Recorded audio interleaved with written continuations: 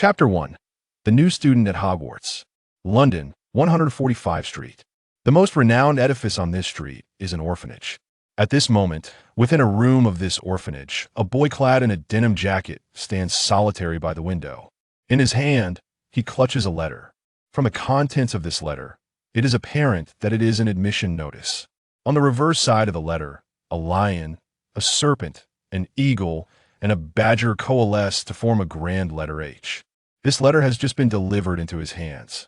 No one witnessed the manner in which it arrived, for the courier was not a human, but an owl. As he opened the window, the owl flew in with precision, delivering the letter bound to its leg directly to him. The boy's expression is one of exhilaration after a cursory glance at the letter. He folds it neatly and places it into the pocket of his jacket. At last, it has arrived. From the moment the boy received the letter, a mechanical electronic voice echoed in his mind. Ding! Newbie mission. Upon receiving the letter from Hogwarts School of Witchcraft and Wizardry, proceed to the Leaky Cauldron in London to check in. The system has detected that you have successfully received the letter from Hogwarts, fulfilling the conditions to activate the mission. Please make your way to the Leaky Cauldron promptly to complete the check-in. Fulfilling this task will yield system rewards. The Leaky Cauldron is situated at the entrance of Diagon Alley in London. It is the oldest pub in London, without a rival. 2 years prior, the boy traversed into this world, becoming an ordinary child in this orphanage, named Eric Clapton, sharing a name with a legendary guitarist. From the very first day of his arrival, Eric was aware of his identity as a wizard, for during his transition, he awakened a remarkable ability known as the Ultimate Wizard Check-in System. Aside from the initial day's prompt, the system remained silent for 2 long years. Eric had been secretly disheartened for quite some time. Only upon receiving the admission notice from Hogwarts today did the system finally bestow upon him his first task. It is now July of 1993. Eric has just turned 11 years of age. Fortuitously, Eric was once an avid fan of the magical world in his previous life. He had thoroughly read the original Harry Potter novels. Now, he finds himself in this very world. Without a hint of hesitation, Eric pushed the door open and strode forward. Afternoon. Eric stands before the Leaky Cauldron, holding the admission notice from Hogwarts. The Leaky Cauldron is situated on an inconspicuous little street in London, flanked by a large bookstore on one side and a record shop on the other. With the address provided on the notice, he easily located the entrance to the Leaky Cauldron. The entrance features a dark, unremarkable small door. Pedestrians pass by on this street, yet they remain oblivious to this door. The pub is protected by a muggle-repelling charm, rendering the entrance visible only to wizards. Eric took a deep breath, adjusted the admission notice in his hand, and unhesitatingly pushed the door open. As he entered, the sound of a bell chimed, revealing a dirty, dilapidated little pub before his eyes. His first impression was that it was exceedingly filthy. The surrounding dark walls loomed over Eric, oppressive like the bricks that met his gaze. As he took a step forward, his shoes emitted a sticky sound, leaving a distinct footprint on the floor. The decor of the pub was extremely antiquated, clearly not reflective of this century's style. Though it was daytime, the pub appeared dimly lit without the flickering candlelight providing scant illumination. Eric might have seen nothing at all. With this initial impression, Eric concluded that if the pub catered to muggles, it would surely struggle to attract business. Ding! Congratulations, you have successfully arrived at the check-in location. Commence check-in immediately, please. Do not exit the check-in location midway. As the system's voice resonated, Eric's expression became one of ethereal focus. He felt a wondrous force enveloping his entire being, gradually transforming his body. Hey, kid, stop standing there like an idiot. At that moment, a somewhat hunchbacked wizard emerged from behind the bar, casting a disapproving glance at Eric. He was the proprietor of the Leaky Cauldron, known to all as Old Tom. Eric had remained motionless at the entrance since he pushed the door open, resembling a young wizard who had wandered in by mistake, one who was not even of age to attend school. Ignoring Old Tom's outburst, Eric was lost in the rewards bestowed upon him by the system. Ding! Congratulations! Check-in successful. Reward obtained, supreme magical power. Noticing Eric still standing in place, unresponsive, Old Tom's irritation grew. This child was clearly a wizard raised in a muggle family a wizard from a traditional wizarding lineage would never dress as he did. No wonder he lacked common sense. Old Tom approached Eric, giving his shoulder a brusque shove. "Hey, I'm talking to you. Didn't you hear me?" Eric stumbled back a step from the shove, just as he regained his composure from the rewards granted by the system. He then abruptly lifted his head, his deep brown eyes shimmering with brilliance. A sudden gust of wind swirled around him, as magical energy surged forth from his being like crashing waves, dispersing throughout the pub. Boom! Old Tom was caught off guard, instantly sent sprawling to the floor by the force of Eric's unleashed magic. Several other wizards in proximity to Eric experienced the same fate. The candle flames within the pub extinguished in an instant, as if someone had suddenly dimmed the lights, casting the space into deeper gloom. Yet at that moment, no one had the capacity to concern themselves with the lighting issue. Eric's magical energy was coalescing into an invisible pressure that enveloped the entire pub. Old Tom found himself pinned to the ground by this pressure. He attempted to rise, but was utterly unable to do so. His expression morphed into one of sheer horror. This is the materialization of magic? What is this terrifying sensation of oppression? Who on earth is this person? Stop! You'll disrupt the muggle-repelling charm here. Old Tom shouted in a panic, his voice sharp with urgency. He was correct. The leaky cauldron was safeguarded by a muggle-repelling charm, allowing it to remain concealed beneath the noses of muggles for so long. If Eric continued to exert his magical energy in such a manner, the charm would be rendered ineffective. This would expose the leaky cauldron to muggles. Heaven knows how they would react to the sudden appearance of a pub. Upon hearing these words, Eric's mind stirred, and he ceased the release of his magic. This brought a collective sigh of relief from the wizards within the leaky cauldron, as the oppressive sensation vanished in an instant. Old Tom struggled to rise, trembling as he inquired, "Who on earth are you?" "My name is Eric Clapton, and I'm a new student at Hogwarts this year." The reply came in a calm, composed voice, imbued with a unique warmth characteristic of youth. Accompanying the voice was a smile on Eric's face. Chapter 2, Diagon Alley. Eric's response elicited a gasp from the patrons of the leaky cauldron. "He's a new student at Hogwarts?" Old Tom's eyes widened in disbelief as he gazed at Eric. Had it not been for the sight of his youthful visage, Old Tom would surely have thought Eric was jesting. The palpable magic that had erupted from Eric only moments ago lingered in their minds, leaving them all in a state of trepidation. Regardless of what others may think, Eric felt extraordinarily well at this moment. The effects of magic coursed through his entire being, bestowing upon him a sense of unparalleled comfort. A sensation akin to electric currents traversed through his bones and joints, as though he were receiving a full-body massage from within. Tingling and invigorating, Eric felt utterly rejuvenated. Having perused the original Harry Potter novels, he was no stranger to the concept of magical power. A wizard is inherently endowed with magical energy, a primal instinct akin to the ability of ordinary humans to run and jump. As long as a wizard is alive, their magic will not diminish. Of course, excessive use of magic can lead to fatigue, but this exhaustion stems not from a depletion of magical energy, but rather from physical stamina. To be precise, wielding magic is as instinctive to a wizard as running and jumping is to a human.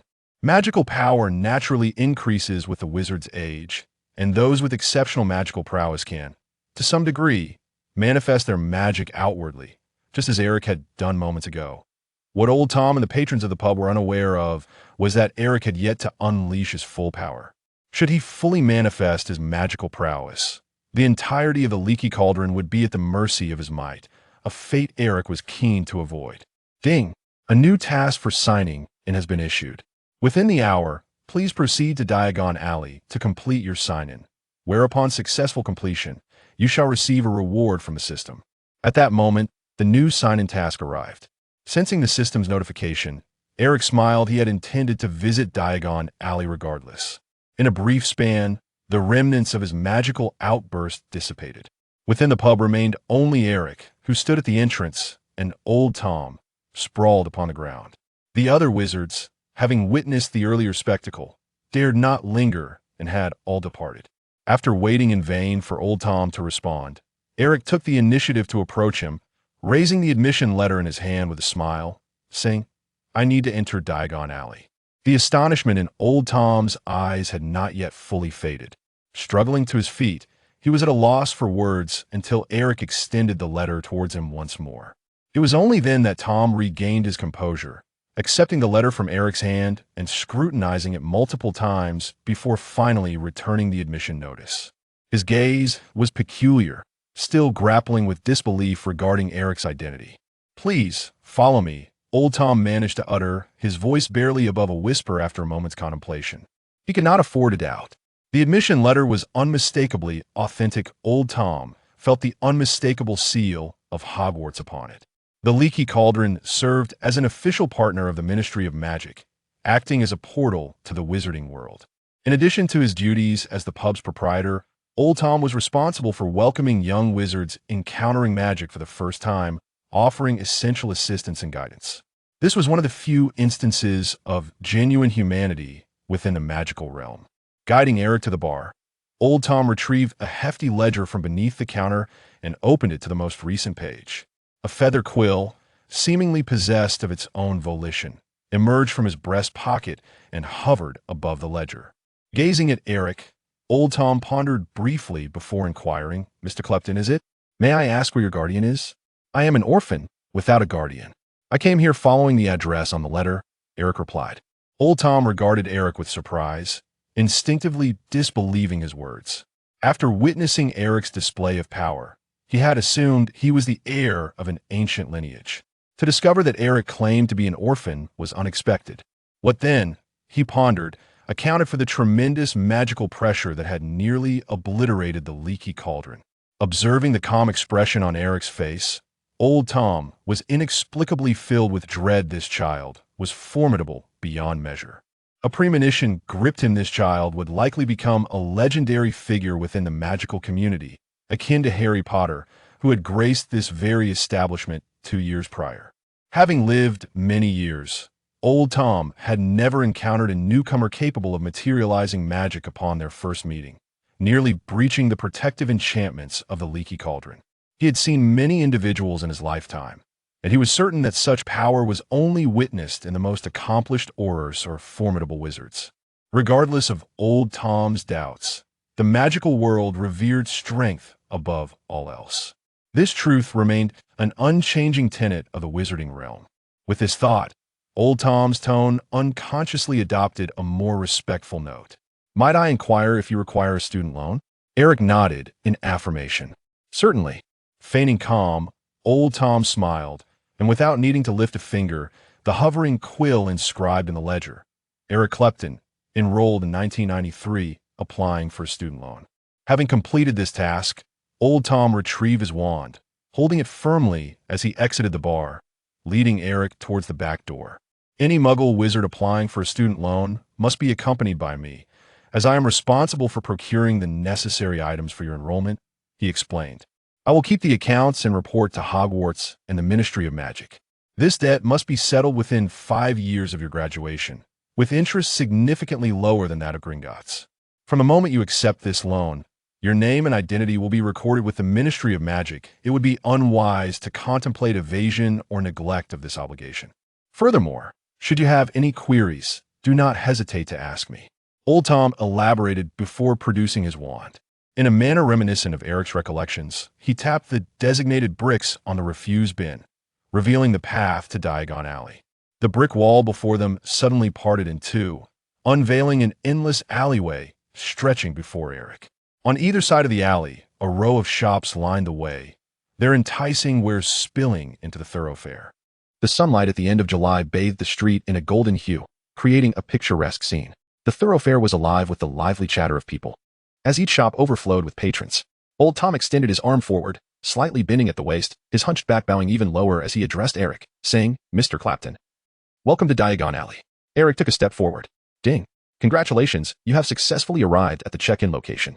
Please begin the check-in process immediately and refrain from exiting the area midway." "Ding. Congratulations, check-in successful. You have received a reward, Supreme Mental Strength. And your personal panel has been activated. Chapter 3, The Compendium of Monsters. Is there a personal panel as well?" As Eric's mind stirred, A translucent panel unfurled before his eyes, revealing intricate details about himself, alongside his corresponding rank. Eric Clapton. Magic, supreme. Mental power, supreme. Mastered spells, none. Curses, none. Poisonous spells. Hexes, none. Skills, Muggle studies, ultimate. History of magic, elementary. System note: the proficiency levels of all skills, including spell mastery, can be broadly categorized into 5 tiers: elementary, intermediate, advanced, supreme, and ultimate. The intermediate level represents the average standard for the majority of individuals. For instance, a student graduating from Hogwarts with standard grades typically possesses magical abilities rated between elementary and intermediate. The above assessment is a general evaluation of the host's current skill levels based on actual circumstances and is for reference only. All matters should adhere to the real situation. After swiftly perusing the panel, Eric's attention was first drawn to his magic and mental power. Beyond supreme, there existed an ultimate tier. Eric immediately thought of Voldemort and Dumbledore. They are the pinnacle of power within the magical realm, undoubtedly standing at the apex of this world when it comes to the sheer quality of their magical prowess. Without any system prompts, Eric is aware that, in terms of raw magical energy, he is indeed formidable. However, battles among wizards do not solely revolve around magical power. Possessing magic without the ability to cast spells is ultimately futile. For instance, at this moment, Eric does not know a single incantation. Should he find himself in a confrontation or a situation necessitating the use of magic, he would be rendered helpless, merely staring blankly. His magical energy is potent, yet it cannot be directly materialized into combat. There exists a threshold to its output, which, at most, allows him to knock old Tom to the ground, as he did earlier. Spells are the ultimate means of harnessing and directing magical energy. Eric currently possesses only magic, devoid of spells. When confronted by a true master, he may find himself bereft of even the opportunity to feign strength. The classification of spells is nuanced, aligning closely with what Eric has encountered in the original narrative. Commonly used incantations, such as disarmament and unlocking spells, which do not intend to inflict harm, are generally regarded as benign spells.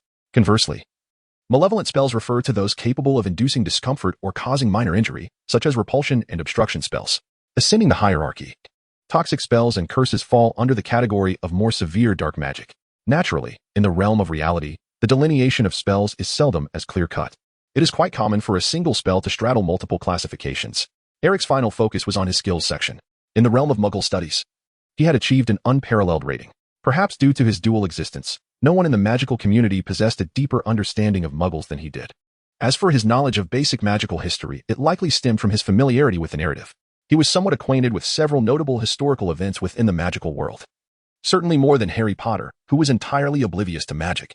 Observing Eric standing motionless, old Tom felt a flutter of apprehension and inquired, "What seems to be the matter, Mr. Clapton?" Eric quickly regained his composure, stowing away his personal panel, and remarked, "It's all right, let us proceed to shop." With that, Eric retrieved his enrollment notice and made his way toward the nearest store. Accompanying the enrollment notice was a comprehensive list of items that every student was required to acquire. This list meticulously detailed the essentials needed for enrollment, including a wand, school robes, textbooks, and more, all of which necessitated personal procurement. As he walked and perused the list, Eric observed that Diagon Alley appeared somewhat different from the scenes he had witnessed in the Harry Potter films. To be precise, the Diagon Alley of reality seemed considerably more expansive, stretching endlessly before him. Eric recalled that in the original work, Diagon Alley was merely a quaint little shopping street. In the narrative, the wizarding community of Britain was rather sparse, and correspondingly, as the sole commercial street in the nation, Diagon Alley was naturally limited in size. However, the present scene belied this notion. What Eric observed now was far beyond the scale of a single street. Alongside several adjacent thoroughfares, it had evolved into a bustling neighborhood reminiscent of a vibrant commercial hub, teeming with life and activity. Eric inquired with curiosity, "How many wizards are there in London, roughly?" Old Tom was taken aback, clearly unprepared for such a question from Eric. After a moment's contemplation, he replied, "No one knows the exact number, not even the Ministry of Magic. However, to the best of my knowledge, Hogwarts receives at least 150 students each year." This figure was well known to old Tom, as nearly all new students inevitably passed through his leaky cauldron to procure their supplies in Diagon Alley. Even if their parents were wizards, they would still bring their children to the leaky cauldron for a familiarization of the route. The leaky cauldron serves not only as a hub for external interactions but also as the nexus of the Flu network, where every wizard traveling to Diagon Alley via the network would arrive at the cauldron. Eric nodded. Indeed, the number of wizards in the real world differed from the figures he had previously conceived. Hogwarts is a 7-year institution, admitting approximately 150 students each year. By this calculation, Hogwarts would have over 1,000 students. Considering the proportion of middle school students in society, along with the birth rate of wizards, Eric estimated that the total number of wizards in the entirety of the United Kingdom is approximately between 50,000 to 70,000. It is no wonder that the scale of Diagon Alley exceeded his expectations significantly. With old Tom around, Eric need not concern himself with various trivial matters, as all payments were managed by Tom, who would ultimately keep the accounts. Accompanied by old Tom, Eric procured the items listed, such as cauldrons, dragon hide gloves, and school ropes, one by one. Eric followed old Tom to Leaky Cauldron, the most popular bookstore in Diagon Alley, where he had to procure all his textbooks. From the storefront window, one could see the shelves brimming with books, and stepping inside felt as though one was enveloped by literature. However, their timing was unfortunate, for chaos reigned within the bookstore. The proprietor and several employees stood at the entrance, brandishing feather dusters and various stick-like implements, waving them about in a frenzy. Their targets were an array of animated books, which flitted about, covered in fur and equipped with sharp rows of teeth. They were engaged in a fierce tussle, some gnawing at one another, while others launched aggressive assaults on the spines and covers of their fellow tomes. In an instant, paper shreds filled the air, creating a spectacle akin to a snowstorm at the entrance of Leaky Cauldron. The books, relentless in their biting frenzy, disregarded the employees' attempts to subdue them with repeated strikes. Old Tom and Eric observed the commotion from a distance, and upon approaching, he inquired, "Merkel, what on earth is happening here?" Merkel, the flustered shopkeeper, replied with exasperation, "Don't even get me started. It's all thanks to whichever fool of a professor ordered these textbooks. They are on the verge of destroying all my other stock." Just as he spoke, another book was torn asunder with a resounding rip, causing Merkel's face to pale and his heart to ache at the sight. Chapter 4. Just a gentle touch along its spine. This scene appeared remarkably familiar to Eric. He understood all too well what was transpiring. It was 1993, and if his memories served him correctly, this year's professor of care of magical creatures at Hogwarts was Hagrid, and these biting tomes were the very textbooks he had requested. Objectively speaking, Hagrid's carelessness was reflected in his teaching style. His rationale for ordering such books was that he thought it would be amusing, without any consideration for the student's experience. Aside from Eric and old Tom, the entrance to Leaky Cauldron was crowded with wizards and students eager to purchase books. The bookstore was in utter disarray, with onlookers forming a semicircle to witness this rare spectacle. "Are these the monster books?" Eric ventured to ask. Upon hearing his question, Merkel, while attempting to disperse the combatant books, replied in a huff, "Indeed, that is their name." With a swift motion, Merkel swung his wooden stick, scattering the two dueling monster books. One of the books, which had firmly bitten into the pages of its opponent, was forced apart with the blow, resulting in a violent tug that split it in two, leaving its pages strewn about, motionless. "Oh no, another one destroyed," Merkel exclaimed in despair, clutching his head. The procurement costs of these books were not negligible. Until that day, he had never anticipated such an occurrence, before they had even begun selling. These monster books had already decimated a significant portion of themselves. As a bookstore owner, he was not in the business of charity. If this continued, he would lose nearly a month's profit. One of the employees drew his wand, attempting to employ magic to pacify the tumultuous books, but as soon as he raised it, a monster book lunged at him from the side and bit him fiercely. He screamed, and the wand vanished from sight amidst the chaos. In the cacophony of noise and frustrated shouts, Leaky Cauldron descended further into pandemonium. Eric found the situation amusing. It was a book imbued with magic, and even in the realm of sorcery, the tomes belonging to the creatures appeared exceedingly outlandish compared to others. There was no specific spell capable of quieting such volumes. The only method, as demonstrated by Hagrid in the original text, was to gently stroke their spines, which would temporarily pacify them. Suddenly, a notification resonated in Eric's mind. Ding. Time-limited task initiated. Within 15 minutes, personally assist the proprietor of the Lehan bookstore in resolving the chaos caused by the creature's tomes. Task reward. Freely select a spell and elevate its proficiency to an intermediate level. Oh, a task has emerged at this moment, Eric mused. Even if the system had not prompted him, he had already intended to aid the bookstore owner in alleviating this predicament. After all, he had not forgotten his purpose for being there. He was not present to witness a battle of books, but rather to gather the necessary textbooks for the upcoming school term. Now that the system had issued this task, it perfectly aligned with Eric's intentions, resolving the textbook issue while also obtaining a reward from the system. "Mr. Clapdan, shall we first visit Ollivanders to procure a wand? It seems this matter will not be resolved in haste," old Tom remarked, casting a glance at Eric. Eric shook his head and said, "No, do not rush. I believe I have a way to quell them." With that, Eric disregarded old Tom and stepped away from the onlookers, making his way towards the scattered pages strewn across the floor. The shopkeepers and the owner were too preoccupied to notice Eric's actions, save for old Tom and a few surrounding wizards. What? In a moment of confusion, old Tom thought he must have misheard, staring in astonishment at Eric.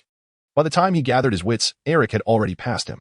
Old Tom quickly reached out in an attempt to stop Eric, but it was too late. He could only watch helplessly as Eric approached the frenzied books of monsters. One such book, sensing Eric's presence, opened its gaping mouth and lunged towards his face. This particular monster book was covered in scars, with a corner of its cover missing, and its jagged teeth glinted menacingly in the sunlight, still adorned with remnants of parchment. A clear testament to its victory in the chaotic melee. Now, it charged straight at Eric. Old Tom cried out in alarm, "Come back, Eric." Although he had been startled moments earlier by Eric's manifested magical prowess in the tavern, he had quickly grasped the essence of Eric's situation after a brief conversation. Eric had yet to acquire his own wand, nor did he possess any knowledge of magic. In other words, he was unequivocally a complete novice. Old Tom found it incomprehensible where Eric derived his audacity to approach the unruly tomes before him. Had he not observed that even several adult wizards were rendered powerless against them? Who had bestowed upon him such courage? The peculiar sisters, perhaps? In that very instant. As the monstrous book lunged menacingly toward Eric, Old Tom envisioned a scenario hours later where he would be obliged to accompany Eric to St. Mungo's hospital for treatment. What an arrogant little imp, Old Tom thought, seething with indignation. Yet, the events that transpired in the following moment left him unwilling to believe his own eyes. Confronted by the ferocious, flying tome, Eric remained unperturbed. With a deft sidestep, he narrowly evaded the impending bite, as the monstrous book snapped shut mere centimeters from his face. Its jaws clashing with a sound reminiscent of metal striking metal. Eric swiftly reached upwards with his right hand, seizing the spine of the monster tome and drawing it before him. Sensing the wizard's grasp, the creature's book immediately began to writhe, attempting to break free from Eric's hold. Eric did not afford it the opportunity. His prepared left hand swiftly brushed across the spine of the tome of monsters, traversing from top to bottom. The tome's exterior was adorned with short, coarse bristles, resembling the legendary creatures it depicted. As Eric made contact, he encountered numerous uneven protrusions and a rugged texture. Responding to Eric's touch, the tome shivered suddenly, trembling violently twice. Subsequently, as if it had been struck at its vulnerable point, its previously defiant demeanor evaporated, leaving it limp and submissive in Eric's grasp. Having accomplished this, Eric casually flipped the book open. Sensing its newfound acquiescence, he nodded in satisfaction. Meanwhile, Old Tom, who had initially intended to come to Eric's aid, stared wide-eyed and dumbfounded at the book in Eric's hands. In Eric's hands, the monstrous book lay quietly, its demeanor almost obedient, starkly contrasting with the chaotic surroundings. Chapter 5, Mental Stance. After completing this ordeal, Eric stood still, a cacophony of astonished voices erupting behind him. The once rebellious book that had charged at him now lay limp, resembling a mere scroll of parchment, stripped of its earlier bravado, submissively resting in his grasp as he perused its pages. Observing his serene composure, the gathered wizards gasped in disbelief. None could fathom how Eric, a seemingly tender child, could tame a book that had eluded even the most seasoned adult wizards, including the bookstore staff. In the realm of magic, myriad peculiar artifacts abound. Recklessly engaging with unfamiliar magical items poses considerable peril. Only those with profound understanding can wield and control such items. Consequently, the magical community has cultivated a profession dedicated to mitigating these troubles, with certain wizards specializing in spells and counterspells, possessing a measure of expertise in alchemy as well. Such gifted wizards are always in high demand, particularly by the misuse of Muggle artifacts department in the Ministry of Magic and Gringotts. Each profession has its own specialization, and the existence of experts is justified. The rampaging book outside the bookstore undoubtedly belonged to the category of magical items that are notoriously difficult to control. These books exhibit a fierce desire to attack, guided by their own logic of action. While their damage is minimal, they possess significant resistance to magic, rendering typical wizards utterly powerless against them. Thus, the chaos wrought by the monstrous book was a familiar sight for the onlookers, who could only spectate, unable to remedy the situation. However, their astonishment peaked when they witnessed a child casually reach out, seemingly nonchalant, and quell the unruly book with a mere touch. No one discerned precisely what Eric had done, yet such audacity was remarkable in itself. Ignoring the surrounding awe, Eric lingered, soon realizing that he had not received the system prompt as he had previously. Was merely demonstrating the means to subdue the monstrous book insufficient? Did he need to assist the proprietor, Merkel, in resolving this turmoil to fulfill the task? Eric suddenly realized that his initial assumption was misguided. He had thought that, much like Hagrid demonstrated in the classroom in the original text, a single display of how to subdue these monstrous tomes would suffice. However, it became evident that the system operated under its own criteria. Eric must accomplish the task through his unique approach before any rewards could be bestowed. This implies that Eric gazed at the multitude of books, filled with mischievous creatures, fluttering chaotically before him. His eyes narrowed as he cast a glance at his own diminutive child's form. Lacking a wand, and even if he possessed one, he remained oblivious to the art of magic. Despite his earnest efforts to maintain a nutritious diet, his meager allowance, coupled with the unsatisfactory meals at the orphanage, rendered him considerably more frail than his peers. The prospect of calming each of these books one by one seemed utterly implausible, given his current physical condition. By the time he accomplished this daunting task, the Hogwarts Express would likely have vanished into the ether. It appeared that enlisting the help of Old Tom and the other wizards was not a viable option for completing this endeavor. Eric chuckled softly. He was uncertain about the system's criteria for judgment. Yet his recent act of subduing a tome of monstrosities with his own hands had undoubtedly served as a demonstration of how to wield such a magical artifact. Logically speaking, The remaining task appeared to be merely a monotonous repetition. The threat posed by these tomes was, in fact, quite negligible, at least for a wizard. There was no mortal peril involved, as any adult, armed with the right knowledge, could easily manage them. Regrettably, it seemed the system did not share Eric's sentiment of bravery. Or perhaps, while he had indeed shown courage, it was only a modicum. The system demanded more. By the standard. The sole method available to Eric for swiftly resolving the issue was to replicate his earlier actions at the Broken Cauldron Tavern. A surge of magical energy was required once more. Beyond this, no alternative approach could fulfill the task's stringent requirements. The three conditions of urgency, personal intervention, and witness were all indispensable. Eric, exercising caution, refrained from acting impulsively. He certainly possessed the capability to unleash another surge of magical energy at once. He was not fatigued at present. However, this was contingent upon the efficacy of such an approach. Eric is utterly unfamiliar with these tomes. He possesses no knowledge of their creation or their workings. The repercussions of recklessly employing magic to engage with the monster books remain uncertain for Eric. These tomes exhibit a pronounced resistance to magic. Before Eric, numerous wizards had endeavored to subdue them with spells, yet all without exception met with failure. Eric's magical outburst proved entirely ineffective against them, though it was not without possibility. Moreover, should Eric unleash his magic here, he would undoubtedly find himself gracing the front page of tomorrow's Daily Prophet. He could even envision the headlines. What a surprise! The young wizard possesses extraordinary powers. Who is he? Really? A mysterious boy appears in Diagon Alley. What could his intentions be? The world of wizards is quite insular, and such an event occurring in Diagon Alley would certainly make for sensational news. Eric does not perceive any reason for himself to be overlooked. He currently requires time to master magic. It is ultimately unwise to attract the attention of various factions prematurely. It would be splendid if I could acquire more knowledge regarding these tomes. Eric's mind was a battlefield, as thoughts began to scatter involuntarily. The moment this notion arose, he promptly dismissed it. His entire understanding of the magical realm stemmed from the memories of his past life. Had there been more information regarding the Tome of Monsters, he would have been aware of it long ago, rather than waiting until now. Eric forced a bitter smile, realizing he had no choice. Yet, in the very next moment that thought crossed his mind, an unexpected turn of events occurred. Eric's vision blurred momentarily, and in the next instant, everything within his gaze transformed into a monochromatic haze of gray and white. The Lehan bookstore, the Tome of Monsters in his hand, the bustling crowd around him, all seemed to have been collectively drained of color, leaving behind a dull palette of black, white, and gray.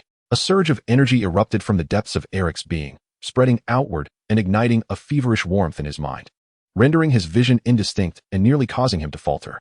This relentless flow of energy assaulted Eric's brain, yet his thoughts remained untouched, retaining a state of lucidity. Two contradictory sensations coexisted within him. In a daze, he perceived a brilliant white light emerging alongside the fading colors. Ding! The mental stance was activated. Chapter 6. The biological instinct of the Tome of Monsters, a realm of gray and white. That was the spectacle before Eric's eyes. The entire world appeared to be shrouded in a monochrome filter, rendering it bizarre and monotonous. The previously clear skies of Diagonal Alley now seemed to morph into a scene from an archaic black and white film. The alleyway was reduced to mere geometric forms, comprised solely of grayish bricks and the grayish Lehan bookstore. All was enveloped in an unvarying hue. Undoubtedly, this ability had been unwittingly triggered by him. Yet, Eric found it challenging to accurately articulate his current sensations. He felt as if he had been abruptly placed within a steam chamber, every inch of his skin ablaze from head to toe. At that moment, every pore in his body opened wide, and he sensed the energy within him ceaselessly surging outward. Eric maintained this state for merely a few seconds before he began to feel a sharp, acrid sensation emanating from his eyes. Eric was also prepared to gradually explore the limits of this state. However, as time passed, the discomfort in his eyes not only failed to diminish but rather intensified. It seems that such a condition cannot endure for long.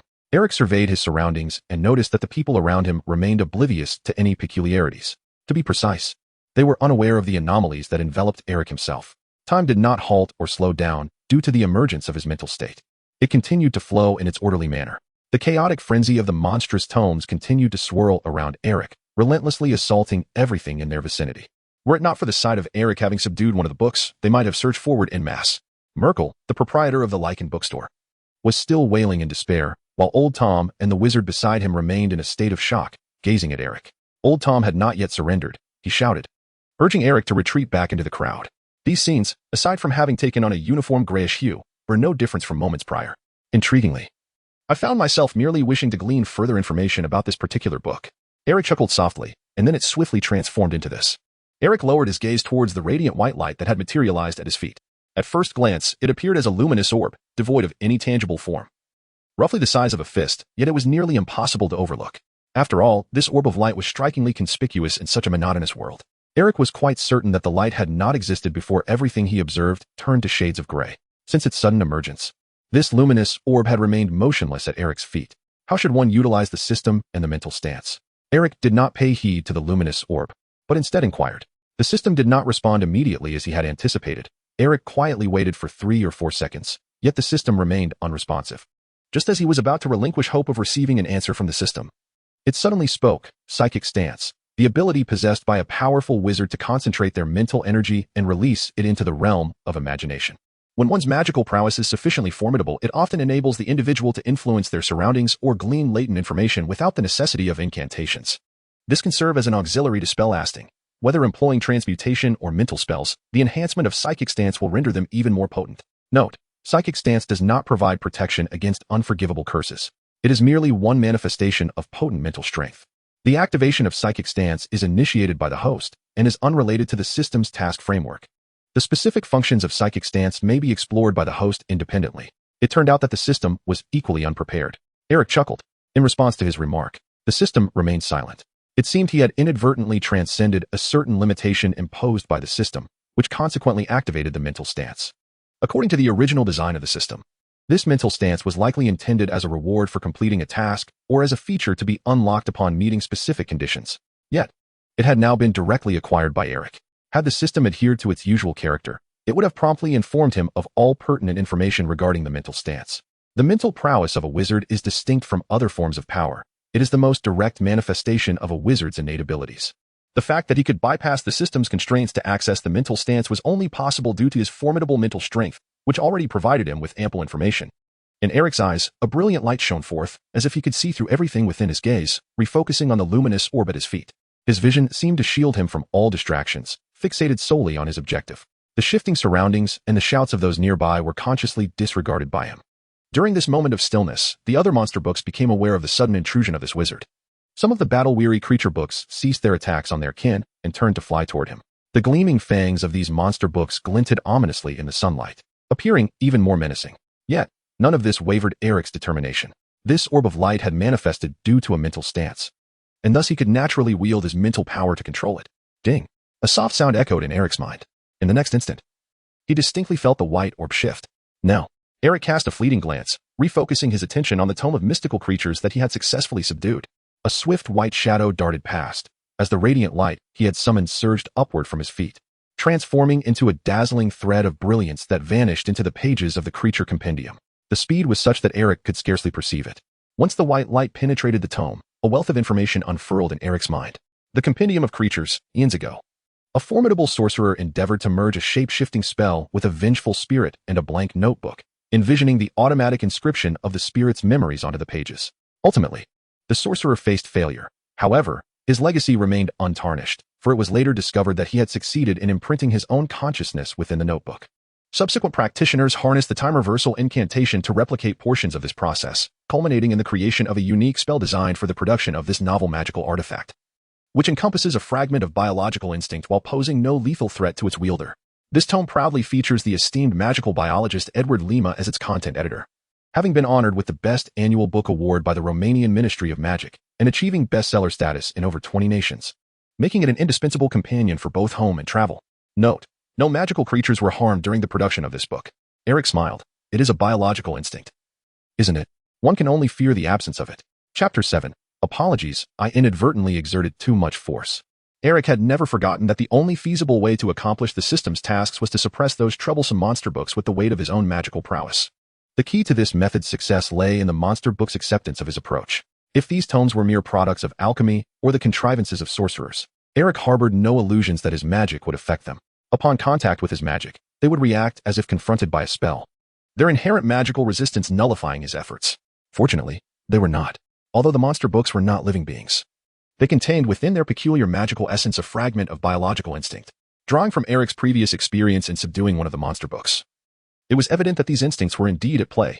They could sense the process by which Eric had subdued the first book that lunged at him, and instinctively, they would retreat momentarily to avoid becoming his next target. In other words, these monster books could feel fear. No matter what they were, the mere capacity for fear sufficed. Lost in thought, Eric's actions remained unceasing. His gaze was fixed intently on the floating monster books before him. As his gaze shifted, A beam of white light erupted from the monster book in his hand, darting forward like a bolt of lightning. He sensed streaks of white lightning racing across his field of vision, forming a chaotic tapestry of irregular grids as the fleeting afterimages danced before him. The path of the white light traversed the positions of all remaining monster books in the vicinity. In the blink of an eye, hundreds of them, including those that had charged at Eric, were pierced by the white light's swift passage. The entire sequence unfolded with astonishing rapidity, though Eric could not discern the details. The sensation was palpably real. The locations traversed by the white light had been meticulously chosen by him beforehand. In that moment, he felt as though he was the very embodiment of the white light, racing through the air with exhilarating speed.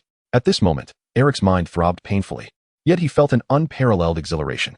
A torrent of chaotic information regarding the tomes of monsters flooded his consciousness, nearly overwhelming him to the point of mental rupture, causing his movements to momentarily falter. However, his thoughts remained unceasing. With the dissipation of the white light, he sensed that his mental stance had enveloped all the tomes present. The connection was established. Next came the compression of magical energy. Then, the release. To onlookers, Eric appeared utterly motionless. He stood alone, grasping a tome that had ceased its movement, his gaze vacant.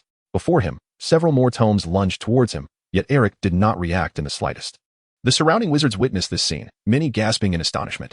They believed that Eric had perhaps narrowly subdued one tome, but now he faced several at once. And he wielded no wand. In such dire circumstances, they could scarcely fathom how Eric intended to extricate himself. Damn it! Old Tom, standing at the periphery, wore a twisted expression, wishing fervently for the swiftness of a dueling master to draw his wand without delay.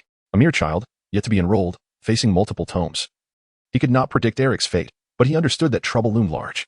As the guardian responsible for leading young wizards in procuring their school supplies until their official arrival at Hogwarts, Old Tom felt a deep sense of duty. Not to mention, a young wizard possessing magical prowess like Eric's was destined for greatness. Now, this prodigy risked extinguishing under his watchful eye. Heaven knows how the Ministry of Magic would perceive this incident. Old Tom, in a state of agitation, desperately wished to avoid incarceration in Azkaban. With remarkable speed, he reached for his wand, successfully seizing the handle and withdrawing it from his pocket. Just as he prepared to cast a spell, his hand trembled, and the wand clattered to the ground. No, the wand slipped from his grasp, and despair washed over him. He had forgotten the last time he had needed to draw his wand with such haste. His spirit remained unyielding, but his long-neglected body was all too honest. Instinctively, Old Tom crouched to retrieve his wand. He had not yet given up. He had endured much in his earlier years, and was no fragile wizard. As long as a glimmer of hope remained, he would not abandon it. Almost there, almost there. Old Tom spotted his wand upon the ground. In the very moment he was about to grasp it, a fierce gust of wind swept through, lifting his wand and flinging it nearly 10 meters away. This time, Old Tom did not attempt to chase after it. His legs trembled involuntarily, rendering him powerless. A sensation all too familiar washed over him from behind. Old Tom's face paled as he realized that it was not merely the wind that had sent his wand flying. He looked up in shock towards Eric's position. Before he could brace himself, an overwhelming aura erupted from Eric. A torrent of pure magical pressure surged forth from him without restraint. This force cascaded outward in relentless waves, emanating a powerful shockwave from Eric's core. In an instant, the cacophony of the scene fell silent, leaving only the instinctual screams and the deafening roar of the impact. The bricks beneath them were dislodged, and the airborne tomes were struck down. The formidable magical pressure rapidly engulfed the area surrounding the leaden bookstore, causing its doors to crash to the ground and shattering the windows of nearby establishments. Old Tom had been knocked to the ground the moment the pressure erupted. Not only him, everyone present, save for Eric, was caught unprepared, and they fared no better than Old Tom. Lying on the ground with his eyes tightly shut, Old Tom felt as if his heart might leap from his chest. This surge of magical energy was on an entirely different level from what he had experienced earlier at the Leaky Cauldron. He could not discern whether he should feel fortunate that Eric had not unleashed such power at the pub. His mind was in chaos, his mouth agape with a multitude of words he could not utter. Time passed, though he could not tell how much, until Old Tom finally dared to open his eyes, gazing at the solitary figure of the boy standing at the entrance of the leaden bookstore. The storm had inexplicably subsided. Eric's face remained adorned with a gentle smile as he gazed at Old Tom, his lips moving as if uttering something. After a considerable pause, his voice faintly reached Old Tom's ears. "I apologize for being a bit too forceful." Closing his mental stance, Eric quietly expressed his feelings as the colors returned to him. Chapter 8. The Guardian Spell? What was he saying? Too forceful? Had it not been for his rationality still intact? Old Tom would have genuinely feared that he might succumb to a complete mental breakdown at that very moment. With his slender frame and youthful visage, Eric stood there, appearing no different from an ordinary young wizard yet to enter school. In truth, Old Tom was all too aware of Eric's circumstances. Just half a day prior, it was through his guidance that Eric had managed to enter Diagon Alley. Eric possessed neither a wand nor any incantations. He merely had his innate magical talent. Observing the scattered, trembling creature books strewn across the floor, and standing amidst them with an air of nonchalance, Eric left old Tom and the surrounding wizards utterly speechless. The chaotic scene had abruptly transformed, and no one could fathom that the resolution would unfold in such a manner. In the face of the rampaging creature books, neither the staff of the Leaky Cauldron nor the passing adult wizards could devise a solution. Yet, a suddenly appeared child, simply radiating his magical essence, brought the creature books to an absolute stillness. Among the onlookers were some seasoned wizards who, upon realizing the gravity of the situation, cast fearful glances at Eric. What was most astonishing was not merely the impact of Eric's magical outburst, but rather his ability to wield his power with such effortless control. It is well known that most young wizards, especially those hailing from Muggle families, struggle to manage their magical energy prior to their schooling. Typically, the process through which these young wizards utilize their magic is largely passive, with magical surges occurring only under specific circumstances, often serving as a litmus test for identifying a squib. For instance, Harry Potter showcased his magical potential before his enrollment by conversing with serpents through Parseltongue, an unmistakable manifestation of magical aptitude. The uncontrolled release of magic can lead to dire consequences. Particularly given the emotional volatility of children, emotions are a crucial component in the casting of spells for wizards. Allowing every young wizard to act without restraint would inevitably expose the magical realm to significant risks, a scenario the Ministry of Magic seeks to avert. This is precisely why wizards are required to attend magical schools for their education. Yet, gazing upon Eric's serene countenance, there was no hint of passivity or panic. He exuded confidence. It was this very certainty that rendered him even more formidable. Merlin, how unbelievable. Who is this child? Who knows him? Restore order. Eric's magical outburst momentarily silenced Diagon Alley, only for it to be engulfed in a cacophony of noise soon after. The sound of the explosion drew an increasing number of onlookers, their astonished exclamations mingling with the hurried incantations of wizards attempting to mend the damage Eric had wrought. The clamor made it difficult to discern what anyone was saying amidst the chaos. Yet, without exception, all gazes were riveted upon Eric, eyes filled with astonishment, shock, and curiosity. A myriad of expressions flickered across his figure, yet no one dared to approach him. This seemingly gentle youth stood resolutely at the entrance of Flourish and Blots. At this moment, Eric completely disregarded the gazes of those around him. He was engrossed in receiving the system's rewards. Ding. Task completed. Congratulations, host. Please accept your task reward by selecting any spell to elevate its proficiency to an intermediate level.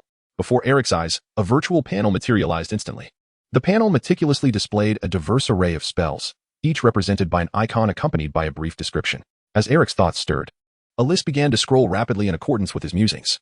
Disarmament spells, repulsion incantations, restoration charms, an array of peculiar and wondrous magic spells unfolded before him. Eric's gaze suddenly sharpened as he discerned a peculiar icon amidst the list of spells, a twisted green light emanating from it, exuding an aura of malevolence that seemed palpable. The killing curse, known as Avada Kedavra, is one of the unforgivable curses. Once it strikes, it possesses the power to extinguish the life of any living creature. With no means of counteraction, Eric's lips curled into a slight smile. He truly did not anticipate that the reward bestowed by the system included the unforgivable curse. In a certain sense, the killing curse could be regarded as the most formidable of spells. Perhaps sensing Eric's focus, the system reiterated, a reminder to the host. The current reward enhances only the proficiency in casting specific spells, not the inherent power of the spells themselves. The actual effects of the spells remain contingent upon the host's magical ability in the state of casting. Eric comprehended the underlying implication of the system. Faced with an ocean of spells, he could certainly select any, even those forbidden by the current Ministry of Magic, such as the unforgivable curses. However, the efficacy of the spells cast could not be guaranteed. In other words, the reward function provided by the system lacked any form of after-sales support. The system merely granted rewards without concern for how Eric might utilize them, nor did it bear responsibility for the consequences. Should Eric carelessly unleash the killing curse and find himself imprisoned in Azkaban, it would be a consequence of his own folly, entirely unrelated to the system. The system is overly cautious. Before the system could elaborate further, Eric's gaze lingered on the killing curse for only a brief moment before shifting away. He had never intended to select an unforgivable curse. Eric harbored no aversion to using such spells. He merely believed that the timing was not yet ripe. To him, spells were merely tools, and their moral implications depended on the wielder, not the spells themselves. The unforgivable curses were undoubtedly powerful, but only if Eric could ensure that he would not find himself entangled in trouble thereafter. Eric had not forgotten that Dumbledore was still residing at Hogwarts. He had not yet become so arrogant as to believe himself powerful enough, merely due to 2 instances of impressing those around him with his magical prowess, to brazenly employ the unforgivable curses beneath the watchful gaze of the most formidable wizard of the age. From the moment he received this task, Eric had already contemplated the reward he wished to select. System, I choose the reward of the Patronus Charm. Confirmed. Task reward, Patronus Charm. Host proficiency in the Patronus charm has been enhanced. Chapter 9. Old Tom's responsibility. As the system's voice faded, Eric felt a sudden, ethereal sensation enveloping his entire being.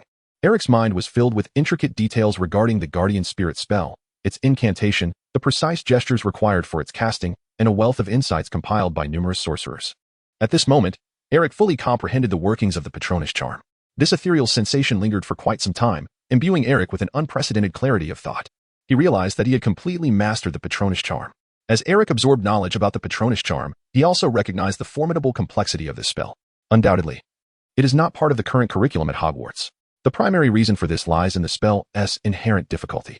To execute the Patronus charm flawlessly, a wizard must possess a certain level of magical prowess. Additionally, the spell requires the caster to evoke a sufficiently powerful emotion of joy. Only by meeting these two criteria can one hope to successfully conjure a Patronus.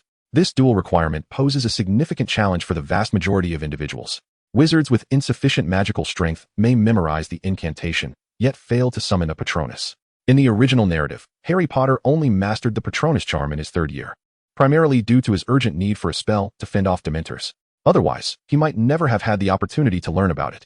Many regarded Harry's magical abilities with disdain, even jesting that he was a mere human disarming charm dispenser, for regardless of the battle circumstances, he would invariably resort to the same disarming spell. However, having gained insight into the Patronus charm, Eric comprehended that the reality was far more nuanced. In comparison to his peers, Harry Potter could indeed be deemed an exceptionally skilled wizard when it came to spellcasting. At the very least, Harry's experience in spellcasting ranked him among the foremost students in the entire school. During combat, it is natural for individuals to gravitate towards their most familiar spells. Harry's proficiency in disarming spells is commendable. If it proves effective, why not utilize it? Nonetheless, even with his innate talent for spellcasting, Harry devoted nearly a semester's worth of time before he could successfully conjure a Patronus. Another reason the Patronus charm remains obscure to many is its limited applications. Its most significant utility lies in its capability to repel Dementors. This spell, constructed purely from joyful emotions, serves as an absolute nemesis to Dementors. While Dementors can siphon off a wizard's positive emotions, they are powerless against the spell itself. Consequently, many adult wizards have never even heard of this incantation. Only a select group of wizards, specifically tasked with communicating with Dementors, tend to study this charm. The Patronus charm serves another primary function, message transmission. Eric was well aware of this, and for him, these two purposes were more than sufficient. Should fortune favor him, he would have ample opportunity to confront several Dementors during the upcoming academic year. Merlin, how immensely grateful he felt. Just as Eric was lost in contemplation, an excited voice jolted him from his reverie. Eric turned his head to see Merkel, the proprietor of the Lehuan bookstore. Merkel was covered in dust from head to toe. His clothes were crumpled, and his face was flushed with a deep crimson hue. On his visage, faint traces of the recent monster book's assault were still discernible. At that moment, he paid no heed to his own injuries, swiftly rising from the ground and rushing to Eric's side, expressing his heartfelt gratitude in loud tones. Following the chaos that had just unfolded, the surrounding wizards dared not approach Eric. However, Merkel was different. The arrival of Eric was nothing short of a divine intervention for him. He was on the brink of despair. The newly acquired batch of monstrous tomes had completely eluded the control of both him and the bookstore staff. Had it not been for Eric, he would likely have faced utter financial ruin, losing even his last pair of trousers. Now, thanks to Eric, he had managed to salvage at least half of the monstrous books. As he hurriedly approached Eric, he simultaneously instructed the equally stunned staff to swiftly gather the chaotic tomes. He had no desire to endure another uprising of these infernal books. Oh, these wretched tomes. Good heavens, if it were not for you. Eric waved his hand, interrupting Merkel's impassioned speech, and replied with a smile. Mr. Merkel, I was merely attempting something. To be honest, I had no inkling of the repercussions that might ensue beforehand. No. Regardless, you have truly been of immense assistance to me. Merkel showed no signs of halting, continuing to speak to himself. By the way, I still do not know your name, young sir. Eric smiled and said, I am Eric Clapton, a freshman at Hogwarts this year. As soon as Eric's words fell, an immediate silence enveloped the surroundings. Apart from Merkel, the other wizards were acutely attentive to the dialogue between Eric and Merkel. Upon hearing Eric reveal his identity as an unregistered young wizard, astonishment washed over them. A child, yet to be enrolled in school, had nearly obliterated Diagon Alley moments ago. Just as Merkel was about to respond to Eric, a voice interjected from the side. Gentlemen, could we perhaps find a more discreet location to discuss this matter? I would prefer to avoid any interactions with the Aurors at the Ministry of Magic. Eric and Merkel turned to see old Tom, his weathered face contorted with worry. Struggling to articulate his thoughts, Diagon Alley is the most bustling commercial area in all of Britain. With such a significant incident occurring there, the Aurors must surely be en route. After uttering this, old Tom initially prepared to leave, but upon noticing Eric still standing motionless, he curiously halted. What are you waiting for? Just go, for heaven's sake. As the sole witness to 2 previous magical eruptions, Old Tom felt a wave of anxiety wash over him at Eric's contemplative demeanor. Please, not a 3rd time. I truly cannot endure it. Have I stirred up such trouble that the Ministry of Magic will come looking for me? Eric pondered for a moment before posing his inquiry. Old Tom, having anticipated this question, sighed and responded, no one is inclined to believe that a child without a wand could consciously unleash magic of such formidable power. Theoretically, it is quite normal for children of your age to struggle with controlling their magical talents. We merely need to convey this to the Aurors. If responsibility must be assigned, it does not lie with you, but rather with your guardians in the magical realm. In other words, it is my responsibility. As Old Tom uttered these words, a deeper grimace settled upon his face, reminiscent of one who had consumed a potion of misfortune. Chapter 10. The Book of Spells. The essence of Old Tom's message was unequivocal. Currently, the magical world lacks any legislation specifically addressing young wizards like Eric, who have yet to enroll in school. For those who have commenced their studies at a magical institution, strict regulations are enforced, prohibiting the use of magic outside school grounds prior to graduation. However, there are no such constraints for young wizards not yet formally enrolled, such as Eric. In fact, it is not uncommon for young wizards who have awakened their magical abilities to cause various disturbances before their academic journey begins, an occurrence that happens annually. Emotions serve as a significant conduit for magical energy, and the emotional volatility of children is the norm. Joy prompts laughter, while discontent leads to tantrums. Wizards and muggles alike share this trait. Mischievous children abound everywhere. Should one pursue accountability for every little disruption caused by these young wizards, it would be an endless endeavor. Thus, the Ministry of Magic has adopted a conventional approach to such situations, to simply turn a blind eye, as it is beyond their capacity to regulate. Moreover, most young wizards possess relatively weak magical powers, and even with ill intentions, they are unlikely to create significant turmoil. It is indeed an extreme rarity for a child to wield magic with such proficiency and malevolence as to rival Voldemort. The gravest consequence of such incidents is merely that officials from the Ministry of Magic and professors from Hogwarts may come to speak with him. However, as long as Eric maintains that his actions were unintentional, he shall bear no responsibility. What alternative exists? Could they possibly break Eric's wand? It is worth noting that he does not even possess a wand at present. Moreover, expulsion is not an option, as he is not yet a formal student of Hogwarts. The school would never refuse admission to a wizard with Eric's talents. To deny him entry could potentially lead to the emergence of another unknown prodigy. Consequently, no one truly has the authority to impose any repercussions upon Eric. Naturally, the most probable outcome is that no one will come to confront Eric at all. For the Ministry of Magic to pursue accountability in this matter would present an immense inconvenience. To assign even a mere accusation would require the collaboration of various departments, necessitating weeks of deliberation. The commotion instigated by Eric appeared quite grandiose, yet in reality, no one was harmed at all. Eric had previously designated all the monster tomes as his targets, utilizing a mental stance, with the primary focus of the magical outburst being these very tomes. What Old Tom and the others experienced was merely the aftershock of the explosion. Indeed, it was merely a residual force. The buildings engulfed by the magical eruption sustained only minor impacts, which the present wizards effortlessly repaired with restoration spells. After a short while, only faint superficial marks remained, rendering the earlier chaos virtually undetectable. Furthermore, even if someone were inclined to sue Eric as a result, no official from the Ministry of Magic would be willing to take on such a case. Eric's identity represents political suicide for any director of the Department of Magical Law Enforcement. Firstly, he is but a child. Secondly, he possesses no wand. Lastly, he is completely inadvertent. At the very least, Eric would certainly assert that his actions were unintentional. This identity is, without a doubt, politically correct to the extreme. If the Ministry of Magic were to impose any form of punishment upon Eric, the situation would undoubtedly escalate, and one could anticipate irate parents flooding the Department of Magical Law Enforcement. After all, which household is devoid of a child? Now I understand. After attentively absorbing the legal nuances imparted by Old Tom, Eric expressed his comprehension. Merkel, too, nodded sagely at Eric, affirming the veracity of Tom's words. As the proprietor of the Leaky Cauldron, he is well acquainted with the Ministry's inclination to avoid unnecessary complications. Hence, Old Tom's knowing glances towards Eric are quite telling. You see? Eric chuckled innocently and remarked, I have no idea what I just did. I merely walked over here, and suddenly everyone else collapsed, except for me.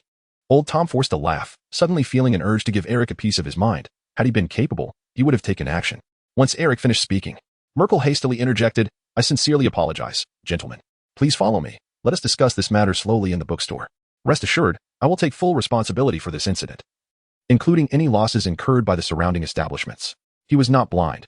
He had witnessed what Eric had done prior to unleashing that terrifying magical power, and he certainly did not take Eric's words at face value. Eric pondered for a moment and replied with a smile, Mr. Merkel, I believe it would be unnecessary to trouble you. We are pressed for time as we need to procure the items required for the upcoming school term. I merely passed by and offered a small favor. I am confident that even without my assistance, you and your bookstore will ultimately weather this challenge with grace. Eric speaks the truth. The Li Hing bookstore in the original text continues to thrive, experiencing little change over time. Had Eric not appeared, the Li Hing bookstore would indeed have incurred some losses due to the monster books, yet it would not have suffered irreparable damage. Presently, Eric has merely expedited this process. In the original narrative, Li Hing bookstore must have resolved the issue of the monster books through alternative means. However, understanding the situation is one matter, while articulating it is entirely another. Now, a person who has salvaged your establishment stands before you, smiling and claiming to have merely lent a small hand, all the while expressing urgency to purchase something. Would it be appropriate to simply nod and allow him to depart? As for how others might react, Eric remains oblivious. Yet it is evident from Merkel's demeanor that he is quite the bashful individual. Merkel, suddenly enlightened, remarked, "Mr. Clapton, what more do you require? Please allow me the opportunity to express my gratitude. How about this? You have yet to procure the textbooks necessary for the upcoming school term, correct? Allow Li Hing bookstore to provide these textbooks free of charge. Beyond that, if there is anything else you need, do not hesitate to voice it." With a grand gesture, Merkel summoned an employee nearby who was occupied with organizing the monster books, instructing him to compile a set of first-grade textbooks, pack them neatly in a box, and hand them over to Eric for transport. Eric smiled as he observed the scene, graciously accepting Merkel's goodwill, and nodded, saying, "Even if you, Mr. Merkel, do not mention it, I wish to acquire another spellbook in addition to the textbooks." Old Tom cast a surprised glance at Eric upon hearing this. For Eric proudly identified as a muggle, seemingly unaware of the intricacies of spellbooks. What responded to him was the clarity in Eric's gaze. His brownish pupils were resolute and radiant, exuding an undeniable authority. Old Tom swallowed hard, wisely choosing to remain silent. "Not a problem. What book is it?" "As long as we have it in our store, Mr. Clapton, you need not pay for it, as it is a token of gratitude from Li Hing bookstore," Merkel said enthusiastically. The Book of Spells, authored by Miranda Goshawk. Chapter 11, Fawco's Travel Trunk. Merkel's demeanor towards Eric could only be described as exceedingly attentive. He was almost always willing to fulfill Eric's requests. As soon as Eric spoke, he immediately turned and began searching through the store with his employees. Li Hing bookstore, renowned as the most famous establishment in Diagon Alley, boasts an impressive collection of tomes. Before long, Merkel emerged from the basement, cradling a beautifully bound, hefty volume, which he presented to Eric. The cover of the book was robustly encased, exuding an undeniable sense of quality at first glance. Merkel brandished his wand, aimed it at the book, and recited an incantation. With a swift whoosh, a gentle breeze swept through, causing the pages to flutter rhythmically, along with the dust that had accumulated over the years. Once the spell concluded, Merkel conducted a thorough inspection and, satisfied, handed the book over to Eric. The cover revealed a pristine appearance, adorned with gilded letters that proclaimed, "The Book of Spells, Miranda Goshawk. This is the book you sought, Mr. Claypot. No need for formality. As I mentioned, it is a gift from Li Hing bookstore," Merkel stated. "In that case, I shall accept it," Eric replied. Eric was not shy about extending his hand to accept the spellbook. This tome was, in truth, the primary reason for his visit to the Li Hing bookstore. He genuinely required a compendium rich in spells. Regarding the upcoming years of junior courses, to be candid, Eric harbored little expectation, particularly in the first year at Hogwarts. The curriculum primarily serves to acclimate newcomers to the magical realm. The spells taught in the charms class are basic and elementary. Given Eric's current prowess, it would be unwise to invest too much effort into these courses. From the perspective of one who knows roughly what the future holds, such an endeavor appears exceedingly inefficient. If Eric wishes to deepen his understanding of the magical world swiftly, reading is undoubtedly the most effective method. The sheer number and breadth of spells documented in this spellbook left a profound impression on him. It included a variety of spells such as Disarming Charm, Repairing Charm, Levitation Charm, and even the Patronus Charm that Eric had just mastered. Essentially, should Eric manage to self-study the entirety of this book, it would equate to mastering most of the content covered in Hogwarts Charms class. This was precisely why he felt compelled to acquire the book by any means necessary. Most importantly, upon turning to the last page, Eric discovered, as expected, the suggested retail price of the book was 31 galleons and 7 sickles, a sum far beyond his current means. For an unregistered young wizard, this was indeed a substantial amount. In comparison, a wand typically costs less than 10 galleons. Eric, lacking financial resources, held little interest in the notion of working diligently to save money for over half a month merely to purchase a book. Now that a means existed to acquire the Tome of Spells directly, he would undoubtedly not refuse. It can only be said that the sole drawback of expensive items is their cost. In addition to the Book of Spells, Merkel also bestowed upon Eric a plethora of gifts. This included all the first-grade textbooks he would require for the semester, an exquisite quill, and a leather trunk to house these items. Surprisingly, what delighted Eric most was the seemingly unremarkable trunk. Upon witnessing Merkel effortlessly fit a stack of books, nearly as tall as himself, into the trunk without any visible alteration to its exterior, Eric realized that the trunk was enchanted with the undetectable extension charm. The Ministry of Magic strictly regulates the use of this charm, prohibiting its application for personal purposes, with the exception of a few products sanctioned by the ministry. Items imbued with the undetectable extension charm are, in a strict sense, contraband. The fact that Merkel could so brazenly retrieve this trunk from the shop indicated that it had passed the ministry's scrutiny. Such magical items do not come at a modest price. As a thought flickered through Eric's mind, his mental stance promptly activated, and his vision was instantly engulfed in a haze of gray and white. The familiar, blinding sphere of light re-emerged at his feet. With the experience of confronting numerous tomes on the supernatural, Eric found it remarkably effortless to access his mental stance now, encountering almost no hindrances. As Eric's mind stirred, the luminous orb vanished into the suitcase. Falco's travel case, ostensibly an ordinary trunk enhanced with a seamless extension charm, was, in truth, nothing out of the ordinary. On the surface, this case appeared to possess the ability to accommodate personal belongings equivalent to 10 times that of a standard travel suitcase. However, should one employ potent detection magic, it would reveal a concealed chamber within the case, equipped with a semi-perpetual life-preserving enchantment system. Of course, this revelation hinges on the application of robust detection magic, the definition of which is determined solely by the suitcase itself. Whether embarking on a picnic or necessitating the transport of illicit items, this suitcase serves as an invaluable companion. A gentle reminder, the initial user of the internal chamber was none other than the suitcase's creator. So it is prudent to ensure one's safe return if one dares to venture into its depths. Unexpectedly, this seemingly unremarkable suitcase harbors a hidden marvel, qualifying it as a remarkable magical artifact. Having acquired the desired information, Eric retracted his mental stance, gradually attuning to the sensations relayed upon the orb's entry into the suitcase. Within this unassuming trunk lies an expansive space. Part of it is a storage area extended by the seamless charm, while another portion reveals a modest, enigmatic room. At present, this chamber is devoid of any items, appearing stark and empty. According to the conclusions drawn from his mental exploration, common detection spells would utterly fail to uncover this additional room. This revelation brought to mind Newt Scamander, the author of Fantastic Beasts and Where to Find Them, who possesses a far grander suitcase for housing his cherished magical creatures than the one Eric now held. Chapter 12. The Secret Passage of the Leaky Cauldron. Eric quietly took the suitcase in hand, lifting it effortlessly despite its weight, which housed more than a dozen books.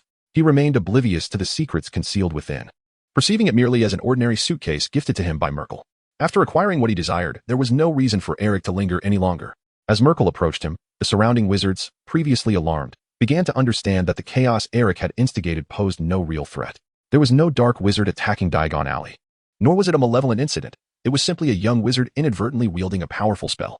Nonetheless, this incident was significant enough to make headlines in Diagon Alley that day. As the crowd thickened, with even a few journalists capturing the moment with their cameras, Eric realized he must take his leave. Delaying further would leave him with no chance of escape. After expressing his gratitude to Merkel and sharing his contact information, Old Tom and Eric exchanged a few quick words before they dashed out of the throng and into a nearby alley. The journalists, not willing to let them slip away, excitedly shouted and scrambled after them, leaving behind a tapestry of astonished gazes and the extraordinary tale of a mysterious boy who nearly caused an explosion in Diagon Alley. Hours later, a tremendous noise erupted from the storeroom of the Leaky Cauldron.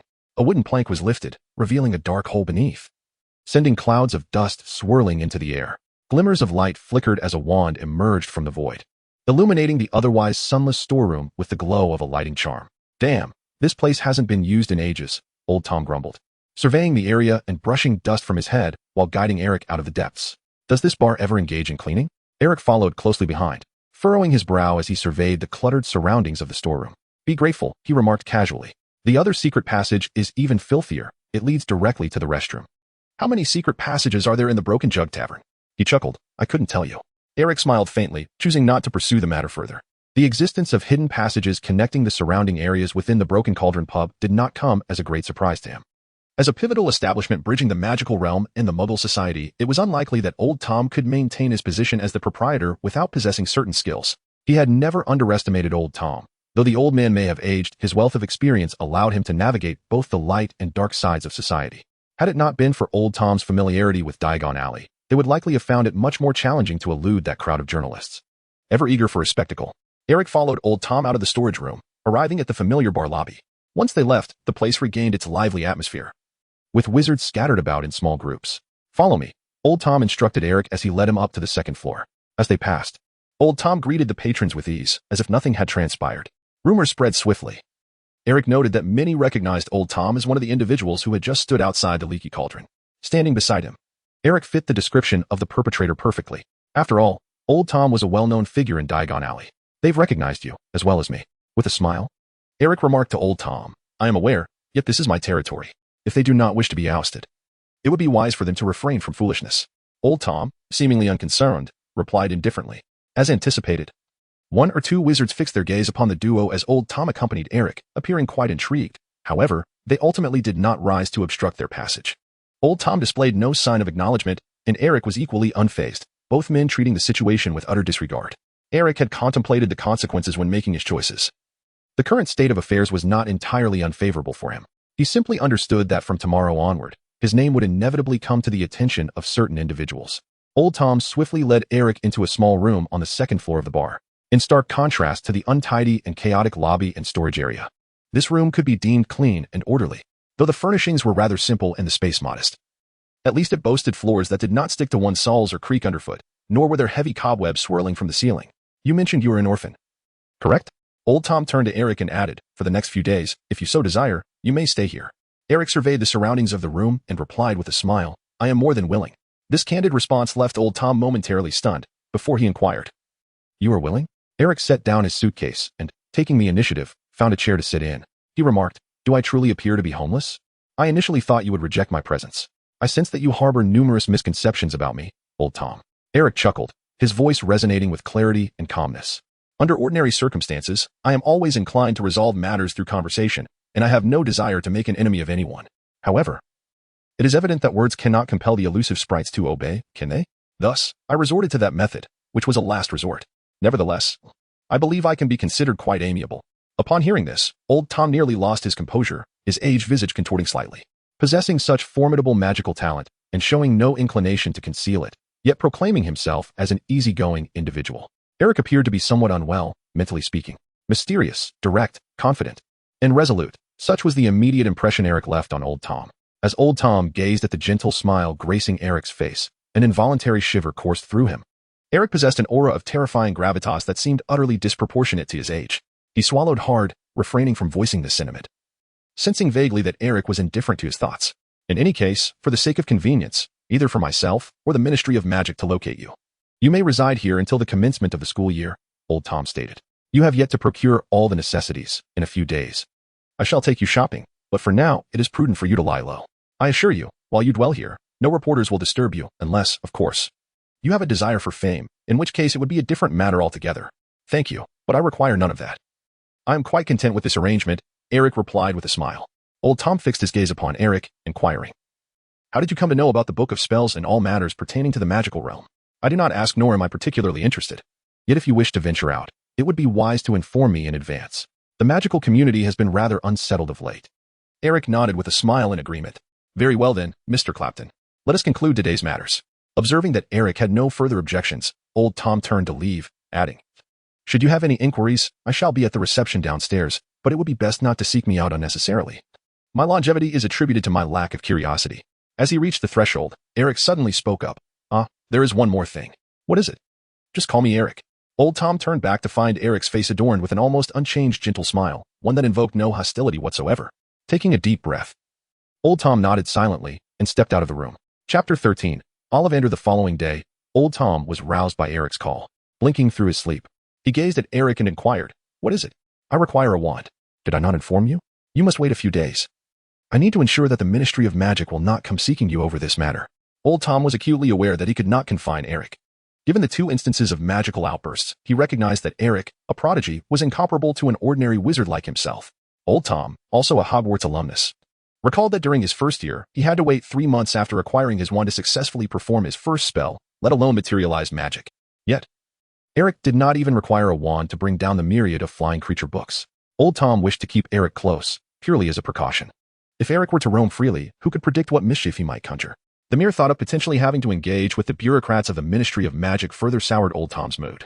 Noticing Old Tom's crumpled expression, Eric remarked with a smile, If they intended to come for you, they would have done so long ago. Waiting a few more days will not alter the situation. Old Tom, I need a wand immediately. Eric's words exuded an undeniable firmness. Although spoken with a smile, Old Tom had no doubt that Eric did not perceive his request as such. It felt more akin to a command. Momentarily taken aback, Old Tom then noticed that Eric had already donned his attire for departure, clad in a simple pair of jeans and a jacket. Eric's strikingly handsome and gentle visage evoked an immediate sense of fondness, making it difficult to reconcile this image with that of the young sorcerer who had effortlessly commanded attention the previous day, relenting without uttering further words. Perhaps eager to distance himself from Eric, old Tom swiftly gathered his things and led Eric outside. In stark contrast to the previous day, the area in front of the leaky cauldron leading to Diagon Alley was now bustling with a throng of wizards loitering about. The entrance of the leaky cauldron was equally crowded. They were clad in robes, their pockets bulging, and their faces alight with excitement, some clutching gleaming cameras. Journalists from major publications such as the Daily Prophet, the Hogsmeade Evening News, and the Ministry of Magic Gazette were present. Their instincts were undeniably sharp, suggesting they had gleaned information about Eric's collaboration with old Tom and surmised that Eric might be residing at the leaky cauldron, prompting them to stake out the location early. The leaky cauldron was old Tom's domain. They dared not intrude. Many sought to contact old Tom through letters, but received no replies. Thus, they remained there, waiting in anticipation of their fortune. Moments later, from behind them, old Tom emerged with Eric through the back door of an abandoned shop. The interior of the establishment had long been neglected, revealing only a passageway leading underground, without forgetting to utilize his wand to restore the secret passage to its original state. Old Tom maintained a stoic demeanor, well-versed in eluding such persistent paparazzi. Unbeknownst to the reporters eager to catch a glimpse of Eric, they remained blissfully unaware that their target had already departed from the leaky cauldron. How long would they linger before conceding defeat? Eric cast a glance at the group of reporters and smiled as he inquired. Old Tom, walking alongside him, remarked, until they manage to capture your profile picture, they will not relent in their pursuit of an exclusive interview with you. Did you know you have acquired a nickname? What is it? Old Tom rarely smiled. But now he did, saying, the destroyer of Leaky Cauldron, the conqueror of the monster book, the one who shattered the windows of Diagon Alley, and a myriad of others that I can hardly remember. You are becoming quite famous, lad. The creativity of wizards never ceases to amaze me. Old Tom added sarcastically, indeed. My pub cannot accommodate such a crowd. Before long, the two arrived at Ollivander's wand shop. The establishment boasted elegant decor, with an overall dark hue that enveloped it in an air of mystery. The shop appeared quite dilapidated, as though the wizards were indifferent to its appearance. Several sections of the exterior had crumbled, exposing the inner walls. A weathered, gilded sign hung at the entrance, its letters fading. Ollivander, established 382 BC. Expertly crafted wands. Nevertheless, the overall ambience of Ollivander's was far superior to that of the Leaky Cauldron. An elderly man with a white beard sat at the door, meticulously polishing a wand. Without waiting for old Tom's invitation, Eric stepped inside. The moment he crossed the threshold, a system notification chimed. Ding. Congratulations on successfully arriving at the designated check-in location, Ollivander's wand shop, before the task deadline. Please proceed with the check-in. Do not exit the location midway. After a brief wait, the sound confirming successful task completion echoed once again. Congratulations, you have completed the task. Check in at Ollivander's wand shop before noon. Reward, unknown. The reward was revealed. Wand affinity. Wand affinity signifies that each wand is crafted from distinct materials, ensuring that no two wands in the world are identical. Naturally, each wizard excels with a different wand, determined by the compatibility between the wand and the wizard. If wielded improperly, certain wands may even rebel against their user. Possessing the ability of wand affinity enhances the wizard's compatibility with the currently wielded wand, allowing each one to be regarded as one's own. This is precisely why Eric insisted on urging old Tom to accompany him to purchase a wand today. He had only received this task the night prior to sleeping and was unaware of the reward at that time. However, it now appeared to be exceedingly valuable. Unlike prior check-in tasks, this one bore a time constraint, requiring Eric to reach the designated location by noon. Considering the foot traffic in Diagon Alley during lunchtime, Eric had no choice but to awaken old Tom and request his guidance in procuring a wand. Currently, aside from himself and old Tom, no other customers occupied the shop. Fortunately, the plan had unfolded without a hitch, allowing Eric to exhale in relief. The wizards of Diagon Alley might not recognize him, but they certainly knew old Tom. Judging by the throng of reporters gathered at the entrance of the Leaky Cauldron, old Tom and his reputation were undoubtedly well known. Ah, another little wizard without a wand.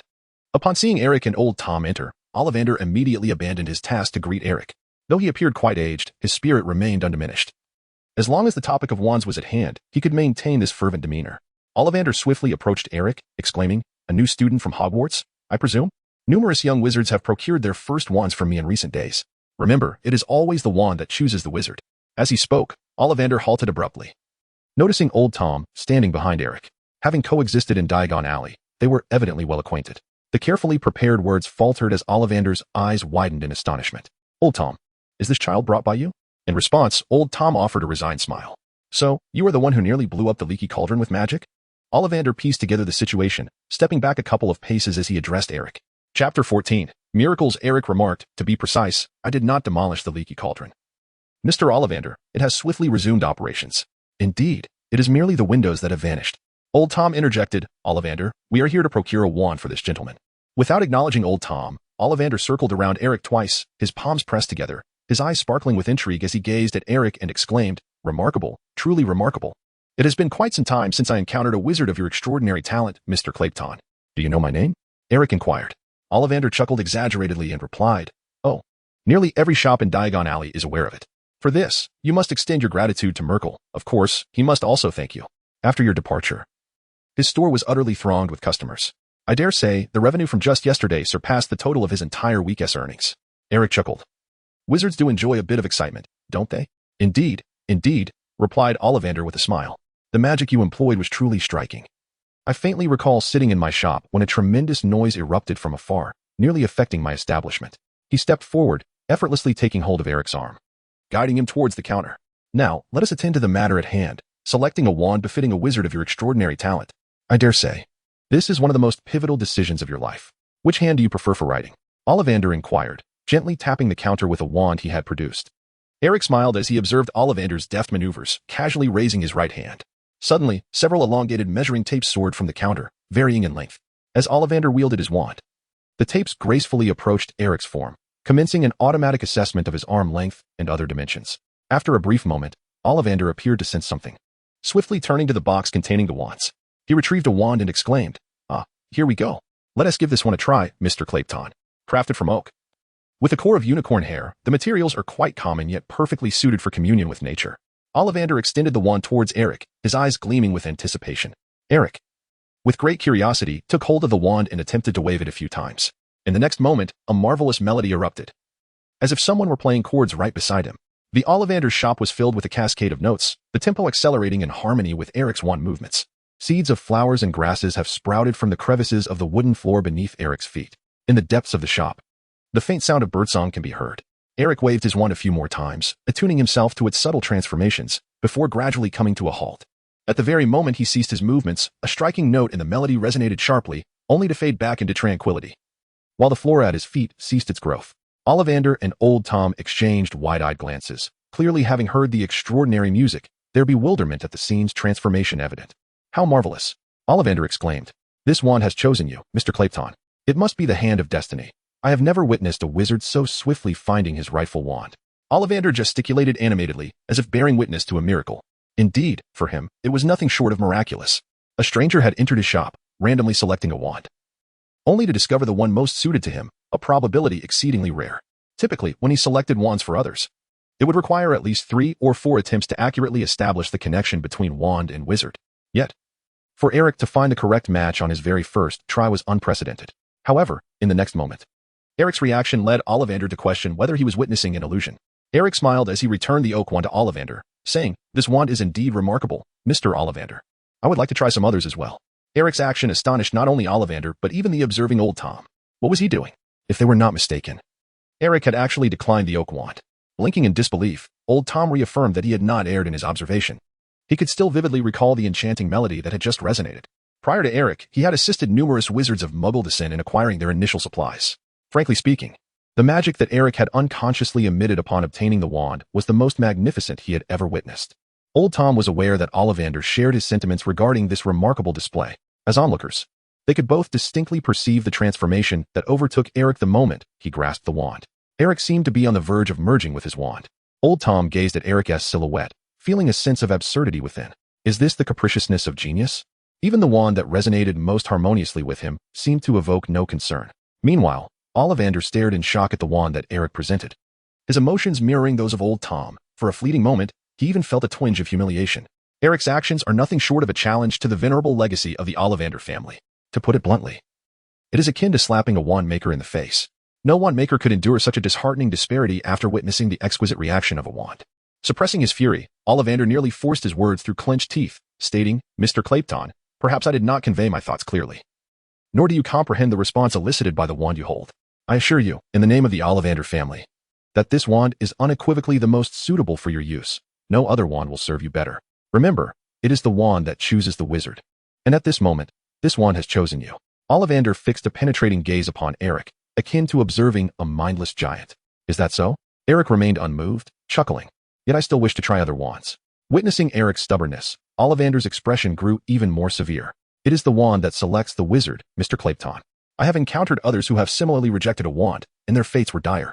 Once a wand is spurned, it will refuse to accept you again should you wish to return to it. The gravest mistake in wand selection is to aspire for the best wand. My experience teaches me that there is no such thing as the best wand, only the wand that is most suited to you. And this oak wand, in my estimation, is precisely that. Ollivander continued to gaze intently into Eric's eyes, awaiting a change of heart. However, Eric merely shook his head gently, extending the oak wand once more towards Ollivander. Very well. After a moment, Ollivander raised his chin, regarding Eric with a disdainful expression as he accepted the wand from Eric's hands. You are quite obstinate, Mr. Clayton. I can only hope your talents are sufficient to support your arrogance. Ollivander turned, carefully placing the oak wand in its designated spot, then resumed his position before the wall of wand boxes, resting his hands on the counter.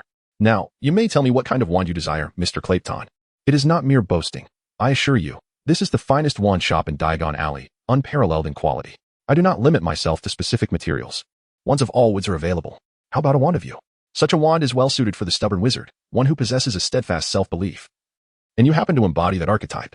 Eric did not respond to Ollivander immediately. Instead, he turned and began to pace through the shop, examining each one meticulously. Eric's mood was remarkably relaxed, and he paid no heed to Ollivander's sardonic demeanor. The connection between a wand and its wizard is, in truth, a complex and enchanting phenomenon. Factors such as the type of wood, the core, and the length all influence the wand's efficacy, and correspondingly, a wand invariably chooses its wizard. The relationship between a wand and its wizard resembles that of lovers or intimate partners. The compatibility hinges upon innate character and subsequent harmonization. Should a wizard fail to respect his wand, he would undoubtedly find himself incapable of wielding powerful magic with it. Today, it was indeed Eric who first offended Ollivander, and it is only natural that Ollivander would be incensed. Any proud wand maker would react with indignation upon encountering Eric, especially after witnessing the flawless union between Eric and the oak wand. However, there was one aspect that both Ollivander and the onlooker, Old Tom, were unaware of. For Eric, who possessed an affinity for wands, it was almost impossible for anyone to resist his touch. On the contrary, as Eric stood at the center of the shop, he could faintly sense that each one seemed to beckon him, yearning to be held in his grasp. He did not need to test each one to discern this. They were all eager to cater to him, striving to showcase their unique qualities. The moment he grasped the oak wand, he felt this connection profoundly. It appeared as though the oak wand was deliberately courting him. He exerted almost no magical energy, and yet the wand exhibited astonishing effects of its own accord. This, in essence, rendered the experience rather mundane. The things that come too easily are often the ones we fail to cherish. Eric presently harbors a certain mindset. While he refrains from articulating his thoughts, he chooses to follow the inclinations of his heart and select another wand. For him, the worst outcome would still allow him to wield the majority of a wand's potential simply by picking any one at random. Therefore, why not opt for the most extraordinary among them? Should Ollivander become privy to Eric's intentions at this moment, it would likely leave him utterly astounded. For others, the task involves sifting through countless wands to find one that responds to them, whereas Eric is intent on selecting the most unique one from among those that suit him. Even if it may not yield a response at all, this approach could be deemed a flagrant waste. Observing Eric as he ambles around the shop with palpable enthusiasm, Ollivander can no longer contain himself. He steps out from behind the counter and walks alongside Eric, commencing an introduction to each wand upon which Eric's gaze lingers. This one is made of holly, with a fine shape, and contains a phoenix feather at its core, measuring 13 inches in length. This one is crafted from ebony, featuring a rare composite core of 2 materials. However, to be frank, it cannot compare to the oak wand you just tried. Elm, alder. What manner of wand do you desire, Mr. Clapton? After trailing Eric for over 10 minutes, Ollivander could no longer restrain his curiosity and inquired. His throat nearly parched from speaking. Besides the first wand, Eric had not attempted to lift any others for a trial. Ollivander conceded that, in contrast to his earlier frustration, he was now predominantly intrigued, eager to discover the wand Eric would ultimately choose. Well, I cannot quite say, Eric replied with a smile. Mr. Ollivander, do you happen to have any exceedingly rare or nearly unpopular wands? Eric indeed experiences a bit of difficulty in making choices. A wand differs from magical items, as one must personally wield it to ascertain its suitability for their use. Even with his mental stance activated, Eric was unable to discern which wands held exceptional qualities. To him, every wand seemed equally suitable, if he were to inspect them one by one through this mental lens. Even he could not possibly absorb such a plethora of intricate information at once. Ollivander was nearly at a loss for words, had he not just witnessed Eric's remarkable talent. He might have suspected that Eric was an agent sent by his rival, Drigovich, to provoke him. Mr. Clayton, your viewpoint is exceedingly radical. Allow me to reiterate, it is the wand that selects the wizard, Ollivander stated with a hint of exasperation. No, you are mistaken, Mr. Ollivander, Eric interjected, a smile gracing his lips. From my perspective, it is I who am choosing the wand. What? Ollivander felt a string in his mind, labeled reason, snap abruptly. He had never experienced such a surge of anger. His face flushed crimson as he addressed Eric. Who do you think you are, Mr. Clayton? I assure you. Even the Dark Lord would not dare utter such words. Eric did not refute. Instead, he casually grasped a nearby wand and gave it a delicate wave toward Ollivander. In the next instant, a breathtaking transformation ensued. Ollivander, targeted by the wand, suddenly ascended, floating into the air. A mesmerizing swirl of colorful smoke erupted from the wand in Eric's hand, rapidly encircling Ollivander and coalescing beneath him, as though cradling him aloft. A dazzling rainbow pierced through the mist, gliding past Ollivander's shoulder and forming a knot around him, rendering him even more resplendent. Before Ollivander could fully comprehend the situation, Eric severed the connection with the wand, returning it to its original place. The cloud of smoke beneath Ollivander abruptly vanished, leaving him without support as he plummeted to the ground. Fortunately, the modest height of Ollivander's shop ceiling spared him from injury. Ollivander, seated on the floor, stared in astonishment at the spectacle before him, just as his gaze met Eric's smiling eyes. Now, Mr. Ollivander, might you enlighten me on the type of wand I just wielded? Chapter 16. Acacia Wood. Time seemed to stand still. After Eric made another attempt to wave the enigmatic wand, Old Tom and Ollivander remained silent, both rendered speechless in their positions. Eric's intention could not be clearer. He sought to demonstrate to the two that his words were indeed truthful. For him, it was unequivocally he who was choosing the wand, rather than the wand choosing him. With a mere flick of his wrist, he could unleash the full potential of any wand he picked up. Ollivander gazed at Eric in astonishment, as if he were beholding an entity that transcended his own understanding. Eric did not urge him. He merely stood quietly in place, awaiting the moment. After a considerable passage of time, Ollivander finally spoke, his voice having grown hoarse, losing the vitality it once possessed.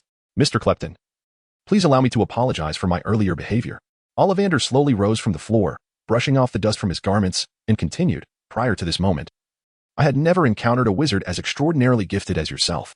Eric smiled and waved his hand dismissively, saying, There is no need for concern, Mr. Ollivander. People are inherently reluctant to believe in matters that lie beyond their comprehension. This instinct is a formidable barrier for the vast majority. I do not wish to prove anything to you, yet there are moments when we must confront our innermost selves with utmost honesty. As for these wands, I do not feel they belong to me. If that were the case, you should be able to become the chosen one of a particular wand. Please, wait a moment. Ollivander, with a complex expression, regarded Eric for a fleeting moment before turning to retreat to the back of the shop. After a brief interval, he emerged, cradling a beautifully crafted rectangular box in his hands, presenting it before Eric. This wand was an unexpected acquisition of my grandfather. Its core remains unknown, and it was not crafted by Ollivander's establishment. He gently opened the box containing the wand, continuing, measuring 10 inches in length and possessing a balanced weight, it is entirely unrefined yet of exceptional quality, whether in terms of handling or the wand itself. It is beyond reproach, a product of craftsmanship that appears wholly natural. It is evident that the individual who created this wand must have been extraordinary. The sole drawback of this wand is that it is nearly impossible to wield. Ollivander regained his composure, transforming once more into the impassioned wand maker he became when discussing his craft. Eric gazed at the wand nestled within the box. Its tip appeared to be an unrefined piece of wood, with only the handle displaying subtle signs of craftsmanship, forming a natural grip. Mr. Ollivander introduced. Are you familiar with the wood known as acacia, Mr. Clapton? No, I am utterly ignorant of the wand-making process, Eric replied with a chuckle, shaking his head. Ollivander nodded. Continuing, acacia wood is inherently imbued with potent magic. It is rare and notoriously challenging to work with. Even in my shop, there are but a few wands crafted from acacia. Wands forged from this wood are reserved for those wizards with innate talent, making it one of the most esteemed materials in wand making. However, acacia possesses a critical flaw, which some may consider an advantage. Wands made from acacia will refuse to be wielded by anyone other than their rightful owner. This particular wand is fashioned from the most magically potent acacia wood. Ollivander cast a profound gaze upon Eric. Eric inquired, Oh, why do you believe I can wield this wand? Ollivander replied candidly, because the wand you just attempted to wield is crafted from willow wood. Willow indeed possesses a unique loyalty to its master, yet cultivating such a bond requires time. Wands fashioned from this would also seek out those with innate talent and strength. In other words, if you can conquer the willow wand, it will undoubtedly prove to be your finest choice. Upon concluding his remarks, Ollivander extended his hands towards the box, gesturing, Come, Mr. Clayton, this is the extraordinary wand you seek. Its origins are unknown, yet it surely emanates from a genius's craftsmanship, possibly one of my ancestors. Its previous master remains a mystery. Perhaps there was one, perhaps not. The core is also unknown. We have never attempted to disassemble the wand for examination, nor could we, as doing so would equate to its destruction. We can only assure you that it poses no danger. I must clarify that I do not guarantee this wand's usability. At least, I cannot wield it myself, for I am unable to cast even a single spell with it. However, perhaps you can, for you are a truly gifted wizard. Eric did not hesitate, grasping the wand in his hand. A chilling sensation permeated his palm, and faintly, he sensed a force resisting him. This resistance emanated from the wand itself, a fluctuation of magical energy. Unlike the tactile experiences he had felt with the other wands in the shop, this wand seemed to instinctively reject his use. As he picked up the wand made of acacia wood, nothing transpired, in stark contrast to the previous two wands. Summon Guardian. Eric raised the wand and recited the incantation for the protective spell. A plume of pure white smoke erupted from the tip of his wand, attempting to coalesce into a form, yet ultimately failing to manifest a corporeal guardian. It was a failure. With a casual flick of his wrist, Eric dispelled the white smoke. Yet, this also affirmed a profound truth. With the enhancement of wand compatibility, he could wield this wand with complete mastery. The sensation was remarkably enchanting. As he endeavored to channel his magical energy, the wand persistently reciprocated by expelling Eric's power outward. Both were engaged in a subtle contest, with Eric momentarily gaining the upper hand. Eric could not help but laugh, a spontaneous joy that arose from deep within, observing the awe in Ollivander's and Old Tom's eyes. Eric remarked, "Indeed, this is a remarkable wand. I shall take it." Chapter 17. The Patronus charm involving the soul life at the Leaky Cauldron remained unchanged, save for the addition of an 11-year-old resident upstairs. Ever since completing his systematic tasks at Ollivander's shop, Eric had made the Leaky Cauldron his abode. Eric found himself devoid of any destination, harboring no desire to return to the orphanage. With no belongings to pack, he opted to take up residence at the Leaky Cauldron. Old Tom, in his bemusement, chose to tolerate Eric's presence, unsure of how to manage the peculiar young man. Simultaneously, he was reluctant to permit Eric to roam freely. While the magical outburst that Flourish and Blots remained within the realm of Old Tom's comprehension, the incident at Ollivander's had utterly surpassed his understanding. In all his recollections, he had never encountered a wizard quite like Eric, powerful, self-assured, and indifferent to his surroundings. The presence of such an individual within the confines of the Leaky Cauldron posed a risk, at the very least. Old Tom could ensure he would be the first to know should any disturbances arise. In recent days, in a bid to deepen his understanding of the magical world and seek tranquility, Eric confined himself to his room, emerging only for meals and to accompany Old Tom in procuring the remaining items listed on his acceptance letter. During this period, he devoted himself to a singular pursuit, reading. He immersed himself in a multitude of books. In recent days, Eric has perused all the first-grade textbooks generously provided by the Leahing bookstore. The material presented in these texts poses no challenge for him. Many concepts, though previously unfamiliar to Eric, can be comprehended and assimilated with a moment's contemplation. Were it not for the necessity of utilizing student loans to procure the books, Eric would eagerly venture to Leahing bookstore to acquire the second and third-grade textbooks as well. However, Old Tom would undoubtedly disapprove. Instead, Eric dedicates a significant portion of his time to exploring the Tome of Spells. This spellbook, containing over 100 incantations, truly lives up to its title and justifies its price of 20 galleons. Among the myriad of enchantments, Eric finds the familiar levitation charm, disarming charm, locking charm, and other commonly used spells. Yet, there are many incantations that he has never even heard of before. Eric, now possessing his own wand, naturally sees this excellent opportunity for practice. Hesitant to recklessly experiment with unfamiliar spells, he dedicated his time to honing those incantations with which he was more acquainted. Empowered by formidable magical energy, Eric endeavored over the past few days to explore several spells that he felt relatively comfortable with. The Acacia Wand did not unduly challenge him with these fundamental incantations, it merely exerted occasional resistance, affecting the flow of Eric's magical output. Of course, it did not fulfill its intended purpose of enhancing his magical prowess. At times, it functioned merely as a conduit for him to release his magic. This was sufficient, as Eric's innate magical strength was already considerable. In recent days, Eric successfully elevated numerous spells to a rudimentary level of proficiency, enabling him to consult the system for information on their effects and the subsequent casting processes. However, advancing these spells further would require additional time. Moreover, the self-directed practice of these incantations was not as smooth as Eric had envisioned, particularly regarding his unsuccessful attempts at casting the Patronus charm. The resistance he encountered during his magical endeavors stemmed entirely from the wand in his grasp. While still at Ollivander's, Eric had previously attempted to cast the Patronus charm with this wand. Not only was it the soul spell he had mastered at that time, but his proficiency had also reached an intermediate level, signifying an initial understanding of its complexities. Had he wielded a different wand, bolstered by its compatibility, Eric was confident that he would have successfully conjured a Patronus. His comprehension of the charm was profound, and theoretically, there were no issues. An intermediate level of proficiency was indeed sufficient to support the casting of a Patronus. However, within the shop, the charm had failed to manifest a corporeal Patronus. This was tantamount to a failure. Without a physical Patronus, the white mist produced could only serve a deterrent purpose, at best slightly impeding the approach of Dementors, yet unable to repel them. Though this feat was astonishing in the eyes of Ollivander, who had witnessed Eric's attempts with the wand, Eric was far from satisfied with such an outcome. In recent days, Eric has made several attempts to invoke the Guardian Spirit incantation. He has perfected both the incantation and the accompanying gestures, ensuring that the corresponding joyful emotions have not been overlooked. However, he remains unable to summon a tangible guardian spirit. On several occasions, Eric has observed the wisps of white mist he conjured beginning to coalesce into the shape of an animal. Yet it invariably falls short of the final transformative step, subsequently dissipating once more. Moreover, there is a noteworthy point to consider. Eric, while utilizing the Patronus charm, invariably senses a formidable resistance emanating from his acacia wood wand, more pronounced than that experienced with other spells. This is undoubtedly a testament to the wand's extraordinary capabilities. The Patronus charm is not merely an ordinary incantation. In a sense, it serves as a manifestation of the wizard's soul. Each wizard's Patronus is unique, embodying distinct aspects of their character. When Eric employs the clear water spell, the acacia wood wand may remain utterly unresponsive. However, when it comes to the guardian spirit spell, which is tied to a fragment of one's soul, the acacia wand will cunningly thwart Eric's efforts, rendering him incapable of summoning a tangible guardian spirit. Even in the absence of onlookers, this wand possesses the ability to autonomously resist Eric's commands. Eric is not taken aback by this revelation. The most plausible explanation is that this wand indeed had a previous owner, one to whom it remains steadfastly loyal. This loyalty is what hinders Eric from utilizing the wand to cast the guardian spirit spell. On the other hand, Eric is quite confident that he has not made an erroneous choice in selecting this wand. It is powerful and has its own principles, given time. If he can earn the wand's acceptance, it will undoubtedly become his most formidable ally. Based on Eric's deductions, this wand is certainly not without a master. Wands crafted from acacia wood are known to favor talented wizards and exhibit extreme loyalty. The formidable resistance it displays, unconsciously opposing Eric's magical essence, suggests that its former owner must have been exceptionally powerful, likely a legendary wizard. It remains a mystery why such a wand would become lost.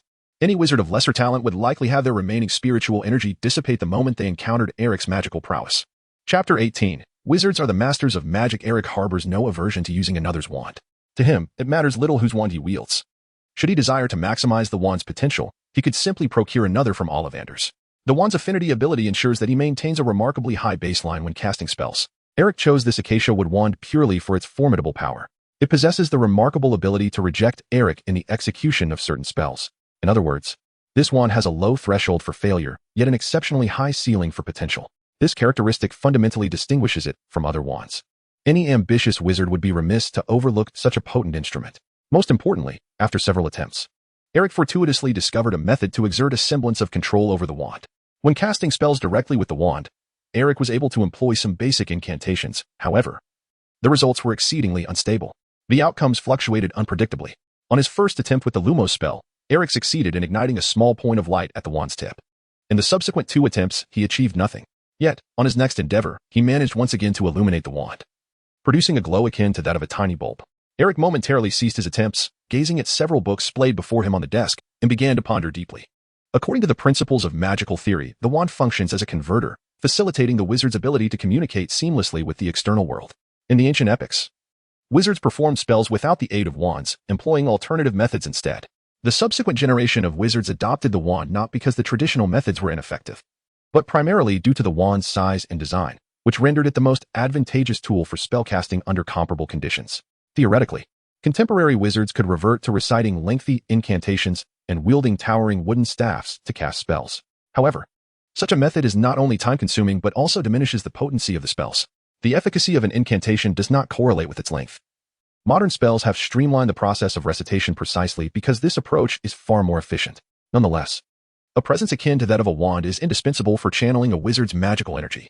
The direct release of magical power is unpredictable and fraught with peril. Eric is capable of executing a magical surge purely through his own arcane power, not only due to the formidable strength of his magic, but also owing to his exceptional mental control. Nevertheless, he currently finds himself unable to directly manifest the effects of a spell through his magic alone. The overall efficacy of the wand significantly assists wizards in the casting process. The foremost challenge lies in maintaining the stability of his acacia wand. Without a clear understanding of his objective, Eric cannot comprehend what actions are necessary to resolve his immediate dilemma. Ultimately, his primary need is to devise a method to stabilize the wand in his grasp, thereby enabling a seamless flow of his magical energy. His magical prowess is sufficiently robust that he could unleash his power without the wand's assistance. However, to master incantations, he must rely on the wand to facilitate the release of spells due to his current lack of proficiency. Should he attain a higher level of skill, Eric believes he could perform silent or even wandless magic, but he is not yet at that point. Upon reflection, Eric realizes he has been ensnared in a misconception from the outset. He does not actually need to depend on the wand to utilize spells effectively. If he were to employ a standard wand, assuming compatibility, it would not resist his will, allowing for a natural flow of magic. The casting process can be divided into two distinct components: the output of Eric's own magical energy and the subsequent release of that energy through the wand, with the two elements combining to form a complete incantation. The flow of magic through the wand can further be dissected into two detailed aspects: the magic traversing the wand itself and the enhancement it provides to the magical force. In this context, the wand serves as a passive magical calibrator, embodying the principle by which wizards rely on wands for casting. The benefits conferred by the wand depend largely on its material, core, and the compatibility between the wand and the wizard. Some wands excel in transfiguration, while others are adept at curses. The Acacia wand, though rare, is distinguished by its versatility. Now, if Eric seeks merely to channel his own magic through the wand as a conduit without requiring any additional assistance, it is entirely feasible for him. For other wizards, such a feat would be unattainable. To utilize a wand while simultaneously rejecting the magical augmentation it offers seems utterly absurd. Yet, Eric is different. Eric once again grasped his wand, and with a surge of thought, he activated his mental stance. Instantly, his surroundings were enveloped in a monochromatic haze, rendering the already dreary Broken Cauldron Tavern even more desolate. The familiar orb of light, conjured by his psychic energy, reappeared at his feet. This time, the target chosen by the orb was none other than the Acacia wand in his hand. The orb sensed Eric's intent and swiftly merged with the wand. The Acacia wand, measuring 10 inches in length, was entirely crafted from acacia wood, with its core made from the tail feather of a white-tailed eagle. The interior of the wand bore numerous traces of magical usage, yet it lacked any sense of self-awareness, just as Eric had envisioned. The wand's interior had become accustomed to a different essence of magic and soul, thereby perpetually hindering Eric's spellcasting. Eric devoted his entire attention to the wand, channeling a portion of his own magical energy into it. The immense power surged forth like towering mountains, overwhelming the wand's entirety with its formidable presence. The wand in Eric's hand evidently sensed this and began to resist violently. The power emanating from the acacia wood wand was astonishing, nearly overwhelming Eric, who struggled to maintain control with both hands, barely preventing the wand from breaking free of his grasp.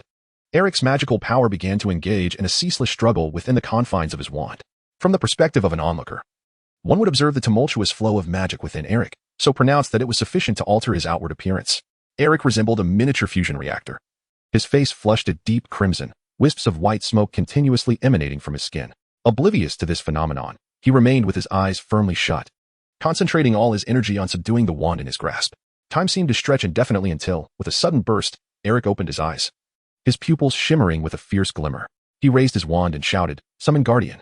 In the next instant, a colossal white creature materialized before him, and Eric understood that he had succeeded. The wand was merely an instrument. It was the wizard who commanded the magic. Chapter 19. The Minister of Magic's dismal mood dividing a portion of his magical energy to suppress the wand. He seized the opportunity to allow the magic to swiftly flow through the wand itself and be released. Through this method, Eric had not completely subdued the acacia wand. He had merely circumvented its resistance temporarily, enabling him to cast the spell with ease. The solution envisioned by Eric, if witnessed by other wizards, would likely send them into a state of utter shock. Anyone who has studied the fundamentals of spellcasting should not recklessly manipulate their magical energy in such a manner. This is precisely why no Hogwarts teacher recommends that first-year students attempt to self-learn magic. The principles of magic are far too complex for the average student. Allowing students to act indiscriminately could easily result in individuals like Eric. However, Eric possesses a strong mental fortitude and an adequate mastery of his magical energy, which instills in him a profound confidence. This is the very reason for his obstinate pursuit. In truth, this method can only be employed by Eric.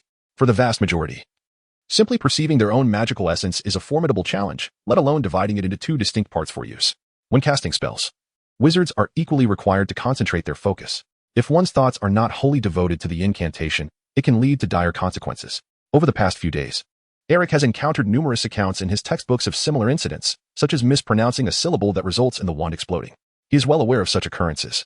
In Eric's view, the wizarding system of spellcasting is both rigorous and permeated with chaos and idealistic concepts.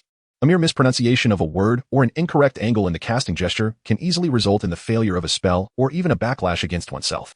The idealistic perspective is particularly evident in spells like the Patronus Charm, which involves the soul. When casting the Patronus Charm, a wizard must provide joyous and positive emotions as nourishment for the spell. Otherwise, even if every other aspect is executed flawlessly, the Patronus cannot be summoned. It is for this reason that many dark wizards are unable to conjure their own Patronus. Their minds have been severely warped by dark magic, rendering them incapable of adapting to the uplifting approach required for spellcasting. Eric smiled as he gazed upon his guardian, and with a flick of his wand, the guardian dissipated, transforming into several strands of pure white silk that vanished into the air. At that moment, as he grasped his wand once more, Eric keenly perceived a change. The Acacia Wood Wand now appeared to have entirely relinquished the transcendent aura that had previously hindered Eric's spellcasting. The intensity of resistance against Eric's magical prowess had significantly diminished. Eric raised his hand and casually cast a lighting spell in a conventional manner. This time, a slight resistance emanated from the Acacia Wand. Yet it was merely a trivial amount, momentarily disrupting Eric's magical output, but ultimately causing no further repercussions. After Eric's magic was withdrawn from the wand, the entire Acacia Wood Wand became limp, yet it remained resilient. The bond between a wizard and their wand is not singular in nature.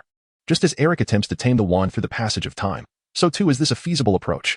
The wood from which the wand is crafted, regardless of its initial discord with the wizard, gradually aligns itself with the wizard through years of magical immersion. It is merely a matter of time. Of course, this presupposes that the wizard can effectively restrain the wand. Someone like Ollivander, for instance, would not succeed, as his magic does not even reach the minimum threshold required to activate the Acacia Wood Wand. At the current pace, Eric estimates that he will soon compel the wand to submit entirely. Recently, Cornelius Fudge, the Minister of Magic, has been in a dismal mood. A significant event has transpired in the magical community, one severe enough to potentially jeopardize his career. Sirius Black has astonishingly escaped from Azkaban. Just the thought of this dreadful news darkens Fudge's expression. Who is Sirius Black? He was one of Voldemort's most formidable henchmen, a veritable harbinger of death capable of slaying 13 individuals with a single curse. The fact that such a dangerous individual has escaped from what is purportedly the world's most secure prison, Azkaban, sends Fudge into a frenzy. He wishes he could use a Patronus charm to incapacitate all the Dementors guarding Azkaban. Were it not for the Ministry's inability to assign personnel to replace the Dementors, he would have issued such an order long ago. Although the Dementors have traditionally served the Ministry well, the escape of Sirius Black has irreparably tarnished its reputation. Furthermore, recent intelligence from informants stationed near Harry Potter reveals that Harry has fled from his uncle's home. According to these sources, Harry retaliated against his aunt using magic before running away. It seems misfortunes compound. With Black's escape coinciding with Harry's departure, Fudge finds himself overwhelmed with anxiety. Fudge is acutely aware that Black is the very traitor who betrayed Harry Potter's parents. Should Black reach Harry before the Ministry does, regardless of the circumstances, Fudge's position as minister would be irrevocably compromised. The mere thought of the boy who lived encountering peril during his tenure sends chills down Fudge's spine. As he gazes at the reports from various media outlets presented by his secretary, Fudge grinds his teeth in frustration. The articles are rife with criticisms, claims that his administration has exacerbated corruption within the Ministry, thereby facilitating Black's escape. Insanity. The Dementors guard Azkaban and cannot be bribed by ordinary wizards. The incompetence of the Dementors has nothing to do with him, Fudge. However, another article catches his attention. Diagon Alley has been attacked. Who is responsible? A protest or an act of vengeance? Has Black infiltrated Diagon Alley? Upon reading this, Fudge's eyes widen in disbelief as he scrutinizes the details. He promptly instructs his secretary to summon the head of the Department of Magical Accidents and Catastrophes, slamming his hand on the table, demanding to know why he was unaware of this incident. What? The head of the department appears perplexed, then picks up the newspaper and exclaims in astonishment, "Such a thing has occurred?" Fudge responds, "Aren't you the head of that department?" "Yes, but no one has informed me of this." The director shrugs. "Damn it. You must follow up on this matter immediately and inform me as soon as you have news. If Black has indeed infiltrated Diagon Alley, we are in serious trouble." The director grimaces. "I will return to the office to investigate. But you should relay any updates to me, as the newspaper seems to arrive at your desk faster than it does to mine." Fudge swears under his breath and decides, "Forget it. I shall go to Diagon Alley myself." Chapter 20. Harry Potter's mood is equally bleak. So, the escape of Sirius Black a few days prior is the reason everyone has been in such a frantic rush lately? Eric gazed at the individual before him, setting aside the newspaper in his hands to address the person across the table. The hour had slipped into the depths of night. A group sat in the dimly lit hall of the Leaky Cauldron, where the flickering candlelight illuminated the surroundings, revealing a persistent state of disrepair and disarray. Except for Eric. The expressions on the faces of everyone else in the pub were grave, intensifying the somber atmosphere. Old Tom, not daring to neglect the newcomers, promptly summoned Eric upon their arrival. Seated opposite Eric was none other than Cornelius Fudge, the Minister of Magic, accompanied by a fully trained squad of Aurors. Upon entering, the Aurors expertly secured the entrances and exits of the Leaky Cauldron, with several of them drawing their wands. Despite the show of force, the action seemed unnecessary after catching sight of Eric, who exuded no threat and was unlikely to be connected to Black in any way. The weary expressions of the Aurors suggested their exhaustion. The chase for Black had led them through consecutive days of relentless pursuits and investigations, leaving them on the brink of collapse. Tonight, they had been hastily brought to Diagon Alley by the minister himself, under the pretense of capturing the elusive Sirius Black, who might appear there. Now, facing Eric, each Auror was rendered speechless. To all appearances, he was merely a child. Where was the semblance of a dark wizard? Even if he were the instigator of the disturbances at Flourish and Blots, Apprehending him was out of the question. That incident was merely a chance occurrence, and by regulation. It fell under the jurisdiction of the Department of Magical Accidents and Catastrophes, not the Aurors. In the incident instigated by Eric, no wizard was injured, nor did anyone alert the Ministry of Magic. Consequently, the department received no information whatsoever. This further underscores the triviality of the event, which is merely a fabrication spun by the media in their quest for sensational news. Does Fudge truly believe that the Aurors are so abundant that they can be dispatched at will? Merely responding to a potentially dubious report published in the newspaper, he hastily summoned them via the Flu network to the Leaky Cauldron. He fails to consider that if the notorious Black were truly here, could they, with their limited number of Aurors, genuinely apprehend him? It would be more akin to delivering their heads on a platter. After all, he is a menace capable of obliterating an entire street with a single curse. Upon hearing Eric's earlier question, Fudge wiped the sweat from his brow and replied, "Yes, indeed. Regardless, you will see this news in tomorrow's paper. We prefer to avoid inciting public panic, yet the information has evidently already circulated, rendering any further suppression unnecessary. Starting tomorrow, the Aurors will be stationed in Diagon Alley, and we hope to capture him swiftly." Eric and Fudge were seated at the same table, accompanied by an Auror who was positioned closely beside Fudge. Eric chuckled, "Mr. Minister, I trust you have grasped that the events at the Lehan bookstore bear no relation to Blake." Fudge, with a stern expression, replied, "Indeed, upon my arrival, Old Tom had already conveyed everything to me. It was merely a misunderstanding. The department will not take any action against you due to this incident. Eric, may I refer to you as Eric?" Upon seeing Eric nod, he continued, "We are merely seeking to eliminate all possibilities. After all, you understand the situation with Blake." Eric smiled. If his memory served him right, at this moment, Harry Potter had already inflated his ant and was now alone aboard the night bus, making his way to the Leaky Cauldron. Fudge's anxiety was evidently not solely due to Eric, but rather because of Harry Potter. As a wizard, Harry might not possess any extraordinary talents, yet his reputation within the magical community was undeniably potent. Especially for a politician like Fudge, should anything happen to Harry Potter, he would undoubtedly be more anxious than Dumbledore himself. "Well then, Eric, I apologize for disturbing your rest," Fudge remarked as he rose from his seat. His elegant pinstriped robe fastened at the buttons, his gaze failing to focus on Eric, devoid of any semblance of contrition. The Auror beside him rose in unison. Noticing their intent to depart, Eric remained seated, prompting Fudge to turn back with a puzzled expression and inquire, "Is there something else, Eric?" Eric chuckled, "It's nothing, Minister. I merely have a faint premonition that tonight's events will not unfold as simply as anticipated."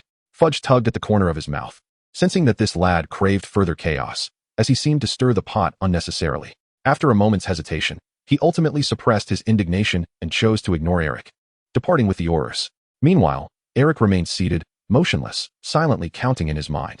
Moments later, to his satisfaction, he heard the jarring screech of the night bus's brakes at the entrance of the Leaky Cauldron, accompanied by a cacophony of voices. "Harry, you've arrived, Harry." This was Fudge's voice, mingling with the chatter of several others. Eric did not listen attentively. After a while, he noticed Fudge entering with a child slightly older than Eric, accompanied by Old Tom, while the Aurors remained outside. "Give us a place to converse, Tom," Fudge said, gripping Harry's shoulder firmly as he addressed Old Tom.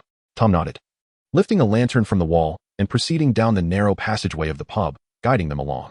"Come on, Harry," Fudge urged. Yet, Harry remained motionless, for he spotted Eric seated in the lounge, smiling and waving at him and Fudge. This scene struck Harry Potter as exceedingly bizarre. His day had been dreadful. He had inadvertently inflated his aunt with magic, then left home with his belongings, only to be caught by the Minister of Magic at the Leaky Cauldron. The sight of someone seemingly waiting there to greet him was hardly surprising. Until now, Harry had never perceived magic as such an incomprehensible phenomenon. Though it was merely a trivial incident, Harry was reluctant to proceed any further. "What will become of me?" Harry asked, trembling, as he stood rooted in place. Fudge attempted to coax Harry forward, but at that moment, Harry's diminutive stature appeared remarkably obstinate, refusing to budge an inch. With a smile, Eric addressed Harry. "Allow me to elucidate, my dear Harry. The gentleman beside you is none other than the current Minister for Magic, Mr. Fudge. His presence here is solely attributed to the matter concerning Sirius Black and his concerns for your safety, as it is evident that the Minister harbors suspicions that Black is indeed targeting you." Chapter 21. Simple reasoning. Eric's words cast a complex shadow over the faces of all present. Old Tom slapped his forehead, realizing that his gravest fears had finally come to fruition. Indeed, had Eric remained silent in the face of this scene, he would have ceased to be the Eric that Tom had known. Meanwhile, Harry was utterly bewildered, having been confined by his family on Privet Drive throughout the summer. He had no means of acquiring information about the wizarding world beyond his two friends, Ron and Hermione. Thus, he remained oblivious to the circumstances surrounding Black and was entirely at a loss regarding Eric's remarks. As for Fudge, he fixed a penetrating gaze upon Eric, feeling a tumult of shock and anger within. He now regretted having divulged so much about Black to Eric earlier, although had he refrained, He might never have had a reason to bring the Aurors to Diagon Alley. Ultimately, however, he had no intention of allowing Harry to learn of Black's existence. Perhaps in a few days, Harry would come across a newspaper article detailing Black's escape, but at the very least, that would not reveal the connection between Black and his father. Eric's previous 2 sentences unmistakably indicated to Harry the connection between Black and himself. It is precisely this aspect that astonished Fudge. During his recent conversation with Eric, he had entirely neglected to mention the bond that existed between Black and Harry. What exactly led Eric to connect these 2 events? Fudge found it perplexing. The fact that Black and Harry's father, James Potter, were once close friends was known by very few, mostly those who had experienced the war firsthand and those who had interacted with them during their school years. Given Eric's age, Fudge could not possibly believe that he had lived through that war. Now, with Eric's reminder, one could only wonder how Harry would react. Having just emerged from a period of running away from home, Harry was now suddenly faced with the knowledge that the individual who betrayed his parents was still at large. If this were any other young wizard, the situation might still have been within Fudge's and the Ministry's control. But this was Harry Potter. Over the course of 3 years, Fudge, as Minister of Magic, had gleaned much about Harry's exploits from the side. Confronting a basilisk, braving the Forbidden Forest, facing dark wizards, each of Harry's feats was more astounding than the last, surpassing the experiences of many 7th-year students. To put it charitably, one might call it commendable courage. To be blunt, Harry Potter was rather reckless, often unaware of his own limitations, charging forward with a fervent spirit. Ironically, due to the title of the boy who lived, he received additional attention from Dumbledore. As for Dumbledore's perspective, he had no objections to Harry's actions. And it was unlikely that Fudge would voice any objections either, at least not openly. To secure his position as Minister of Magic, he needed Dumbledore's and Hogwarts' support.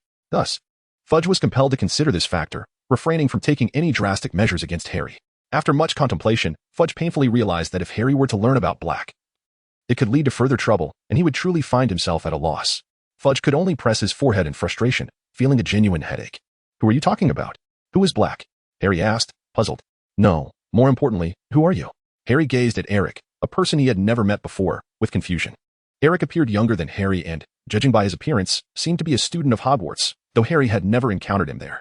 Before Eric could respond, Fudge stepped forward, obstructing Eric's view of Harry, and with a stern expression said, "If you would be so kind, Eric, I would like to have a private conversation with Harry." He then cast a strained smile toward Harry, adding, "Do not heed his words, Harry. Are you not concerned about your inflated aunt? I shall divulge everything I know to you."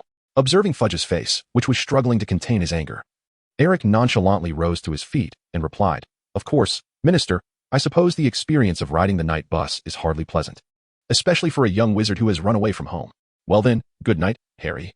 Eric smiled as he traversed the astonished gazes of the 2 individuals, ascending the staircase, and did not forget to bid good night to old Tom, who stood at the foot of the stairs. Fudge's expression shifted dramatically. He felt an excruciating pain in his head, uncertain whether it stemmed from Eric's demeanor or his seemingly indifferent, yet piercing remarks that resonated with undeniable truth. Fortunately, Harry's timely call to Eric, halting him mid-staircase, saved Fudge from his pent-up tension, allowing a wave of relief to wash over him. Otherwise, he feared he might erupt at any moment. "Wait, you're calling Eric, right? How do you know I ran away from home?" Harry shouted, halting Eric, who was midway up the stairs. Eric halted his steps, turned around, and smiled, saying, "It's merely a simple deduction." "A simple deduction? Who exactly are you?" Harry could no longer contain himself. He shrugged off Fudge's hand and stepped forward, inquiring, "What does that Black you mentioned have to do with me?" Harry was not dim-witted. After disembarking from the night bus, he had been greeted not only by Fudge, but also by several wizards clad in long robes behind him. He was well aware that they were Aurors. Even the Prime Minister of Muggles does not venture out alone. Thus, it was hardly surprising that Fudge, in his capacity as the Minister of Magic, was accompanied by several Aurors to Diagon Alley, especially if the situation was indeed as Eric suggested, intertwined with that individual named Black. Today had been filled with numerous events. Though Harry lacked clarity regarding the specific details, he possessed a fundamental understanding of his own position. A third-year Hogwarts student running away from home would hardly warrant the Minister of Magic arriving fully armed with a contingent of Aurors to await him. That was simply implausible. Coupled with Eric's words, even Harry began to sense the oddity of the situation. You were raised in a Muggle household, even with the most open-hearted guardian. It is improbable they would permit you to travel alone to Diagon Alley, especially considering that the school term has not yet commenced. Eric stood on the stairs, addressing the group below. "I am of a similar age to you, Harry. I understand precisely what boys of this age are thinking. They are generally enthusiastic and full of vigor, yet also exceedingly proud. What you did today eludes my knowledge, but you must have slipped away stealthily to evade their control. Correct? Your exposure to the wizarding world is still superficial, and you lack your own broomstick. Certainly, traveling via the Flu network is not among your options. The minister over there, despite claiming to have come for my sake, exhibits an indifference in our conversation that is utterly unconvincing." further confirming that his true intentions lie elsewhere.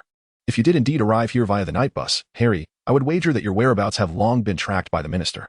Was it the conductor or the driver?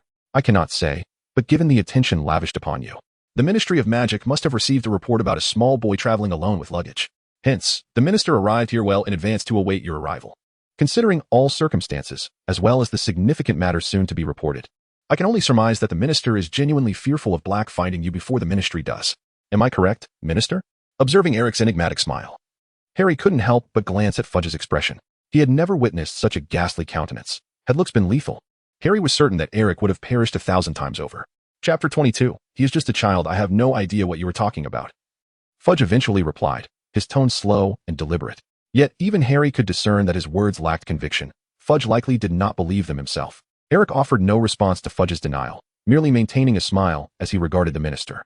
Fudge's face turned ashen as he locked eyes with Eric. His lips twitched awkwardly, a wave of helplessness washing over him, and he struggled to maintain a semblance of composure. He found himself utterly unable to penetrate Eric's true character. After a moment of contemplation, Fudge, feeling utterly at a loss regarding Eric's motives, turned to Old Tom, who stood silently nearby, and exchanged a knowing glance. Old Tom nodded in understanding, then ascended the stairs to join Eric, saying, "Come along, lad. I know you are unafraid.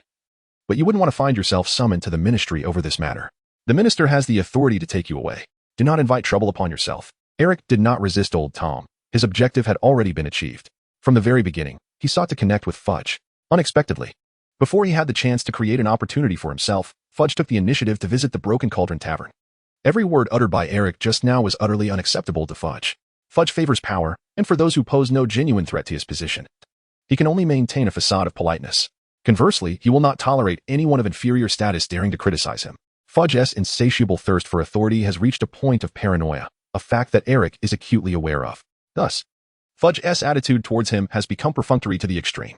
Yet, Eric yearns to capture Fudge's attention. Of course, he must tread carefully, adhering to the established rules of the game. After all, Fudge remains the Minister of Magic, and should he resolve to exact revenge on Eric, there are numerous ways to do so. Eric cannot compel Fudge to submit through magical prowess as Dumbledore did. He must resort to alternative methods. Eric's deliberate attitude towards Fudgina was so apparent that even Old Tom noticed it. As Old Tom walked behind Eric, he waited until the voices below had faded away completely before softly inquiring, "Why do you choose to act this way?" Eric calmly remarked, "I merely wish for everyone to confront their inner selves and those around them with sincerity." Huh. Old Tom chuckled derisively and said, "Is that truly what you believe?" Eric paused, offering no response, merely turning back to smile at Old Tom before once again turning away and entering the room. Meanwhile, on the other side, upon seeing Eric finally depart, Fudge let out a sigh of relief, restraining the disoriented Harry who was eager to follow, and forcibly led him into a small private room on the first floor, where he divulged all the prepared remarks, including the tale of his inflated aunt, who had returned to normalcy. Fudge's primary purpose for visiting that evening was precisely this. He also hoped to stumble upon any trace of Black in Diagon Alley, but unexpectedly, Eric had suddenly emerged. Fudge's focus was now entirely on Eric. He wished to conclude his discussion with Harry as swiftly as possible. Unfortunately, Harry's unique status compelled Fudge to intervene, even against his wishes. Fortunately, Harry proved to be quite manageable. With just a few words, Fudge redirected Harry's attention to the troubles he had caused that day. Observing the relief wash over Harry upon learning he would not be expelled from Hogwarts, Fudge felt a sense of normalcy return to the world. To be so easily swayed by adult words, that was the behavior of a typical child. What was that, Eric, then? Old Tom will arrange a room for you, all right, Harry? Fudge felt a wave of warmth and, shaking off his coat, said, "During this time, you can stay here. Old Tom will take good care of you. Do not worry too much about your family. They are understandably upset, but as long as you remain at Hogwarts, they will surely allow you to return next year." "But I don't want to go back, Minister," Harry insisted urgently. Yet his words were cut short by Fudge's interruption. With Eric's unexpected interference, Fudge had no time to entertain Harry's thoughts. He deflected Harry with a few words, then exited the small room, summoning two Aurors waiting by the door. He instructed one to keep an eye on Harry and addressed the other, saying, "That boy named Eric is not right. I need to go upstairs and stall him. You must return to the ministry immediately and take care of a few matters. Investigate that Eric, find out where he came from, his background, and which family he belongs to. He is certainly no ordinary child. If you uncover anything suspicious, bring a few more Aurors back with you to escort Eric to the ministry, even if nothing arises. I want two Aurors to follow me and wait on the second floor for my signal." The Auror, a trusted ally of Fudge, hesitated, saying, "But Minister, he is just a child." Seeing the grim expression on Fudge's face, the Auror wisely chose silence, refraining from further comment, and promptly left. Chapter 23. Where is Black? Fudge did not keep Eric waiting for long.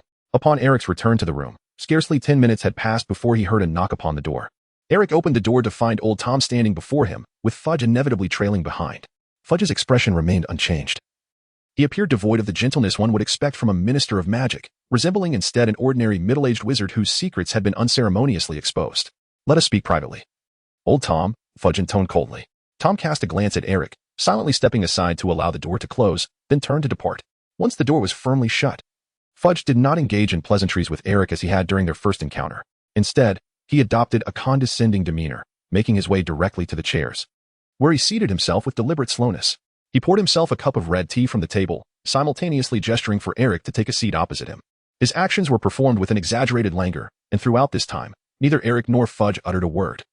The silence in the room was so profound that even the fall of a pin would have been audible. Eric merely smiled at Fudge, exhibiting no inclination to interrupt his proceedings, as if he were entirely indifferent to Fudge's attempts to assert control over the conversation.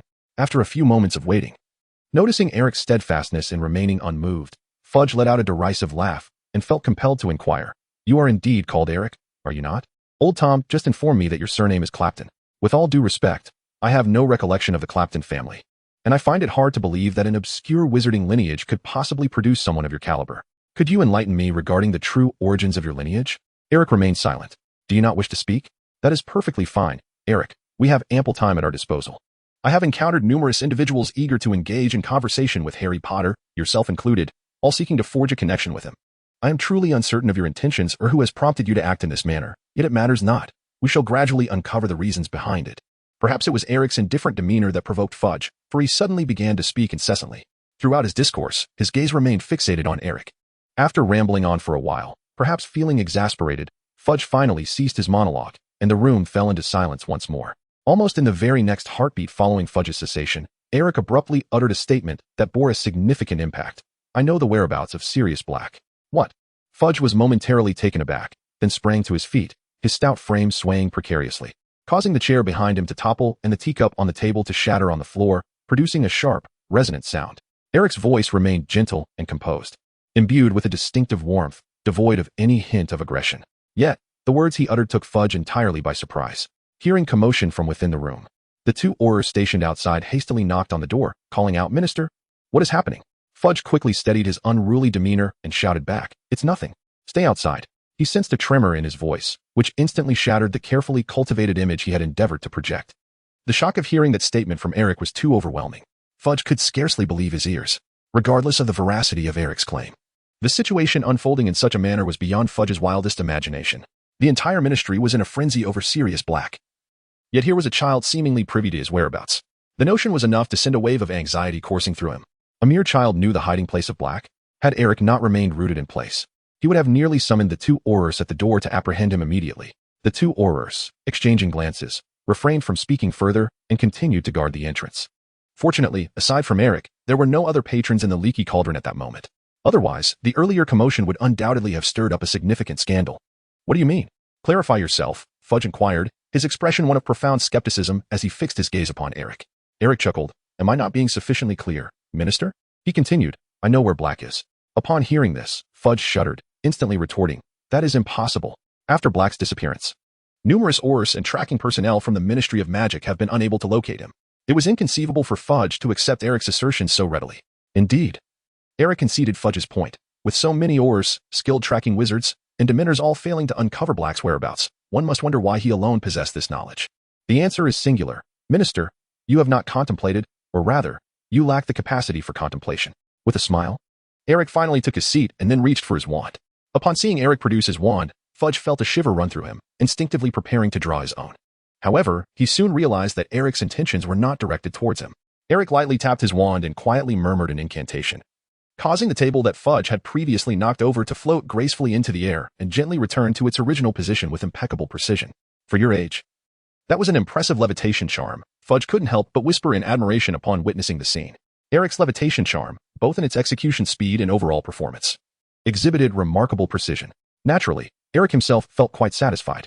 For a novice, achieving such an effect with the levitation charm was gratifying enough, validating the diligent practice he had undertaken over the past few days.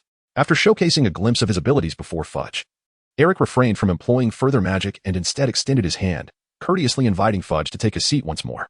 "Minister," he began. "There is no need for the excessive probing we engaged in earlier." Observing the complex emotions etched on Fudge's face, Eric continued softly, "While you may not know me, I possess considerable insight into your character. I am aware of your desires, and thus, I am prepared to propose a transaction." His earlier words had not been misheard. He indeed knew the whereabouts of Sirius Black, and he was willing to divulge this information. Chapter 24. Fudge's Achilles heel. Fudge swallowed hard. Even he, with all his shortcomings, recognized that Eric had come thoroughly prepared for this encounter, specifically targeting him. It was inconceivable that someone who had ascended to the position of Minister of Magic could be foolish. If circumstances permitted, Fudge would have preferred to disregard Eric's proposition. However, the weight of the information Eric had presented was too significant to ignore, so much so that even the slightest chance warranted a gamble. The singular reason for Fudge's fervor was the extraordinary nature of Sirius Black. In terms of status, during the war, Sirius Black was a pivotal member of the Order of the Phoenix. Following his betrayal, he was widely acknowledged as one of Voldemort's top lieutenants. The remaining dark wizards within Voldemort's ranks had either perished or fled. None with greater seniority than Black possessed his prowess, and those who surpassed his capabilities were already dead. Thus, Black had effectively become the second most notorious Death Eater in the public eye. The only one of comparable standing was Severus Snape, currently a potions professor at Hogwarts. However, Snape had been personally spared by Dumbledore, serving as a covert spy within the Death Eater ranks, a vastly different situation from that of Black, the traitor. Moreover, Black's power was formidable. A single spell could obliterate an entire street. This devastation was not the trifling mischief associated with Eric, but rather a literal destruction that claimed the lives of several individuals. Such a merciless Death Eater posed a significant societal threat, and capturing him would undoubtedly elevate anyone's reputation. For officials within the Ministry of Magic, this presented a remarkable opportunity for a shift in power dynamics. In truth, Fudge's hold over the ministry was tenuous at best. His ascent to the ministerial position was partially due to electoral support, but far more critical was Dumbledore's backing. Among the candidates for the ministerial role at that time, only Fudge had exhibited unwavering loyalty to Dumbledore, showcasing exceptional skills and sycophancy. It was hardly surprising that his political journey was closely intertwined with Dumbledore's influence. Consequently, Fudge found himself surrounded by few trustworthy allies. Those he could rely upon were largely connected to Dumbledore. Within the ministry, department heads frequently opposed him, particularly Scrimgeour, the head of the Auror office. It was commonly believed that he would succeed Fudge after his departure, should Fudge aspire to retain his position. Scrimgeour would be his most immediate rival. Fudge's subsequent choice of Umbridge as his confidant, deploying her to Hogwarts as a professor, was less a matter of her aligning with his preferences and more a reflection of his lack of viable options. Did Fudge truly remain oblivious to Umbridge's character? He was merely selecting the least unfavorable option among a dismal pool. The few other individuals he could trust were even less competent than Umbridge. Capturing Black would serve as a powerful tonic for Fudge, significantly enhancing his standing within the ministry, where his voice had often gone unheeded. Simultaneously, Fudge recognized that Eric's overtures were not without ulterior motives. The considerable accolade he was offering could only indicate that Eric sought something greater in return. Yet, what if? What if Eric was indeed presenting a fortuitous opportunity? Noticing the calm and earnest expression on Eric's face, Fudge endeavored to suppress his disdain for the young man and resumed his seat, inquiring, "How can you substantiate the truth of your claims?" Eric chuckled softly and said, "Minister, please do not regard me as a mere child. To reveal the source of my information would be tantamount to disclosing everything I know. There exists an abundance of magic capable of achieving this. You could effortlessly trace your way to Blake based on my words. Such matters cannot be divulged in advance, not even in the slightest. Your options are limited to accepting my conditions or declining them. Of course, I am willing to grant you some time for contemplation, or rather, this waiting period serves as the proof I can provide." What does this mean? Fudge did not comprehend. He fixated intently on Eric's face, attempting to discern any signs of which organization he might belong to or any traces of the polyjuice potion, yet he failed utterly in every attempt. Eric calmly remarked, "Before Halloween, it is impossible for you to apprehend Black." Fudge's eyes widened in disbelief as he retorted, "Do you realize what you are saying? Halloween? You must be dreaming. Are you suggesting that if I wish to obtain information about Black from you, I must obediently wait for several months?" Indeed, Eric smiled. "Huh." Fudge laughed in exasperation. "You are utterly mad. I tell you, Black may have miraculously escaped from Azkaban, but he cannot possibly survive out there. Starting tomorrow, everyone will read about Black's escape in the newspapers. No one will offer him any assistance, and he is without a wand. The treatment he will receive is unparalleled. We will deploy all the Aurors, issue a wanted notice, and even disseminate Black's likeness to Muggles. There is even a possibility that we will send Dementors, who harbor an intense hatred for Black, eager to bestow upon him 1,000 kisses. Do not speak of Halloween. I dare say within 2 weeks, Black will be recaptured and returned to Azkaban." Eric merely smiled at Fudge's assertions, unwilling to counter them. Upon hearing Eric's astonishing conclusion, Fudge regained his composure and regarded Eric with curiosity. "I am intrigued," he continued. "Where does your confidence stem from? I must admit, you are unlike other wizards. Yet you have made a critical error. You presume to know me well, do you not? That assumption is gravely mistaken. Do you think invoking Black's name will intimidate me? Then tell me, what else can I gain from this so-called deal with you, aside from Black? Why should I squander my time here?" As he spoke the final words, perhaps to vent the pent-up emotions of the day, Fudge appeared increasingly agitated. However, just then, he observed Eric silently uttering a single word. And he felt as though a bucket of cold water had been poured over him, a chilling sensation coursing through his entire being. Although no sound was made, Fudge clearly understood the implication of Eric's expression. Eric's lips moved rhythmically, forming the word Dumbledore. Fudge's entire demeanor instantly froze, leaving him in a state of stupor in his seat. Chapter 25, The Mark of Grindelwald. What does it mean? After a prolonged silence, Fudge finally inquired once more. Eric's voice seemed to possess an enchanting quality. His articulation was light, yet it struck Fudge's ears like thunder. The matter concerning Black was intertwined with Dumbledore. Should you acquiesce to my conditions, you may have the opportunity to become the true Minister of Magic. No one understood the tumult of emotions harbored within Fudge better than he himself. It was a profoundly intricate sentiment, a tapestry woven from respect, fear, humiliation, and helplessness, ultimately morphing into a deep-seated terror of Dumbledore. At that moment, Eric audaciously laid bare this psychological state, leaving Fudge utterly stripped of dignity. Prior to Eric uttering Dumbledore's name, it was inconceivable for Fudge to accept Eric's assertions. Not to mention Fudge, even any other individual would find it exceedingly difficult to be swayed by Eric's words. This is only natural. Who would place their faith in a stranger, a mere child? Although Eric asserted he possessed leads on Black, such information had yet to be presented before Fudge, had it not? Thus, regardless of Eric's statements, Fudge maintained a stance of caution in their discourse. He found no justifiable reason to trust Eric or to engage in a transaction as Eric suggested. Was it merely based on Eric's behavior this evening? Eric indeed possessed qualities that set him apart from the average individual, a notion that was not lost on Fudge. However, to assert that Eric was extraordinarily unique would be an exaggeration. At least, Fudge could not be swayed to believe Eric's claims based solely on a single utterance.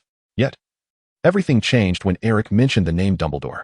The connection between Black's affairs and Dumbledore was something Fudge had not anticipated. Of course, he had never confided in anyone about his fear and envy of Dumbledore's formidable power. Throughout the years, Fudge had projected himself as a loyal ally of Dumbledore, all the while occasionally leveraging the authority of the Minister of Magic for his own benefit, a practice he deemed justifiable and one that Dumbledore tacitly accepted. As long as Fudge remained of use to Dumbledore, the latter would not easily relinquish him. Since his entry into the ministry, Fudge had effectively been supported by Dumbledore, serving as a representative of Dumbledore within the ministry, who was unaware of Fudge's unwavering obedience to Dumbledore. When Dumbledore spoke, Fudge dared not openly dissent. However, that was in the past. As an ordinary ministry official, Fudge could certainly comply with Dumbledore's directives. Yet now, he was no longer an ordinary official. He had ascended to the position of Minister of Magic. Power has a tendency to nurture ambition and serves as the most potent aphrodisiac. Naturally, Fudge, now minister, would conceive notions that Dumbledore might not endorse, such as extending privileges akin to honorary titles to certain esteemed wizarding families or installing more loyal wizards within the Wisingamot. Ultimately, all these aspirations had a singular objective: gold. Fudge would never deem gold excessive. If Dumbledore were indeed entangled in Black's affairs, it would not require extensive involvement. Even a slight inclination from Dumbledore towards Black could inflict serious damage on Dumbledore's reputation. In other words, Fudge could find an opportunity to extricate himself from Dumbledore's shadow, no longer needing to consider Dumbledore's stance in every matter. Eric had not articulated this explicitly, nor was it necessary. If Fudge could not grasp this fundamental truth, he would never have ascended to the role of minister. Fudge was merely greedy, not foolish. He possessed the essential qualities expected of a minister of magic and had a keen political instinct. What Eric needed was for someone as self-assured as Fudge to convince himself. In summary, this might well be a fortuitous moment for Fudge to pursue his ambitions. As Eric finished speaking, Fudge stood frozen in place. After a brief silence, a sound of swallowed breath abruptly emanated from Fudge's throat. Eric wore a smile, entirely unfazed, for he knew he had successfully awakened Fudge's insatiable greed. "I have remarked before that there is no need for excessive probing between us, Minister," Eric stated with poise. Fudge remained silent for a prolonged moment, feeling as though he stood before Eric completely transparent. Every aspect of his being, from his innermost thoughts to the matters he truly cared about, was laid bare before Eric's discerning gaze. This revelation undoubtedly instilled a sense of dread within Fudge, while simultaneously igniting a flicker of excitement. After taking a deep breath to steady himself, Fudge relaxed and spoke slowly. "Tell me about your origins." Indeed, in Fudge's perception, Eric was merely a messenger thrust forth to engage in dialogue with him. Upon confirming that Eric had employed neither magic nor potion to alter his appearance, this conclusion sprang forth in Fudge's mind with startling clarity. Eric did not conceal his intentions. Given Eric's age, possessing such poise is remarkably counterintuitive. Fudge could scarcely believe that Eric had independently decided to leverage Black's clues in an attempt to barter something from him. This was no sorcery. It is little wonder that Fudge instinctively assumed there was another individual, or perhaps an organization, behind Eric. Naturally, Eric had anticipated Fudge's inquiry. After Fudge spoke, Eric rose with composure, retrieved a piece of parchment and a quill from a nearby table, and with a few deft strokes, inscribed a symbol on the parchment before handing it to Fudge. Having completed this, Eric resumed his seat, a smile adorning his face as he observed Fudge's reaction. To Fudge, this act undoubtedly confirmed his suspicions. There was indeed an organization behind Eric. Fudge fell silent as he took the parchment from Eric, nearly unable to believe his eyes. The parchment displayed a symbol he had previously encountered, a triangle with an inner circle, through which a vertical line passed directly. Fudge's breath caught in his throat. Others might not recognize it, but he had seen this mark in the Ministry of Magic's work documents and had learned about its story and significance from Dumbledore. It was Grindelwald's mark. Chapter 26. Fudge can wait. Several hours later, accompanied by Old Tom, Fudge and the Aurors departed from the Leaky Cauldron, utilizing the newly established flow network to return to the Ministry of Magic. When Fudge arrived at the Leaky Cauldron, it was already midnight. Time had flown, and now the faintest light could be discerned at the horizon. The cool morning breeze served to awaken Fudge's senses. It suddenly struck him that he had indeed acquiesced to Eric's request within the confines of the pub. The final words spoken by Eric echoed persistently in his mind: do not look into Dumbledore's eyes. The strategic vision and foresight exhibited by Eric are realms beyond the imagination of Fudge. From the very first words exchanged upon their meeting, Fudge found it impossible to regard Eric as merely a child. As the conversation progressed, the conditions proposed by Eric became utterly irresistible to Fudge. The enchanting future painted by Eric struck at the very vulnerabilities of Fudge's heart with almost every utterance. The pinnacle of power within the magical world, the weight of authority, and the promise of historical legacy. When these phrases flowed from Eric's lips, Fudge was ensnared, even without Eric's prompting. How could Fudge not yearn to be a truly authoritative minister of magic? Yet, he was shackled by Dumbledore, unable to break free. Eric's arrival, along with the proposition he offered, presented Fudge with a golden opportunity. The revelations shared by Eric regarding the intimate relationship between Black and Dumbledore, along with Dumbledore's various schemes, including the still secretive activities of the Order of the Phoenix, filled Fudge with trepidation. Moreover, Eric's assertion that Black's hideout was provided by Dumbledore struck fear into Fudge, making him wish to flee immediately. At times, the novels of Gilderoy Lockhart require logic. Yet reality does not, for reality is more absurd than fiction. Fudge comprehended that these matters could very well be true. He was not so naive as to think that Dumbledore would completely trust him after elevating him to his position. Over the years, Dumbledore must have had contingencies in place, just in case. To Fudge, it seemed that all of Dumbledore's maneuvers were preparations to subvert the Ministry of Magic at any moment. Although Fudge recognized that, given Dumbledore's stature, he did not require the position of Minister of Magic. Conversely, if Dumbledore wished to replace Fudge, he could do so with relative ease, facing almost no resistance. Power can utterly transform an individual, and Fudge had become a different person after his years in office. Even to preserve his own position, Fudge needed to carefully consider Eric's words. Most of Fudge's allies were from influential families like the Malfoys, whose clout in the current ministry was limited. Should Dumbledore decide to act, they and Fudge would undoubtedly find themselves at a disadvantage. Logically assessing the situation, Fudge understood that Eric's statements might not all be grounded in truth. Eric undoubtedly harbors reservations. However, the distinctive mark he exhibits, unique to Grindelwald, renders Fudge unable to maintain his composure. This elucidates Eric's origins and motivations. In Fudge's perception, Eric serves as the spokesperson for the remnants of Grindelwald's faction. It is no surprise that Eric appears poised and exceptionally gifted. Everyone is aware that Grindelwald's greatest adversary is Dumbledore. As a member of Grindelwald's remnants, it is only natural for Eric and his organization to seek to confront Dumbledore. Is there any question about this? At least, Fudge believes there is none. Of course, Fudge cannot wholly align himself with Eric. As the Minister of Magic, he must uphold the fundamental order of the magical community. He cannot permit Eric to upheave the magical realm during his tenure. Yet, Eric's articulated objective is solely Dumbledore. This simplifies matters considerably.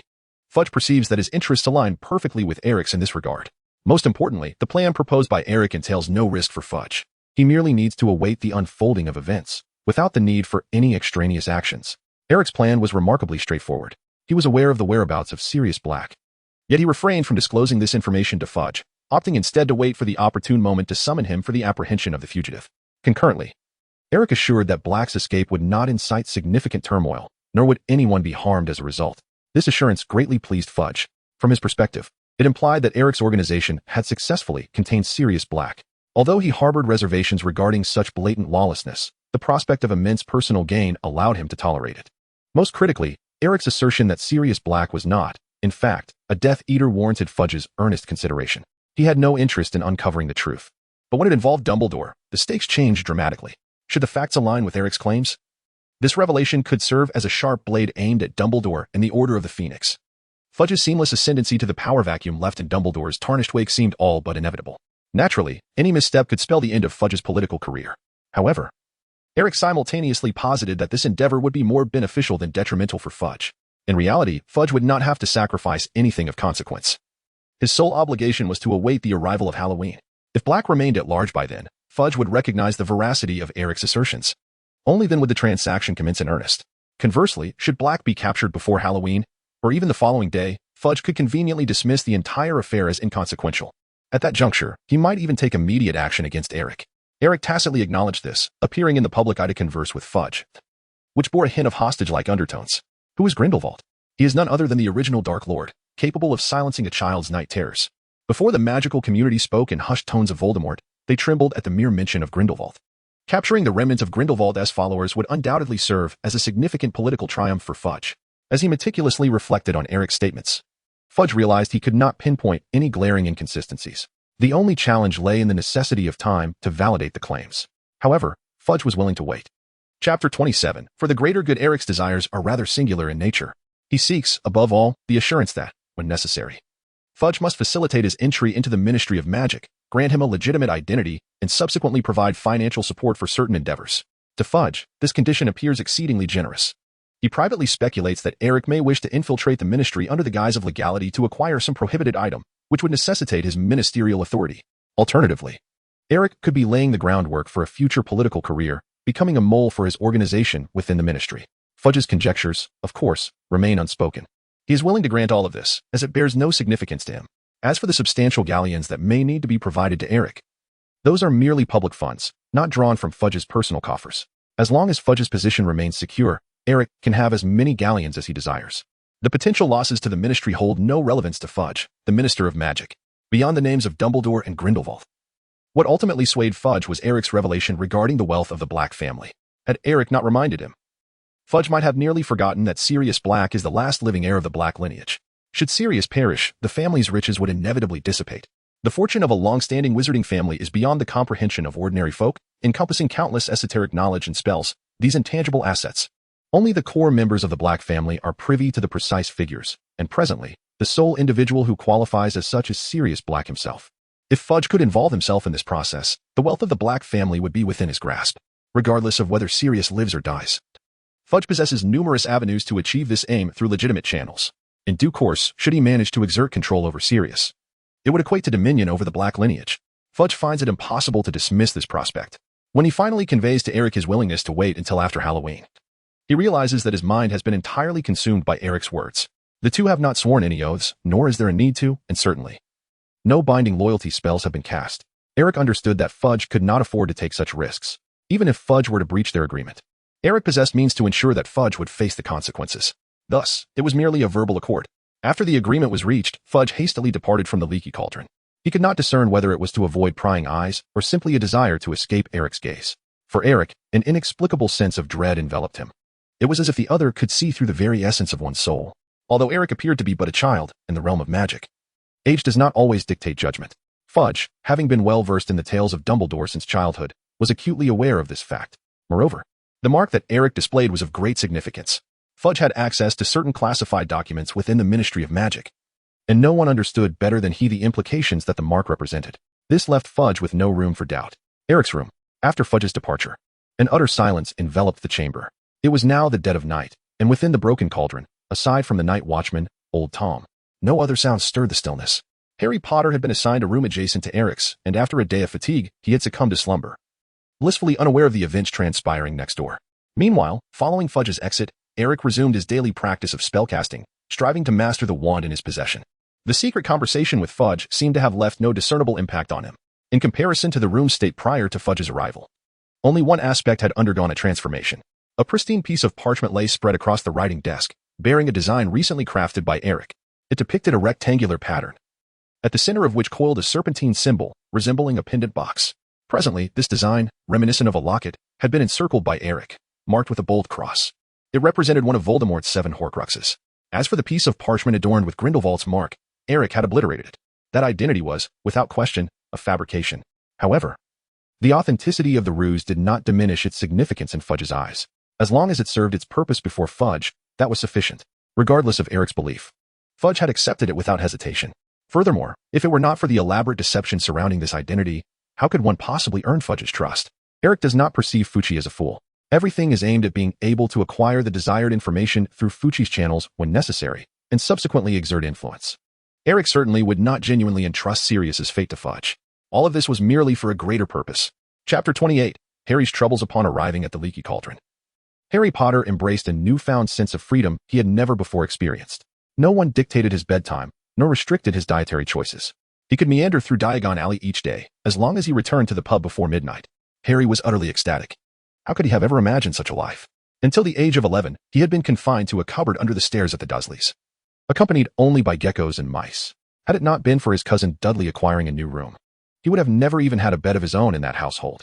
Now, Harry had finally attained freedom, albeit temporarily. Seizing the rare opportunity, Harry indulged in a plethora of novel delights he had never dared to try before. He returned with an abundance of sweets and snacks, savoring ice cream at Florian Fortescue's while diligently completing his holiday assignments. He even spotted the latest broomstick on the market, the Firebolt. Aside from the infrequent absence of Eric, Harry found little to complain about. As the only person in the pub who actively engaged Harry in conversation, Eric naturally became his friend and the sole companion with whom he could converse. The day after Fudge's departure, Harry came across a newspaper article featuring Eric and Fudge discussing Black. The news surrounding Black sent shockwaves throughout the wizarding world. The labels of a cruel murderer, a traitor, and a Death Eater swiftly shaped Harry's perception of Black. Upon seeing Black's photograph in the paper, his disheveled visage and yellowed teeth, Harry instinctively felt a wave of revulsion. He understood now why Diagon Alley seemed significantly more desolate compared to the previous year. The panic stemming from Black's escape was far more pervasive than he had anticipated. Currently, Diagon Alley was patrolled by Aurors, who monitored fixed entrances and exits.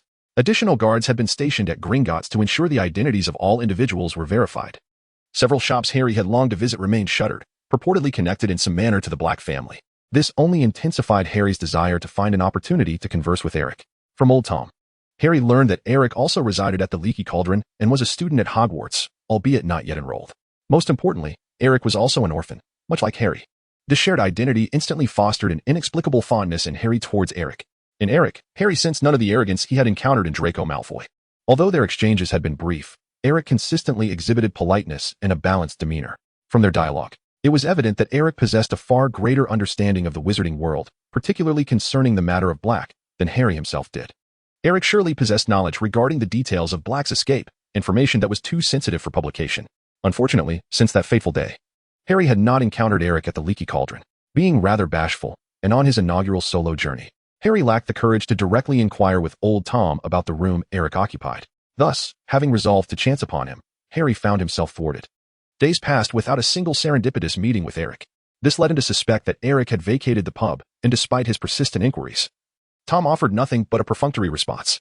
Finally, growing weary of Harry's incessant questioning, Tom reluctantly divulged Eric's room number. However, when Harry knocked on Eric's door, no reply came. This only served to deepen Harry's disheartenment, leading him to conclude that Eric had indeed departed. Unbeknownst to Harry, Eric remained at the Leaky Cauldron. Tom had not deceived him. But rather, their schedules simply did not align. At times, Eric would even remain out until dawn. The exposure of the Black incident inadvertently brought Eric a modicum of relief, as the bothersome reporters who had congregated outside the pub had finally dissipated. In contrast to Black, Eric's newsworthiness had diminished significantly, prompting the journalists to shift their focus to anyone associated with the Black family. Naturally, Eric's name was absent from their inquiries, allowing him the freedom to traverse the pub once more with ease. As for procuring academic supplies, he no longer troubled Old Tom, effortlessly navigating diagonally to Diagon Alley with the box gifted by Merkel, swiftly accomplishing his task. Eric has been preoccupied these days with completing the various check-in tasks assigned by the system. Most of these tasks have caught him by surprise, as it seems the system intends for him to traverse the magical realm during this period. Initially, he was required to check in at Diagon Alley within 3 days and spend an entire night there. Following that, he was tasked with checking in at Hogsmeade. And to make matters worse, he had to travel to a hill located 10 kilometers west of Godric's Hollow for yet another check-in. In comparison, these tasks appear to resemble more of a punishment than a mere obligation. In order to complete his final task, Eric, lacking any means of transportation, had no choice but to walk 10 kilometers on foot, all the while relishing the scenic views along the way, treating it as a leisurely stroll. Fortunately, The rewards for these tasks were quite commendable, all directly contributing to his proficiency in spellcasting, which proved beneficial for Eric. Old Tom also permitted Eric to utilize the Floo network in the shop for his travels, saving him a considerable amount of time. Although traversing the Floo network through the fireplace was far from pleasant, it was certainly preferable to the prospect of failing a task. However, this convenience was not without cost. The fee for the Floo powder was directly charged to Eric's student loan, including his accommodation expenses. On the bright side, Eric had not spent a single galleon on those seemingly expensive textbooks, allowing him to conserve a significant surplus from his student loan. These galleons rightfully became Eric's pocket money. Since Fudge's departure, Eric had been darting about under Old Tom's watchful eye, who, while observing, never intervened, as his sole responsibility was to keep an eye on Harry. An unspoken understanding had developed between Eric and Old Tom, but it was evident that Old Tom was not particularly concerned about Eric's safety. On this afternoon, having returned to the leaky cauldron after several days, Eric sat at a table in the main hall, engrossed in his current system task, an unlimited time task. Please proceed to Hogwarts for check-in. Reward, Soul Barrier. Also displayed was his personal panel, Eric Clapton. Magic power, top tier, progress towards the next level, distant. Almost as unlikely as the host becoming the Minister of Magic. Mental strength, top tier. Spell proficiency, ranked from high to low. Patronus charm, intermediate. Disarming charm, intermediate.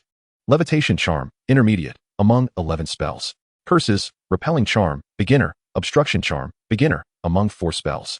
Hexes and jinxes, none. Skills, Muggle studies, ultimate. Charms, beginner. History of magic, beginner. Among these, the repelling charm, obstruction charm, and the disarming charm reaching intermediate proficiency were rewards for the system task, the very task that had required Eric to walk 10 kilometers for check-in. The remaining spells were the fruits of Eric's recent practice. His acacia wood wand was becoming increasingly attuned to his grip, and casting these basic spells no longer posed any hindrance to him. Just as Eric was lost in thought, a voice suddenly interrupted his reverie. Eric, I finally found you. His contemplative musings were abruptly shattered as he exited the system interface. Showing no signs of displeasure, Eric closed his personal panel and turned around, only to see Harry rushing towards him, drenched in sweat, waving at him from a distance. Despite having met only once, Harry's familiarity might lead others to believe they were close friends. Upon seeing Eric, Harry's heart finally eased considerably. Chapter 29. Not enough regarding this classmate who also resided at the Leaky Cauldron. Harry could be said to know almost nothing. A veil of mystery enveloped Eric, rendering Harry unable to perceive him clearly. This is why he yearned to find Eric and inquire directly. Harry, what brings you to seek me? After I departed that day, what did the minister discuss with you? With a gentle smile adorning his face, Eric took the initiative to inquire. The moment he posed the question, a wave of warmth washed over Harry's heart. Since he had run away from home to Diagon Alley, it was the first time someone had shown genuine concern for his feelings. Nobody knew the extent of the grievances he had endured in recent days. He could only process them in solitude. Starving and shivering, he found himself inexplicably aboard the night bus, ultimately arriving at the Leaky Cauldron. Eric's inquiry prompted Harry to reminisce about the impulsive decision that had led him to flee his home. A tumult of emotions, grievance, confusion, and anger swirled within him, leaving Harry in a state of profound turmoil. He endeavored to maintain a smile and replied, "It's all right now, Eric. The minister informed me of everything that day. I want to be expelled from Hogwarts, you know? It's truly wonderful. It's just a pity that next year I still have to return to my uncle's home." Although Eric's concern did not alter his circumstances, Harry felt a comforting warmth in his heart. It was, after all, the only instance in recent days where someone had attempted to extend kindness towards him, among those he had encountered lately. It was needless to say that Fudge and Old Tom had treated Harry with a purely businesslike demeanor. While Tom was responsible for overseeing Harry, he was not his caretaker and could not be expected to alleviate Harry's internal struggles. Moreover, Harry's 2 close friends, Ron and Hermione, had traveled abroad with their families during this holiday, making it difficult for them to keep in touch with him. Here, Harry had no friends. If he were to articulate his feelings, it would be one of profound loneliness. Despite the freedom he experienced, there was not a soul around with whom he could converse. Eric nodded in response, saying, "Is that so? That's good to hear. Why have I not seen you for so many days, Eric?" Harry inquired curiously. Eric remarked, "I need to prepare for the new school year. After all, I will be attending Hogwarts this year." "Oh, indeed." Harry suddenly realized that Eric was indeed younger than he was. Immediately, Harry covered his mouth in astonishment at this revelation. He recalled the words that Eric had spoken to him and Fudge that day, as well as Fudge's demeanor in response to Eric. The confidence radiating from Eric was something Harry had only ever witnessed in exceptionally powerful adult wizards. To have the Minister of Magic standing attentively and listening to him, Harry believed he could never achieve such a feat yet. Eric managed to do so effortlessly. Eric appeared quite youthful, yet he undeniably embodied the archetype of a prodigious wizard. Furthermore, he possessed remarkable intelligence, as he was able to infer the general course of events merely from Fudge's arrival. The pallid expression on Fudge's face remained etched in Harry's memory. Harry was reminded of his own ignorance regarding magic when he first entered school. Eric is significantly stronger than he was in the past. Thus, it stands to reason that Eric must be privy to certain information regarding Black. Now, if you have no further matters to attend to, Harry, I shall return to my room. Noticing Harry's astonished gaze, which rendered him motionless, Eric, unfazed, remarked with a deliberate smile. Having spoken, Eric rose to depart, only to be hastily stopped by Harry. Eric. Yes? Eric halted, inquiring, what is it? Harry, feeling somewhat embarrassed, softly confessed. Actually, I sought you out concerning what you mentioned about Black that day. Eric chuckled. I knew you would come to seek me out one day, Harry, but what is it that you wish to know? This smile left Harry somewhat bewildered. He had also seen the newspaper articles detailing the good deeds of Black and could not fathom what was amusing about mentioning him. Indeed, what perplexed him the most was Eric's assertion that Black was coming for him. Being straightforward by nature, Harry spoke his mind without hesitation. I saw the Black you mentioned in the newspaper. Is he truly coming for me, as you say? What do you think? Eric did not respond immediately. Instead, he gradually took a seat and gestured for Harry to do the same, posing a counter-question. In light of this response, Harry scratched his head, feeling confused, and replied, I do not know. Eric suddenly waved his hand, calling out to Old Tom at the bar. Old Tom, 2 cups of red tea. Old Tom, hunched over the bar counter, languidly gazed at the entrance, turning his attention towards them upon hearing the request. The teapot filled with red tea was casually placed before him.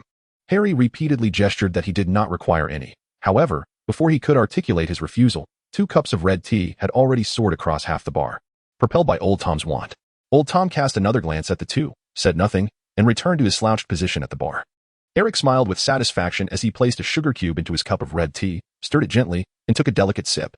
He turned to Harry and said, Give it a try, Harry. The tea here is rather delightful. This time, Harry did not decline. Instead, he mimicked Eric and took a gentle sip of the red tea. You are indeed a person of great courage, Harry. Even before I enrolled, I had heard of your remarkable deeds. At your age, that is truly commendable. Eric gazed at Harry and chuckled. The unexpected compliment caused Harry to blush, leaving him feeling somewhat perplexed, despite Eric being younger than him. Their conversation felt as though Eric were the adult, while Harry found himself merely following Eric's lead. Indeed, Harry, as you suspected, I am privy to certain matters, yet I am unable to divulge them. Why? Harry inquired with curiosity.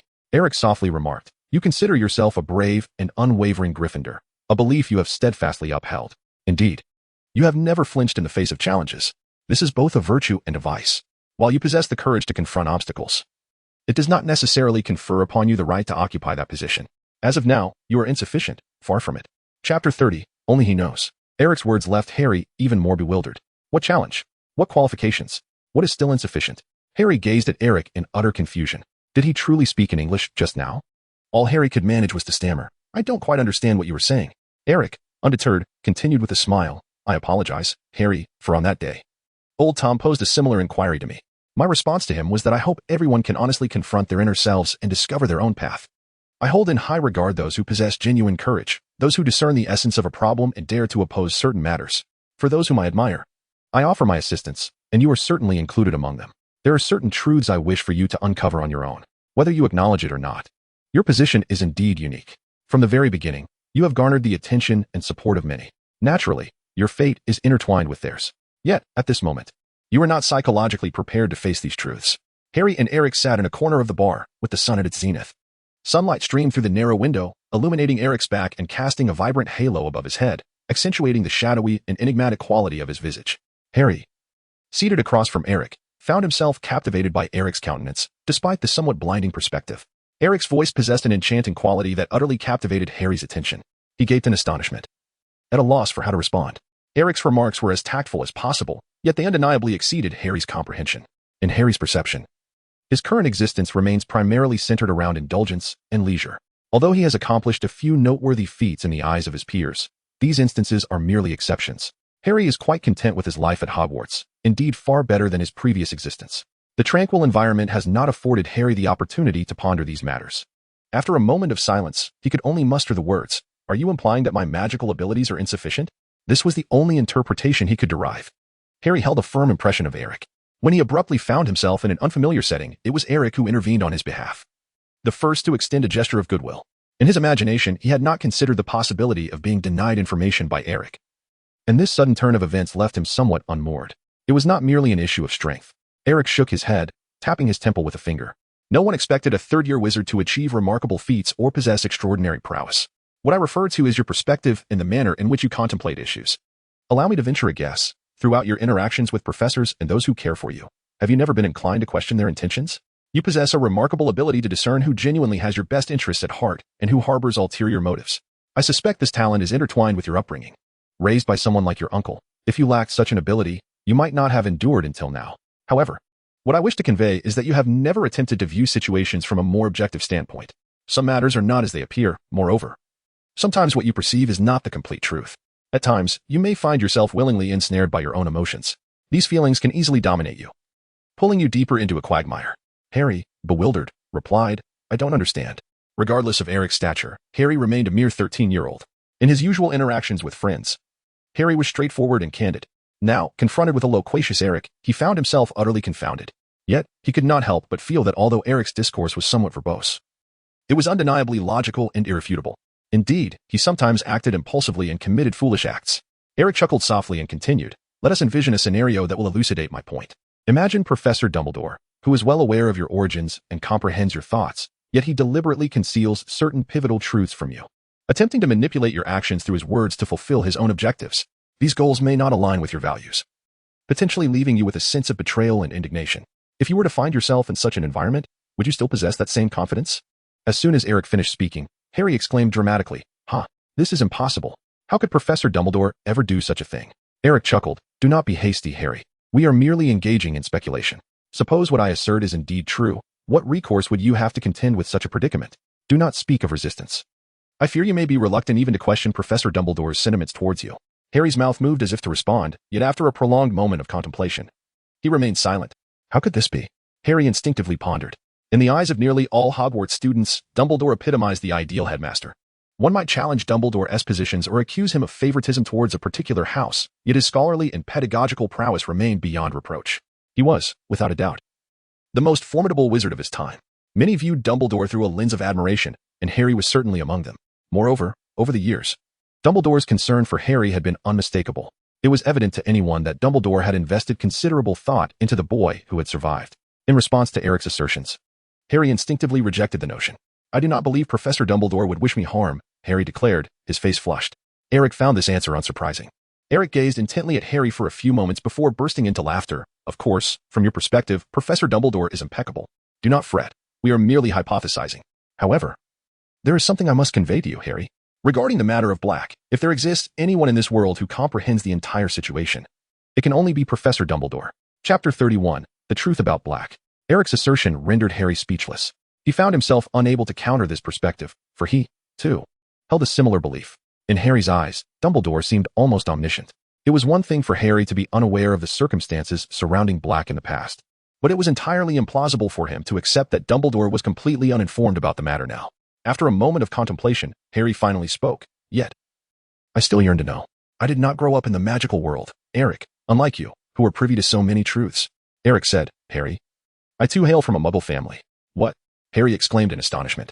This is not magic. Growing up in a Muggle household himself, Harry could not fathom why Eric possessed such extensive knowledge.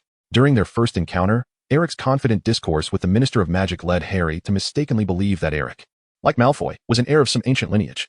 Eric drained his cup of red tea and, without pursuing the topic further, smiled as he produced his acacia-wood wand and handed it to Harry, who accepted it with a puzzled expression. Try casting a spell with my wand, Harry. Any spell will suffice. Harry glanced at Eric with confusion, unable to comprehend what this action might demonstrate. Eric's wand appeared rather ordinary, even somewhat rough in appearance. Yet, observing the serene expression on Eric's face, Harry did not refuse his request. It seems rather ordinary, doesn't it? Eric inquired. Harry, feeling somewhat embarrassed, nodded slightly. Eric's wand appeared utterly unremarkable, devoid of any flamboyance that might attract attention. Old Tom, who had been leaning against the bar, silently shook his head. After a moment of hesitation, he ultimately chose to remain behind the bar, feigning ignorance. Wingardium Leviosa, Harry murmured, aiming his wand, crafted from the wood of the acacia tree, at the teacup and casting a levitation spell. This spell was part of the first-year curriculum, and as a wizard with a natural aptitude for charms, Harry had mastered it with considerable finesse. He was well versed in the nuances of this incantation, so the outcome was beyond doubt. Harry intended merely to levitate the teacup for a brief moment before allowing it to descend. Just as he was about to inquire about Eric's intentions, he was astonished to discover that, despite completing the incantation, the teacup remained motionless, unresponsive. Perplexed, Harry repeated the action. only to realize that it was not his memory that had faltered, but rather the spell had failed to take effect. The levitation charm, which he had always executed flawlessly, had inexplicably malfunctioned. You see, Harry, sometimes what you perceive is not the truth. Certain things that seem self-evident may not be so. My wand is rather unique. And to speak frankly, if a wizard's innate talent does not resonate with it, the wand will not yield its power. Even the most fundamental spells may elude them. In other words, it does not acknowledge your abilities. I regret to say this, but it is the reality. Now, should you still cling to your beliefs? I am more than willing to divulge the information you seek. I do not wish to deter you. Yet I hope you comprehend that possessing too much knowledge when your capabilities are insufficient can lead to suffering. Observing Harry's dazed expression, Eric slowly reached out and reclaimed the wand from Harry's grasp, a smile gracing his lips. Harry gazed at Eric's actions with skepticism. A torrent of words lodged in his throat. Just as he was about to speak, Eric swiftly flicked the wand towards the bar, calmly stating, "Teapot, come forth." In an instant, the teapot sitting before old Tom sprang into motion as if yanked by an invisible force, tracing a swift trajectory across the bar, soaring through the air before being deftly caught by Eric. The sound of the teapot slicing through the air echoed sharply in the relatively quiet bar, Eric's spell creating quite a stir and capturing everyone's attention. Once he had secured the teapot, Eric gave it a gentle shake, refilling the teacups for himself and Harry. He then set the teapot down with care and leisurely lifted his cup to sip. This spectacle left Harry utterly astonished. Not only him, but the other wizards in the bar also gasped in unison. The levitation charm was not a skill possessed by all. To see it executed so brilliantly by a child was remarkable. A few onlookers finally took note of Eric in the corner, and, upon recognizing his face, their expressions shifted dramatically as they hastily beckoned their companions to leave the bar. Undoubtedly, these were individuals who had previously experienced the overwhelming force of Eric's magic. The mere sight of his face conjured memories of the formidable presence they had encountered in front of the leaky cauldron. Eric's characteristics are quite recognizable. He is youthful, with shoulder-length hair and fair skin, possessing a handsome face often adorned with a polite smile, complemented by a black jacket and jeans. The wizards have already concluded that upon encountering such a figure, one should flee as far as possible. Harry, did you catch the spell I just used? Eric inquired. Harry, bewildered, shook his head. He was entirely unfamiliar with the name of the spell. The summoning charm allows you to call objects from a distance. I only mastered it a couple of days ago, Eric explained. A couple of days ago? Harry tugged at his lip, stunned into silence. He wished to refute Eric's assertion, deeming it implausible. Yet, upon seeing Eric's calm demeanor, Harry swallowed his words. The adversaries you will face in the future will possess skills at least on par with mine. Their spells are precise and merciless. As for Black, he is truly among the elite. Just as Harry was about to voice his thoughts, he noticed Eric shake his head, seemingly lamenting Harry's decision to remain seated. Then, he spoke, his voice resonating in a manner that felt almost surreal, directly filling Harry's ears. Eric certainly must reveal the truth to Harry. However, it is not the truth of Black enduring humiliation, ultimately retreating to the ancestral home of the Black family. Eric will convey to Harry what is currently perceived by the public as the truth, the so-called truth that Black betrayed Dumbledore. Eric was undoubtedly aware that, even if he remained silent, Harry would learn of this matter from the Weasley couple before the commencement of school. However, there exists a fundamental distinction between Harry discovering this information directly from him and acquiring it from other sources. Eric gazed intently into Harry's eyes and slowly articulated. As far as I am aware, Sirius Black was a classmate of your father, perhaps even his closest friend. After Voldemort instigated the war, Sirius Black stood alongside your parents, bravely confronting the dark wizards at the forefront. However, they were outnumbered, battling while simultaneously hiding. Then, one fateful day, Sirius Black betrayed your parents, aligning himself with Voldemort and revealing their hiding place. The consequences of this betrayal are known to you. This is the truth that cannot appear in newspapers. The reality about Black that you may uncover from other sources. He spoke each word deliberately, adding, he is also your godfather. What are you talking about? Harry's complexion drained of color as he involuntarily inquired. Chapter 32, September 1st. The day of the new school year had arrived. After a long holiday, Harry finally reunited with his two dear friends, Ron and Hermione, at the Leaky Cauldron the day prior. The Weasley family and Hermione coincidentally arrived at Diagon Alley together on the eve of school, spending the final day before term with Harry. Initially, Harry was filled with excitement about the occasion. However, upon learning of Black's connection to his parents, he found himself unable to muster the enthusiasm to listen to their holiday adventures, responding only with minimal engagement. Noticing Harry's troubled demeanor, Ron and Hermione refrained from discussing much further. The following day, he hurriedly boarded the Hogwarts Express with the Weasley family and Hermione. Harry had intended to invite Eric to join them. Despite the disconcerting nature of their previous conversation, Harry had come to regard Eric as a friend. Yet, to his surprise, Eric's whereabouts remained elusive. His presence at the pub was irregular.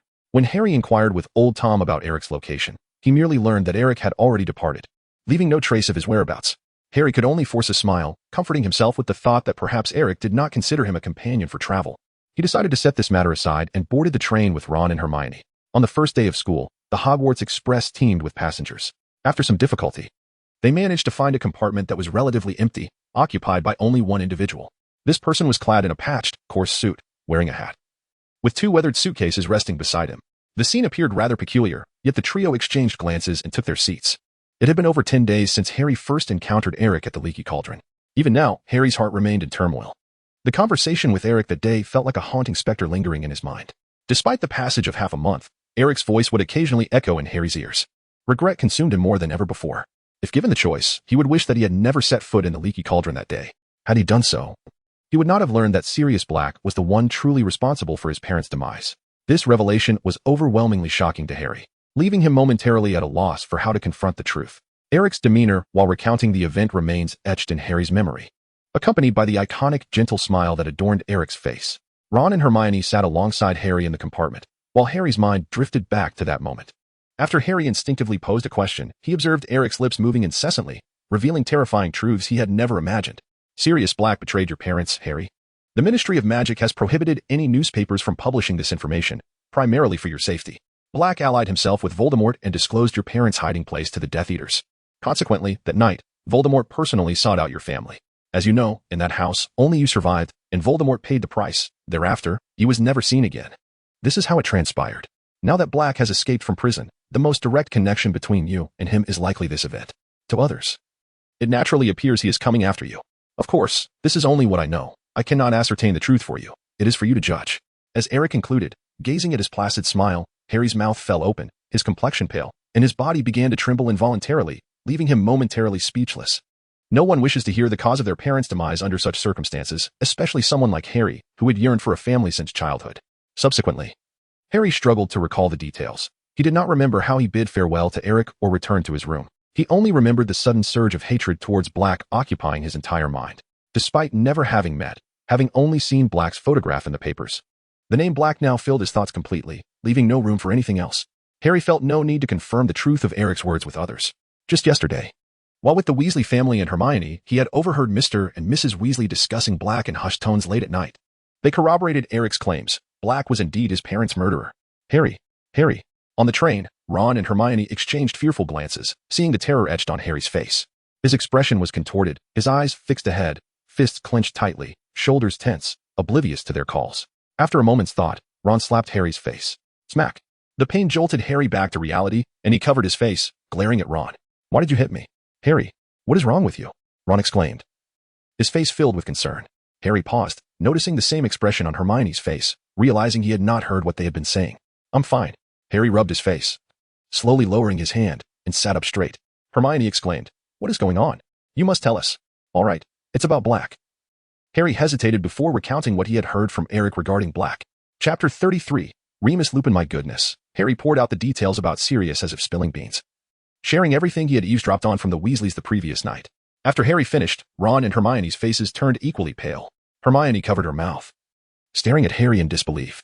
So, you're saying that Black's betrayal years ago ultimately led to your parents being killed by the Dark Lord? Ron murmured, that's so unfair. Why didn't Dad tell me? Ron. Hermione interrupted, that's not the point. The crux is that they clearly did not want Harry to know this.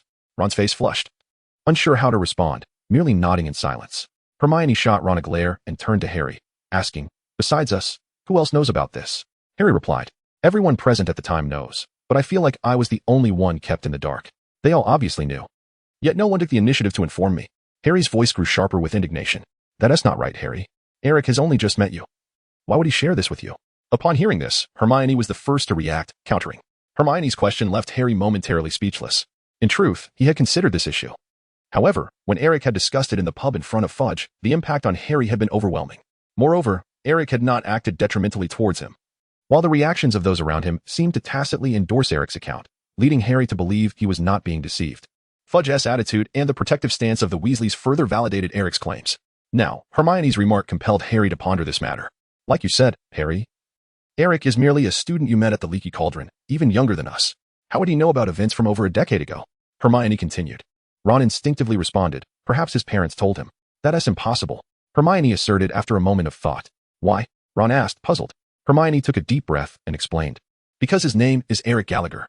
So what? Have either of you heard of the Gallagher name before this? Ron and Harry exchanged glances, both shaking their heads.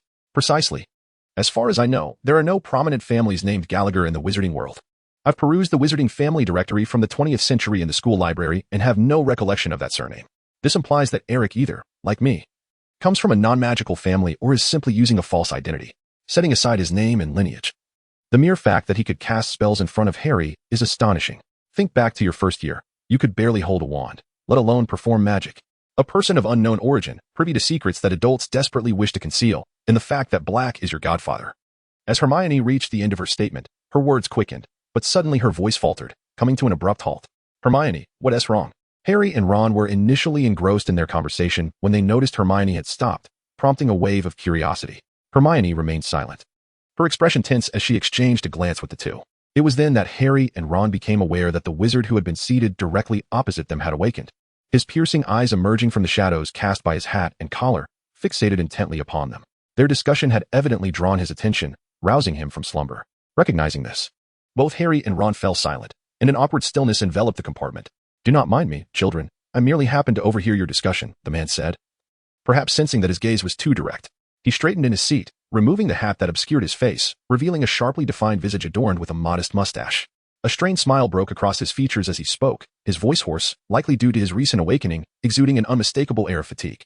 I believe eavesdropping on others' conversations is not a commendable habit, is it, sir? Hermione interjected, casting a glance at her companions, her complexion slightly pale.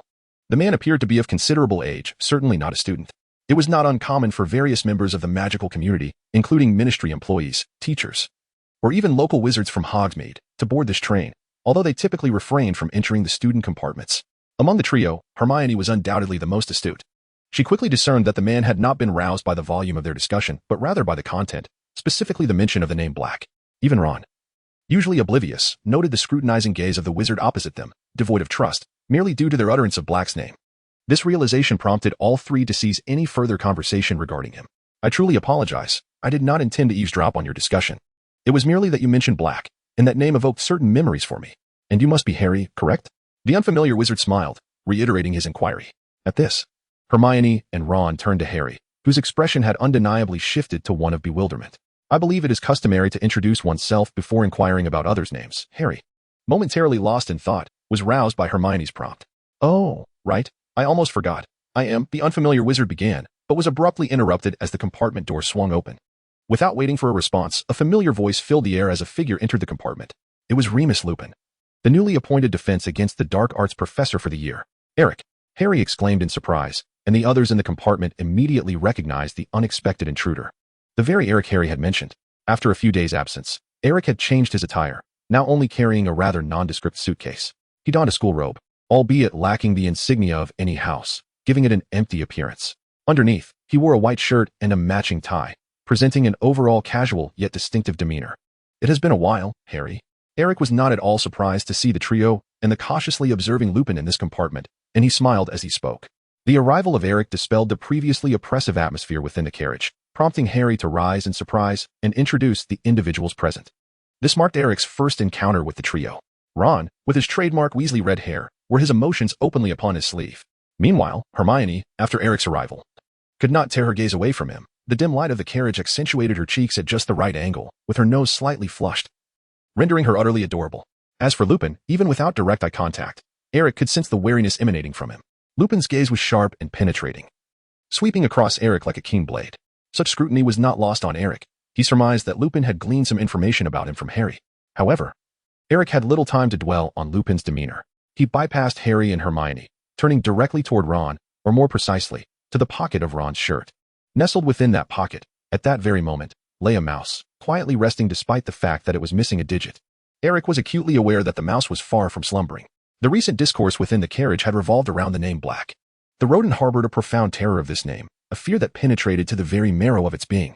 This mouse was none other than Peter Pettigrew, the true traitor who had betrayed Harry Potter's parents, and the very target for which Sirius Black had escaped from prison. In their youth, James Potter, Sirius, Peter, and Remus had shared a close camaraderie, all hailing from Gryffindor House, where they knew each other intimately and even assisted one another in practicing the complex art of enigmatic transformation. This bond remained unbroken even after their graduation. When the war instigated by Voldemort erupted, all four joined the Order of the Phoenix under Dumbledore's leadership, plunging into the heart of the conflict. It was in this tumultuous environment that Harry was born. In a moment of misguided cleverness, Sirius, entrusted as the secret keeper of Harry's family, transferred this vital role to Peter, believing that he could serve as a decoy to draw the attention of the majority of Death Eaters. Little did he know that Peter would betray him, aligning himself with Voldemort and divulging this crucial information. This treachery ultimately led to the tragic demise of Harry's parents. In the aftermath, as Sirius pursued him, Peter was consumed by fear and transformed into a mouse to escape, leaving behind merely a finger, and from that moment forth, he concealed himself within the Weasley household until the present day. In a certain sense, this situation is laced with irony. Peter, having betrayed his friends and their cause, gained nothing in return, living in a perpetual state of fear and hiding, too terrified to revert to his human form, with everyone believing him to be dead. Had it not been for a photograph taken during the Weasley family's holiday, which inadvertently captured Peter in his rodent form, he might have continued to evade detection. In the end, while Harry's parents met their untimely fate, Voldemort too perished in that fateful confrontation. Only Sirius remained, burdened by the weight of guilt, self-exiling and willingly accepting blame as he entered Azkaban. Eric silently activated his mental stance, and the world within the carriage transformed into a monochromatic haze before his eyes. He fixed his gaze upon Peter Pettigrew, and in an instant, a flash of white light illuminated his mind, revealing a piece of information. Animagus form, transformation duration, 12 years.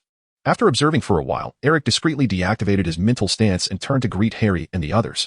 With Eric's subtle reminder, Harry and his companions finally recognized that the man sitting across from them, Lupin, was indeed a professor. To be fair, they had never encountered a professor dressed in such a disheveled manner. However, the trio maintained a basic level of respect for a professor, refraining from displaying any overt disdain. How did you discover Professor Lupin's identity? After the introductions were completed, Hermione was the first to inquire, her gaze towards Eric brimming with curiosity.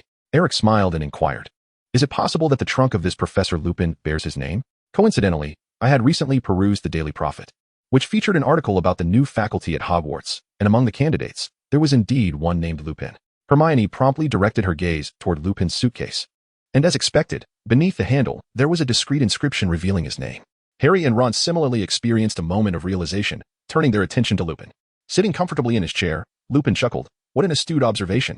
Were this in the confines of the school, I would surely have to award you extra points. Eric smiled in return, saying, even if the professor wishes to proceed, it must await my formal sorting into a house. Lupin's smile gradually faded. He could not overlook the absence of the house emblem on Eric's robe, a distinctive mark of a first-year student yet to be sorted. This revelation indicated that this young wizard, who boldly unveiled his identity, was indeed a first-year novice. The fact that a mere first-year student could discern the connection between Sirius and Harry's parents did not strike Lupin as mere coincidence. He cast a glance at Eric and softly remarked, I also spotted your name in the Daily Prophet, Eric. For one of your age, you have indeed accomplished something remarkable. They say you nearly demolished Diagon Alley. Eric placed his luggage down and sat directly beside Lupin, smiling as he remarked, that was merely an accident, Professor. What I have done pales in comparison to what Black has accomplished. Lupin slightly grimaced at the mention of Black, not expecting Eric to bring him up once more. Inside, he has indeed caused considerable trouble for everyone. Seeing the two engaged in conversation, Ron, snapping back to reality, eagerly inquired, is what Eric said true? Did Black really kill so many people? Did he betray Harry's parents? Upon hearing this question, Lupin felt an intensifying headache. Chapter 35. Anger after a moment's contemplation, Lupin replied. To be precise, the situation back then was quite complex. One cannot hastily draw conclusions. Although the question was posed by Ron, Lupin directed his response toward Harry, understanding that Harry was the crux of the matter. Upon hearing Lupin's words, Harry's expression visibly darkened, as Lupin's response evoked memories of his parents. Lupin, observing Harry's demeanor, felt a pang of discomfort. After all, he had been a close friend of Harry's father, and though he was not Harry's godfather like Sirius, his empathy for Harry was profound. Due to his unique status, he could not maintain close contact with Harry, yet, undeniably, Harry was James's son. Seeing Harry's resemblance to James, how could Lupin possibly remain unaffected? Is it true, Professor, that Black was a close friend of Harry's father? Hermione inquired. Hearing her question, Lupin's countenance darkened. Yet he was compelled to nod in affirmation. Harry, lowering his gaze, murmured, not only that, he was my godfather and yet did such things. Harry, Lupin interjected urgently. I understand Black better than you do. There are many aspects of the past that you are unaware of. I wanted to interrupt your discussion earlier. Whoever has shared this information with you, regardless of their intentions, you still do not grasp the entirety of the situation. In fact, I have had far more interactions with Black than you have, and I knew your father as well. Upon hearing this, Harry turned to Lupin, appearing somewhat bewildered, only to find that Lupin was not looking at him, but rather at Eric. Eric, maintaining his composure, gazed out the window at the deepening night. offering no response to Lupin's accusatory gaze. Lupin's words had cast a veil of silence over the compartment, and after a lengthy pause, Hermione quietly asked, "Professor, you also knew Black?" Taking a deep breath, Lupin turned his attention back to the trio before him and stated, "Indeed, in those days, your father James, Black, and another wizard named Peter were known at school as the Marauders. We were as close as the three of you are now. I was not only a witness to those events but also a dear friend of your father." Having spoken these words, Lupin felt a sense of relief wash over him, as if he had unburdened a heavy weight. Looking at Harry, he managed a faint smile and continued, "You bear a remarkable resemblance to your father. It is as if you were cast from the same mold." Harry blinked, ultimately refraining from contradicting him, instead turning his gaze toward Eric, seeking affirmation from him. Eric gently nodded and smiled, saying, "Professor Lupin indeed speaks the truth. All four of them were once members of Gryffindor House, just like you. Furthermore, the professor is absolutely right. Harry, you should not hold preconceived notions, nor should you excessively concern yourself with matters regarding Black. I have made it quite clear before that this is beyond your control." Ron, taken aback, exclaimed, "Eric, how do you know so much?" "That's impressive." Chuckling, Eric replied, "Many things are actually quite simple. Once they occur, they leave traces behind, though we may sometimes overlook them. I have a good rapport with old Tom at the Leaky Cauldron, and I have learned much about the past from him. With a bit of straightforward contemplation, one can uncover what is deemed the truth." Ron nodded in understanding. As for Eric's additional remarks, Lupin hesitated, sensing that Eric's presence felt rather incongruous. Can Eric's assertions be considered credible? Certainly not. Lupin is not foolish. How could he possibly believe that Eric discovered the truths about Black through old Tom's connections? Let us not even discuss Tom's discretion. Many of the details relayed by Harry from Eric's account are such that only first-hand experience could unveil them. Such information cannot be fully grasped through public channels alone. Since Eric's arrival, Lupin has been unable to divert his attention from him. Perhaps this is a primal instinct inherent to being a werewolf. Lupin has a lingering sense of danger surrounding Eric. At the very least, Eric is certainly not as benign as he appears. Yet, with Eric currently advocating on his behalf, Lupin hesitates to intervene. After all, Eric is at Hogwarts, and given the opportunity, Lupin can gradually investigate him later. This time, Lupin has accepted Dumbledore's invitation to return to the school as a professor, given his circumstances. Securing this position is no small feat, and he does not wish to squander this opportunity by causing trouble for Dumbledore before even setting foot in Hogwarts. Lupin addressed Harry, saying, "Harry, I wish to convey that the past is behind us. Black will inevitably be captured, and Eric is right. You should not dwell on this matter any longer." "What should I do then?" Harry suddenly shouted, his eyes reddening involuntarily, his voice sharpened to an edge. "Professor, I already know everything. Black betrayed my parents. Why should I not hate him? Is it not a fact that he sold out my mom and dad? If that were not the case, why was he imprisoned in Azkaban? I have dreamed of my parents more times than I can count, you know, Professor, especially in my moments of loneliness and despair. Most importantly, from the very beginning, no one has ever told me about this." The last sentence was almost a roar. The long-suppressed outburst left the air in the compartment thick with tension.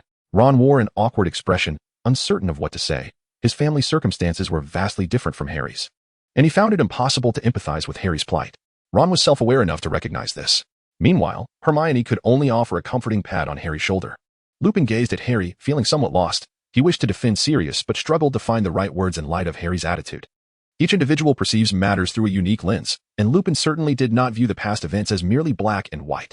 He was one of the few who truly understood Sirius, well aware of his character. If anyone were to suggest that Sirius could betray James, Lupin would be the first to reject such a notion.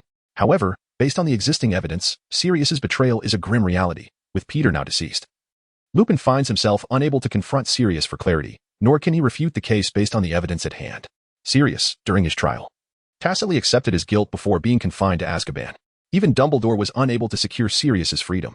Yet, Lupin instinctively feels that the situation cannot be so straightforward, which leads him to personally contest the notion of Sirius's guilt.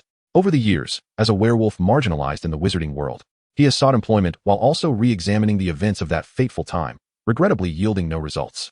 Yet, it appears that this very attitude has caused him to overlook Harry's feelings. Harry's underlying message is abundantly clear. He cannot accept Sirius's actions. A child raised in the Dursleys' household like Harry is particularly susceptible to becoming sensitive and insecure. It is essential to recognize that Harry has long yearned for the warmth of family. The very things he could not find with the Dursleys are what he desperately craves. Therefore, for Harry, who feels that Sirius nearly obliterated his childhood, upon learning of Sirius's existence, he instinctively places him as an adversary. Harry cannot tolerate anyone defending Sirius. After Harry's outburst, the compartment fell silent once more, save for Harry's faint, labored breathing. Lupin raised his hand towards Harry, wanting to say something further, but the words remained unspoken. Throughout the entire episode, only Eric remained unperturbed by Harry's eruption. He observed the group with a bemused smile. as though he had anticipated such a dialogue. Chapter 36. Dispute. Watching Hermione and Ron continuously console Harry, Lupin felt an overwhelming sense of suffocation within him. Having wandered for years, he initially believed Dumbledore would take excellent care of Harry, yet it was becoming increasingly evident that this was not the case. As a werewolf, Lupin could hardly be unfamiliar with the sensation of abandonment. The feeling of being unaccepted, the disdainful and wary gazes of others, and even overt ostracism, these were all too familiar. The status of werewolves in the wizarding world is akin to that of goblins and other magical beings, to the extent that they are not even legally recognized as complete humans. The only reason wizards have not completely expelled werewolves is due to their capacity for violence and potential to incite greater chaos. It is evidently more advantageous for wizards to control werewolves rather than to attack or expel them. There exists an inherent barrier between wizards and such fundamentally different beings. Furthermore, Lupin is reluctant to associate with other werewolves, yet he finds it equally challenging to integrate into the society of ordinary wizards, forcing him into a life of solitude over the years. In this regard, Lupin's living conditions are hardly superior to Harry's, perhaps even worse. At least Harry has the support of friends and a welcoming environment at Hogwarts. If anyone in this compartment could genuinely empathize with Harry's feelings, it would be Lupin, alongside the astutely aware Eric. With this thought in mind, even Lupin found himself overwhelmed with resentment toward Dumbledore. Turning to Eric, Lupin spoke in a low, cold tone. I do not care who you are or how you came to know about Black, but you should not have disclosed this information to Harry, especially while Black remains at large. Eric chuckled. Is that so? Professor, do you believe that Harry lacks the right to know about the past of his parents? This is not a matter of whether Harry is aware or not. You are causing him harm. Lupin retorted angrily. Oh? Does the professor think that keeping everything hidden from Harry is a form of protection? Eric replied coolly, or rather, it would be more accurate to describe it as control than protection. Lupin was immediately rendered speechless. Eric disregarded Lupin's feelings, fixing his gaze ahead, and spoke solely for himself. Professor Lupin, please trust me when I say that I am more aware than any one of your feelings for Harry, even after all these years of separation. However, I must candidly state that such feelings are akin to a tree without roots or a stream without a source.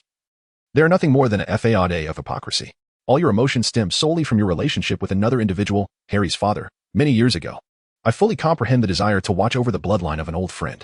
Yet, while you may know James Potter, you do not truly know his son, Harry Potter. Lupin retorted, how dare you say that? Why should I not? Eric replied with a smile. Do you know the environment in which Harry has grown up? Are you aware of which Muggle school he attended before arriving at Hogwarts? Do you know that Harry often went without a proper meal while living with his aunt? And did you know that before he understood he was a wizard, he slept in a cupboard with nothing but a moldy blanket? These are the words Harry shared with me after we met at the Leaky Cauldron. Even someone like me, a stranger to him, became a confidant, while you were nowhere to be found. Furthermore, the reason Harry arrived at the Leaky Cauldron alone is that he had used magic to retaliate against his Muggle aunt, a reaction provoked by the Dursleys' insults toward his parents. Do you still believe you understand, Harry? Eric's tone remained remarkably unchanged, strikingly calm yet piercingly incisive. Under the relentless barrage of Eric's words, Lupin's complexion paled abruptly, leaving him utterly defenseless. Staring blankly at Harry, Lupin suddenly noticed that the boy before him appeared somewhat frail compared to his peers. Even after 2 years at Hogwarts, traces of his impoverished past lingered on his face. My goodness, I was entirely unaware. Lupin gazed at Harry in astonishment. Before Eric could respond, Harry, having regained some composure, his eyes slightly red yet resolutely determined, interjected hastily, Professor, this is something I wish to understand on my own. Eric harbors no malice towards me. He only divulged this information at my earnest request. Lupin clenched his hands, at a loss for words, ultimately managing to utter a hesitant, I'm very sorry. With that, Lupin turned once more to Eric. Speaking in a voice only audible to the two of them, he said, we need to talk. Eric remained noncommittal, even when he had just countered Lupin. A gentle smile lingered on his face, and his demeanor remained serene. It was only in this compartment that Eric could sense the temperature of the air, which had gradually and imperceptibly grown colder. Chapter 37. The Dementors attack as night deepened and the sun disappeared completely.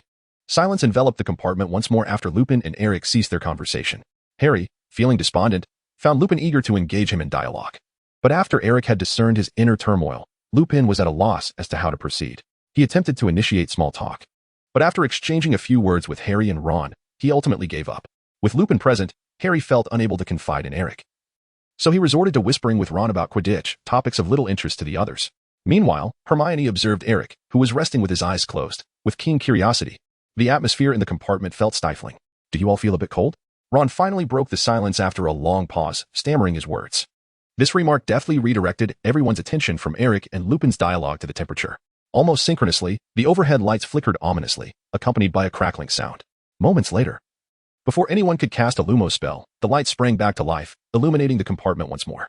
This peculiar phenomenon was not limited to Eric's compartment. Nearly simultaneously, every compartment in the train experienced the same strange occurrence. The sudden flickering of the lights elicited gasps from those around, including Ron and Harry, who were startled into exclamations. Following the flashing of the lights, the sound of the train's whistle echoed through the carriage, soon followed by the unsettling noise of metal scraping against metal. Gradually, the Hogwarts Express came to an abrupt halt on the tracks. This abrupt change incited a wave of panic among the passengers. What on earth is happening? We haven't reached the station yet, Ron exclaimed, glancing around anxiously. Faintly, voices from the prefects outside could be heard attempting to maintain order, further heightening Ron's tension. He instinctively looked to Harry, Hermione, and the seated Lupin and Eric, hesitating several times to stand and investigate, but ultimately settling back into his seat upon noticing Eric's calm demeanor. Lupin's reaction mirrored Eric's, as if he had anticipated such a turn of events. Suddenly, Hermione lifted her head, gazing at the lights with astonishment. "What is that?" she exclaimed. The others, save for Eric, followed her gaze and discovered a thin layer of frost adorning the glass lamps, shrouding them in a misty veil. In fact, not just the overhead lights, but the windows and the door were all beginning to frost over. Everyone felt the sharp drop in temperature acutely. This was not a gradual decline. It was as if the entire train had plunged into a frigid world of ice and snow in an instant. Ron, clad in light clothing, began to shiver uncontrollably, wrapping his arms around himself, a condition shared by Harry and Hermione. Although Lupin and Eric were better dressed, one in a suit jacket and the other in a robe, they too began to feel the biting cold. At that moment, Eric slightly opened his eyes and chuckled softly. At last, it has arrived. Lupin shot Eric a puzzled glance. What has arrived? Harry inquired, exhaling a plume of white vapor. Perhaps due to earlier discussions about his parents with Lupin, Harry felt a surge of anxiety. Stay still, Harry. Remain in your seat, Lupin instructed, answering Harry's question as he stood, retrieving his wand from his pocket and pointing it directly at the compartment door. The next instant, the door was forcefully thrust open. However, this time, it was not a person who entered, but a colossal gray creature floating from the ceiling. Harry saw only a vast cloak swirling as it drifted into the compartment. It was challenging to describe the creature. Harry had never encountered anything like it before. It had no feet and hovered in the air, its body resembling something that had been waterlogged, revealing decayed and rotting hands, its skin marred and deteriorated. Harry could not discern the creature's face, yet he felt an unsettling gaze penetrating through the cloak, locking onto him. In that instant, a torrent of distressing memories surged within Harry's mind, leaving him in a tumult of confusion, as if someone had violently stirred his thoughts. He felt an overwhelming urge to cry out, yet he could not control his body. In the frigid air, he began to tremble uncontrollably. Ron was similarly affected. Hermione fared slightly better but still shivered, unable to bear the sight of the gray mass overhead. Suddenly, she looked incredulously at Eric, who remained unfazed. Seated calmly in his chair, his wand inexplicably drawn and held quietly in his hand. Dementors, magical creatures created solely to strip away the happiness of others, Eric remarked. Catching Hermione's gaze, his calm voice, at that moment, felt jarringly out of place. Leave, Lupin shouted at the encroaching Dementor, his wand aimed at the creature. There is nothing here for you. The Dementor paid no heed, instead attempting to advance further into the compartment. As it glided a few steps closer, Harry could no longer withstand the immense psychological pressure. His face turned pale, and he collapsed onto the floor. Ron screamed, trying to reach out to the fallen Harry, but slipped in the cold. Observing this, Eric rose and smiled at Lupin. You cannot negotiate with Dementors. The only thing they understand is this. Eric raised his acacia wood wand, disregarding Lupin's astonished gaze, and loudly proclaimed to the Dementor before him, Expecto Patronum. A blinding white light erupted fiercely from the tip of Eric's wand. At such a close distance, the floating Dementor immediately sensed the immense pressure emanating from Eric's wand and instinctively turned to flee, but it was already too late. The white light emitted by Eric transformed and coalesced into delicate strands, resembling smoke, and instantly enveloped the Dementor within the compartment. In the next moment, the Dementor was struck with tremendous force, its upper body collapsing as if it had been struck head-on by a massive truck, rolling backward and expelled from the compartment. A thunderous crash accompanied the Dementor's departure, creating a gust that left Lupin and the others unable to open their eyes, while the luggage on the overhead rack tumbled to the ground. A piercing shriek resonated throughout the carriage as the Dementor vanished, sending chills through the hearts of those present. Amid the chaos, Lupin managed to pry his eyes open slightly, only to behold a pair of enormous white wings occupying the space once held by the Dementor. The cry emanating from their owner. It was Lupin's pupils constricted in sheer horror. A colossal, pure white raptor hovered in midair, maintaining its stance as it drove away the Dementor, its wings fully spread, filling the compartment to capacity, its sharp gaze fixed proudly upon Eric, the one who had summoned it. Yet Eric merely smiled gently and patted the wings of his guardian. Chapter 38. Crush them. It was indeed a corporeal Patronus. Lupin's heart was overwhelmed with an astonishment beyond measure. Eric is still quite young, yet he has summoned a Patronus right before my eyes. Upon hearing Eric utter the incantation for the Patronus charm, Lupin initially thought he had misheard. To his astonishment, Eric truly conjured a fully formed Patronus. Reflecting on his own arduous journey of mastering the Patronus charm, Lupin felt a tremor of disbelief. Is this even human? When he previously heard Harry mention that Eric had performed the summoning charm in his presence, praising Eric's magical prowess, Lupin was somewhat skeptical. After all, Harry had not grown up in the magical world, and his understanding of magic was rather unconventional. If one wished to deceive Harry, there were numerous ways to do so. Even Lupin could easily replicate a similar effect to the summoning charm in front of Harry with other spells. This underlying doubt is what made Lupin initially wary of Eric, who had appeared out of nowhere claiming to possess knowledge about black. However, the Patronus that Eric summoned was irrefutably genuine. The ethereal, pure white mist and the profound magical aura emanating from the Patronus, intertwined with the essence of the soul, affirmed that this was indeed a Patronus conjured by the charm, uniquely belonging to Eric. Amidst the swirling tempest, Lupin stood agape, silently witnessing this extraordinary spectacle. Beside Eric stood a magnificent raptor, with a sharp beak, robust wings, and feathers as keen as steel. Merely its presence dwarfed Lupin, emanating an unparalleled aura of power. It was no wonder that the Dementor, which had intruded, could not withstand even a single blow and was swiftly repelled. Is this truly your Patronus, Eric? Lupin uttered in astonishment. Eric chuckled lightly, dismissing the gravity of the situation as he said, Please forgive me, Professor. This is my first encounter with it as well. The astonishment was not limited to Lupin. Hermione and Ron, who were also in the compartment, gaped in shock, their eyes wide as they beheld Eric and the majestic eagle beside him. What is that? Professor, what on earth is that? Ron exclaimed, cradling the unconscious Harry in his arms. In response to Ron and Hermione's astonishment, Eric offered no elaborate explanations but smiled at Lupin, declaring, Since I have already cast this spell, I shall take care of matters outside. Professor, you focus on looking after them. I will go and communicate with the Dementors. With that, he surveyed the disheveled compartment and, before Lupin could voice any objections, turned away. Picking up an item from the floor and commanding his Patronus to burst forth through the door, Lupin felt a surge of urgency, wanting to call out to Eric. But as he glanced at Harry, who lay unconscious at his feet, he ultimately refrained from shouting. Prior to boarding the train, Lupin had been aware that Dementors would be boarding to conduct a search. Otherwise, he would not have risen early, wand at the ready, upon sensing a shift in temperature. However, the original plan was to allow the Dementors on board only after the train had reached Hogsmeade Station, to ensure that no one named Black had infiltrated the crowd. It was unexpected that the Dementors would act so recklessly, daring to halt the Hogwarts Express under the pretense of a search for Black, forcing their way onto the train. Dementors feed on the emotions of joy. This train was filled with students eager to return to Hogwarts, presenting an irresistible target for such irrational beings.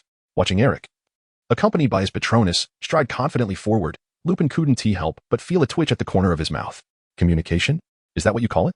What kind of communication involves bringing a Patronus to confront Dementors? At this point, it was too late to prevent Eric's actions. Lupin could only shake his head in resignation as he tended to the situation within the compartment. Meanwhile, Eric showed no mercy in his approach.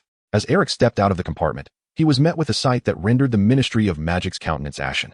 Their carriage, situated towards the rear, was among the first to confront the Dementors after the train had been halted. Apart from the Dementor that had entered Eric's compartment, several others were now meandering through various compartments, their presence palpable. Their intent was not aimed at Sirius Black, but rather at the students specifically.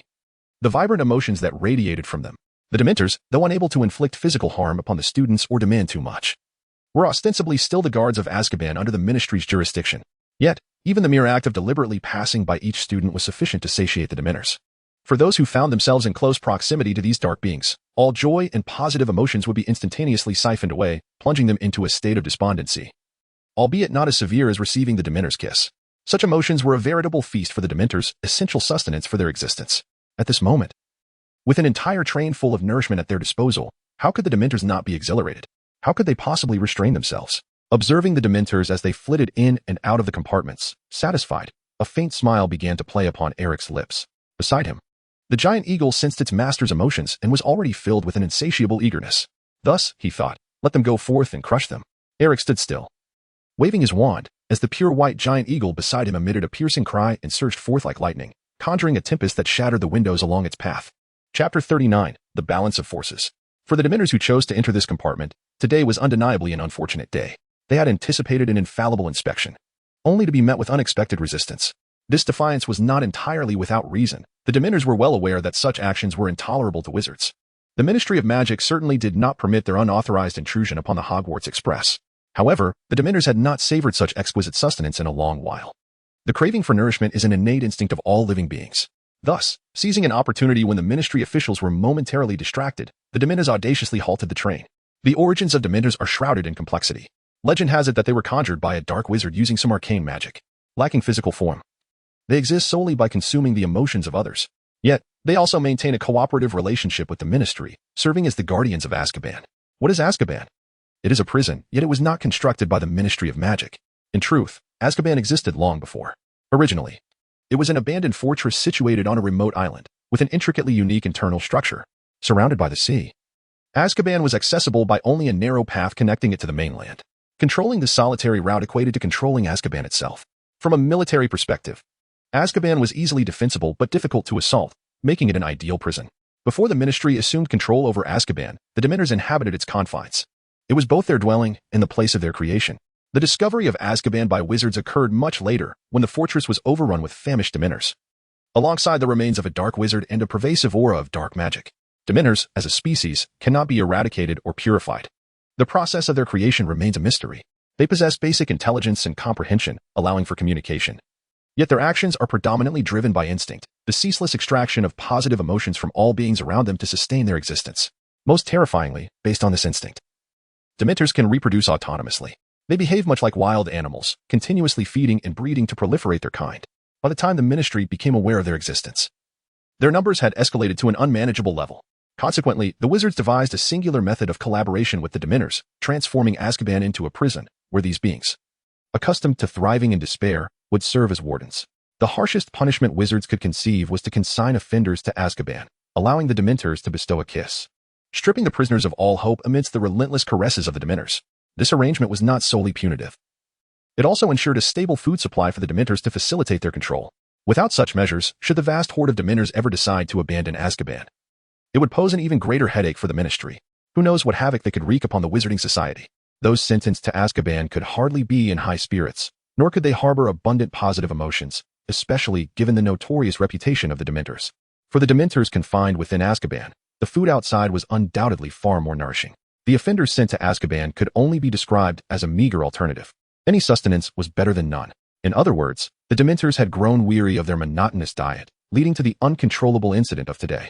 By sheer coincidence, on this train, there happened to be one Eric, eager to seize the opportunity to familiarize himself with the Patronus charm. Thus, the Dementors that boarded this compartment found themselves in dire straits. Initially, when one Dementor invaded Eric's compartment and was driven out, the remaining Dementors paid little heed. However, as a pure white giant eagle and Eric closely followed the fleeing Dementor out of the compartment, they realized the gravity of their predicament. The Patronus charm is the sworn enemy of Dementors, a complete countermeasure. The Dementors were all too familiar with the Patronus charm. Every one of them knew they stood no chance against it. In an instant of stunned realization, the Dementors scattered, fleeing in unison. Yet the giant eagle offered them no reprieve. With a gentle flick of his wand, Eric simultaneously opened his mental stance, locking onto the Dementors before him. The Patronus is a manifestation of a wizard's soul force, inherently attuned to their emotions and psychological activities. The eagle, sensing Eric's emotions, immediately launched an assault on the Dementors. A thunderous crash resounded as the pure white giant eagle swooped past, colliding with two adjacent Dementors, sending them reeling. One Dementor, positioned near the aisle, hastily squeezed through the shattered window. The other, however, was not so fortunate, as it found itself firmly targeted by the eagle. Mid-flight, the eagle executed a sharp turn, fixating on the hapless Dementor that could not escape, its massive form filling the entire aisle, leaving marks upon the walls. Seeing their path blocked, the Dementor hastily retreated, attempting to flee the compartment, but it could not match the eagle's speed. The eagle lunged once more, its talons striking from behind, piercing through the Dementor's cloak. The sound of tearing fabric echoed as the cloak was shredded like a mere rag, revealing the rotting skin beneath. Were this Dementor capable of screaming, it would have surely begged for mercy with all its might. Regrettably, it was beyond such capability. Before it could even react, the eagle's beak struck with blinding speed, consuming the Dementor's head in one swift motion. In the next moment, the Dementor's head, along with part of its neck, vanished entirely. A chilling wail, seemingly emanating from the depths of its very soul, erupted from the Dementor, sending a shockwave through the hearts of all who witnessed the scene. Then, the astonished students observed in disbelief as the head of the Dementor, devoured by the eagle, disintegrated into vapor. No blood spilled, nor the sound of crushed bones. Instead, it was a direct vaporization. A thick, dark gray smoke billowed from the beak of the colossal eagle, rendering the pure white creature even more fearsome. The Dementor's form was devoid of flesh and muscle tissue. It resembled more a wraith or a soul than a corporeal being. In contrast, the Guardian was undoubtedly a more sophisticated entity, a higher order of spiritual being than the Dementor. In this moment, struck by the Guardian's formidable blow, the Dementor's head was devoured by the giant eagle, rendering its remaining body incapacitated. Dementors cannot be killed, yet that does not imply they are impervious to harm. Their method of energy conversion is peculiar. They transform the emotions they consume into soul energy necessary for their existence. This process is straightforward and has many advantages. facilitating their propagation. However, it is also exceedingly fragile, for if they encounter an adversary capable of inflicting damage upon their essence, any injury sustained would directly affect their own existence, just as it is now. After biting off the Dementor's head, the giant eagle was not content. It clutched the remnants of the Dementor's body in its beak, standing proudly in place and glancing back at Eric, showcasing its trophy.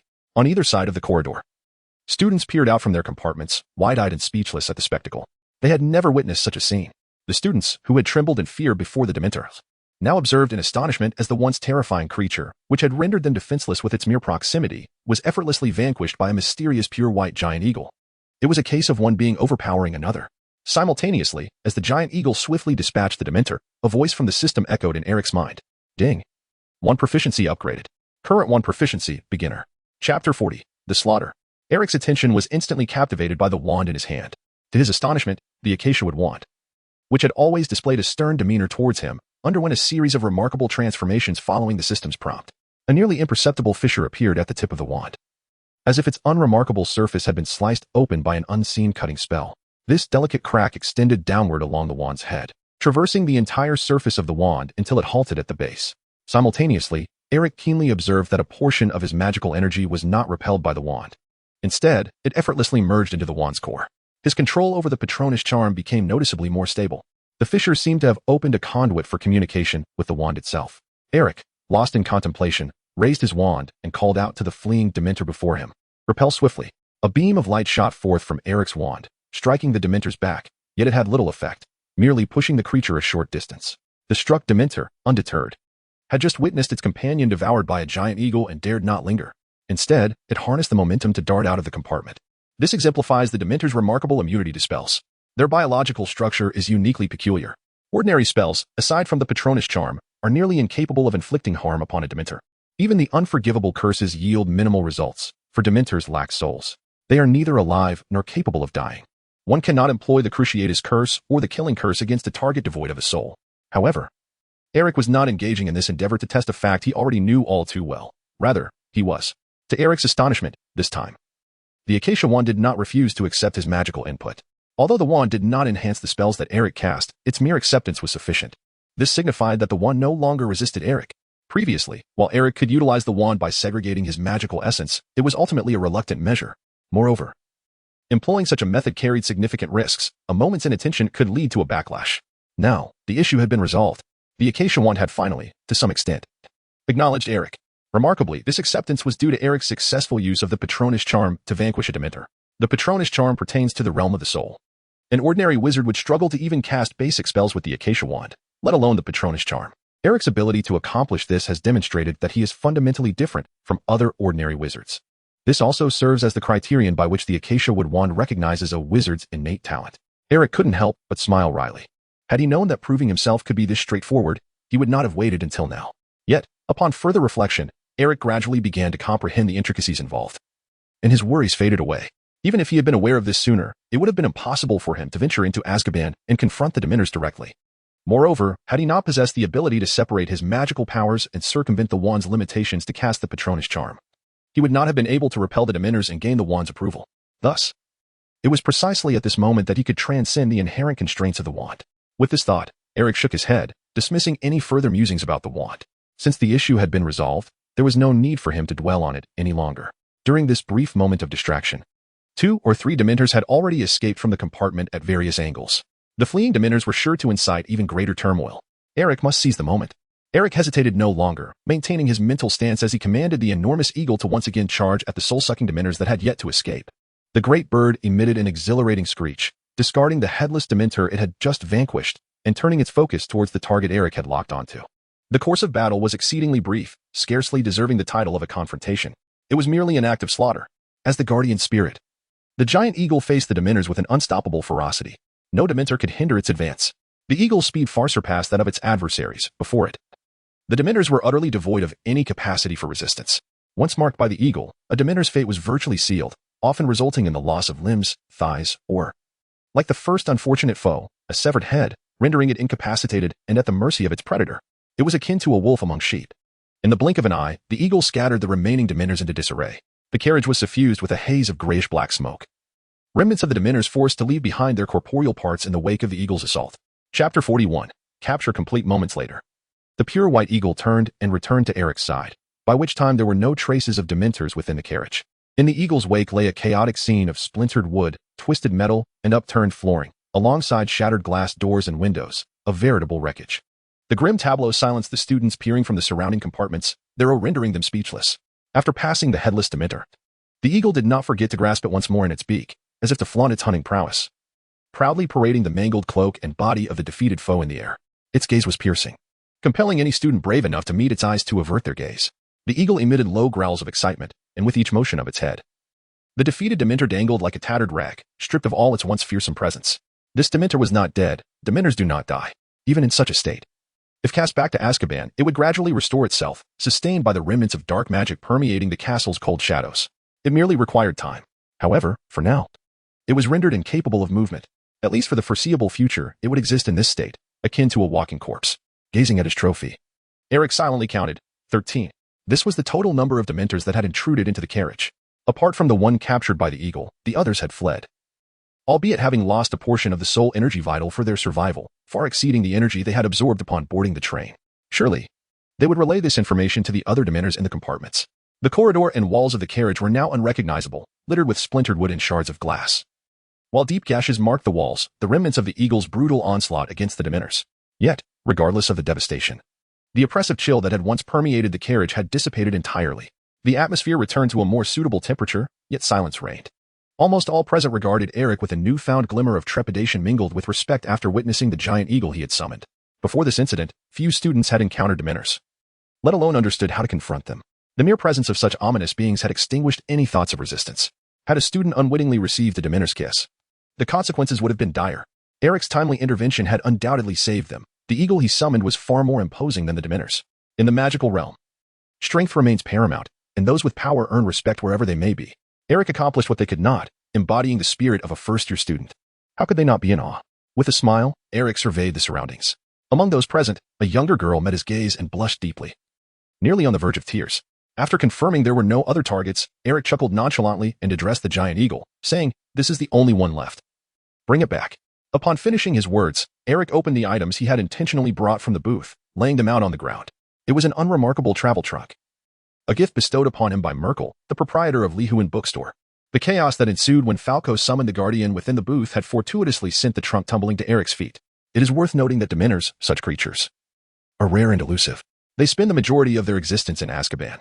The Ministry of Magic typically does not permit Dementors to leave Azkaban without authorization. Furthermore, their numbers are strictly regulated by the Ministry.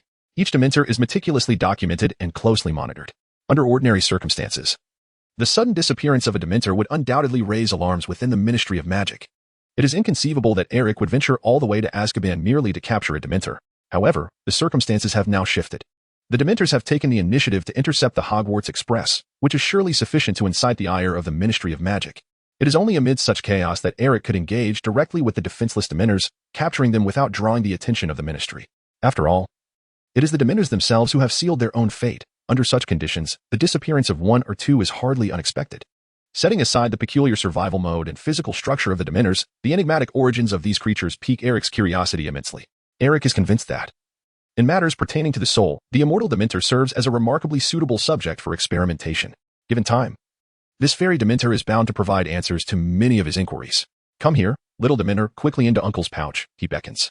The giant eagle comprehends the command, lets out a shriek, and grasps the remnants of the Dementor's body, turning to soar towards the rear of the carriage. As the surrounding students gaze on in bewilderment, the majestic bird unfurls its wings and, with great speed, glides past the doors of each compartment, continuing until it reaches the opposite end of the carriage. A gust of wind sweeps through, accompanied by gasps of astonishment. The whirlwind created by the giant eagle compels the onlookers to turn away, muttering curses under their breath as they shut the doors to their compartments, no longer daring to meet Eric's gaze. Seizing the opportunity when all eyes are averted, the giant eagle swiftly returns to Eric's side, depositing the Dementor into the box with a swift motion. With a gentle flick of his wand, Eric caused Falco's travel trunk to automatically unveil the entrance to a mysterious chamber. The enormous Dementor, akin to jelly, was drawn together as it neared the trunk's opening, effortlessly sucked into the confines of the box. The capture of the Dementor was complete. This spectacle prompted Eric to ponder the idea of transforming Falco's travel trunk into a round shape, adorned in hues of red and white, perhaps with a light installed within.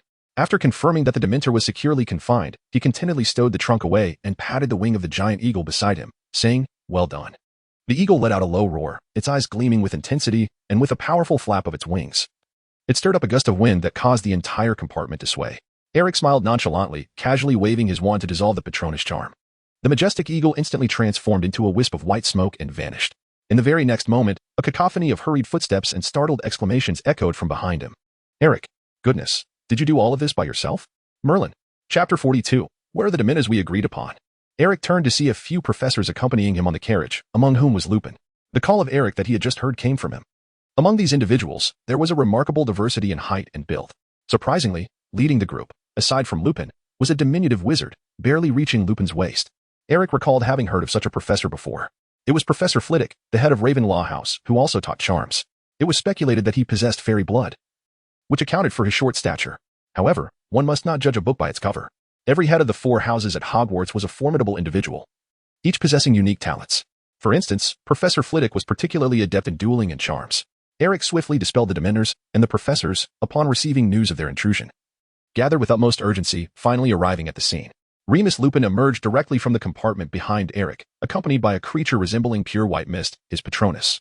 From a distance, Eric was unable to discern the true nature of this being. Based on his knowledge of Lupin, it was likely a wolf, given that Lupin was a werewolf. A Patronus manifests in a form reflecting the wizard's emotions and character. A drastic change in temperament can even alter its shape. However, the creature behind Lupin did not exhibit distinct wolf characteristics.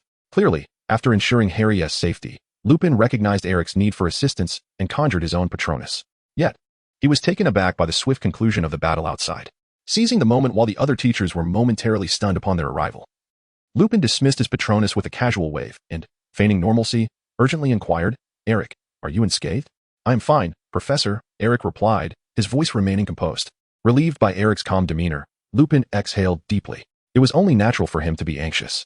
After all, in his presence, a first-year student who had yet to be sorted had summoned a Patronus and had recklessly ventured out to confront the Dementors. What was this madness? Compounding his concern was Harry, who had fainted due to the proximity of the Dementors. Worrying more for Harry's condition, Lupin weighed his options and ultimately decided to check on Harry first.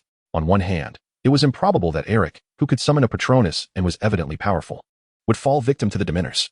A Patronus is no trifling adversary to them. On the other hand, Harry was, after all, the son of James. Even without considering Lupin's connection to Harry's father, it was only logical for him to prioritize Harry's safety, especially with Ron and Hermione still in the compartment. Another reason for Lupin's concern was his prior knowledge of the Dementors' intended appearance on the train.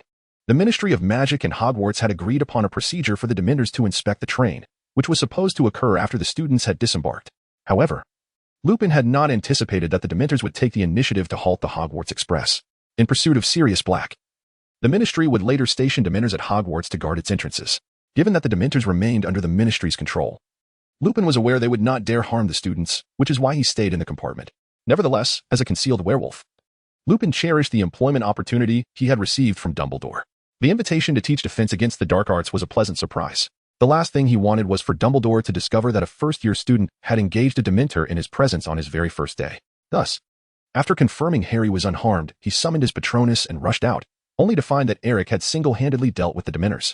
Lupin's expression turned peculiar as he surveyed the disheveled compartment and the smiling Eric before him, falling into silence. The other professors trailing behind him mirrored his confusion. They had been summoned due to the report of Dementors invading the train, hastily assembling to expel them. But now, where were the Dementors? Before them stood merely a lower-year student and a compartment resembling a disaster zone. Where had the Dementors gone? The professors were in a state of bewilderment. Sirius Black was the first to regain his composure. He cast a suspicious glance at Lupin before addressing Eric. "Young man, who are you? Did you see the Dementors?" Eric smiled silently and turned his gaze towards Lupin. Observing this, Flitwick also looked towards Lupin, with a sense of resignation. Lupin noticed everyone's eyes fixed upon him and could only muster the courage to say, "Professor Flitwick, this is Eric Clapton, a first-year student. As for the Dementor, I believe he single-handedly repelled it." As soon as the words left his lips, the previously raucous atmosphere in the carriage fell into an eerie silence. Several professors, initially taken aback, instinctively nodded in agreement with Lupin. They were familiar with him, with 2 professors having been his classmates during his own student days. It was only after fully comprehending Lupin's statement that a wave of collective astonishment washed over them as they turned their fearful gazes towards Eric. What had he just said? Was Lupin serious? This mere child had managed to expel the Dementor that had invaded their carriage and had caused such disarray? Anticipating their reactions, Eric remained composed, standing quietly with a smile. Flitwick, too, found Lupin's assertion hard to believe and instinctively turned to a Ravenclaw student peering curiously from the adjacent compartment, asking, "Is what Professor Lupin said true?" The other professors also directed their attention towards the Ravenclaw student. The student's expression was peculiar, filled with trepidation, yet, in response to his head of house's inquiry, he slowly nodded. In that moment, the carriage was enveloped in profound silence, punctuated only by the hurried breaths of the professors. Chapter 43. Flitwick's affirmation. Upon receiving a definitive answer, Flitwick appeared somewhat at a loss regarding how to address Eric's remarkable feat. "This is truly unprecedented," he mused, more in awe than in confusion, directing his words to Eric. "You have done exceedingly well, Eric. I dare say. You are the most exceptional student I have encountered in my decades of teaching." Eric politely said, "Thank you, Professor." Flitwick let out a wry smile and replied, "That is not entirely a compliment, especially after you have turned the train into such a state." With that, Flitwick gestured towards the half-carriage behind Eric, resembling a scene of calamity. As Eric was about to respond, a small section of the ceiling suddenly crashed down with a loud thud, sending a cloud of dust into the air and eliciting gasps of astonishment from those nearby. The cold moonlight streamed through the gaping hole in the ceiling, revealing several elongated claw marks that had penetrated the iron sheet above, making it no wonder that it could no longer bear the weight. Eric observed the scene and could only manage an awkward smile towards Flitwick and the professors. Although he had not witnessed it firsthand, one could easily surmise that his Patronus was indeed formidable. Flitwick, seemingly unfazed, jested in response. Lupin, seizing the opportunity to join the conversation, remarked with a chuckle, "I have seen it, and I must admit, Eric's Patronus is exceptionally impressive. Enough of this, everyone. Let us not just stand around. Lend me a hand." Flitwick said with a resigned shake of his head, putting aside the banner. He drew his wand and, bypassing Eric, began casting a repair charm on the area ravaged by the giant eagle. The professors behind him promptly followed suit. In an instant, the carriage was filled with the sounds of restoration. Before long, the damaged sections were completely mended. Shattered glass soared upwards, instinctively rearranging itself before settling back into the vacant window frames. The torn metal of the carriage was also restored, including the gaping hole in the ceiling. While casting spells, Professor Flitwick addressed the surrounding students. "Where is the prefect? Is there a prefect here? Step forward to maintain order. With the professors present, you are no longer in danger." At once, a sixth-year Slytherin student emerged to assist the professors in managing the situation. His face bore a hint of embarrassment, as he had previously hidden in a nearby compartment during the Dementu attack and had not reappeared until now. Yet, one could hardly blame him. No one could force a student to confront a Dementor, especially when even most adult wizards would struggle to do so. Among Hogwarts students, only a select few possessed knowledge of the Patronus charm, and even fewer had practiced enough to wield it effectively in a crisis. Most of these students hailed from families with backgrounds in the Auror or Ministry of Magic. This particular Slytherin prefect was evidently among those who were not familiar with the charm. "Lupin, do you have any chocolate? Please take some out and distribute it to those in need," Flitwick requested, turning to Lupin. Naturally, Lupin would not refuse such a plea in a moment of urgency.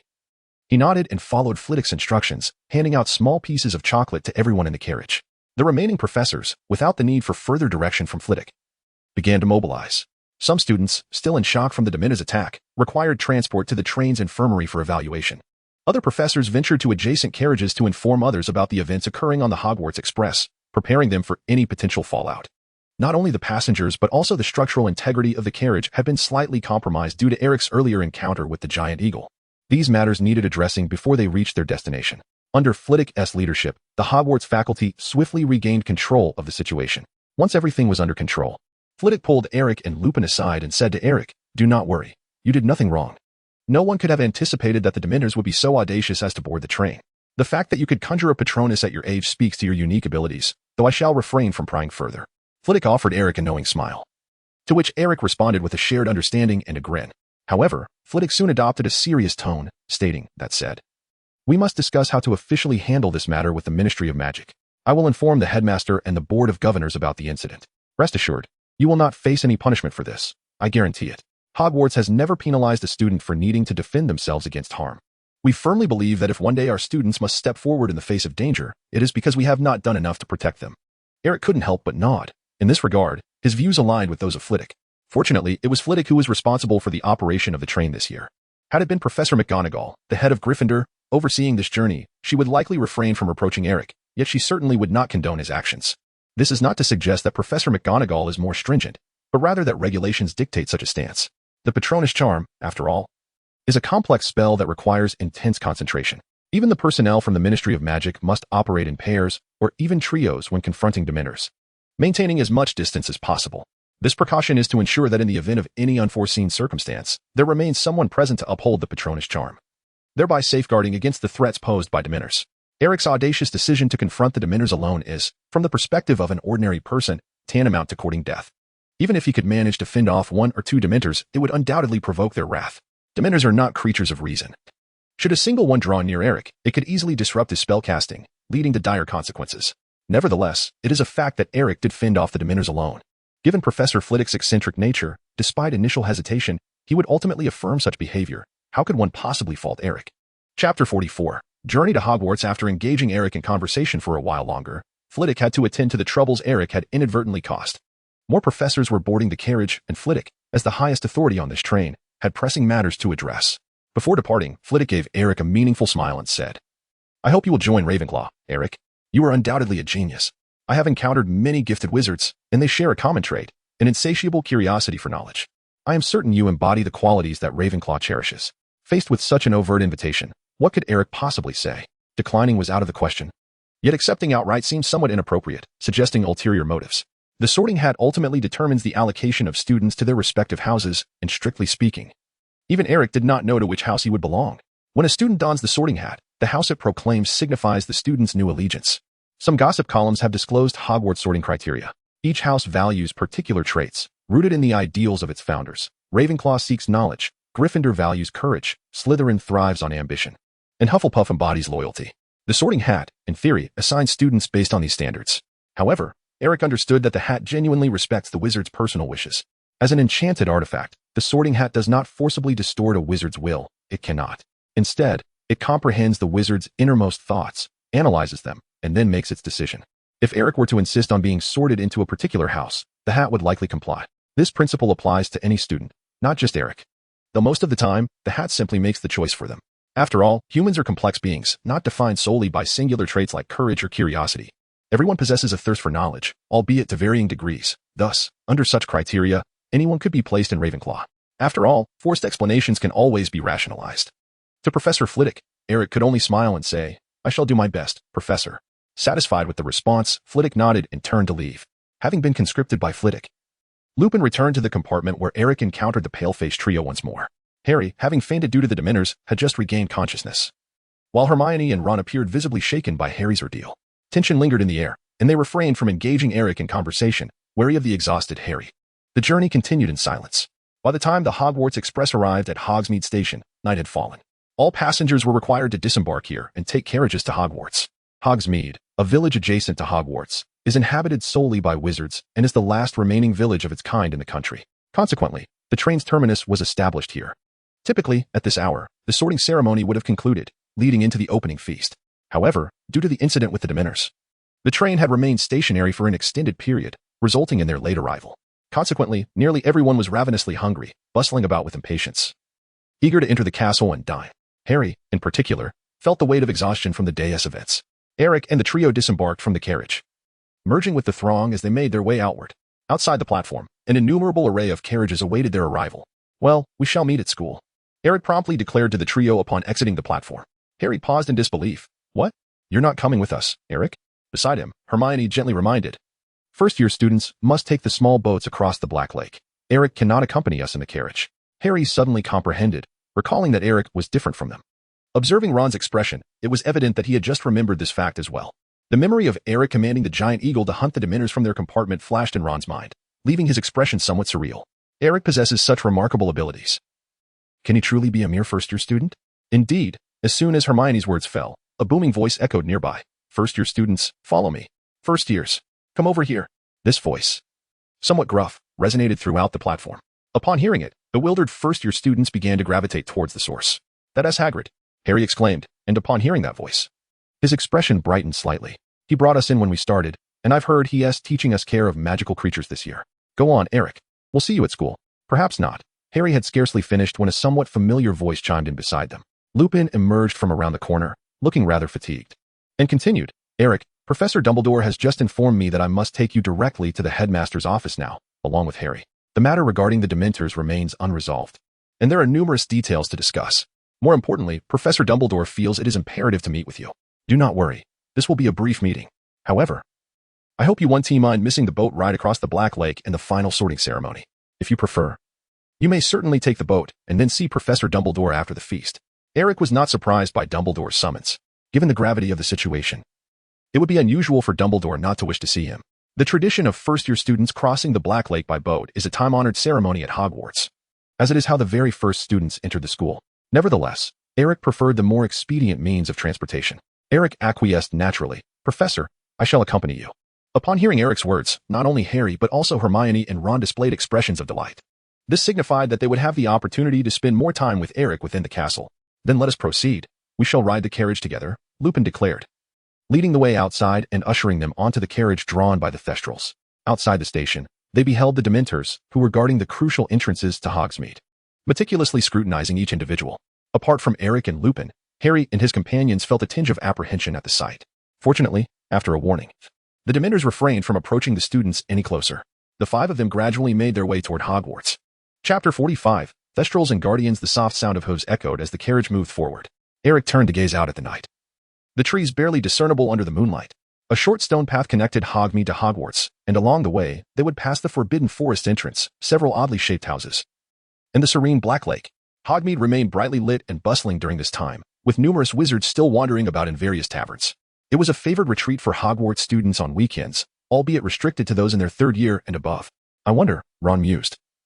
"Have you not found it curious over the past 3 years? These carriages move on their own." Like Eric, Ron was gazing out the window, though he frequently glanced at the reins that floated in the air by themselves. The carriage they occupied was devoid of horses, yet it moved autonomously.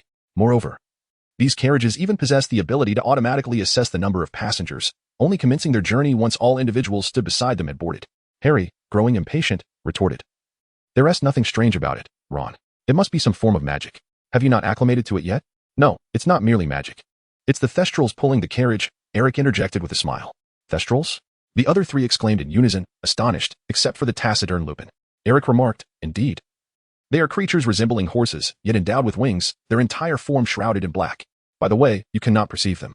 Ron, astonished, responded, "We cannot see them? Then how is it that you can? Surely, you are not deceiving us, Eric?" Lupin, who had been resting with his eyes closed and showing little interest in the conversation among the children, suddenly interjected. "Only those who have witnessed death firsthand can behold the night steeds. Eric speaks the truth." At this, Ron and Harry felt a shiver run down their spines, their gazes towards Lupin and Eric now laden with an indescribable mix of emotions. As a professor, Lupin would never conspire with Eric to mislead them on such matters. Yet, the notion of death felt exceedingly distant to them at this moment. Eric chuckled lightly, choosing not to pursue the topic further. Instead, he turned to Hermione and remarked, "Go ahead, you've been gazing at me for quite a while." "Huh." Eric remained silent with a smile as Hermione discreetly observed him since she boarded the carriage. Caught off guard by the revelation of her inner thoughts, Hermione hesitated, her cheeks flushing slightly, and she became visibly anxious. Diverting the conversation, "I came across the name Nightsteed in a book, but I was unaware that they also reside at Hogwarts. That is not what you intended to convey." Eric replied. Hermione fixated her gaze on the floor, as if she had never set foot in a carriage, and after a moment, she spoke. "Eric, you seem to comprehend everything. I merely wish to know the name of the spell you cast on the Hogwarts Express." Eric chuckled, and Hermione was certain that this was not what she intended to convey. However, he chose not to press the matter further, casting a nonchalant glance out the window as he replied, "That is the Patronus Charm, a spell specifically designed to combat Dementors. Few are acquainted with this enchantment, for it is not only exceedingly difficult to master, but also has limited applications, serving solely to repel Dementors." Hermione inquired, "Is that content intended for upper years?" "Upper years? No, to my knowledge. This spell is not part of the curriculum at Hogwarts." "Then what about you?" Eric smiled faintly, choosing not to elaborate further on the matter. He remarked, "If you wish to learn, I can teach you." Hermione's eyes sparkled with delight. "Really? I genuinely wish to master that spell. If I succeed, could I summon a giant eagle like you?" "No. Each person's Patronus is unique, determined by oneself." Within the carriage, no one doubted Eric's prowess, for he had demonstrated his capabilities through tangible actions. Harry was already aware of Eric's superiority, and both Hermione and Ron had witnessed Eric repel Dementors aboard the train. As for Lupin, he needed no further mention. Thus, even knowing that Eric was merely a first-year student, none found it amiss. Yet, upon hearing Eric's words, Harry hesitated, his thoughts swirling. "Not only you. If Harry and Ron wish to learn as well, I can instruct you too." Before the other two could respond, Eric continued, "Especially you, Harry. I believe you must feel a pressing need for this spell now." Harry initially smiled with excitement, but his expression quickly faltered, darkening as he recalled the events on the train. "I don't understand, Eric. Why is it that I am the only one who faints when facing Dementors? Does this mean I am weak? Just as you mentioned at the Leaky Cauldron." Eric pondered for a moment and remarked, Since you have brought up my words to you at the Leaky Cauldron, it is essential to consider this matter from a different perspective. You may not fully comprehend the Dementors, Harry. In the eyes of the majority, they are perceived as exceedingly malevolent magical creatures. Although I personally do not subscribe to that description. They specialize in siphoning away all of your positive emotions, transforming them into the very essence upon which they survive. In other words, if you can still find joy in the presence of a Dementor, that would indeed be peculiar. You likely fainted due to the overwhelming influx of negative thoughts brought on by their arrival. Harry nodded solemnly and replied, I heard numerous screams filled with terror and pleas. They echoed incessantly in my ears, as though I had experienced it myself.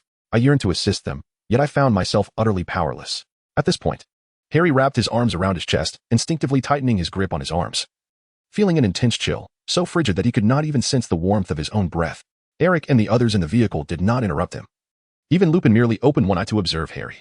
It was a commonplace occurrence. Only after Harry had finished speaking did Eric slowly respond. Commonplace? Harry exclaimed, incredulous. How could that be? Why did none of you hear that scream? For you, it may be commonplace, but that is due to your experiences far exceeding ours, Eric replied. Do you recall what I once told you, Harry? You are unlike other wizards. You bear a greater burden, and your responsibilities are heavier. When confronted by Dementors, they siphon away all your hope and dreams, forcing you to confront the most harrowing aspects of your inner self. That is not a sensation one can easily dismiss. You must have recalled something deeply rooted within you, something you have long avoided, yet it lies buried in your subconscious. At that moment, it resurfaced. To succumb to such anguish is not an embarrassing admission, Harry. The others did not faint merely because they have not endured what you have. It does not denote that their hearts are stronger than yours. Quite the contrary, I believe this renders your feelings all the more authentic. This emotion is the key to mastering the Patronus charm. Only by genuinely yearning to overcome such feelings and wholeheartedly protecting what you cherish can you unleash an unprecedented power. This, indeed, is the essence of the Patronus charm. With a smile adorning his face, Eric's words left Harry and everyone present utterly entranced. Harry gazed at Eric in a daze, his heart surging like tumultuous waves, profoundly moved by Eric's unwavering confidence and the earnestness of his persuasive discourse. Although Eric's verbosity may be somewhat excessive, each of his utterances resonates profoundly with Harry. He not only comprehends Harry's thoughts but genuinely considers his well-being. To be fair, Harry has never encountered such an exceptional peer. Among the trio, Hermione possesses the broadest knowledge. However, even she pales in comparison to Eric, whose understanding of magic at his tender age is nothing short of profound. Most importantly, Eric is not only immensely skilled but also maintains an unwavering respect for Harry, never adopting a condescending demeanor. Had it not been for the presence of Remus, whom they were meeting for the first time, Harry would have nearly succumbed to tears. He felt an overwhelming urge to sacrifice himself for someone who truly understands him. Observing Harry's emotional state, Remus shook his head in resignation, remarking, "You truly are unreserved." Eric chuckled, "Professor, I have never felt that there was anything I needed to conceal. Every word I utter is spoken from the heart." Lupin shook his head, falling silent. In the carriage, only he and Eric comprehended the true meaning behind his words. Every utterance made by Eric consciously influences Harry and those around him. Lupin discerned this subtlety. Yet he found himself bereft of any position or means to thwart Eric's actions. Thus, he remained silent, for Eric harbored no ill intent towards Harry. Ron, taken aback, inquired, "Eric, from where have you acquired such knowledge? You are truly remarkable. Surely you will be sorted into Ravenclaw, a house renowned for its intellect." Harry countered, "What nonsense are you talking about, Ron? Do you not wish for Eric to join us in Gryffindor?" "Of course I do," Ron stammered. "But that is not within my control." Eric shook his head and laughed. "I have no idea which house I will be sorted into." "Well, as long as it's not Slytherin," Ron replied. "Oh, why not?" Ron exclaimed. "Isn't it obvious? Slytherins are all wicked. Almost every dark wizard hails from Slytherin. Not to mention that insufferable Malfoy and his entire family, who are all Slytherins. Slytherins are thoroughly vile. Eric, with all your knowledge, you shouldn't associate with them." Eric observed the indignant expression on Ron's face and found the situation rather amusing. He remarked, "Indeed, many dark wizards hail from Slytherin. I cannot refute that. However, as you yourself have pointed out, not all dark wizards are from that house. Some individuals, even from other houses, can commit detestable acts." Ron, unconvinced, retorted, "But Slytherins are always insufferable, that is beyond doubt. Are you suggesting that Slytherin embodies villainy while Gryffindor represents virtue?" Eric inquired with curiosity. "Absolutely," Ron replied. "And what if I were to join Slytherin?" Upon uttering this, an uneasy atmosphere settled within the carriage. Ron's face flushed crimson as he stared incredulously at Eric. Harry mirrored his disbelief, observing Eric's calm demeanor, which suggested he was not jesting. Was he truly contemplating joining Slytherin? "You can't be serious," Harry asked cautiously. "Eric, I have indeed contemplated the possibility of the Sorting Hat placing me in Slytherin, for I do not believe that the house can truly represent my essence. Moreover, I bear no animosity towards Slytherin. Why should it not be so?" Ron, finally exasperated, exclaimed, "How could you even consider advocating for Slytherin, Eric? Just the thought of Malfoy's face makes me want to retch, and you actually wish to join them. Harry stammered. Perhaps Eric does not mean it in that way. Ron retorted. Then what does he mean? Hermione interjected coolly. What he implies is that a house does not encapsulate an individual's stance. Even if he were to join Slytherin, he would remain our friend. Ron and Harry turned to Hermione, observing her icy demeanor and expressionless face, her eyes reflecting her discontent. Faced with Hermione's countenance, Ron could only shut his mouth in frustration, lacking the courage to provoke both Eric and Hermione simultaneously. If he did, his assignments for the term would surely be in jeopardy. Eric chuckled softly, refraining from contradicting Hermione's statement, and continued, Ron, do you know which house Sirius Black hails from? He was a Gryffindor, a classmate of Harry's father and Professor Lupin. At this, Ron was utterly speechless. He could only sulk as he reclined against the backrest in silence. To Harry, this revelation was somewhat astonishing. Now it was Eric's turn to be at a loss for words. Don't you all read the newspapers? The Daily Prophet has long since uncovered the entirety of Black's history. Harry sheepishly scratched his head. He had subscribed to the Daily Prophet in a moment of conformity but seldom perused its pages. Eric remarked, one's origins may dictate their stance. Yet individuals are capable of transformation, Harry. You may stubbornly believe that a house embodies a facet of a person's character, but reality will reveal the futility of such notions. To hastily affix a label upon someone without truly understanding them is, quite frankly, a rather foolish endeavor. In summary, remember, Harry, to ponder deeply, appearances can be deceiving, even in those you hold dear. Harry and Hermione contemplated his words when suddenly, Lupin sighed and interjected, we have arrived. As if in harmony with Lupin's statement. The carriage came to a gentle halt before a stone bridge, alongside a multitude of other carriages. The group peered through the windows, just in time to behold a magnificent castle accompanied by its surrounding towers emerging before them. The castle, aglow with lights, appeared even more resplendent beneath the cloak of night. That was none other than Hogwarts. Chapter 47. The Soul Barrier. The group disembarked in front of the stone bridge, joining the throngs of people as they crossed it and entered through the grand gates of Hogwarts. Beyond the gates lay the entrance hall, which was wide open, bustling with comings and goings. Eric, accompanied by a few companions, advanced alongside Lupin. Apart from Eric, the remaining first-year students were still traversing the Black Lake by boat, and they had not yet reached the halfway mark. Along the way, numerous eyes were cast upon Eric, as among the students present, all donned their school robes. Yet only Eric's chest bore no emblem of any house affiliation. It was conspicuously bare. Furthermore, Eric appeared notably youthful. First-year students were not permitted to ride in carriages, which only fueled their curiosity about him. Among them, several instantly recognized Eric's identity. Today, as Eric expelled the Dementors from the train, they were also present at the scene. With such unmistakable features, how could they fail to recognize him? Witnessing their companion's actions, these individuals were taken aback, hastily cautioning him not to go too far. After all, it was a creature that even the Dementors feared. However, this reaction undoubtedly backfired, rendering Eric even more conspicuous. Everyone was eager to glimpse the one who single-handedly drove away the Dementors. As they moved through the crowd, people instinctively formed a circle around Eric and his companions, enclosing them in the center.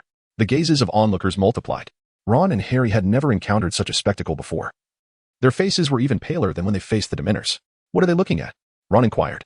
Hermione, walking beside them, retorted with irritation, well, it's certainly not you. Eric remained unfazed, his expression unchanging. As they stepped into the foyer, numerous professors were already present, guiding the students to disperse and take their seats in the auditorium. The heads of the four houses also emerged, assisting the professors in maintaining order. A familiar electronic voice unexpectedly resonated in Eric's mind. Ding, host detected at Hogwarts. Congratulations. You have arrived at the check-in location. Please commence the check-in process without interruption. Ding, check-in successful. Reward obtained, Soul Barrier. Eric's spirits were instantly lifted. He hastily opened his personal panel to examine the new ability he had just acquired. Soul Barrier, a unique application derived from the mental stance when activated. Channels one's mental energy and establishes a membrane composed of high-intensity soul essence, thus forming the Soul Barrier. Upon its activation, one becomes immune to the effects of mental control magic. How splendid!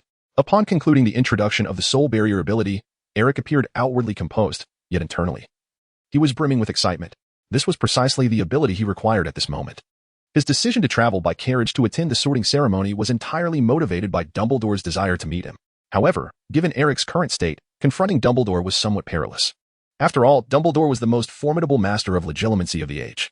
Although he had never claimed to wield the art of legilimency, others might be unaware of this fact, yet Eric was acutely aware. In the realm of legilimency, Dumbledore's expertise was undoubtedly unrivaled. How could Dumbledore, upon encountering an unexpected individual like Eric, who boldly professed knowledge of the relationship between Black and James, not harbor any doubts regarding Eric's motives and identity? Dumbledore was certainly no fool. Eric could not be entirely certain that Dumbledore would employ the spell legilimency against him, but the likelihood was considerably high. The terrifying aspect of legilimency lies in its ability to penetrate the very fabric of consciousness, enabling the reader to access another's memories and emotions, if one were so inclined. A mere glance could suffice for the other to glean one's innermost thoughts, such as its dreadfulness. Moreover, the execution of this spell is not particularly complex, with Dumbledore's formidable prowess. He could undoubtedly perform it without leaving a trace. In silence and stealth, he could unveil all secrets. Of course, the success of legilimency ultimately hinges upon the contest of wills between the parties involved. Eric possesses formidable mental fortitude, which serves as one of his sources of confidence. While he cannot guarantee complete immunity to external influences, he is capable of momentarily resisting them. Nevertheless, should the possibility of total defense arise, Eric would certainly prefer to avoid unnecessary risks, as he harbors numerous secrets. The Soul Barrier, in particular, is an impeccable defensive skill capable of repelling mental control magic. This encompasses not only the spell of mind reading, but also a host of other controlling enchantments, such as the soul-snatching curse. However, given the formidable nature of mind reading, one might wonder why Eric is unconcerned about Fudge potentially revealing himself before Dumbledore. The reasons are manifold. Firstly, despite its astonishing efficacy, mind reading cannot accurately access memories from a specific time frame. It is akin to reviewing surveillance footage. While one can observe, pinpointing exact moments proves elusive, especially as the timeline of this surveillance is random and disordered. Unless one is already aware of the time segment they wish to scrutinize, this method remains largely ineffective. Secondly, the casting of mind reading necessitates direct eye contact. Eric has previously cautioned Fudge to avoid making eye contact with Dumbledore at all costs. As long as Fudge acts within reasonable bounds, Dumbledore has no grounds to suspect him of harboring ulterior motives. Even if suspicions arise, he would lack the means to ascertain whom Fudge might be collaborating with or what actions he might have taken at any given time. In essence, as long as Fudge refrains from reckless behavior, Eric remains secure. Mind reading is indeed a terrifying spell. However, understanding its mechanics allows for some countermeasures. Even when one is outmatched in power, these intricate thoughts flitted through Eric's mind in an instant, and upon grasping the description of the skill, he felt a surge of satisfaction. While he contemplated deeply, to Hermione and the others, it appeared as though Eric merely paused upon entering the Grand Hall. Seemingly overwhelmed by the magnificence of Hogwarts, no one found this behavior amiss. Hogwarts itself is an expansive castle complex, steeped in a millennium of history that has transformed it into a cultural emblem, transcending mere geographical significance. Indeed, it would be peculiar for anyone to visit Hogwarts for the first time without feeling a sense of awe. Harry beamed proudly at Eric, exclaiming, "Welcome to Hogwarts, Eric." Eric naturally responded with a smile. Subsequently, Harry and his companions reluctantly parted ways with Eric and Lupin, turning towards the Great Hall. Meanwhile, Eric followed closely behind Lupin as they ascended towards the Headmaster's office situated at the pinnacle of the main tower. Chapter 48. Dumbledore's Pensive. The main tower of Hogwarts is an immense cylindrical structure. When no one treads upon its staircase, one can only gaze upwards to behold a magnificent stone column standing resolutely in the center, encircled by a circular outer wall. Adorning both the outer wall and the column are various paintings that encapsulate a millennium of Hogwarts history. As Eric and Lupin continued their ascent, staircases emerged from the stone column as if possessing a consciousness, intuitively paving the way for the wizards. Even Lupin, who had not returned to Hogwarts in quite some time, felt a wave of nostalgia wash over him. Navigating the familiar path, Lupin guided Eric to the 8th floor, where the Headmaster's office is located. Before an unsightly stone gargoyle, Lupin softly uttered the password, "Cockroach Cluster." The previously motionless gargoyle suddenly sprang to life, nodding in satisfaction before turning and ascending, thus clearing the way to the Headmaster's office. There, a venerable old man clad in ornate robes awaited them, a smile illuminating his face. There was no need for introduction. Eric instantly recognized the identity of the white-bearded figure, Albus Dumbledore, the most powerful wizard of the age. Though he had aged, none could diminish his esteemed presence, not Fudge, nor Voldemort. "You must be Eric," Dumbledore remarked, his recognition of Eric evident, as if he had anticipated his arrival. Upon seeing Eric nod in acknowledgement, Lupin felt somewhat overlooked. It appeared that neither of them paid him much heed. With a shrug, he made a gesture of deference to Dumbledore, received a nod in return, and swiftly turned to depart back to the Great Hall, leaving only Eric and Dumbledore in the room. From the moment Eric laid eyes on Dumbledore, he activated his mental stance. In a world tinged with shades of gray, Eric concentrated the white light that represented his mental strength around himself, forming a protective membrane. The soul barrier was now in effect. There was no complex sensation. Eric had grown accustomed to the presence of his mental stance. As long as the soul barrier was in place, no mental magic could affect him. After exchanging pleasantries, Dumbledore gestured for Eric to enter, observing him with a smile. "Upon receiving Professor Flitwick's message, I thought I was succumbing to senility. I never anticipated that someone of your age could wield the Patronus charm with such proficiency." Eric entered the Headmaster's office without hesitation, following Dumbledore's guidance to take a seat before the desk. "Thank you, Professor." That was actually my first successful attempt at casting the Patronus charm, he remarked. The office was resplendent, echoing the majestic decor of Hogwarts. The walls were adorned with portraits of former headmasters, who turned their gaze upon Eric's entrance, some whispering amongst themselves. Beside Dumbledore's desk, a phoenix stood silently. Eric surveyed the surroundings before finally locking eyes with Dumbledore. He did not flinch, but rather met Dumbledore's gaze with unwavering resolve. Dumbledore exclaimed with delight, "I am truly pleased that Hogwarts has such a talented student as you this year. I hear you hail from a Muggle background?" "Indeed," Eric replied. "How astonishing. Might you share with me where you acquired your magical knowledge?" As expected, Dumbledore wasted no time in delving straight into the matter at hand. Eric chuckled lightly. "Indeed. Prior to my enrollment, I had already been introduced to the realm of magic. It all began at the Leaky Cauldron, where I acquired a spellbook that detailed various enchantments, including the Patronus charm. I also experienced 2 instances of magical surges in Diagon Alley, after which I discovered a certain aptitude for controlling magic. Consequently, after procuring my own wand, I embarked on a journey of self-study in the magical arts. This is why I am able to wield the Patronus charm. I consider myself quite fortunate." Eric finished speaking, a smile illuminating his face as he gazed at Dumbledore. Dumbledore, seated opposite him, wore an even more radiant smile. Regardless of the veracity of other matters, the origin of the Patronus charm, as recounted by Eric, was indeed authentic. In the spellbook gifted to Eric by Merkel, the Patronus charm was indeed inscribed. Eric, having observed the magic above, dared to select the Patronus charm as a reward for his task. Otherwise, it would have been utterly incomprehensible. Although Eric understood that a novice wizard, unacquainted with magic, learning and skillfully wielding the Patronus charm seemed implausible, there remained a glimmer of possibility. This world has never been devoid of prodigies. Given the talents Eric had displayed, he could very well be one of them. "What? You doubt me? Then present your evidence. Unable to do so, you find yourself at my mercy." If the spellbook bore no mention of the Patronus charm, Eric would not dare to conjure such a spell before others, rendering the situation entirely inexplicable. A novice wizard, self-taught and capable of creating the Patronus charm, would be treating others as fools. Who would believe such a tale? Thus, Eric had to ensure that his claims contained no visible flaws. Clearly, Dumbledore and Eric shared an unspoken understanding in this regard. Upon hearing Eric's explanation, Dumbledore's smile deepened, his eyes narrowing into slits.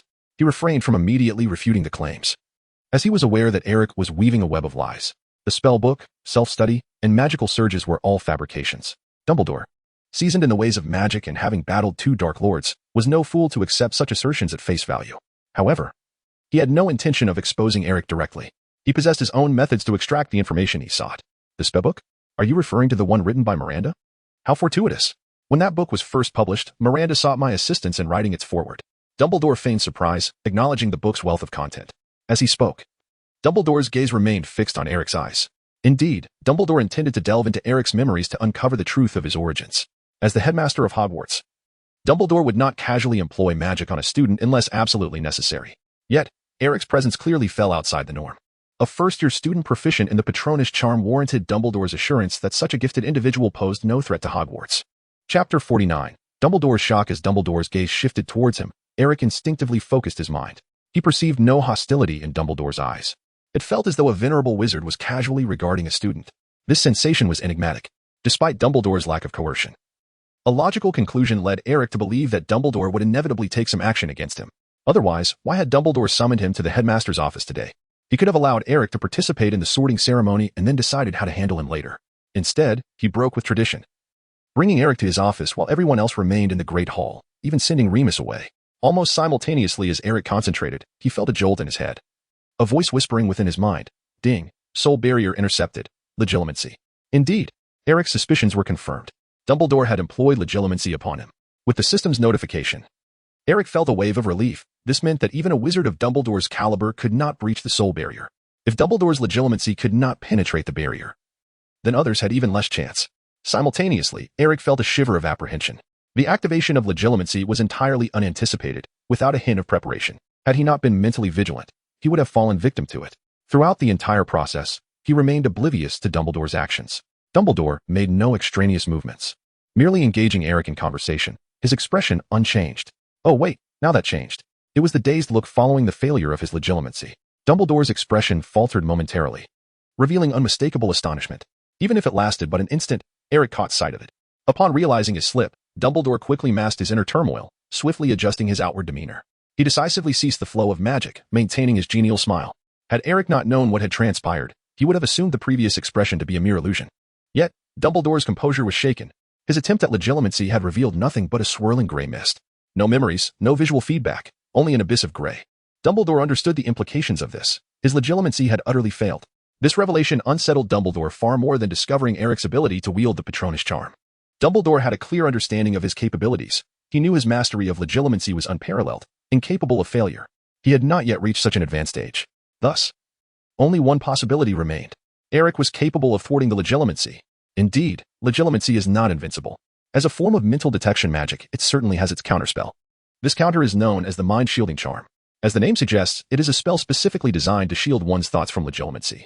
However, mastering the mind-shielding charm is not within everyone's reach, nor can it be effortlessly employed to fend off Dumbledore's probing. In Dumbledore's estimation, only a wizard as adept in the mind-shielding charm as Severus Snape could contend with him in this regard. Yet, who is Severus Snape? He is one of the most distinguished potion experts, a former Death Eater, and a double agent whom Dumbledore personally safeguarded, a once loyal follower of Voldemort. Dumbledore had to exert immense resolve to place his trust in him. Snape is arguably the most exceptional master of the mind-shielding charm in existence. Even so, Snape must perpetually maintain the operation of this charm to ensure his safety, allowing him to navigate the treacherous waters between Voldemort and Dumbledore with ease. This vigilance must be constant, with no room for complacency. The consequence is that Snape often wears an expression akin to that of a lifeless fish. His countenance unchanging regardless of whom he encounters. Dumbledore harbored absolute confidence that his recent attempt at legitimacy had not betrayed any intentions beforehand. Nevertheless, to his astonishment, his legitimacy had indeed failed. This left Dumbledore bewildered.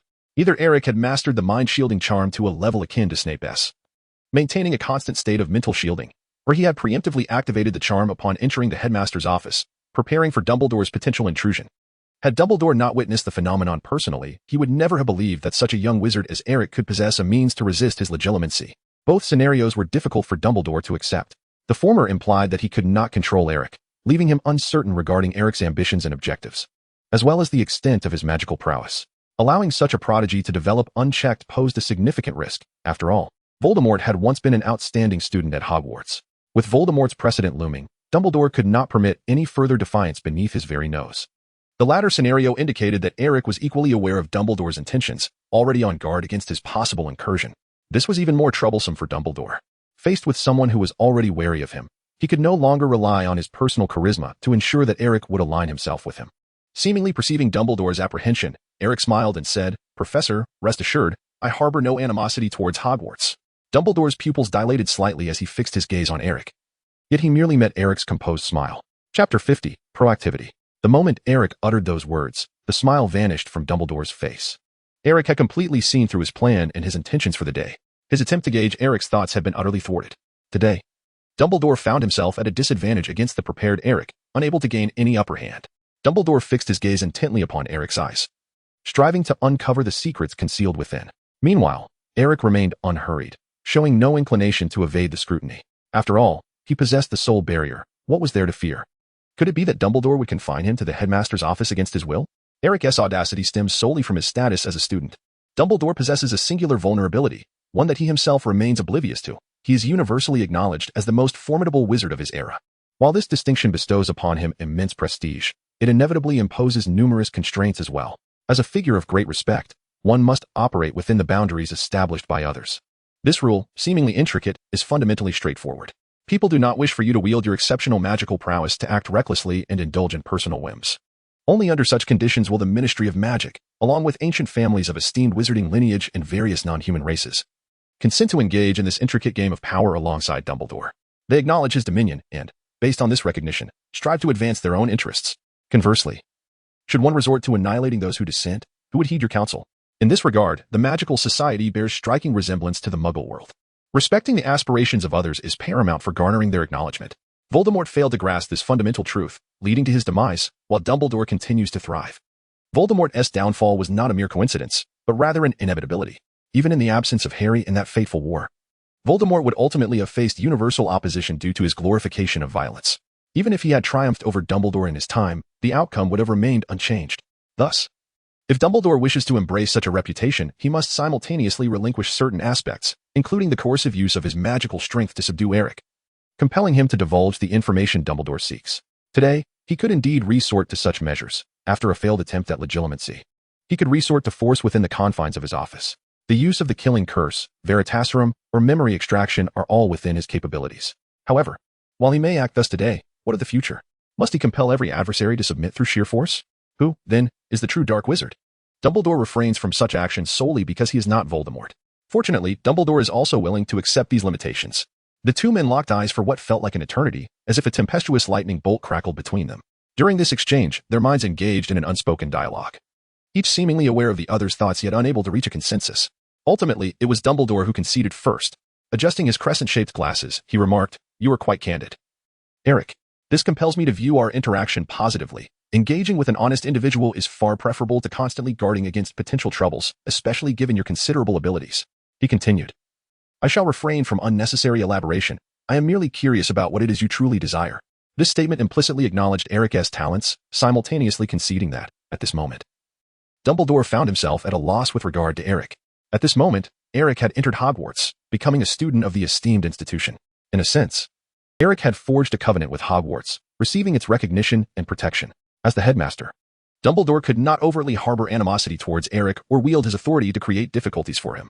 If Dumbledore lacked such magnanimity, he would hardly qualify as a leader among wizards.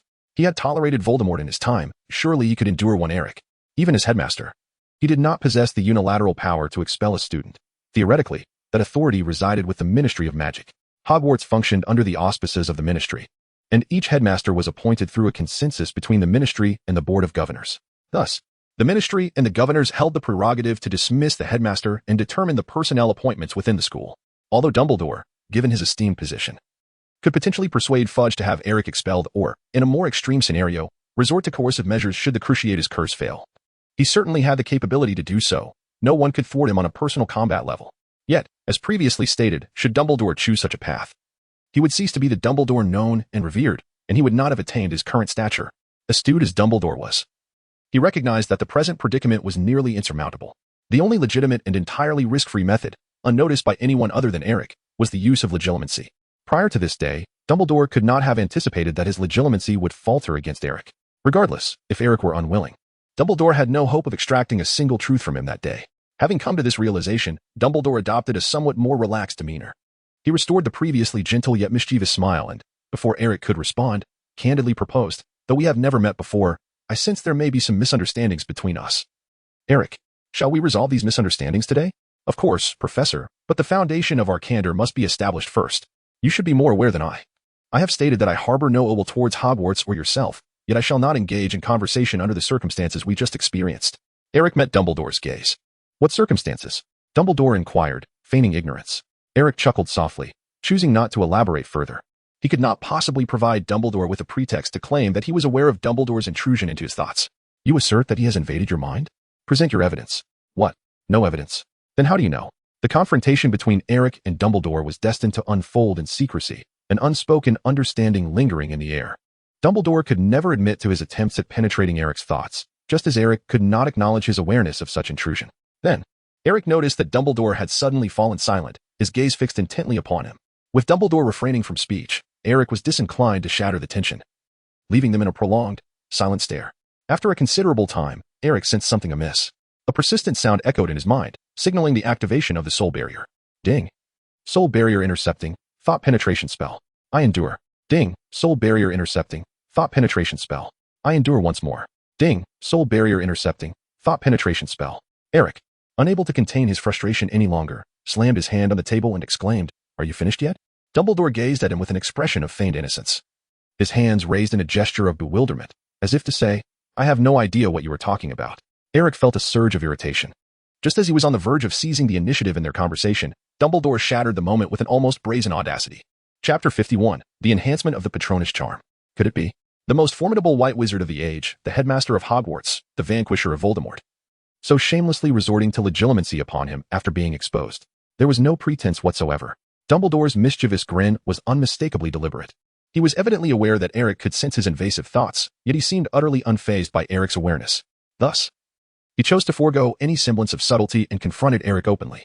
One must commend Dumbledore, upon recognizing Eric's unusual state. He opted for a response that left Eric feeling most helpless. Dumbledore's character was indeed such that, in matters of little consequence, despite his immense magical prowess, he never hesitated to indulge in light-hearted jests. This was evident from the entrance password to his office. Which respectable headmaster would set their password as a cockroach pile? His behavior inexplicably reminded Eric of that hapless child who rings doorbells indiscriminately. Is it possible that this old man with the white beard is truly so childish? Ding. The soul barrier intercepts. Eric pointed at Dumbledore and commanded, "Stop." Dumbledore chuckled softly, ultimately deciding not to pursue the matter further. Wasn't this a testament to the prowess of your mental barriers? Dumbledore's expression bore no trace of remorse. Meanwhile, the Phoenix, which had been silently observing the exchange between the two, opened its beak and squinted its eyes, appearing to be amused. Eric was at a loss for words. Was there truly no semblance of normalcy in the headmaster's office? Fawkes, the Phoenix, was Dumbledore's pet and shared a profound connection with him, thus fully comprehending the events that had just transpired. Even the Phoenix seemed to mock him. Did he truly believe that he was impervious to their influences? Upon deeper contemplation, it appeared that he was indeed at a loss. Dumbledore, after all, was Dumbledore. Even when he resorted to underhanded tactics, it was not something Eric could easily counter. While Dumbledore had no means to subdue Eric, conversely, Eric was equally incapable of challenging Dumbledore. Both men were acutely aware of the secrets held by one another. Yet they were constrained by their respective identities, thus compelled to maintain a delicate equilibrium.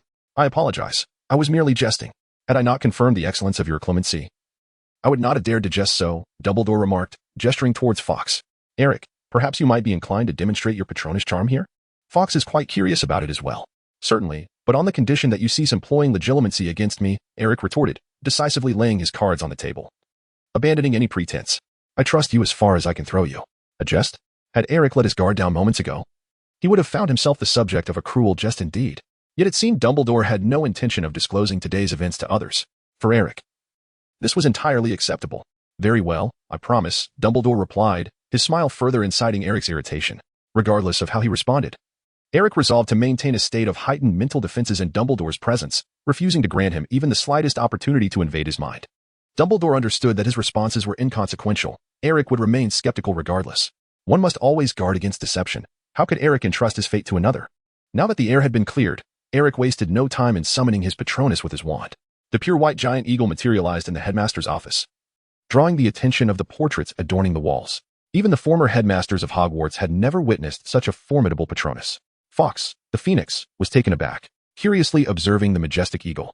The eagle, undeterred, let out a low growl and fixed a challenging gaze upon Dumbledore and Fawkes. As a phoenix, Fawkes would not back down. Despite the eagle's imposing size, it was a phoenix, a mythical creature at the pinnacle of the magical realm, endowed with extraordinary powers akin to that of dragons. Fawkes let out a cry, unfurling his wings, his feathers standing on end, and a flicker of flame danced in his eyes as he glared defiantly at the eagle. Do not be alarmed, Fawkes, Dumbledore interjected, extending a hand to soothe the situation. Within the confines of the headmaster's office, Dumbledore's words held sway, prompting Fawkes to disdainfully glance at the eagle before gradually retracting his wings to his side. Meanwhile, Eric promptly dismissed the Patronus charm, causing the eagle-esque figure to vanish. Truly remarkable, Dumbledore remarked, genuinely impressed. It is indeed a rare sight to behold such a Patronus. You're too kind, Professor, Eric replied. Dumbledore inquired. Was that truly your first time casting the Patronus charm on the train? Indeed, Eric affirmed. Before you summoned your Patronus, I was skeptical, but upon witnessing it firsthand, I discerned that your Patronus charm does possess a slight flaw. Eric was left in a state of confusion, awaiting Dumbledore's further elaboration. Dumbledore, however, offered no extensive explanation. Instead, he produced his wand and conjured a Patronus. A pure white phoenix, nearly identical to Fawkes, materialized before them. Your Patronus charm is quite commendable compared to that of an average student, Eric, Dumbledore remarked, but while it possesses ferocity, it still lacks in other aspects. It is precisely for this reason that Fawkes exhibits hostility towards your Patronus. As he continued, Dumbledore's lips remained still, and it was his Patronus that spoke, emitting Dumbledore's voice. In a manner akin to a ventriloquist's act, Dumbledore showcased his prowess, allowing his Patronus to convey his thoughts. For instance, you cannot achieve what I do, which is to have my Patronus articulate the sentiments I wish to express. Eric nodded. His Patronus charm, having been learned for merely 2 months, remained at an intermediate level of proficiency, and in terms of technique, it was undeniably of a rather ordinary standard. At least in the presence of a wizard like Dumbledore, it would certainly fall short. However, it was Eric's immense magical power that rendered his Patronus so striking and formidable. Do you wish to know how to advance further? Of course, but may I inquire why, Professor? Eric replied with a smile.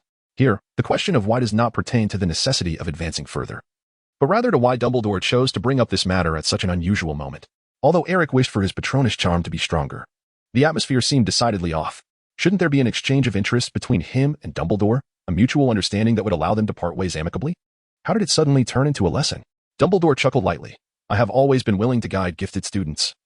Consider this a token of my apology for any offense I may have caused earlier. You have managed to maintain the presence of your Patronus quite well. And your method of casting the spell is sound, allowing you to produce a standard Patronus. However, you cannot treat your Patronus as merely an extension of yourself, expecting it to act solely according to your will. The reason for this, I believe, largely stems from your failure to envision what your Patronus truly is. I wonder, have you perhaps overlooked the contemplation of this question from the very beginning, focusing all your energy solely on the act of summoning the Patronus itself? Dumbledore remarked cheerfully. Chapter 52. Hesitation. Before Dumbledore could finish his thoughts, Eric began to understand. Many concepts are, in essence, quite simple, yet at times, one may become ensnared in a mental blind spot, making it impossible to revisit fundamental techniques, such as Eric's Patronus charm. Eric's Patronus charm, indeed, aligns with Dumbledore's assertion. He had never actively envisioned what his Patronus might resemble. In truth, Eric should have contemplated this matter sooner. The Patronus evolves in accordance with the wizard's character and subjective intent, a fact that is no secret to Eric.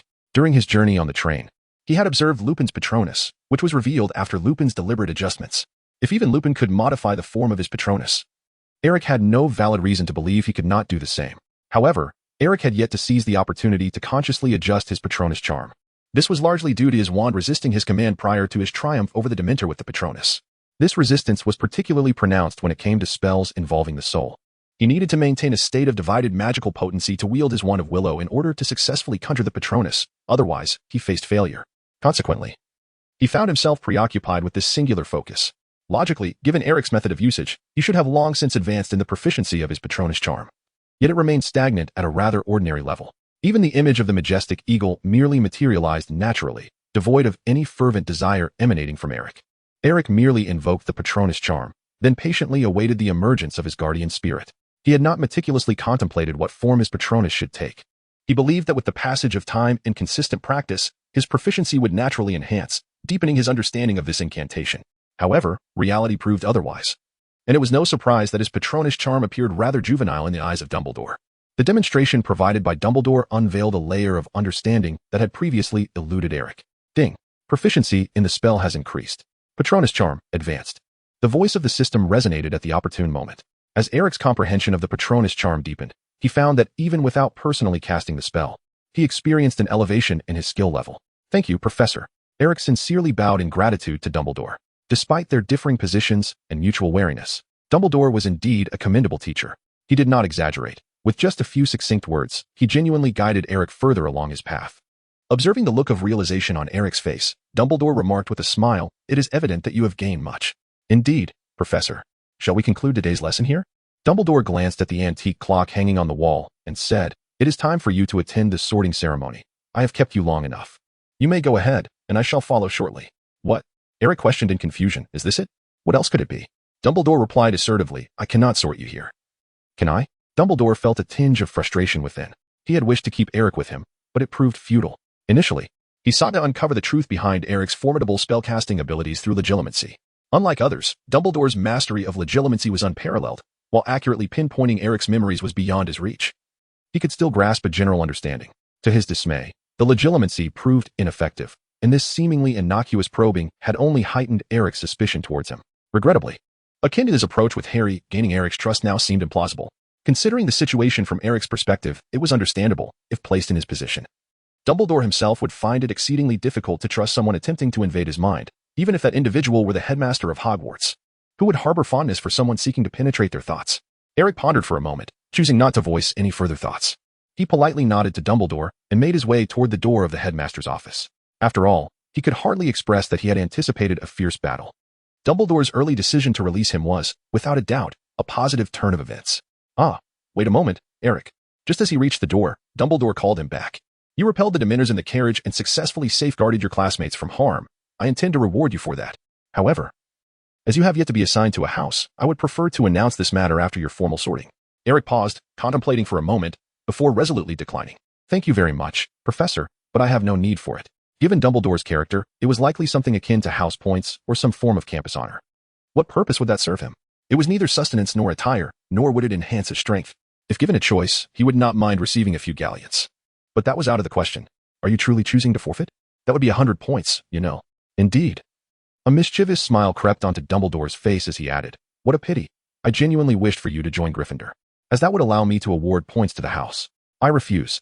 Eric knew that the individual had nothing of merit to offer. He dismissed him entirely and turned to exit. Behind half-moon spectacles, Dumbledore's smile faded, and his keen gaze remained fixed on Eric's retreating figure until he descended the staircase and vanished from sight. Once Eric had distanced himself, a portrait hanging on the wall spoke up, remarking, "His talent is even more formidable than yours was in your prime. Given time, he may well become another riddle." The portrait depicted a sharply featured wizard, and those who adorned the walls of the headmaster's office were none other than Dumbledore's predecessors, the former headmasters of Hogwarts. Below the portrait were inscribed the name and dates of life of Sirius Black. Dumbledore sighed and said, "Let us observe further." Chapter 53. Sorting and Reputation. Upon returning to the Great Hall, Eric arrived just in time for the final segment of the sorting ceremony. The long tables were brimming with students, divided into 4 houses, each adorned with its distinctive colors. Gryffindor boasted rich crimson and gold. Ravenclaw displayed sky blue and bronze. Hufflepuff represented earthy brown and yellow, while Slytherin remained ever steadfast in its pale green. With each student assigned to their respective house, raucous applause erupted from their peers, welcoming the new members. At the Gryffindor table, Eric spotted the trio of Harry fervently waving at him. Eric arrived the latest, placing himself last as per Dumbledore's prior counsel. As soon as he donned the sorting hat, he heard it whispering softly, "The final student of the year. Truly remarkable, you possess ambition." And Eric, uninterested in the hat's ramblings, interjected, "I'm hungry. Please assign me to a house at your convenience." The sorting hat, taken aback by such forthrightness, found itself momentarily speechless. It had prepared an elaborate discourse to elucidate Eric's qualities, attempting to justify that he would be suitable for any house, ultimately allowing him to choose for himself. Naturally, it offered this to nearly every student, as utterly incompetent individuals are indeed rare. The sorting hat's rehearsed lines were repeated year after year, successfully persuading many students. Little did it expect that Eric would be entirely indifferent to its musings. He merely wished to expedite the sorting process. Eric is truly indifferent. His attitude towards the academy was made abundantly clear even during the carriage ride. Eric, a person of his disposition, fundamentally rejects the notion that any collective can truly represent him. The idea of joining an academy and treating it as a home to defend is utterly foreign to him. His sole interest lies in the essence of magic itself, not in the ephemeral rivalry among the academies. Therefore, his choice of academy is of little consequence. "What do you mean? Indifferent?" After a moment, the sorting hat responded with indignation, "Please, respect my role. I am the sorting hat of Hogwarts, created for the purpose of selecting the most suitable house for each individual. How can this be a mere triviality? Before I could finish, you possess ambition, remarkable talent, and commendable courage." Treating everyone equally without regard for Eric, the sorting hat continued, lost in its own musings. What a conundrum you present. What are you contemplating?" "I am thinking about having a meal," Eric replied, his expression unchanged. The sorting hat persisted, "Aside from dining, what else occupies your thoughts?" Eric could only helplessly murmur, "Well, I wonder what the structure inside you looks like once disassembled, who crafted you, and how many spells have been cast upon you." Before he could finish, the sorting hat, with a sense of relief, lifted its voice and proclaimed, "Ravenclaw." It became evident that Eric had indeed underestimated Dumbledore. The following morning, while still nestled in the Ravenclaw dormitory, Eric had not yet fully awakened when he heard his roommate Lando bellow with vigor, "Oh my, Eric, you've made it to the Daily Prophet." Eric's initial reaction was, "Oh, the Daily Prophet, not the first time on its pages. Wait, what?" Eric felt a bit disoriented, but soon came to realize the situation. Why was he once again gracing the pages of a newspaper? He had done nothing noteworthy, after all. Oh, wait. He had indeed chased away a Dementor on the train yesterday. However, that had been a spontaneous act.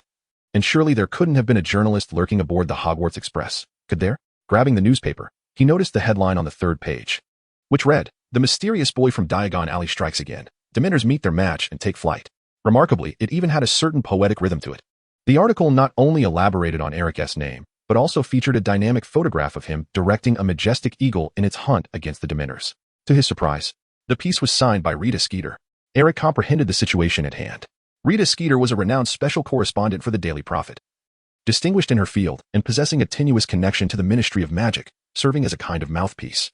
She could be considered a part of Dumbledore's intricate web of relationships, facilitating a mutually beneficial arrangement through Fudge's channels. Moreover, Rita Skeeter was an unregistered animagus, possessing the ability to transform into a beetle, which she exploited to uncover news stories far and wide.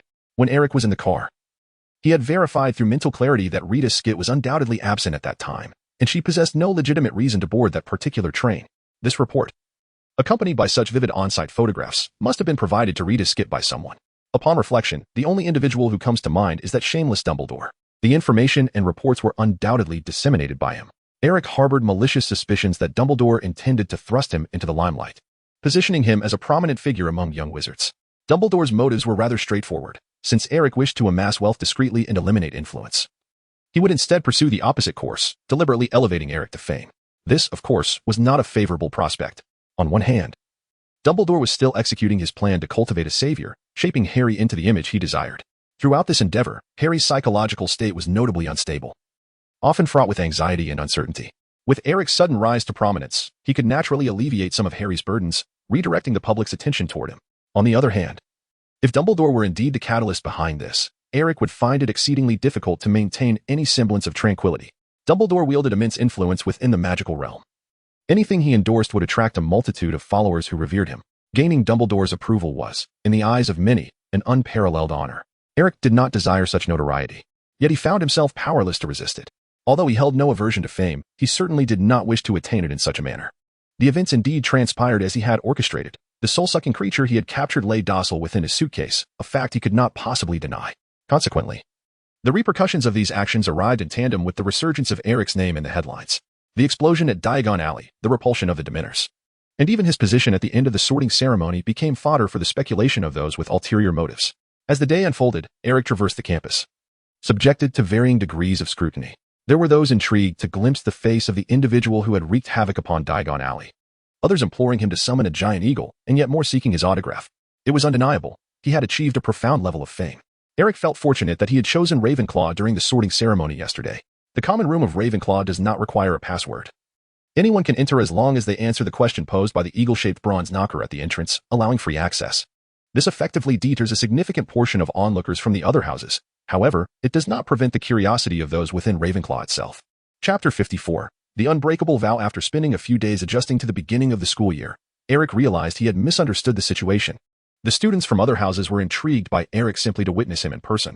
In contrast, the members of Ravenclaw were not so much interested in Eric himself, but rather in his extraordinary magical prowess that surpassed that of his year. There lies a fundamental difference between the two. The former is merely driven by curiosity, while the latter can earn points for Ravenclaw. Indeed, Eric discovered that he was viewed as an unofficial point-gaining machine by his peers in Ravenclaw. This revelation struck him one day when he inadvertently overheard a small discussion among several Ravenclaw prefects. "We must protect him and ensure that students from other houses do not find an opportunity," one said. "Yes, especially watch out for the Weasley twins from Gryffindor. They have been known to sabotage the scoring efforts of rival houses." Another added, "While Eric is in class, we should escort him whenever possible, helping him to quickly acclimate to each professor's style. Does anyone know which subject he excels in?" Eric suddenly appeared and inquired, "What are you discussing?" The group of leaders was taken aback, quickly forcing a laugh. Seizing the opportunity while Eric was distracted, they exchanged knowing glances and discreetly dispersed. Only the fourth grader, Xiao Zhang, remained. He patted Eric on the shoulder and, brimming with enthusiasm, encouraged, "Do your best. We will all support you." Eric felt that the head students had no choice but to pay attention. At Hogwarts, two prestigious trophies are awarded each year, the Quidditch Cup and the House Cup. The Quidditch Cup is bestowed upon the house team that excels in the sport, and while Ravenclaw's prowess in Quidditch cannot be deemed insignificant, it is certainly negligible. The team is primarily reliant on Cho Chang, the sole competent seeker, while other positions lack competitive strength, resulting in a perennial state of mediocrity, often occupying the bottom ranks. Consequently, Ravenclaw students do not harbor fantasies of claiming the Quidditch Cup. Such aspirations are best left to dreams, where a chuckle suffices, for reality holds no promise. Conversely, the House Cup presents a different scenario. Competition for this accolade is primarily determined by students' performances within the school, with points awarded or deducted based on their contributions. At the end of the term, the house with the highest score claims the House Cup. The most common way to earn points is by answering questions posed by professors, a domain in which Ravenclaw excels. It has been over a decade since Ravenclaw has laid claim to either the House Cup or the Quidditch Cup. The champions of the past 2 years have been Gryffindor, while Slytherin once dominated with an unprecedented 7 consecutive victories. Yet, hope springs eternal, does it not? And now, hope has arrived. Since the commencement of the school year, Ravenclaw's scores have surged remarkably. In just a few days, they have established a lead of over 20 points over the other 3 houses, all thanks to Eric. Before the term began, Eric had diligently reviewed all his textbooks. With his exceptional mental acuity, he retained nearly everything he read. Whenever Eric attended a class, it became evident that the other houses had little chance of contributing meaningfully. Professors would pose a question, and while others pondered, Eric would calmly provide the answer, resulting in points being awarded to Ravenclaw. Every professor recognized that Eric's capabilities far surpassed those expected of a first-year student. Consequently, they refrained from awarding him excessive points. While other students might earn 5 or 10 points for their responses, Eric would receive merely 1 or 2. However, the frequency of his answers compensated for the lower point values. Whenever a professor posed a question, Eric would respond, sometimes even volunteering answers without being called upon, often out of sheer boredom in class. After all, with the correct answer presented, what professor would dare withhold points? Take Severus Snape, for instance. He was notorious for withholding points. As the potions professor and head of Slytherin House, he only awarded points to his own students, leaving the others to fend for themselves. Not losing points was considered a victory, let alone earning them. Nevertheless, Snape's influence could not alter the overall standings. While the bad news was that Snape refrained from awarding points, the good news was that he was but one individual, with magical prowess that far exceeded the first-year standard. Eric effortlessly dominated every class, apart from potions. Eric's year lacked any competitors. Had he been at the same age as Harry, he might have faced some rivalry from Hermione. However, Eric was 2 years younger than Harry, making it impossible for them to attend the same classes, and Hermione's workload was far more demanding. Moreover, accruing points was not something Hermione could achieve effortlessly. While she too excelled academically, her contributions in class were often undermined by the antics of other Gryffindor students, who could easily negate her efforts through rule violations.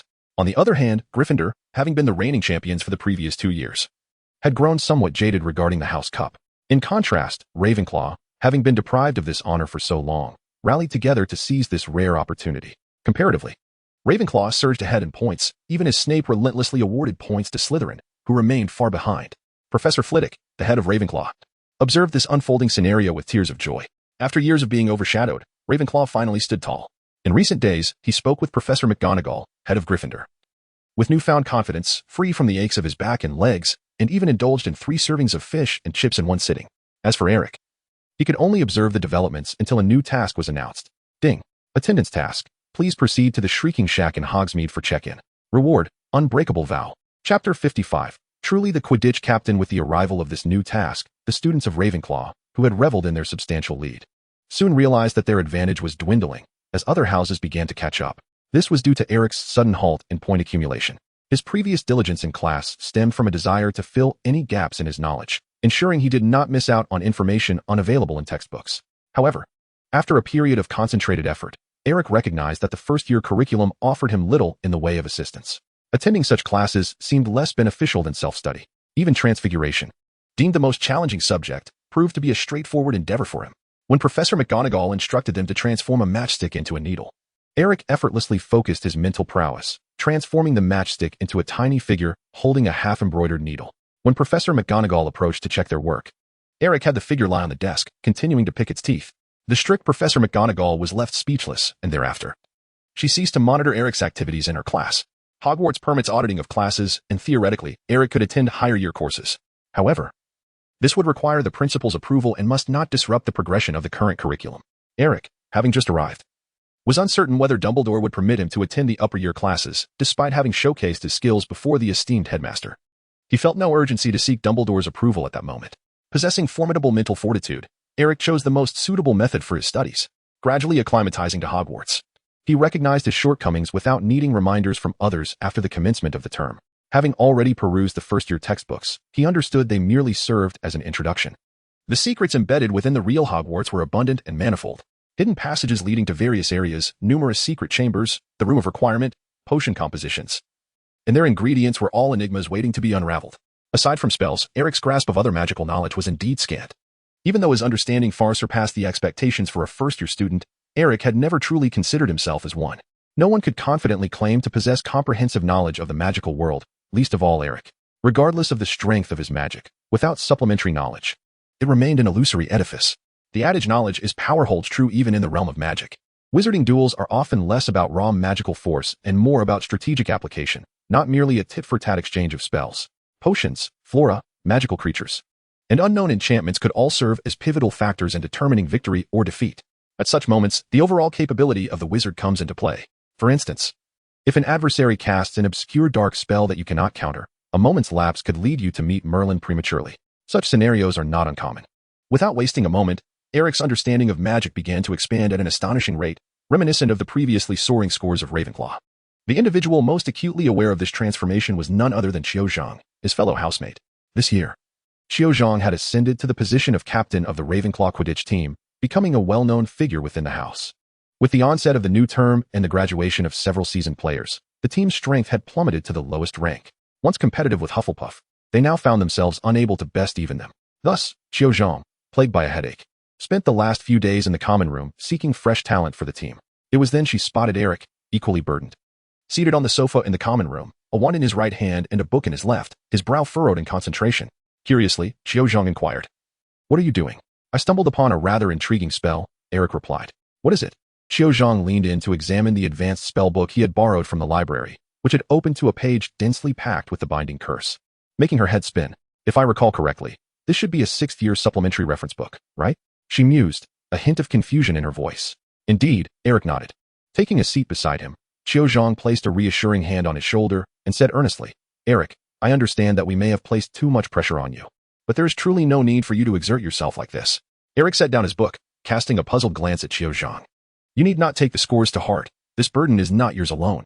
Attempting to tackle such advanced spells beyond your level will not earn you any extra points from the professor, and Hogwarts does not advocate for students to pursue such endeavors," Qiuzhang explained. "It is commendable for young people to be ambitious, yet despite your acknowledged brilliance, grasping the material of the 6th year at this moment is simply unattainable. It is entirely natural not to comprehend it." Eric's expression was peculiar, and instead of speaking, he grasped his wand and softly uttered an incantation. In the next moment, the curtains behind Qiuzhang surged upward, tearing into strips that bound him tightly from head to toe. Qiuzhang was taken aback, instinctively reaching for his wand, only to realize that his upper body was immobilized, forcing him to struggle and collapse onto the sofa in the common lounge. I pondered what the counter curse might be, as it was not inscribed anywhere. Eric lifted the book in his hand and remarked. Qiuzhang's face flushed crimson. The common lounge was not solely occupied by the two of them. Others were watching nearby. "Untie me," Qiuzhang exclaimed in a state of urgency. Eric, with a gesture of resignation, exclaimed, "I truly cannot do it. Let me give it a try, Stupefy." The curtains enveloping Qiuzhang shifted slightly, though it was evident that Stupefy was not the precise countercharm for her predicament. However, as a rudimentary general countercharm, it possessed a modicum of efficacy. Thus, that afternoon, all present in the Ravenclaw common room bore witness to the peculiar sight of their Quidditch captain, Qiuzhang, bound like a rice dumpling, while a first-year student relentlessly employed the Stupefy charm on her. True to her role as Quidditch captain, she maintained an admirable composure. Chapter 56. The eve of Halloween. In the blink of an eye, the weekend preceding Halloween arrived, and Eric finally felt that he had everything in order. He had to prepare for his journey to Hogsmeade. Before embarking on his mission, Eric needed to ensure he possessed sufficient self-defense capabilities. By this point in late October, his life had become remarkably straightforward. During the first week of school, he had maintained the faiade of a score-obsessed student, only to subsequently immerse himself in a fervent quest for knowledge about magic. The first-year curriculum was quite lenient, at least from Eric's perspective. Assignments posed no pressure for him, granting him ample leisure time to pursue his own interests. Compared to his former self, Eric had undergone a significant transformation. He had elevated his proficiency in essential subjects such as potions and transfiguration to a level deemed intermediate by the system, and he had nearly mastered all the spells contained within the spellbook. This progress was not solely due to self-study. Many spells could be directly inquired about from the professors at the academy. Dumbledore's current demeanor was ambiguous, and Eric refrained from consulting him regarding these relatively common spells. Although he believed Dumbledore would be keen to instruct him, it was undeniable that Dumbledore had his own agenda. As for Lupin, he seemed to be intentionally avoiding Eric. On several occasions, Eric noticed Lupin consciously steering clear of him. Eric had no choice but to seek another instructor. Fortunately, Ravenclaw possessed an adept dueling master, Flitwick. Flitwick's qualifications to teach charms were indisputable, making him more than capable of guiding Eric. He was, of course, delighted to witness Ravenclaw harboring a genuine prodigy. Without a doubt, Eric stood out as the most exceptional student in Flitwick's charms class. The levitation spell, which first-year students were required to master, was a mere trifle for Eric.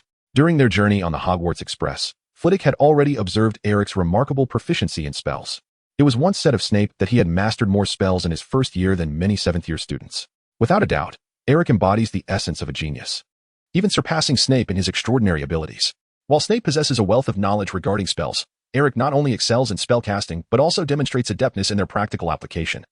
Wielding powers that far exceed those of an ordinary first-year student, Flitwick witnessed Eric master the enlarging charm after just one lesson, subsequently transforming the head of an owl to the size of a table. The enlarging charm merely alters the outward appearance, failing to adjust the internal structure. The owl's head wobbled precariously, as if it might burst at any moment. Alarmed, Flitwick prepared to intervene and rescue the unfortunate creature, only to find Eric waving his wand once more, restoring the owl to its original form. Simultaneously, Eric had intuitively deduced the countercharm for the enlarging charm. With this, Flitwick found himself devoid of reasons to hinder Eric's self-directed studies in spellcasting.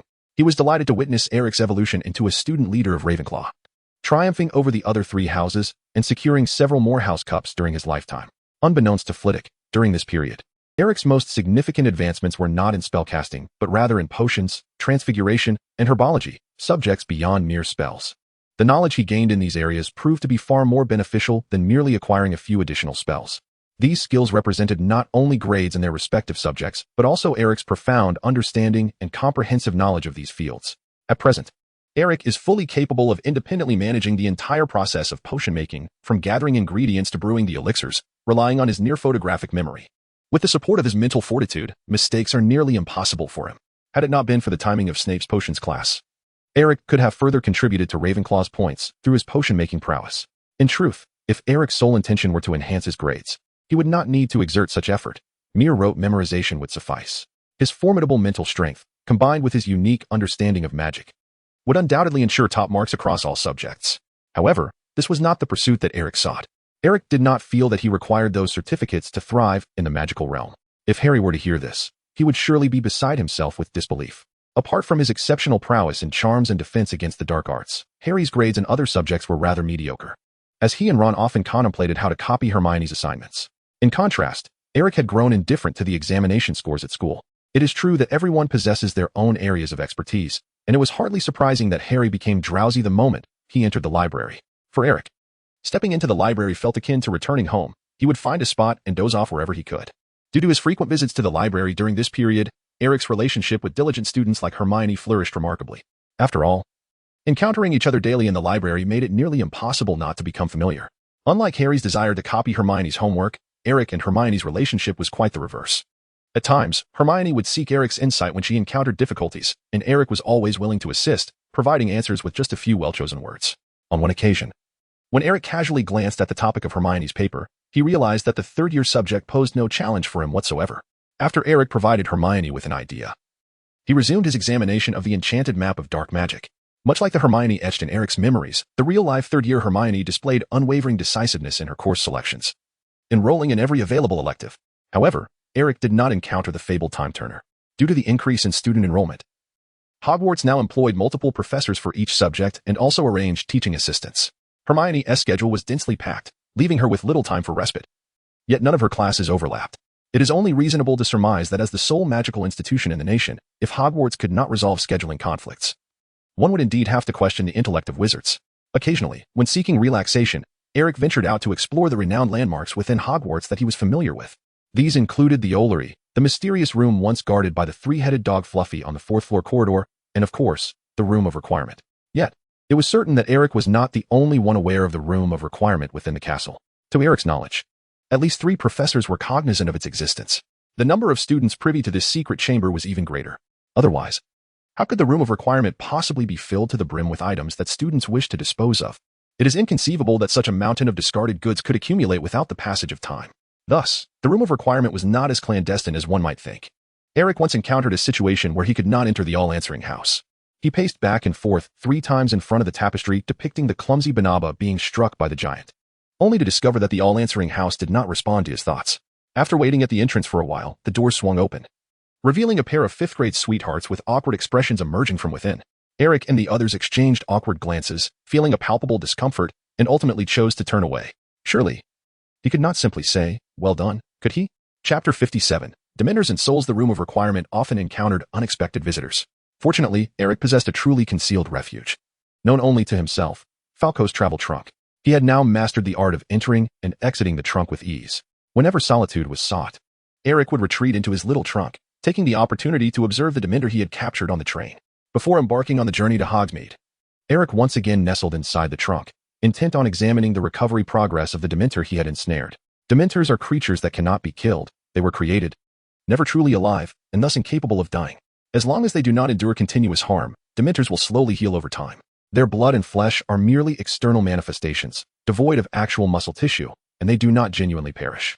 Naturally, given sufficient time, they will gradually revert to their original state. At that moment, Eric summoned Giant Eagle, due to its inherent attributes, had forcefully gnawed at the Dementor's head. Yet this did not completely extinguish its existence. Eric speculated that this process was akin to a guardian deity directly dissolving the corporeal fragments of the Dementor. Much like the encounter between water and flame leading to evaporation, the Dementor, confronted by its nemesis, the Guardian, simultaneously succumbed to Eric's overwhelming magical prowess. which rendered it bereft of that particular manifestation of power. After several weeks, the captured Dementor had developed a chin, albeit remaining immobile. Its appearance remained grotesque. A tall and slender figure draped in a tattered cloak, its decayed, ash-gray flesh exposed to the world, its entire form resembling that of a creature submerged in water, riddled with putrefying muscle tissue. Such a visage prompts one to question the mental state of the creator who conceived this abomination. In contrast, the headless Dementor appeared somewhat more palatable, at least it was bearable to gaze upon. Eric levitated the Dementor with the levitation spell, circling around it as he observed intently. At this rate of recovery, in 2 months' time, it should regain its ability to move. He had no doubt that by then, this Dementor would once again be brimming with vitality. With a flick of his wand, Eric conjured a faint white light that enveloped the Dementor.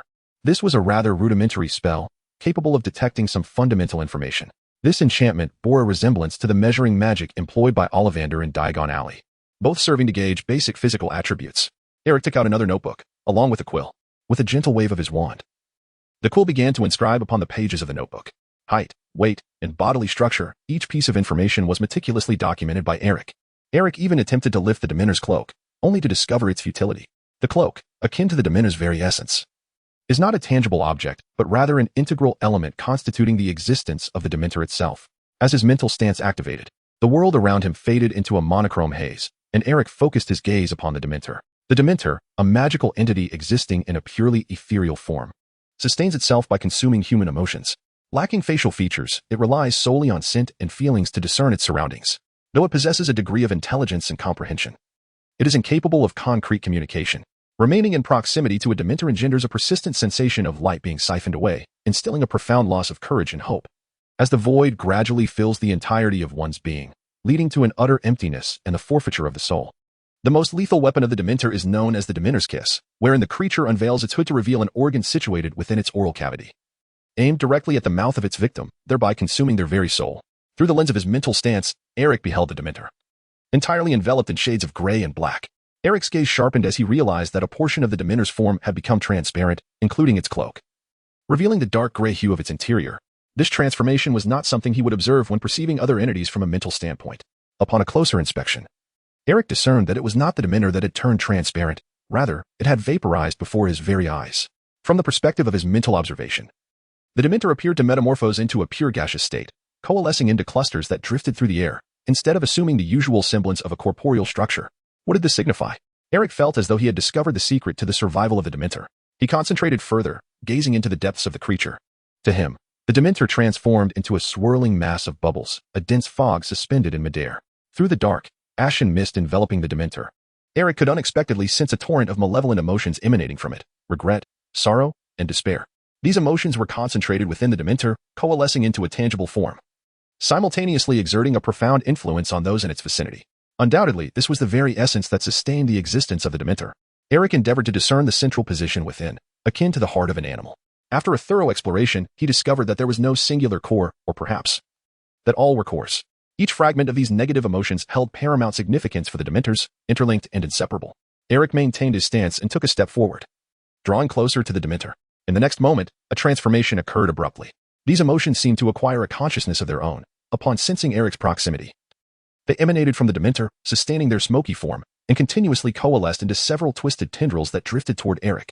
From the perspective of an ordinary person, such a transformation would remain entirely invisible. Eric did not resist, allowing the dark gray tendrils to envelop his body. Suddenly, he was overcome by an inexplicable sorrow. For no apparent reason, he recalled the most painful moments of his past life.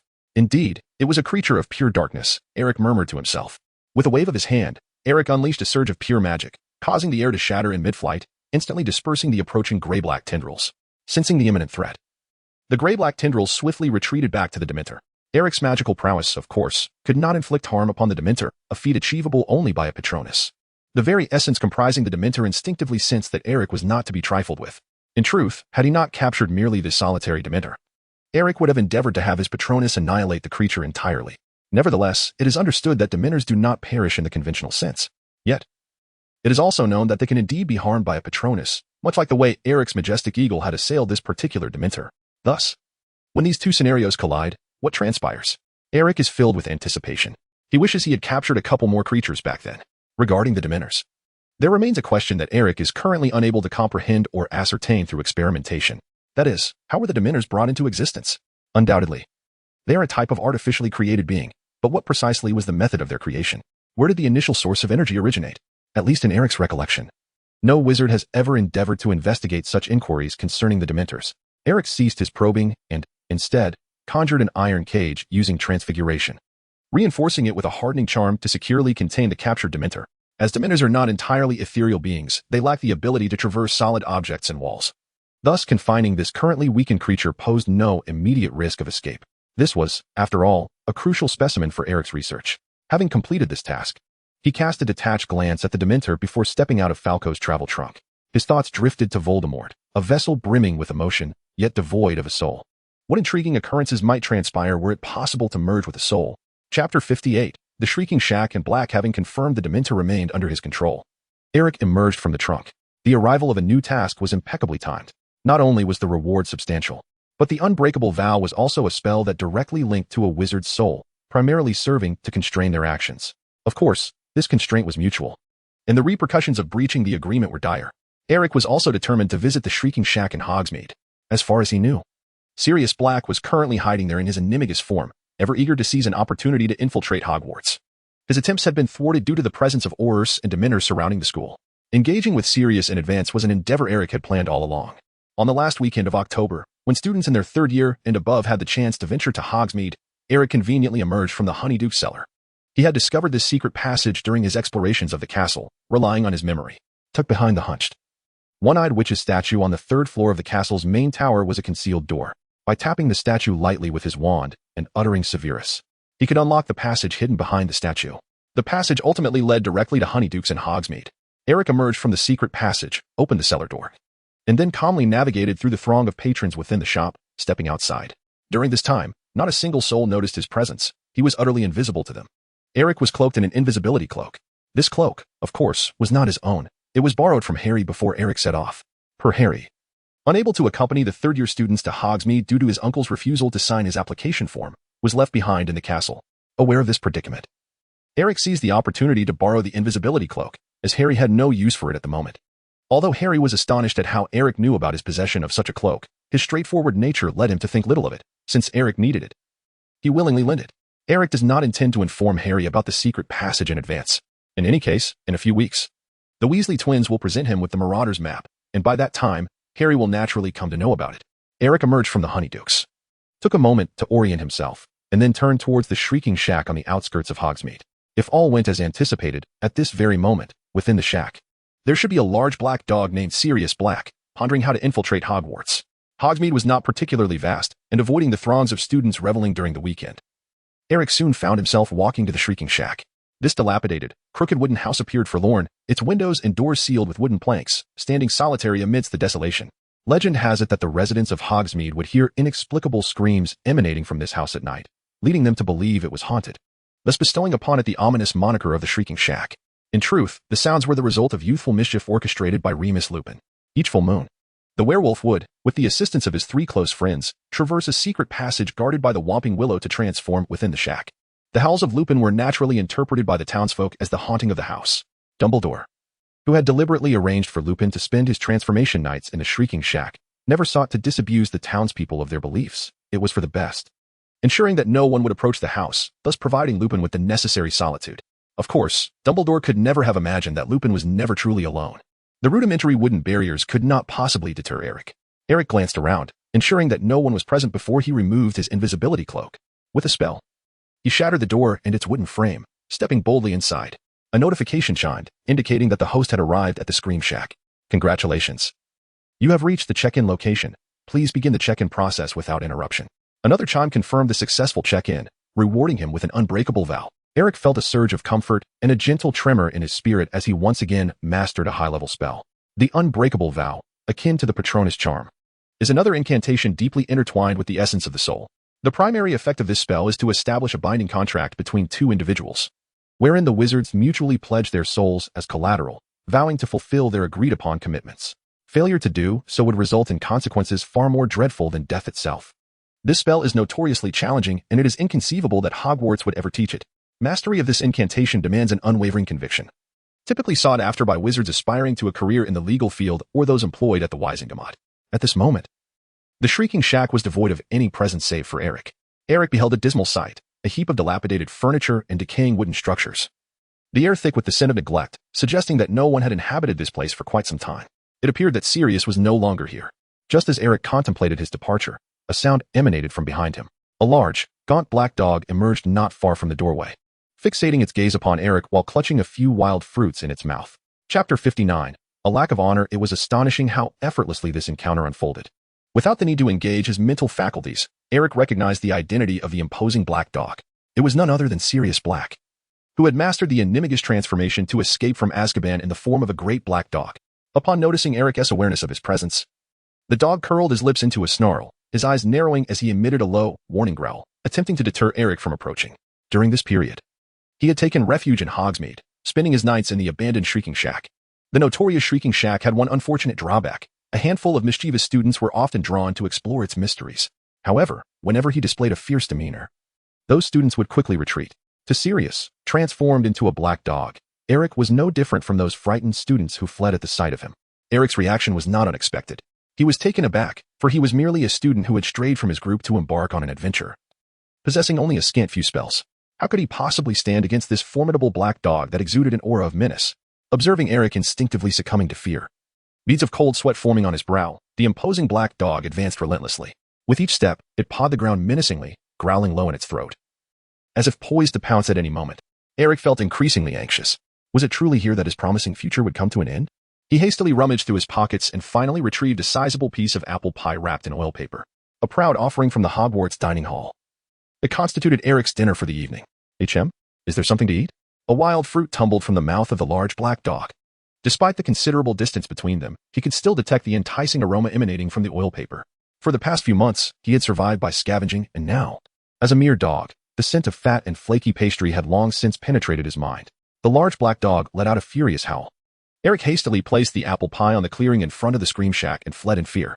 The large black dog smirked, thinking yet another foolish student had fallen for it. Without even glancing at Eric, it stepped forward and seized the pie with its mouth, far preferring it to the sour and astringent fruits. However, in the next moment, the apple pie suddenly burst open, the wrapping paper tearing into strips and carelessly exuding an aura of magic that ensnared the large black dog, binding it tightly. What on earth is happening? The black dog's eyes widened in disbelief. Accompanying this was a flash of red and white light. It collapsed, dazed. With a loud bang, Eric burst through the door of the Scream Shack once again, stepping inside with his wand held aloft, aimed steadily behind him. Following closely behind was the large black dog, securely tied and levitated by Eric's floating spell, unable to move. The dog was completely wrapped, with only its eyes visible, which glinted with a murderous intent as it fixated on Eric's retreating figure. Eric's comatose spell was not executed with sufficient force, and coupled with the enigmatic form's inherent resistance to magic, the large black dog regained consciousness swiftly. However, he found himself utterly incapacitated, unable even to revert to his human form. Had he possessed his wand, he would have fought with all his might, making it abundantly clear to Eric that he was not to be trifled with. Alas, he was without it. If only he could transform back into Sirius Black, he would have ensured that Eric deeply regretted his actions today, yet that too was beyond his reach. The enchantment Eric employs to wield his spell is no ordinary incantation. It is a binding curse. Sirius is quite familiar with this spell, having frequently employed it himself in the past. During his school days, he was often at odds with James and Snape, resulting in frequent altercations upon their encounters. James would lead the frontal assault while Sirius provided support from the sidelines, launching binding curses and other hexes at Snape. These spells, while not lethal and lacking in raw power, wielded immense psychological impact. Particularly when under the gaze of a girl he admired, being struck by such spells could irrevocably diminish one's prospects in romantic pursuits. Snape certainly suffered his fair share of such indignities. Eventually, Snape adopted a rather apathetic demeanor, convincing himself that as long as he had no desire for romance, the gazes of women would hold no power over him. Indeed, he remained single to this day. The characteristic of the binding curse lies in its element of surprise. It imbues surrounding objects with magical energy, animating them to act against the opponent. In moments when the adversary is caught off guard, the spell proves unfailingly effective. What astounds Sirius is that while he could typically escape a binding curse cast by an ordinary wizard, he finds himself utterly powerless against Eric's variant. The bindings encircling him, appearing merely as strips of torn wax paper, cling to his body with the tenacity of iron chains, rendering him immobile. Without his wand, relying solely on his innate magical ability, he finds himself unable to break this enchantment. Thus, the only recourse left for Sirius at this moment is to attempt to obliterate Eric with his fierce gaze. Suspended in midair, his eyes ablaze, he directs his wrath like a lethal curse, sweeping back and forth across Eric's retreating form. Merlin, Grant me extraordinary power to vanquish this fiend. Is it truly the case that the standards at Hogwarts have deteriorated to such an extent? Eric's frightened demeanor just now was quite convincing. To think it was merely a ruse. How could one approach without uttering a single word, only to bind him? The youth today lack a sense of honor. Resorting to deceit. They dare to ambush an old comrade like me. Sirius is on the verge of losing his mind. Eric ascended to the second floor of the Scream Shack, accompanied by the large black dog, and promptly dispelled the levitation charm, placing the dog upon the ground. The black dog remained bound, glaring at Eric with silent fury. Once I have undone the spell, you will remain still and obedient. Do you understand? Eric remarked with a smile. Before the black dog could react, Eric waved his wand delicately, releasing the binding spell. In the next instant, the black dog, who had been poised for action, sprang up and lunged forward towards Eric. With a flick of his wand, Eric expertly executed a countermove, causing the dog to be suspended upside down mid-leap, its paws in the air, head down. The black dog, infuriated and humiliated, barked vehemently, uttering curses in canine language. As the dog fell to the ground with a resounding thud, Eric showed no mercy. After all, it was not he who was left disoriented by the fall. The black dog, still defiant, attempted to rise once more, but the torment of years spent in Azkaban had left it in a weakened state. Surviving on scraps until arriving in Hogsmeade, even if it had possessed a wand, it would have been no match for Eric. Its animagus form was its most formidable state. Yet Eric had complete dominion over the transformed Sirius Black. I shall reiterate, upon my dispelling of the spell, you are to remain motionless. With a flick of his wand, Eric lifted the black dog into the air and let it fall heavily to the ground, repeating this action several times, all the while remaining calm and smiling. This time, the black dog finally complied, perhaps out of sheer exhaustion. Chapter 60. Do you wish to enter Hogwarts? I can assist you. Sirius Black lay on the ground like a defeated creature, panting heavily, only able to keep a weary eye on Eric's feet, lacking the strength to stand upright. His body ached all over. Even the slightest movement sent sharp pains through his joints. He possessed the will to escape from Azkaban and would not easily submit before Eric. Thus, should Eric ever relax his control, he would attempt to retaliate. Yet, alas, such efforts would prove futile. Eric's spells are not only formidable but also remarkably precise. Though Sirius moves with great swiftness, it appears as if he is perpetually locked onto Eric's aim. Regardless of the angle from which he launches his attack or the method he employs, he invariably finds himself struck by a spell, collapsing helplessly to the ground. Repelling charm, hanging charm, slow down charm, obstruction charm. Within a mere span of minutes, Sirius has encountered the full spectrum of these incantations. Lying on the ground, he gasps for breath, his teeth nearly grinding to dust. Curse be it, there is even a disarming charm. With no weapon in hand, the charm is rendered ineffective against him. However, he remains powerless to withstand the force that accompanies the spell's casting. Eric's spellcasting prowess was formidable. A single disarming charm could send Sirius crashing against the wall on the opposite side of the room. Are you satisfied now? Eric inquired, observing the motionless Sirius sprawled on the ground like a defeated canine. Would you care to continue? Sirius lay there in silence, muttering to himself, I am but a dog. Your words are beyond my comprehension. I am aware that you can understand me, Eric replied. Eric's words took Sirius by surprise. It was only then that he recalled the peculiarities of the entire encounter. From their initial meeting, it was evident that Eric was thoroughly prepared. Whether it was the binding curse he had set as a trap for him or his effortlessly composed demeanor, all of this testified to a singular truth. Eric was acutely aware of his identity. At the very least, he had not been treated like a mere dog. It was inconceivable. His status as an animagus was a secret known only to James, Lupin, and Peter. None of them would dare to divulge such information. Sirius, filled with uncertainty, remained silent as Eric approached him, wand in hand, and declared, Revelar. The revelation charm was perfectly suited for this occasion. The scope of Eric's curse was not confined to a specific part of Sirius's body, but rather enveloped his entire being. In an instant, Sirius felt his strength rapidly deplete. Panic surged through him. He had not anticipated Eric's meticulousness. He could indeed have conserved a portion of his energy for a final counterattack.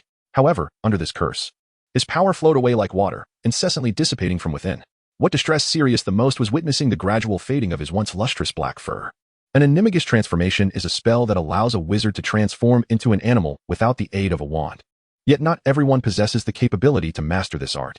The energy required for such a transformation is immense, and once one's strength is exhausted, the ability to maintain the form is lost.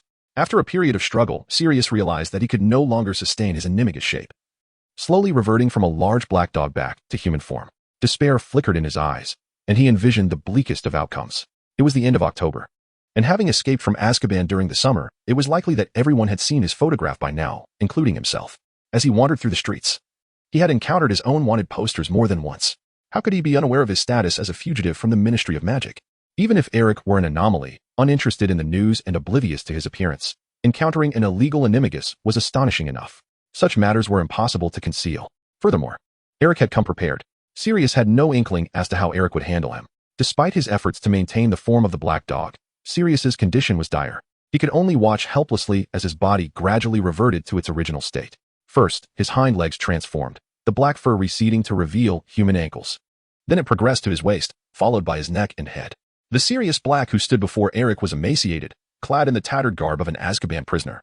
His complexion ashen, eyes bloodshot, and hair disheveled. He appeared akin to a wraith with human features, a sight most terrifying.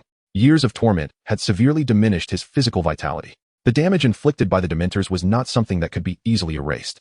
They fed on the emotions of their victims, greatly impacting Sirius's magical abilities.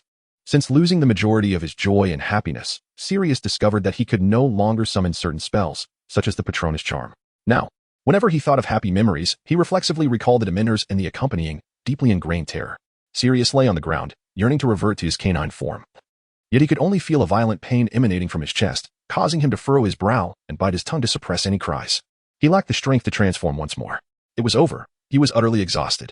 Sirius Black painfully closed his eyes, a tempest of anguish swirling within him. Hogwarts loomed before him, yet he could never reach it. A mere pawn in another's game, even his formidable spirit could not alter his fate.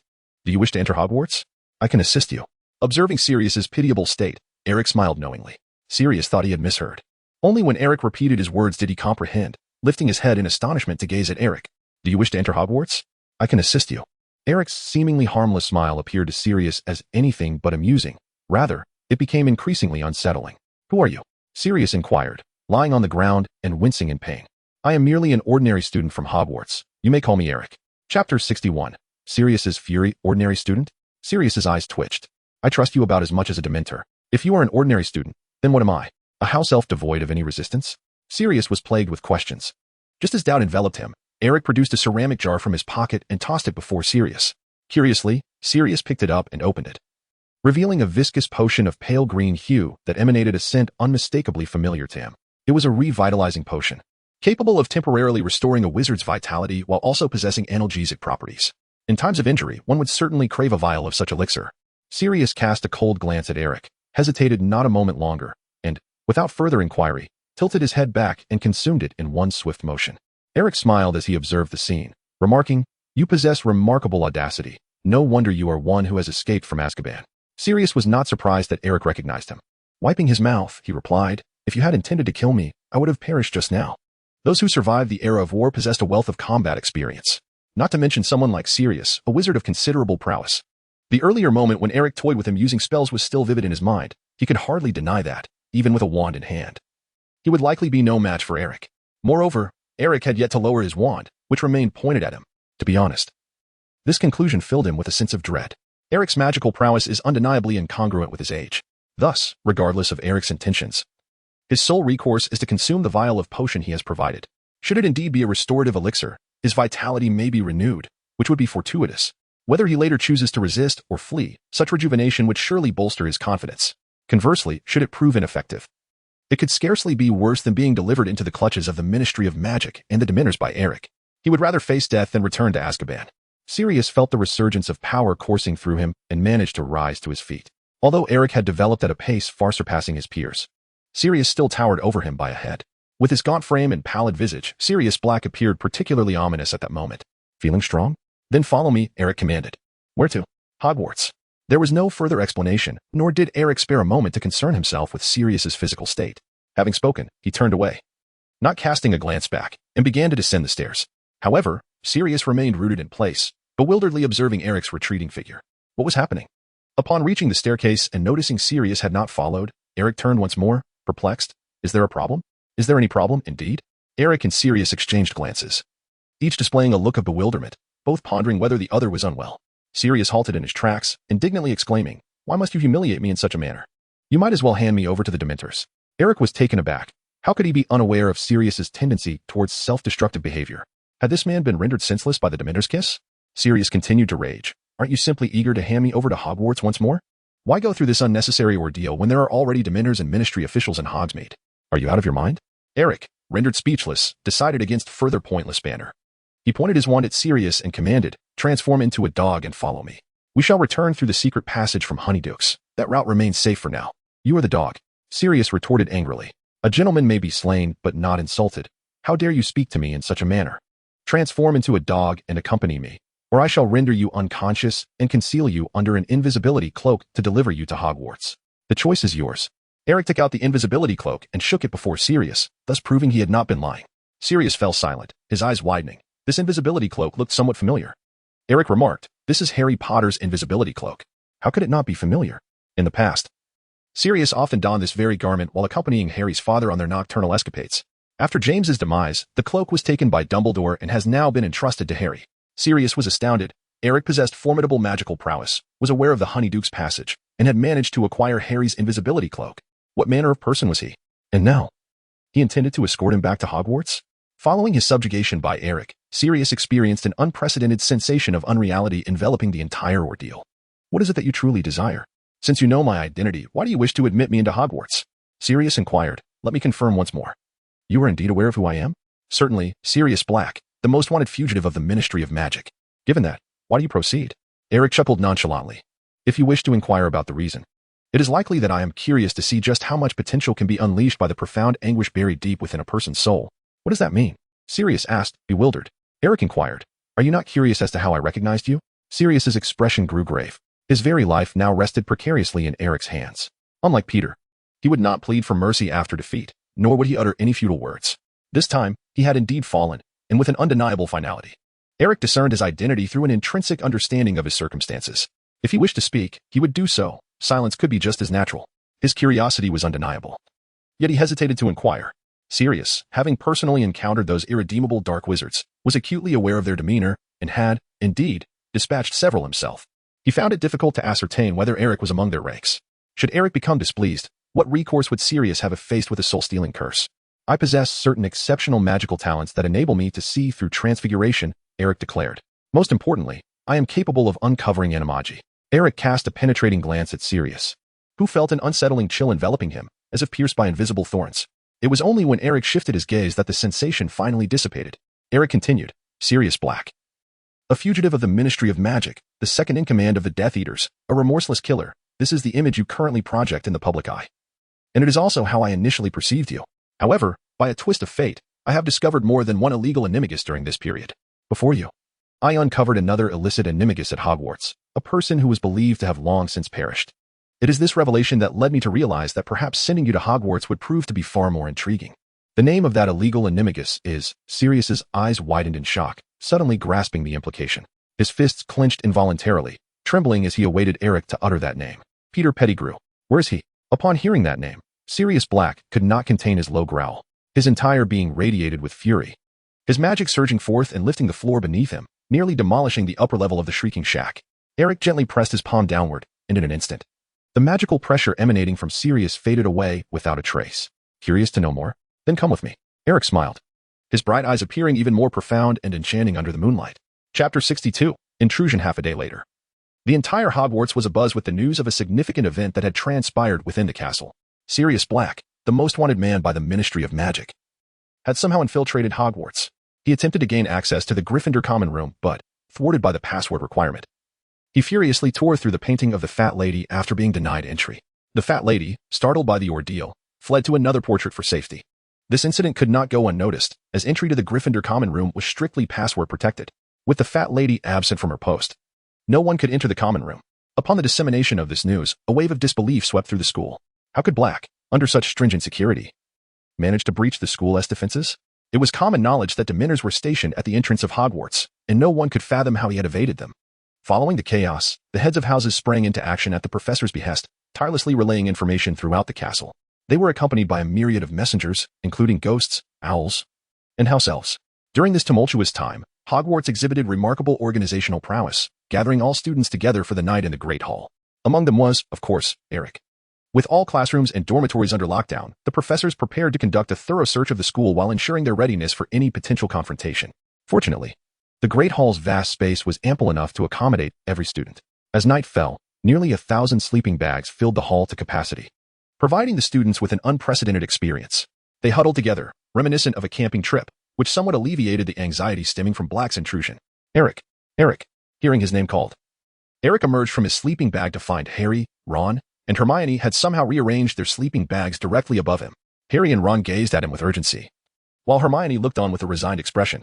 Despite the presence of professors and prefects maintaining order, whispers among friends were inevitable. In the shadows, familiar groups often congregated to share hushed conversations, and as long as they did not exceed reasonable limits, the prefects tended to turn a blind eye. Only Percy Weasley, as the head of the student council, took this responsibility gravely, as if he were fulfilling a solemn duty.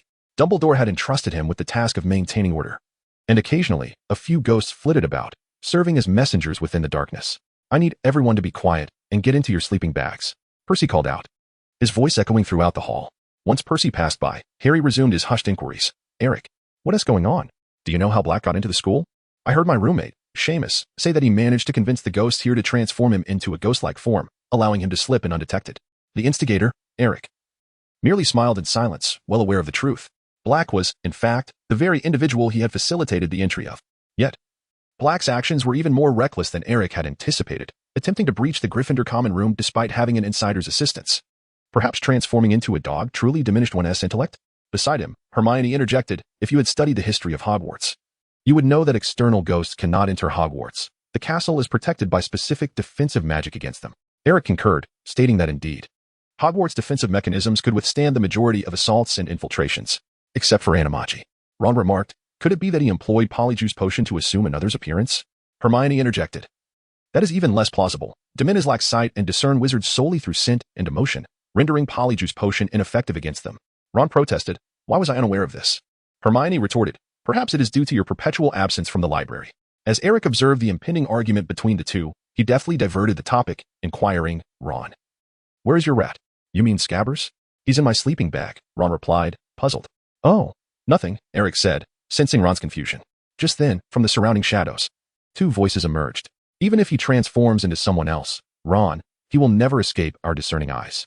"Apologies, I stepped on your foot," one of them added. As they approached, it became apparent that they were the Weasley twins from Gryffindor, Ron's older brothers, George and Fred. They spoke in a harmonious duet, brimming with self-satisfaction. Ron winced from the pain of having his foot stepped on, casting an angry glare at George. "It wasn't me, it was Fred who stepped on you," George declared. Ron turned his ire towards Fred, who simply rolled his eyes and quipped, "I am George." Seizing the opportunity, Fred slyly stepped on Ron's foot once more before retreating behind George, where they celebrated with a triumphant high-five. Eric smiled and waved at the twins, who returned his greeting. They had met on several occasions and held each other in high regard, occasionally exchanging tales of their nocturnal escapades, creating a bond between them. Harry restrained the furious Ron, inquiring curiously, "George, why do you say that?" George grinned with satisfaction. "Because we possess a mysterious magical artifact that enables us to ascertain the whereabouts of every individual within the castle at this very moment." Fred chimed in. "What is it?" Ron, intrigued, rubbed his foot and asked, "Since I've already mentioned it's a mysterious magical artifact, how could I possibly divulge that to you, my dear brother?" George retorted. "Then you're just talking nonsense." Ron fumed in indignation. Eric chuckled softly. "Do you have it on you? Show me what you have." "Of course, here you go, Eric." George and Fred replied with mischievous grins. In the darkness, Fred reached into his pocket and swiftly handed something to Eric. "Why don't you show it to me instead of Eric? I am your brother." Ron protested. George rolled his eyes in the dark. "It's simply because we had a prior agreement with Eric." Fred added mockingly, "You really aren't the brightest, brother." I said quiet. Fred and George, return to your places. Percy could no longer contain himself and strode over, fuming. "Don't even think about causing trouble with your prank products at this moment." Fred and George merely laughed. They were unafraid of Percy. After finishing their exchange with Eric, the two stood up nonchalantly, clutching their sleeping bags, and departed. They had never feared Percy deducting points from them. As the Weasley family were all Gryffindors, any penalties would ultimately fall back on their own house. Just before leaving, either Fred or George, amidst the chaos, stepped on Ron's foot. In the darkness, Ron was on the verge of tears. Percy's anger silenced the group, compelling everyone to retreat into their sleeping bags. An air of tension enveloped the great hall. The night passed in silence, leaving only Harry restless.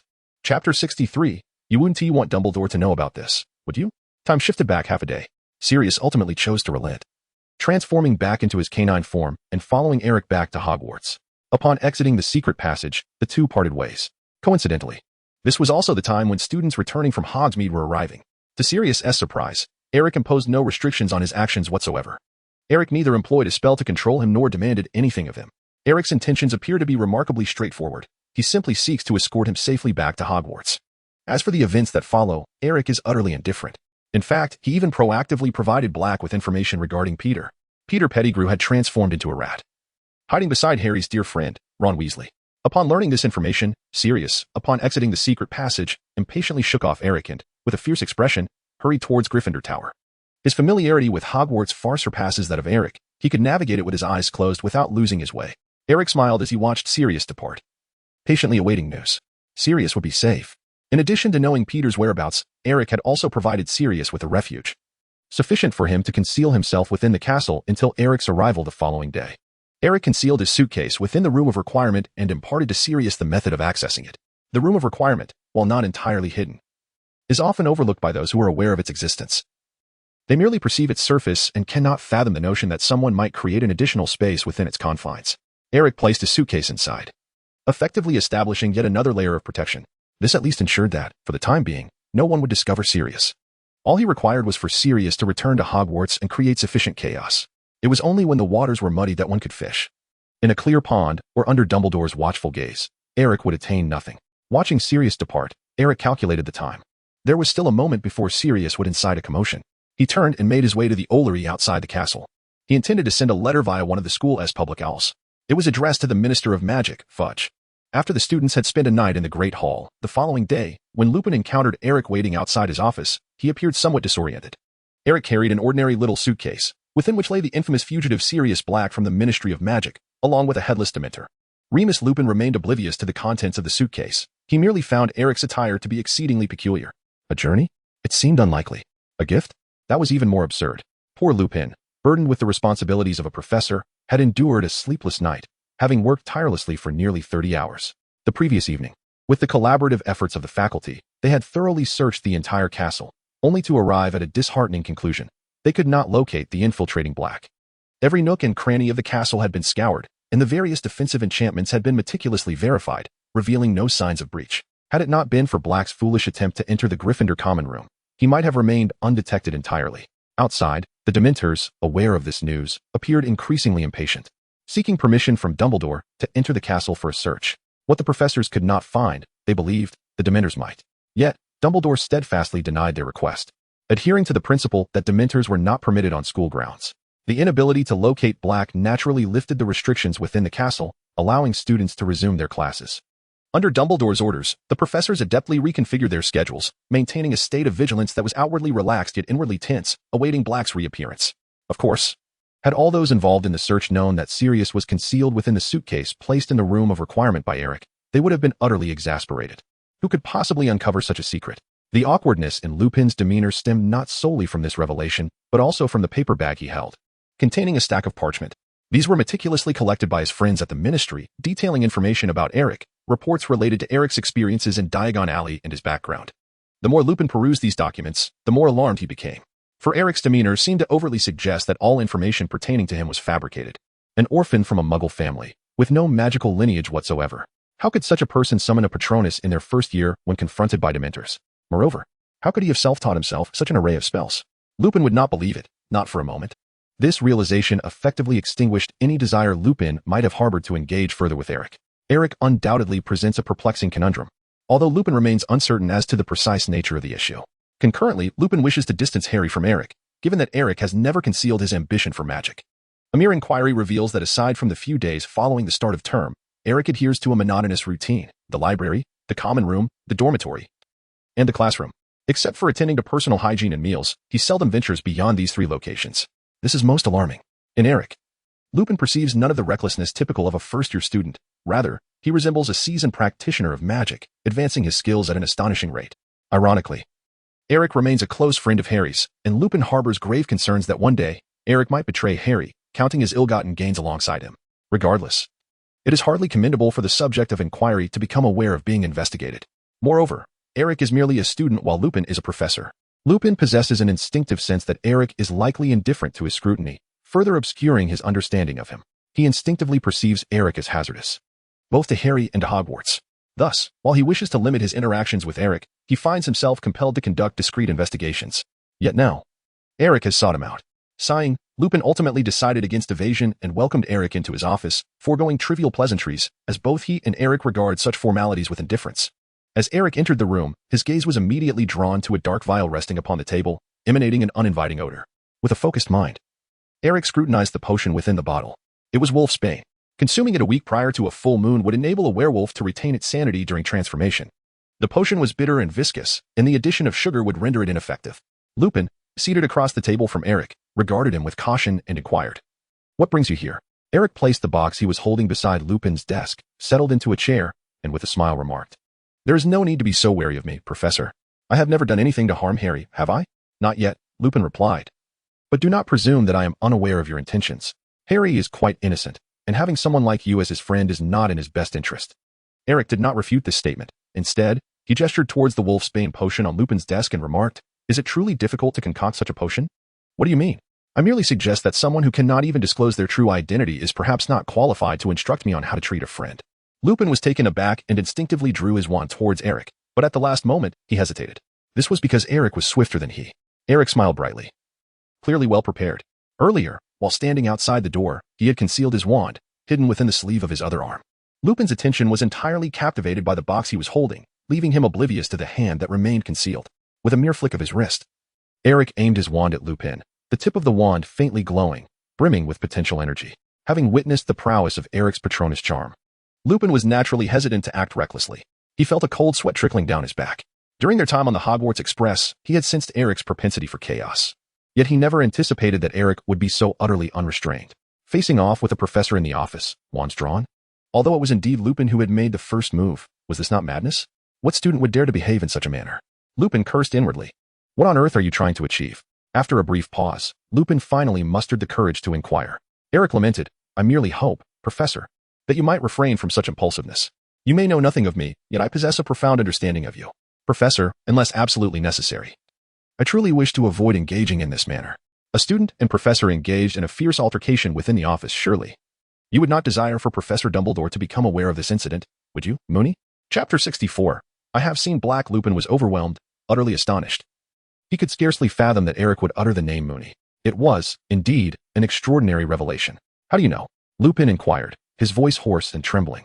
As he set aside his wand, the moniker Moony represented his most closely guarded secret. As the name implies, it alludes to Lupin's identity as a werewolf. For the moon is what triggers the transformation. This nickname had originated during his school days, bestowed upon him by James, Sirius, and Peter. Beyond those three, no one else was privy to such a name. Now, with Peter and James deceased and Sirius a fugitive, it was inconceivable that this alias could have reached outsiders. As Lupin gazed at Eric's ever-smiling visage, it was as if he were beholding a devil, one who was all-knowing and beguiling. He feared that Eric might continue to speak, revealing everything he held dear, yet he was equally curious about what else Eric could possibly know. These conflicting emotions tormented Lupin's mind, driving him to the brink of madness. Upon witnessing the scene, Eric retracted his wand and settled down opposite Lupin, carelessly tossing aside the documents pertaining to Lupin without so much as a glance. "I am familiar with this potion," Eric remarked. "Knowing both its effects and name, it is only natural to deduce your identity. There exists but one type of individual who requires the wolfsbane potion. Moreover, from Harry and Hermione, I also learned that during class, you encountered a boggart. And what you feared most was, astonishingly, the moon. When considering these factors together, the answer becomes evident. Professor Lupin, you are indeed a werewolf. Based on my understanding of the headmaster, his decision to permit your presence at the school signifies that he has already communicated with and persuaded the majority of the faculty.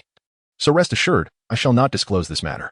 Eric continued, "There is no need for me to elaborate further. You are well aware that I possess a thorough understanding of you, as well as of James, Peter, and Black, including the deeds of the three of you."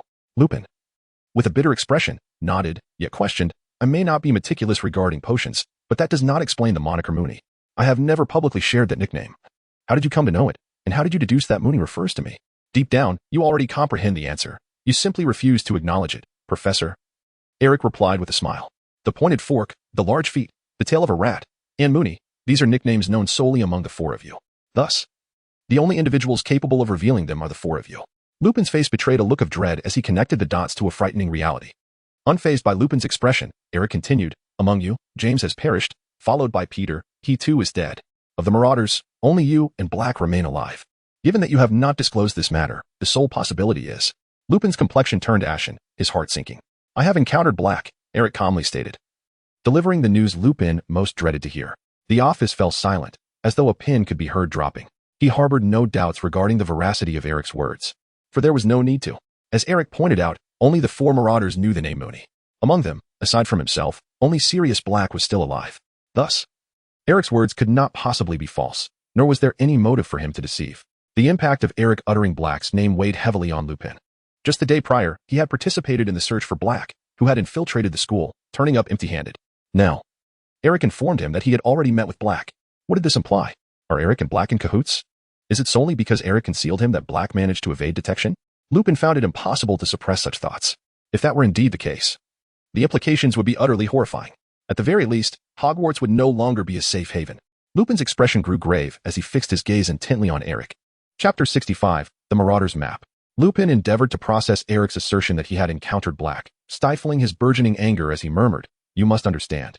The entire school is in pursuit of Black's whereabouts." Eric nodded gently. Lupin continued to press. "Where did you encounter him?" "I cannot disclose that, Professor." Lupin was nearly exasperated to the point of laughter. "You do realize he is on the Ministry of Magic's wanted list, correct?" "Yes, and what of it?" "What of it?"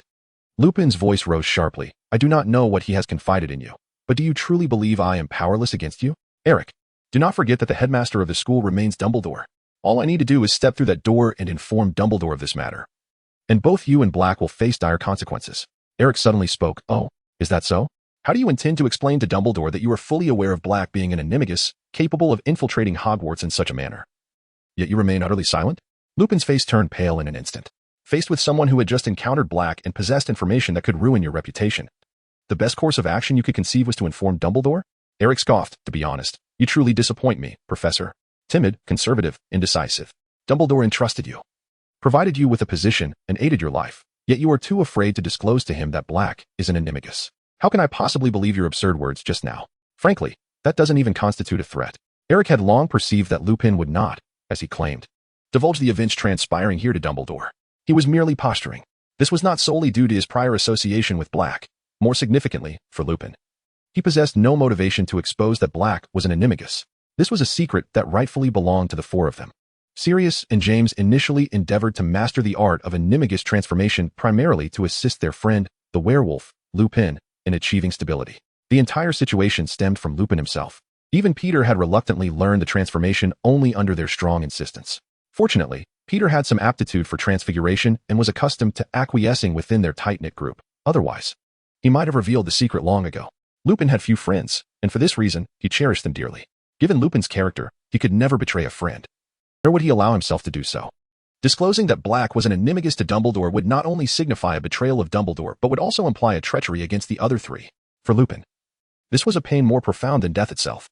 "Professor, you dare not, and you would not reveal this matter. To inform Dumbledore would mean you betrayed him during your student years, acknowledging that it was your influence that led the three of them to learn animagus transformation. You would not do this, Professor, for it simultaneously implies that you would relinquish everything you now hold dear. You are akin to a child wielding a deadly weapon, caught between Black and Dumbledore, yet unable to decide whom to strike. Unbeknownst to you, holding on to this weapon only serves to inflict harm upon everyone else, as well as upon yourself. You are too greedy, Professor. You desire everything, yearning for a compromise, yet in the end, you shall attain nothing." Eric spoke slowly. Yet each word struck Lupin's heart with precision, causing his complexion to grow increasingly pale. Lupin yearned to refute Eric, but found himself utterly at a loss for a counterargument. Is Eric incorrect in his assertions? Quite the contrary. Over the years, had Lupin not been so apprehensive, perhaps none of these events would have transpired. If Lupin had initially prevented James and Sirius from pursuing the path of animagus, a subsequent series of incidents would have been avoided. Even Lupin himself must acknowledge that he has silently reveled in the thrill of adventures with his friends. This exhilaration, however, ultimately backfired following Eric's intervention. Noticing Lupin's prolonged silence, Eric let out a soft chuckle, retrieving an object from his pocket and presenting it before Lupin. It was a piece of parchment, appearing quite worn and ordinary, devoid of any peculiarities.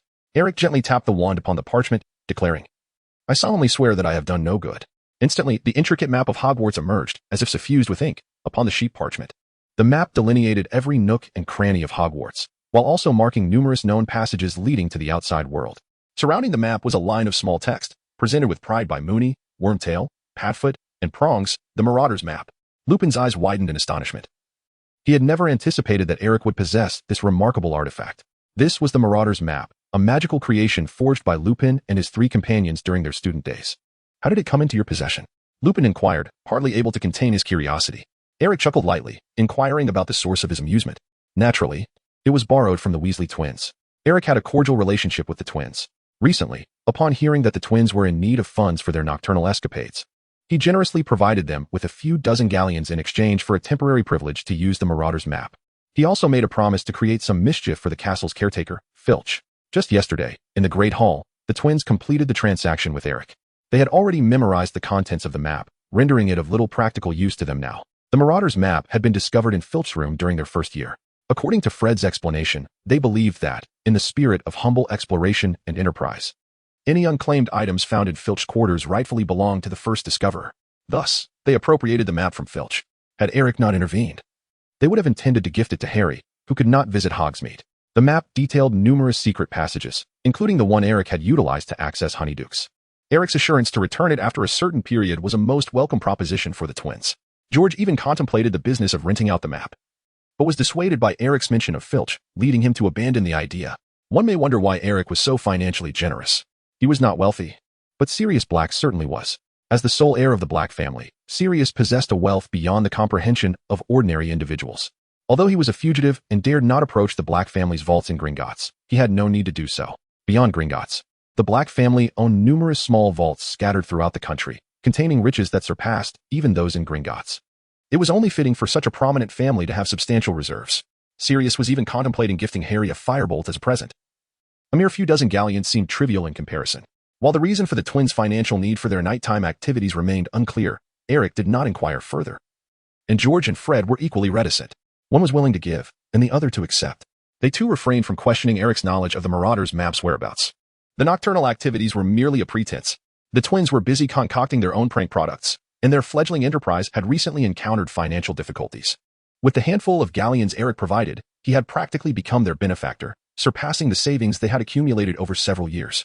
Indeed, true friendship is revealed in times of need. The brothers lamented that they had previously perceived Eric, with his prominent brow and bright eyes, as a model student. Unaware of his progressive mindset, they resolved to engage with him more frequently henceforth. They then returned to their tinkering with their prank products. Of course, Eric's audacity in mentioning the Marauder's map to the twins while Sirius still roamed the castle stemmed from one crucial fact. The map was not infallible. It would not reveal the location of the room of requirement. Although many had discovered the room, it evidently did not include Lupin and his companions. Therefore, as long as Sirius obediently followed Eric's instructions and remained hidden within the room of requirement, the map would not betray him. Conversely, should he choose to wander aimlessly, he could only be deemed a victim of his own folly. Eric could not save him either. Chapter 66, 3 in the room. Without acknowledging Lupin's inquiries, Eric gently tapped the Marauder's map before him with his wand. In addition to the depiction of Hogwarts itself, the map revealed a multitude of tiny black dots, each representing a wizard.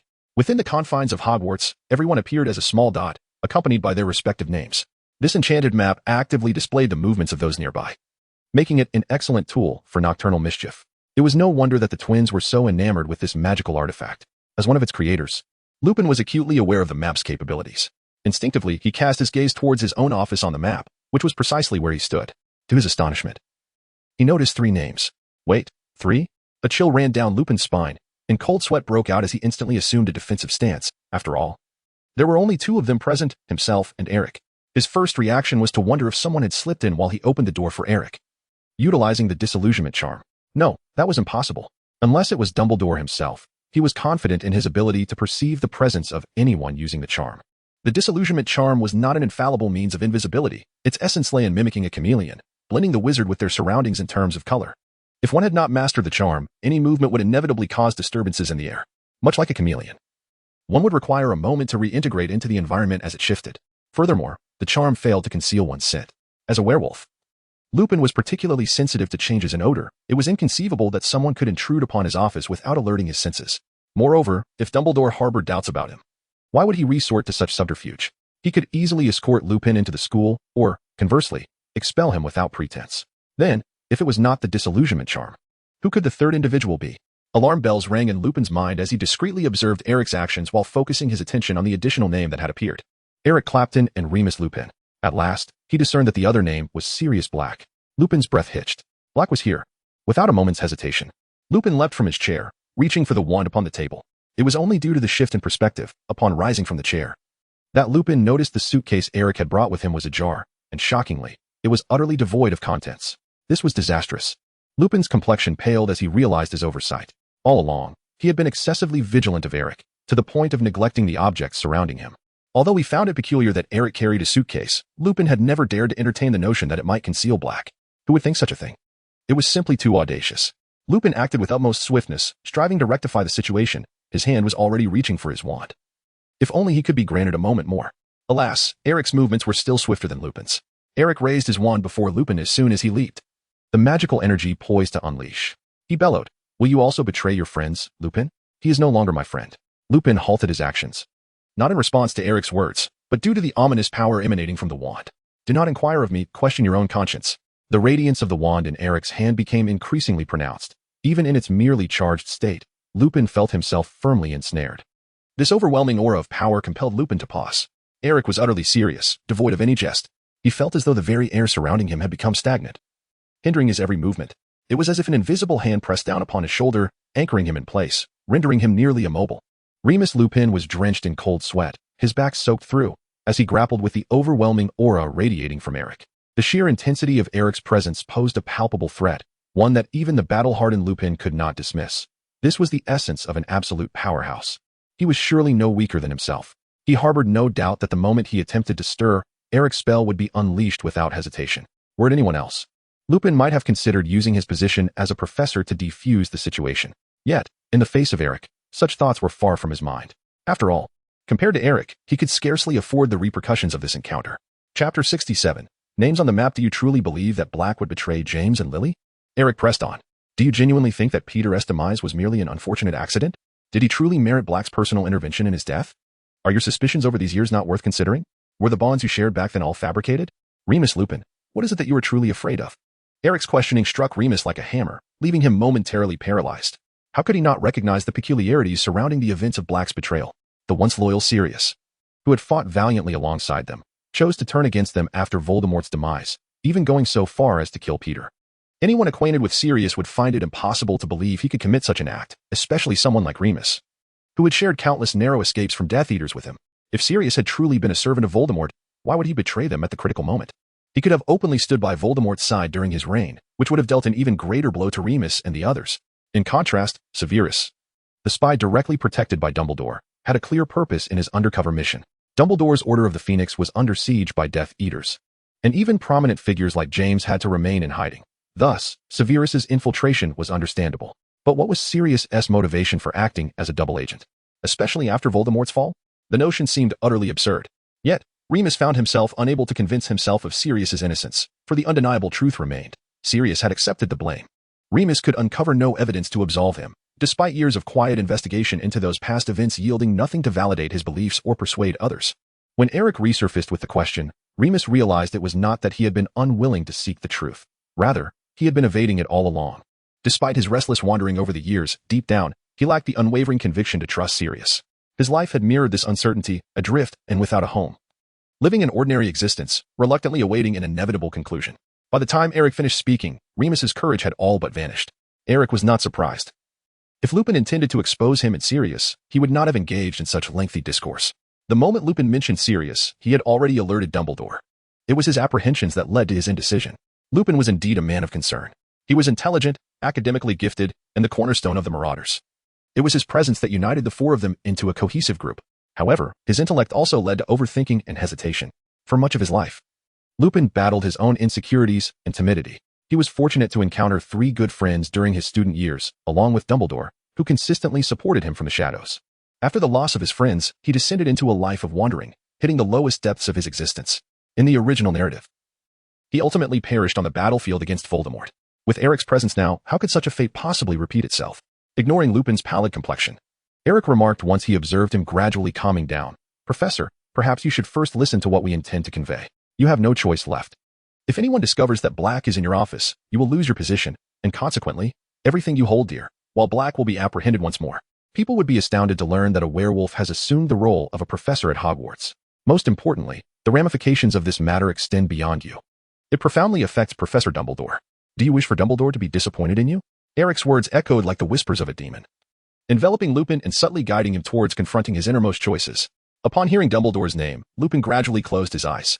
Eric indeed spoke the truth. Should others discover Black's presence in his office, Lupin's career in the magical world would undoubtedly be obliterated. Even Dumbledore would find himself entangled in this predicament, a scenario Lupin wished to avoid at all costs. He was acutely aware of his precarious situation, having nearly lost everything. Struggling, Lupin inquired, "Where is he?" No sooner had he spoken than a tall, disheveled figure emerged from the shadows behind him. "Long time no see," Remus, Sirius said. Despite the passage of years, Lupin instantly recognized Sirius's voice. With Eric's wand before him and Sirius behind, Lupin understood that his chances of escape were utterly bleak. The current circumstances were entirely under Eric's control. If they so desired, they could quietly end his life right there. Lupin was all too familiar with Sirius. Knowing well that he possessed the capability to do so, he could easily fathom how Sirius had infiltrated Hogwarts by employing his animagus form. Long ago, during their student days, they had discovered that Hogwarts' defenses were ineffective against animals. Among their quartet, aside from Lupin, who was a werewolf, the other three were self-taught illegal animagi. They were also well acquainted with the various secret passages within the school. To infiltrate the castle would be simpler than having a meal, even disregarding Sirius.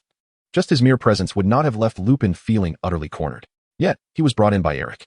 It was only after their recent confrontation that Lupin realized his assessment of Eric's abilities on the Hogwarts Express had been gravely flawed. Eric is undoubtedly the most formidable individual in this office. His level of danger surpasses that of Sirius Black. Faced with either of them, Lupin would not dare claim he could secure victory. Now, he was confronted by both simultaneously, and he had not even drawn his wand. Slowly, Lupin raised his hands, cautiously refraining from making any movements with his wand, and inquired, "What do you intend to do?" "Stay calm, Remus," Sirius said as he reached over to seize Lupin's wand from the table.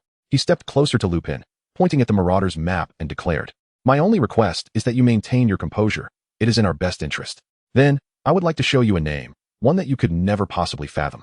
You will soon come to believe us."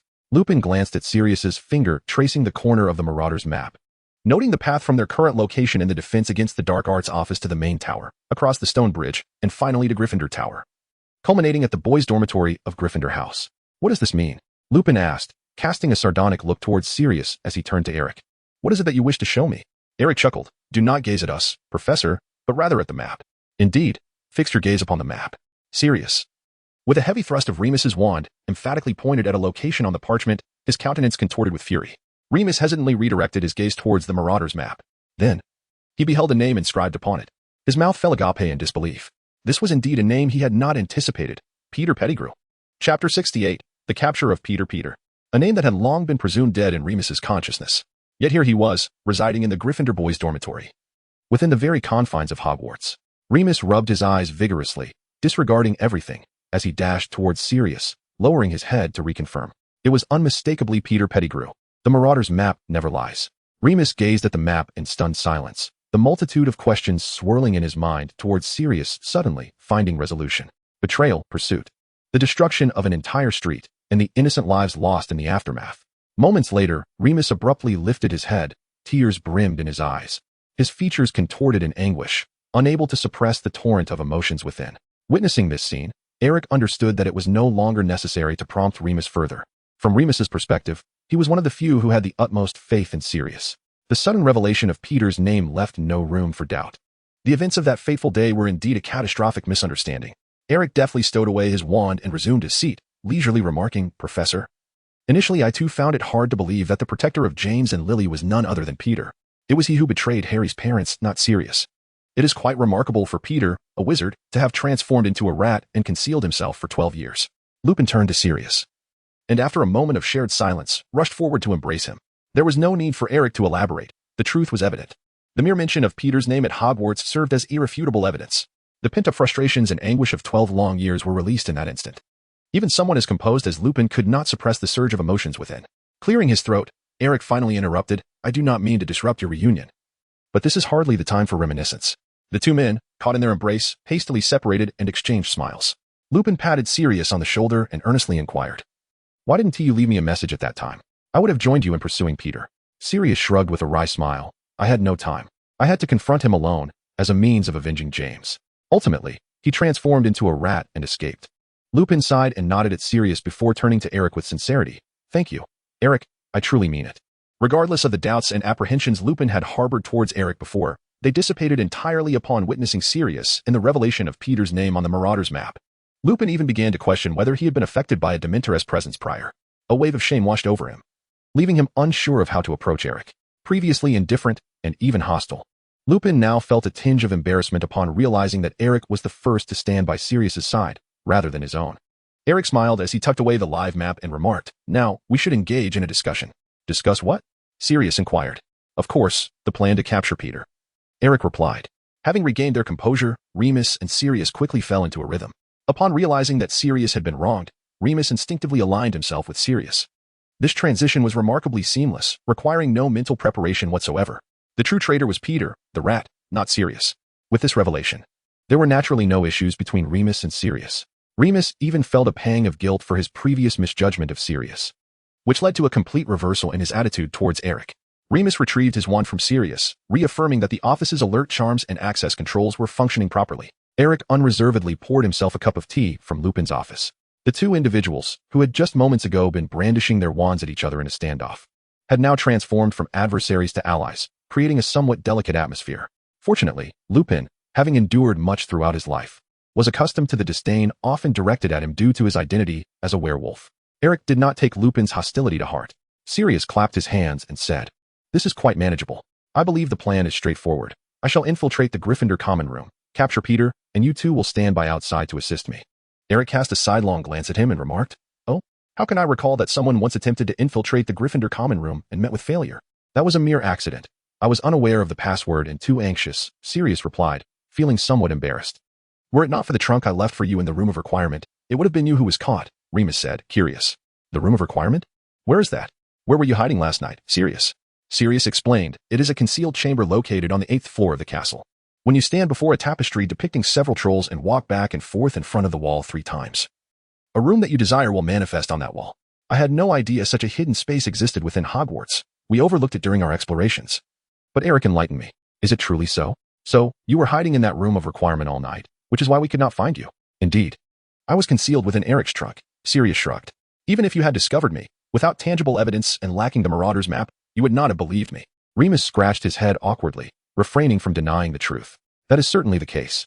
Just yesterday, he was still a professor at Hogwarts, and upon encountering Sirius, he would not simply take his word for it that he was wronged. Fortunately, they had the Marauder's map, meticulously crafted by the 4 of them. Remus might not trust Sirius, but he would place his faith in the map. Chapter 69 concerns speaking of the trunk, who would utilize the undetectable extension charm to create such an expansive space within an ordinary trunk. Sirius pointed to Eric's bag. Remus glanced thoughtfully at Eric's Falco travel trunk and mused, "I suspected there was something amiss with that trunk. Otherwise, why would he carry it everywhere?" "No. That is not the crux of the matter. The key point is that he has a Dementor inside," Sirius exclaimed with ire. Remus gasped, abruptly turning to Eric, hesitating to speak. A Dementor? He longed to inquire how Eric had obtained such an array of peculiar items, but having just reconciled with him, he felt it was inappropriate to ask. Eric boldly remarked, "What about the Dementor? It cannot move. Indeed, it remains motionless. Yet a stationary Dementor is far more terrifying than one that moves." Sirius interjected, "Are you unaware of my aversion to such creatures?" This was no mere exaggeration. After enduring an extended period in Azkaban, it is not just Sirius, but any individual who would develop a form of PTSD related to Dementors. There is a saying that those who have spent years in Azkaban are either utterly mad or on the precipice of madness. When Sirius nestled into the box and encountered a headless Dementor lingering there, he was fortunate to possess remarkable self-control. Otherwise, he might have unleashed a surge of magic that could have obliterated the room of requirement. Although Eric's transformed cage provided a barrier, the presence of the Dementor was palpably real. Had another individual been in his place, the outcome would have been uncertain. Eric remarked, "It is fortunate that you have a place to hide. Do you truly believe the commotion you have caused is insignificant? You might as well shout aloud and announce to everyone that Black is at Hogwarts." Lupin grasped the implication and inquired, "Are you referring to those few who intruded upon the Hogwarts Express?" Eric nodded. Lupin was at a loss for words. Eric's audacity was astonishing. It was hard to fathom what he might dare to do in the future after confronting a Dementor in his first year.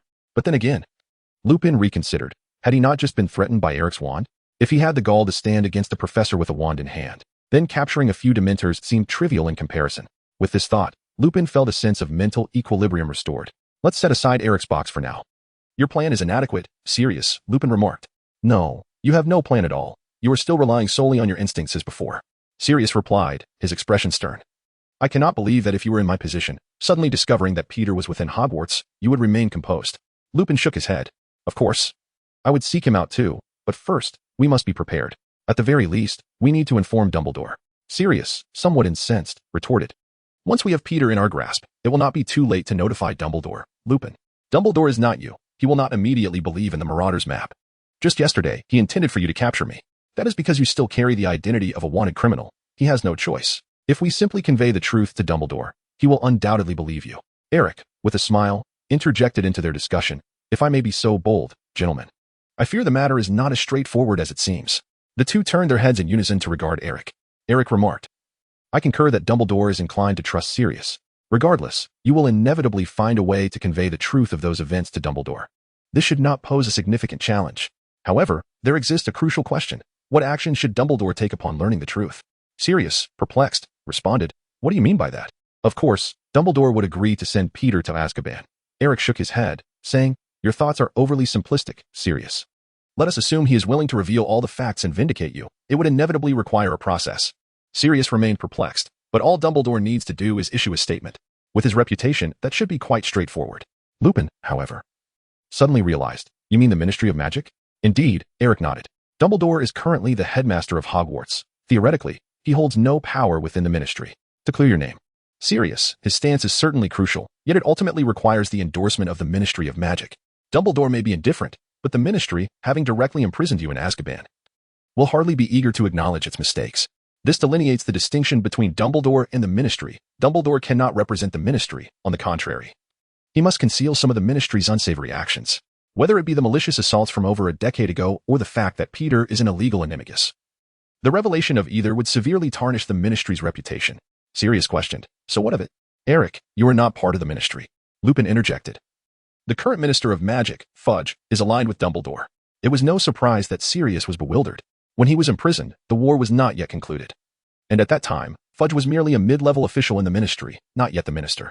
After his incarceration, Voldemort was defeated, and consequently, Dumbledore's Order of the Phoenix ceased its activities. However, Lupin, being a core member of the Order, maintained frequent communication with Dumbledore and thus possessed relevant information. Furthermore, Lupin's thought process was more nuanced than Sirius's. With a slight nudge from Eric, he quickly grasped the intricacies involved. Indeed, while Sirius's case appeared straightforward, achieving a satisfactory and comprehensive resolution could not be hastily thrust upon Dumbledore. For Dumbledore, on the surface, remained unaware of Sirius's wrongful conviction. Such an approach would effectively compel Dumbledore to act immediately to restore Sirius's reputation, leaving him with no alternative. As a loyal former member of the Order faced with injustice, Dumbledore would undoubtedly not disregard Sirius. This would also transfer the burden to the ministry, essentially placing them under scrutiny. In recent months, under the ministry's directive, reports concerning Sirius had proliferated extensively. It would be an exaggeration to say he was universally recognized, but he was certainly a household name. The portrayal of Sirius in the newspapers was utterly negative. A murderer, a Death Eater, a dark wizard. The horror was palpable. Now, a sudden reversal of public opinion? To say nothing of the ministry's loss of face, it would be akin to being thoroughly humiliated. Although Sirius's wrongful conviction was not trivial, it was not monumental either. In a narrower context, these events transpired under previous administrations during wartime, thus the current minister, Fudge, could not be held accountable. Yet, if the situation escalated, it could inflict catastrophic damage to the ministry's standing. Fudge resigning in disgrace was not outside the realm of possibility. Public opinion can be a formidable force. Even if they were compelled by public pressure to acknowledge Sirius's innocence, the subsequent handling of the situation would pose a monumental challenge. Eric remarked, The ministry has imprisoned you for 12 years. Do they owe you compensation? If so, how would they negotiate the terms and time frame for such compensation? These are significant issues. However, the most critical point is that we must not leak any information prematurely. Remember, we are in a school. If we request a meeting with Dumbledore, the news will be impossible to suppress. Moreover, Peter is acquainted with Lupin and is aware of his presence at the school. Sirius, you previously attempted to infiltrate Gryffindor's common room unsuccessfully, and now Lupin is hastily seeking out Dumbledore. Peter will undoubtedly be on high alert. He evaded you once, Sirius. While Peter may lack other merits, he certainly excels at evasion, being a rat. Sirius, growing somewhat impatient, replied, in summary, You mean to say that we cannot present this issue to Dumbledore at this moment, correct? After pondering for a moment, Lupin nodded in agreement. Eric is right. We had indeed overlooked some details. We should first capture Peter before informing Dumbledore. Eric shook his head once more and chuckled. No. If it were before Sirius intruded into Gryffindor, we could indeed consider that. But now there is no longer any necessity. What does that mean? Remus inquired. Eric elucidated. You are all unaware that, in comparison to Peter, we possess a significant advantage. He is oblivious to our alliance, which has been formed with the intent to capture him. Aside from us, everyone believes that Sirius has escaped from Azkaban to eliminate Harry. Peter, of course, understands that Sirius seeks vengeance upon him. However, he remains unaware of his own exposure. Quite the opposite, in a desperate attempt to conceal his presence, Peter will, from this day forth, cling closely to Ron's side. Only by remaining near Ron can he feel secure, for we could never openly demand his pet in Ron's presence, nor would we have any justification to do so. We operate from the shadows while Peter remains in plain sight, and with the aid of the Marauder's map, coupled with the complications we have just discussed, we find ourselves in no rush. We can patiently await the opportune moment to resolve all matters in one decisive action. For now, we must temporarily inconvenience Sirius by having him remain within my trunk. Upon hearing this, Lupin and Sirius fell into a contemplative silence. Sirius had arrived at the closest proximity to Peter, yet he was now instructed to halt and wait. Although Eric's analysis defies logic, it remains impeccably sound. Indeed, after the ruckus caused by Sirius, Peter will certainly refrain from making any appearances. The challenge of capturing him without drawing the attention of others proves to be quite formidable. On the other hand, Peter's tendency to conceal himself in a fixed location ultimately saves them valuable time in pinpointing his whereabouts. Furthermore, with the Marauder's map now in Eric's possession, they can locate Peter at any moment, provided he still resides at Hogwarts. Peter has been hiding at the Weasley residence for 12 long years, a considerable span of time sufficient to cultivate a certain mental inertia. To alter one's accustomed way of life requires a significant amount of courage. In contrast, others might choose to discreetly slip away in such circumstances. But Peter is not one to do so. Essentially, Peter is a man of diminutive courage, having long grown accustomed to relying on others, exhibiting virtually no initiative of his own. During his school years, he depended on James, Sirius, and Remus. After graduation, he aligned himself with Dumbledore, and when Voldemort arose, he switched his allegiance to the Dark Lord. Throughout his life, he has seldom made decisions independently, perpetually drifting along and following the powerful. His ability to master Animagus transformation during his student days can largely be attributed to his desire to remain within the orbit of James, Sirius, and Remus, a small group he cherished. Compared to his three companions, Peter's academic achievements and appearance were unremarkable. His sole talent lay in his aptitude for transfiguration. James and Sirius stood as the focal points among their peers, with James even serving as the student council president. In order to remain close to them and bask in a vanity he could never attain on his own, Peter gritted his teeth and learned to become an Animagus. Given Peter's nature, he would only consider making a change when faced with dire circumstances.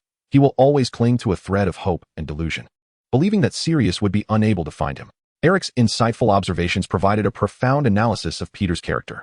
Both Lupin and Sirius were well acquainted with Peter's nature and recognized the validity of Eric's words. They had ample time ahead of them, allowing for a measured approach without haste. "Eric, you have devised a plan," Lupin remarked. "Indeed," Eric affirmed without hesitation.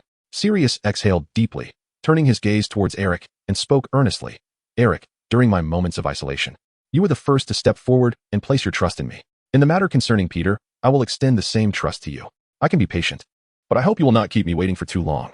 Eric nodded and remarked, "If you desire, you may personally take his life. That would be splendid." Sirius grinned. Since the individual concerned had no objections, Lupin naturally respected Sirius's sentiments and said, "Eric, please share your plan." Eric said, "Professor, before anything else, I require your solemn assurance that our conversation today will remain confidential." "Of course, we can guarantee that," replied Lupin. "No, what I mean is that I need an assurance from the depths of your soul, a guarantee that it is absolutely foolproof." Eric chuckled, wielding his wand with a flourish. As a slender flame erupted from its tip, floating gracefully before him and intertwining to form an intricate, elegant pattern. Both Lupin and Sirius recognized the spell with astonishment. It was the unbreakable vow. Chapter 71. Have you heard of Horcruxes? What does it mean? Lupin exclaimed in surprise. Eric unexpectedly insisted on forging an unbreakable bond between them through an irrevocable oath. This was no trivial matter. Lupin regarded Eric with suspicion. His initial instinct was that Eric was attempting to conceal his true intentions. If there were no ulterior motives behind Eric's plan, why resort to such a formidable enchantment? The unbreakable vow was as straightforward as its name suggested. Irrevocable, meaning it could not be violated, not even by a fleeting thought. Many spells exist that allow wizards to bypass the limitations of language and gestures, conveying information solely through thought. Thus, the unbreakable vow imposes an even stricter limitation. Once the vow is made, not even the thought of breaking it may arise. This spell resonates with the wizard's soul, etching a mark deep within, perpetually monitoring the one who has sworn the oath. To be fair, under normal circumstances, no one would relish such an experience, especially not Lupin, who had only just begun to reconsider his opinion of Eric. "Do not be alarmed, Professor," Eric chuckled. "This is merely a precautionary measure." Lupin's expression had already darkened considerably. A precautionary measure? There could be no more stringent guarantee than this spell.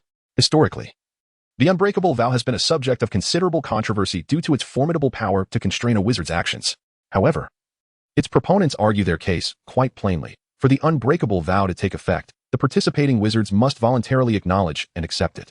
Spells such as the soul-binding curse or the love potion cannot compel someone to take an unbreakable vow, nor can they be used to pry into another's secrets. The contentious aspect of this enchantment lies in the exorbitant price of breaking the vow.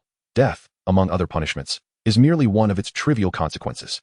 In the face of a spell that directly impacts the soul, a swift demise, in a sense, could be considered a fortunate outcome. Lupin was undoubtedly opposed to this spell. He abhorred the sensation of his soul being shackled and constrained. In his view, among the three present, he and Sirius would never betray their principles. While his trust in Eric, the one proposing such a notion, was the least. Turning to Sirius, he intended to reject Eric's proposal together, only to find Sirius gazing back at him. Surely not, Lupin exclaimed in disbelief. Are you truly considering accepting this spell?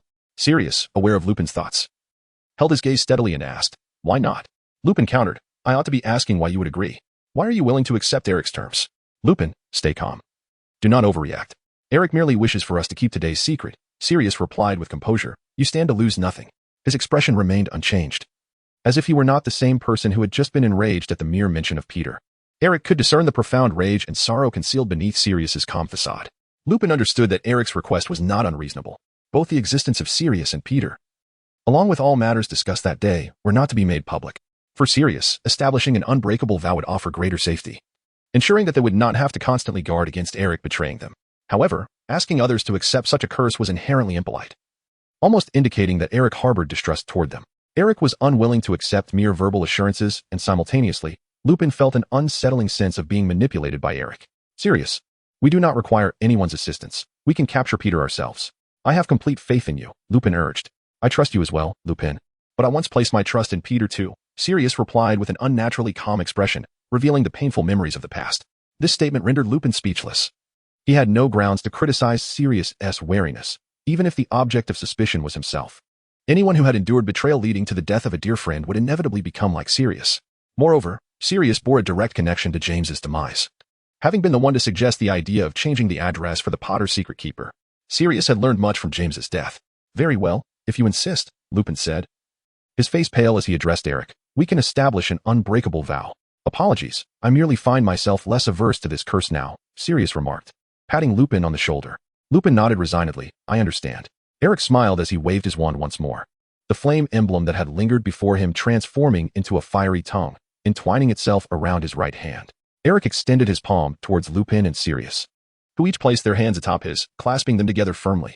Once the hands of the other two were stacked upon his, Eric took his wand in his left hand and tapped it upon their joined hands. There exist two distinct methods for invoking an unbreakable vow. One involves a unilateral promise established between two individuals, necessitating the presence of a witness. The other, as demonstrated by Eric, entails a collective oath taken by all present participants, including oneself. I swear, under no circumstances shall I disclose the events witnessed in this office today to anyone, Eric declared, prompting Lupin and Sirius to echo his words. As their voices intertwined, a radiant light burst forth from the tip of Eric's wand, releasing a slender tongue of flame that entwined around their interlocked hands, each leaving a unique mark upon them. A collective shiver coursed through the three. Though it was fire that manifested, they unanimously felt an icy chill penetrating the depths of their souls. The vow was established. The marks upon their hands emerged for but a fleeting moment, gradually fading away once the oath was formally sealed. Eric sheathed his wand and remarked with a smile, Gentlemen, you shall not regret the oath you have taken today, for what I am about to divulge encompasses not only my plans, but also a secret concerning Harry. We must begin from the very beginning. Have you ever heard of Horcruxes? Chapter 72. The reconstruction of the soul Horcruxes, Voldemort, the fragments of soul within Harry. Sirius and Lupin could only perceive that this was the longest afternoon of their lives. Before swearing allegiance to Eric, they could never have anticipated such explosive revelations emerging from his lips. Eric spoke plainly yet candidly. Voldemort, utilizing the ancient and malevolent magic of Horcruxes, had fragmented his own soul. The creation of a Horcrux necessitates the act of murder. When Voldemort attempted to kill Harry's family, a fragment of his soul was inadvertently transferred to Harry, establishing a profound connection between their souls. Upon hearing this, Lupin felt as though his mind was about to explode. The notion that Voldemort had not perished was truly beyond their comprehension. Most perplexing was how Eric possessed such intricate knowledge. If one were to inquire about Lupin's current sentiments, it would be one of regret, immense regret. He had always suspected that Eric harbored ulterior motives and realized he should never have acquiesced to Eric's demands. The information provided by Eric is not merely a collection of fragmented thoughts. Rather, it encompasses everything he knows about soul vessels from the beginning to the present, all of which he has imparted to Lupin and Sirius. After all, with an unbreakable vow in place, today's discussion will undoubtedly remain confidential. Even under the influence of legilimency, the conversation will not be divulged, for a wizard's soul instinctively resists the violation of an oath. Any attempts to forcibly extract the details of the vow would ultimately result in the death of the oath-taker. The only potential for leakage is similarly constrained. Unless Lupin and Sirius were to perish, Eric need not worry about confidentiality. Upon the death of an ordinary wizard, if there are no intense, unresolved obsessions, they will not become a ghost. Their soul will dissipate, and the vow will naturally be dissolved. Of course, Lupin and Sirius cannot simply accept everything Eric says without question. The vow mandates secrecy but does not guarantee the veracity of Eric's statements. However, Eric truly has no reason to fabricate deceitful narratives to mislead them. Eric could not possibly exert such tremendous effort to gain the trust of Sirius and Lupin, only to have them swear an oath for the sake of amusement, could he? That would be utterly absurd. Yet, despite their skepticism, Eric's words undeniably began to exert an unavoidable influence on Lupin and Sirius. Subconsciously, they found themselves contemplating the validity of Eric's assertions. Lupin, his face pale, shook his head and declared, "I do not believe it." Eric said, suddenly becoming aware of such a significant secret, questioning is a rather instinctive reaction. "Professor, I do not hold it against you." Sirius's expression grew even more troubled. "What evidence do you possess to substantiate your claims?" Eric spoke calmly. Harry encountered Voldemort during his first year, when Voldemort had possessed a professor named Quirrell. Existing only as a remnant of his soul, Professor Dumbledore was aware of this incident and devised a trial for Harry, compelling him to confront both Voldemort and Quirrell. Furthermore, do you genuinely believe that a legendary dark wizard like Voldemort, a figure capable of standing toe-to-toe with Dumbledore, could simply perish without a struggle? There are numerous other clues, including Dumbledore's excessive attention towards Harry.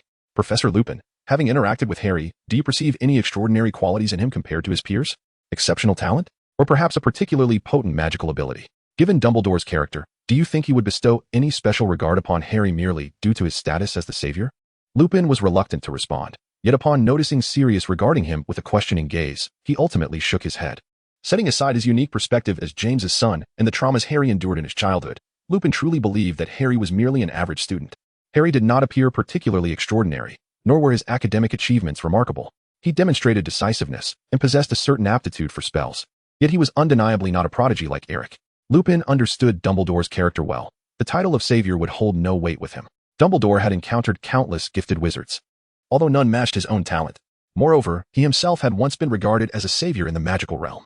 Dumbledore's most prominent trait was his fairness, treating everyone around him with equality. He had never exhibited a shred of discrimination towards Lupin, despite his condition as a werewolf. Thus, how could he possibly regard Harry with elevated esteem simply because he vanquished Voldemort? Eric continued, stating that the most compelling evidence lies in the fact that Harry is, in truth, a Parselmouth, possessing the ability to converse with serpents. Parseltongue is a hereditary magic that is exclusively passed down through bloodline connections to the descendants of the Slytherin family. The Potter family bears no relation whatsoever to Slytherin. Neither Harry's father nor any of his ancestors ever exhibited the gift of Parseltongue. Yet, Harry is indeed a Parselmouth. And it is well known that the most infamous of all Parselmouths is none other than Voldemort. Eric paused for a moment, then, with a smile, articulated the final conclusion. It can only be interpreted as a profound connection of souls existing between Voldemort and Harry. Sirius, whose face had nearly drained of color, inquired, "Dumbledore is aware of this matter, correct?" "Yes. However, Dumbledore is also powerless in this situation, is he not?" "Indeed." Receiving 2 consecutive affirmatives, Sirius continued to question, "Without destroying the Horcruxes, one cannot vanquish Voldemort, and killing Voldemort would consequently mean killing Harry. Am I right?" "Yes." Eric's response was devoid of any emotion, yet it nearly drove Sirius to the brink of despair. As Harry's godfather, how could he remain composed upon learning of Harry's plight? Sirius had spent 12 long years in Azkaban, unlike Lupin, who had relatively adjusted to a life of tranquility. His thought processes were, to a certain extent, still anchored in the time before his imprisonment. Eric's description of Voldemort and the malevolent magic of Horcruxes was something Sirius found credible. For Voldemort was indeed capable of such heinous acts. "Sirius, we will devise a plan," Remus reassured him. Yet, Sirius offered no reply, instead lowering his head despondently. His fists clenched tightly. Gritting his teeth, Remus turned to Eric and declared, "I do not believe in your claims regarding Horcruxes and Voldemort. But I have vowed not to disclose what I have heard today to anyone. There is no need for subterfuge. What exactly do you wish us to do? I hope the 2 of you will exercise restraint in dealing with Peter. Allow me to apprehend him, and I assure you, Sirius will have his desires fulfilled. However, there is still some preparation to be undertaken." "Then why did you choose to inform us about Harry?" Eric revealed a signature smile. Chuckling sincerely, "I seek your assistance in attempting to extract the fragments of the soul from Harry. I wish to endeavor in the reconstruction of the soul." Chapter 73. Resolution: I shall transform Peter into a nail, aiding us in pinning down Voldemort's location. When the moment necessitates, I will seize Peter and subsequently inform Minister Fudge. compelling him to confront the undeniable truth that Peter is the traitor. This approach will circumvent the complications arising from conventional procedures. Presenting the unambiguous facts directly before the Ministry of Magic is the most effective course of action. We must render the Ministry devoid of alternatives. You are aware that I can establish contact with the Minister of Magic, Professor Lupin. Surely, the documents on your desk contain this intelligence. Eric gestured towards the comprehensive investigation materials regarding himself, articulating his strategy. Lupin was no fool. Eric's pointed intentions were glaringly apparent, even though he had never concealed them. Eric had initially set out to persuade him and Sirius. Lupin was aware of Eric's disloyalty to Dumbledore. His wariness towards Eric stemmed from this very knowledge. Lupin had assumed that Eric's purpose today was to seize control of Sirius, the epicenter of an impending storm, before Dumbledore could intervene, thereby fracturing their connection with Dumbledore. By controlling Sirius, Eric would inevitably restrict Lupin's actions, as Lupin felt compelled to consider Sirius's feelings. To his surprise, Eric's intentions were far more audacious. As he presented Lupin with a shocking revelation regarding Horcruxes, something that would unsettle any rational individual. Simultaneously, Eric did not deny that he intended to create a rift between Sirius and Lupin. However, there was one aspect that Lupin had misunderstood. Eric harbored no aversion towards Dumbledore. Nor was he concerned with the opinions of others regarding him. He merely disapproved of Dumbledore's methods. This distinction is significant. Lupin found no fault in the plan to capture Peter. However, the way Lupin gazed at Eric now resembled that of someone observing a madman. Are you truly aware of what you are saying? Transforming a soul. Lupin was tempted to inquire whether it might be more prudent to first consider altering one's mind. Were it not for Lupin's dignified nature, having just pledged an oath, he would have indeed shouted, "Steady yourself, remain calm, do not stoop to the level of lunacy." Lupin took a deep breath. Sirius, equally perplexed, pondered, to remove the soul fragment from Harry? How is that even possible? Eric, however, had no intention of jesting. He kicked his trunk and remarked, "I have a notion, but it remains merely theoretical at this juncture. Whether it will succeed, I cannot ascertain. As you are aware, I possess certain unique magical talents, particularly in discerning the presence of animagi. Moreover, I have discovered a potential method for creating and merging souls through the use of dementors. Everything must commence with the dementor contained within that trunk. We shall conduct a gradual study. If my hypothesis proves accurate, it may provide a solution to the perpetual cycle between Harry and Voldemort."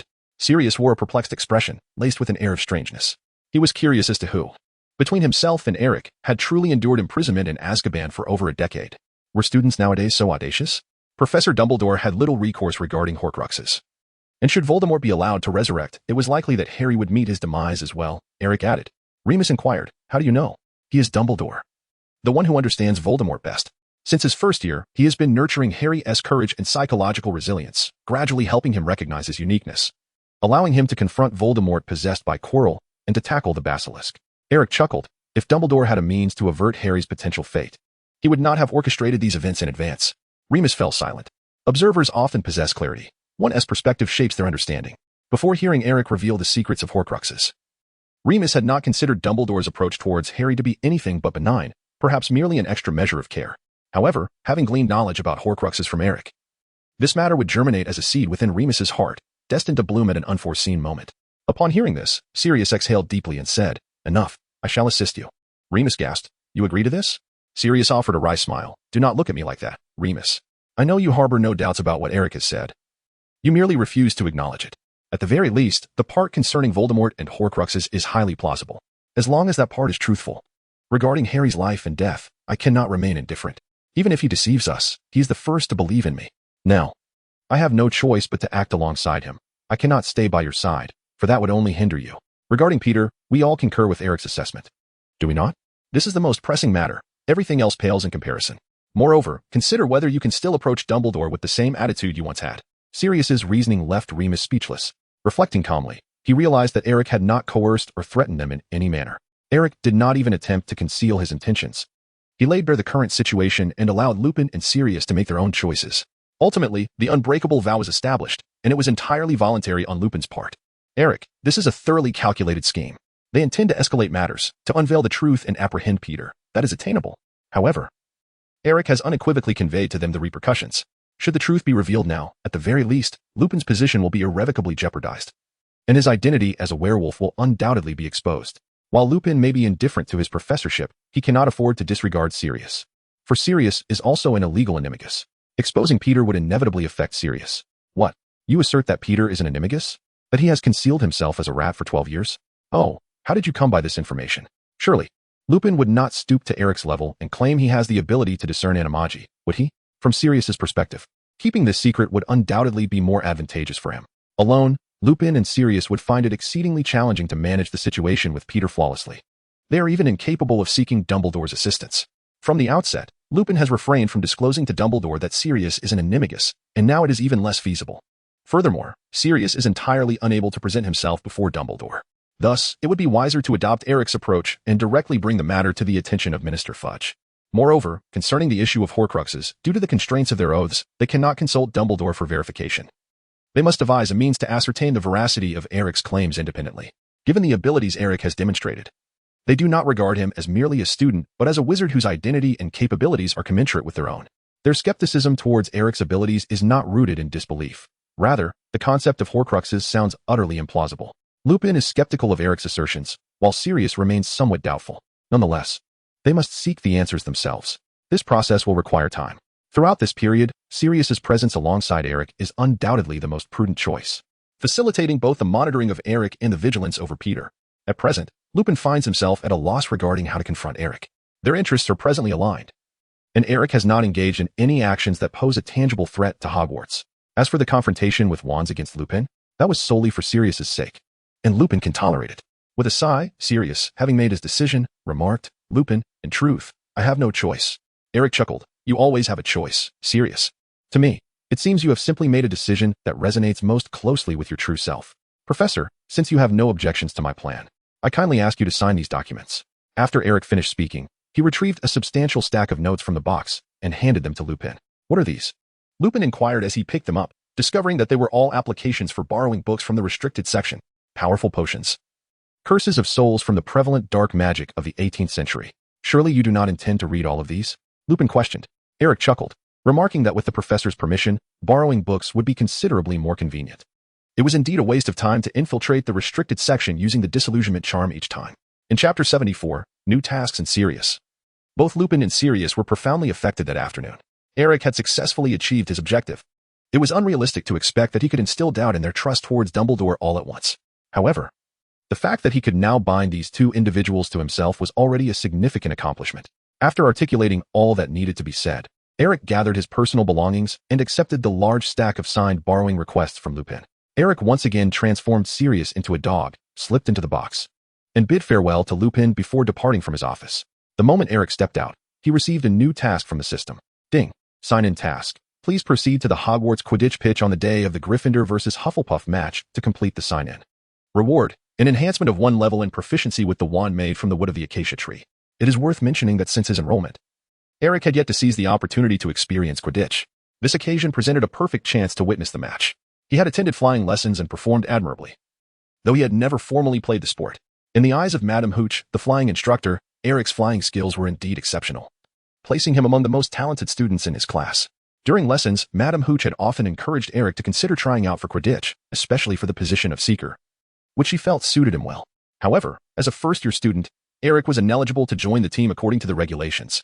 Unlike Professor McGonagall, the head of Gryffindor, Professor Flitwick, the head of Ravenclaw, would not provide Eric with any preferential treatment in terms of joining the Quidditch team. After all, Ravenclaw had grown accustomed to the reality of not contending for the championship each year, even if Eric excelled in flying. Professor Flitwick showed little desire to alter the status quo, as the strength of one individual is inherently limited. Eric may possess remarkable talent in Quidditch, yet no matter how exceptional he is, he cannot overcome the shortcomings of his teammates. Ravenclaw stands as a team languishing at the bottom of the rankings. Furthermore, Quidditch is a sport that venerates individual heroism, granting the Seeker the authority to conclude the match. Ironically, Ravenclaw's Seeker, who happens to be the finest player on the team, is none other than the captain, Autumn Zhang. Eric could never compete with Qiu Zhang for the position of Seeker. To participate in the game, he would have to assume a different role, which would significantly diminish his impact on the match, as Ravenclaw's capabilities were undeniably lacking. Of course, this is contingent upon Eric's genuine desire to play. Undoubtedly, there would be a place for him in the team in the future. As the captain, Qiu Zhang was eager to welcome Eric into the team and even suggested early training sessions together, but Eric declined, citing his commitment to studying spells. He simply had no time for Quidditch, being preoccupied with his studies. Eric departed from Lupin's office, intending to make a brief visit to the room of requirement, where he planned to conceal Sirius along with the box. The contents of the box had been thoroughly emptied, leaving only Sirius and the headless Dementor within.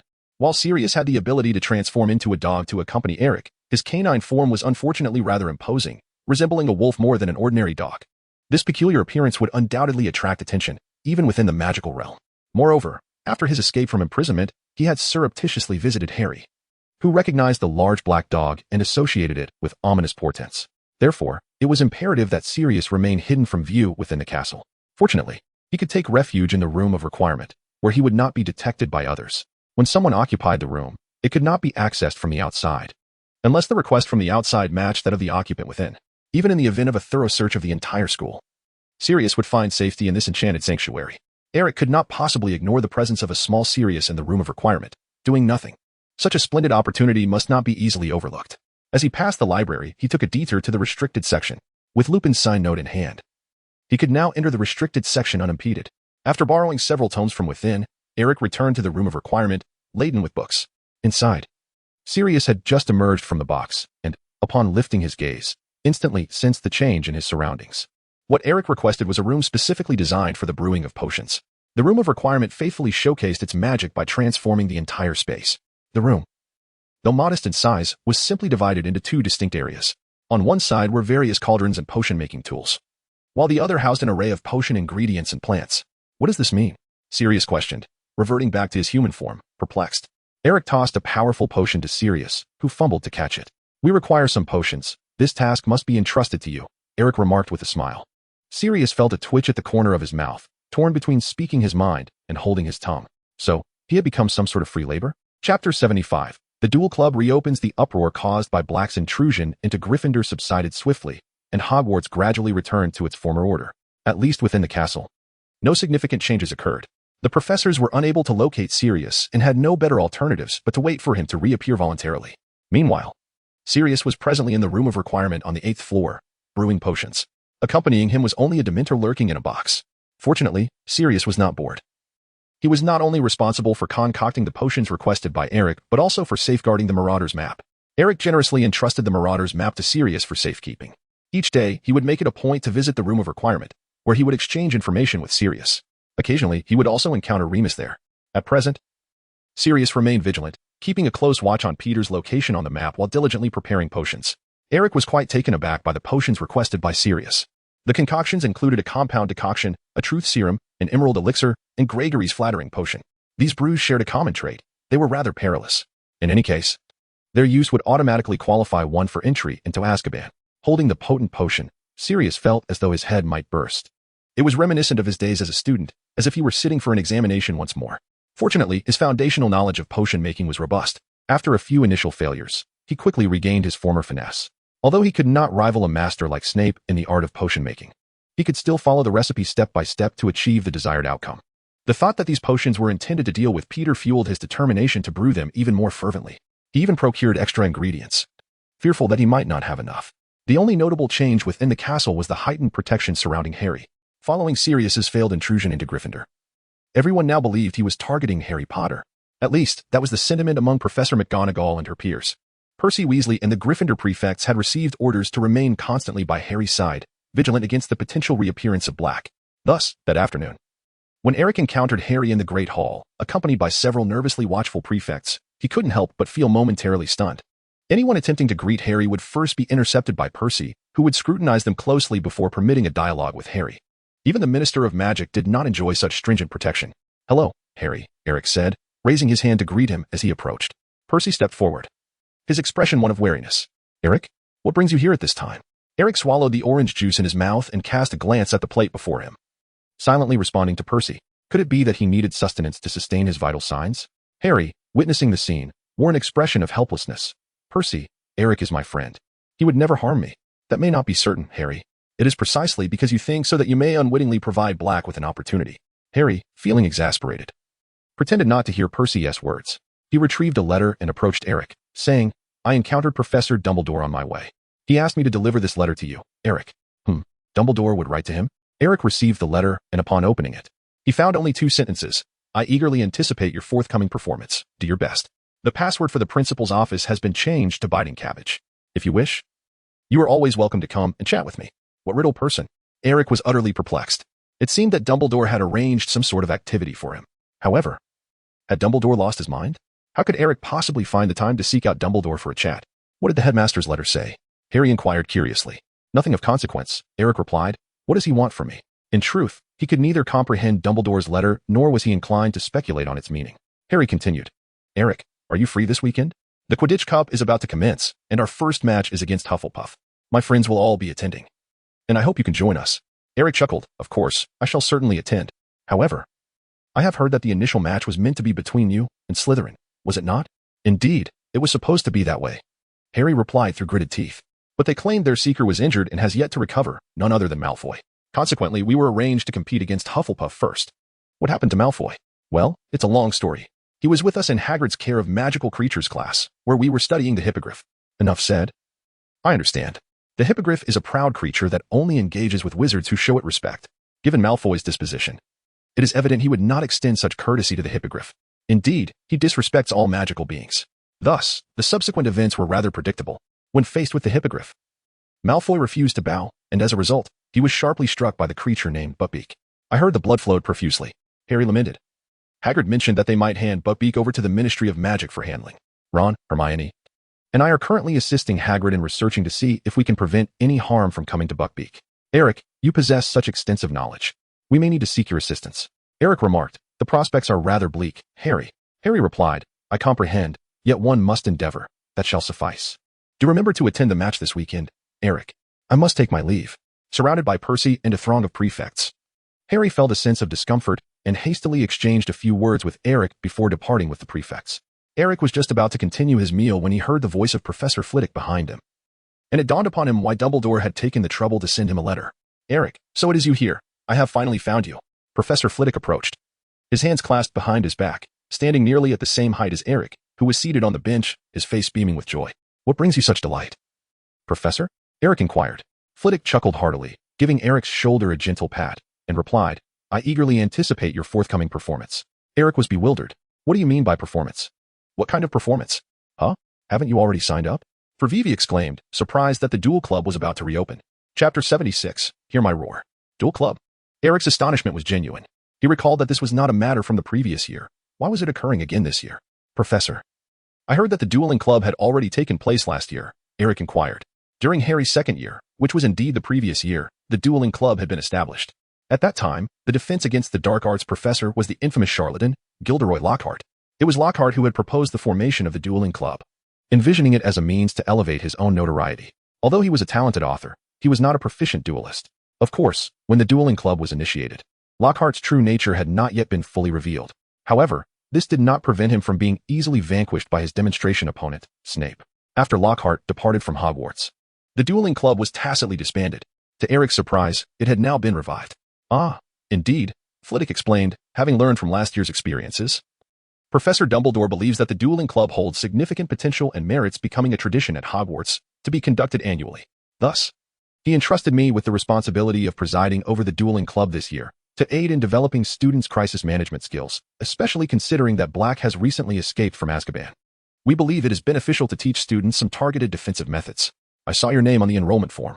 Enrollment form? Eric wore an expressionless visage, having already discerned the identity of the perpetrator. Who else could it be but Dumbledore?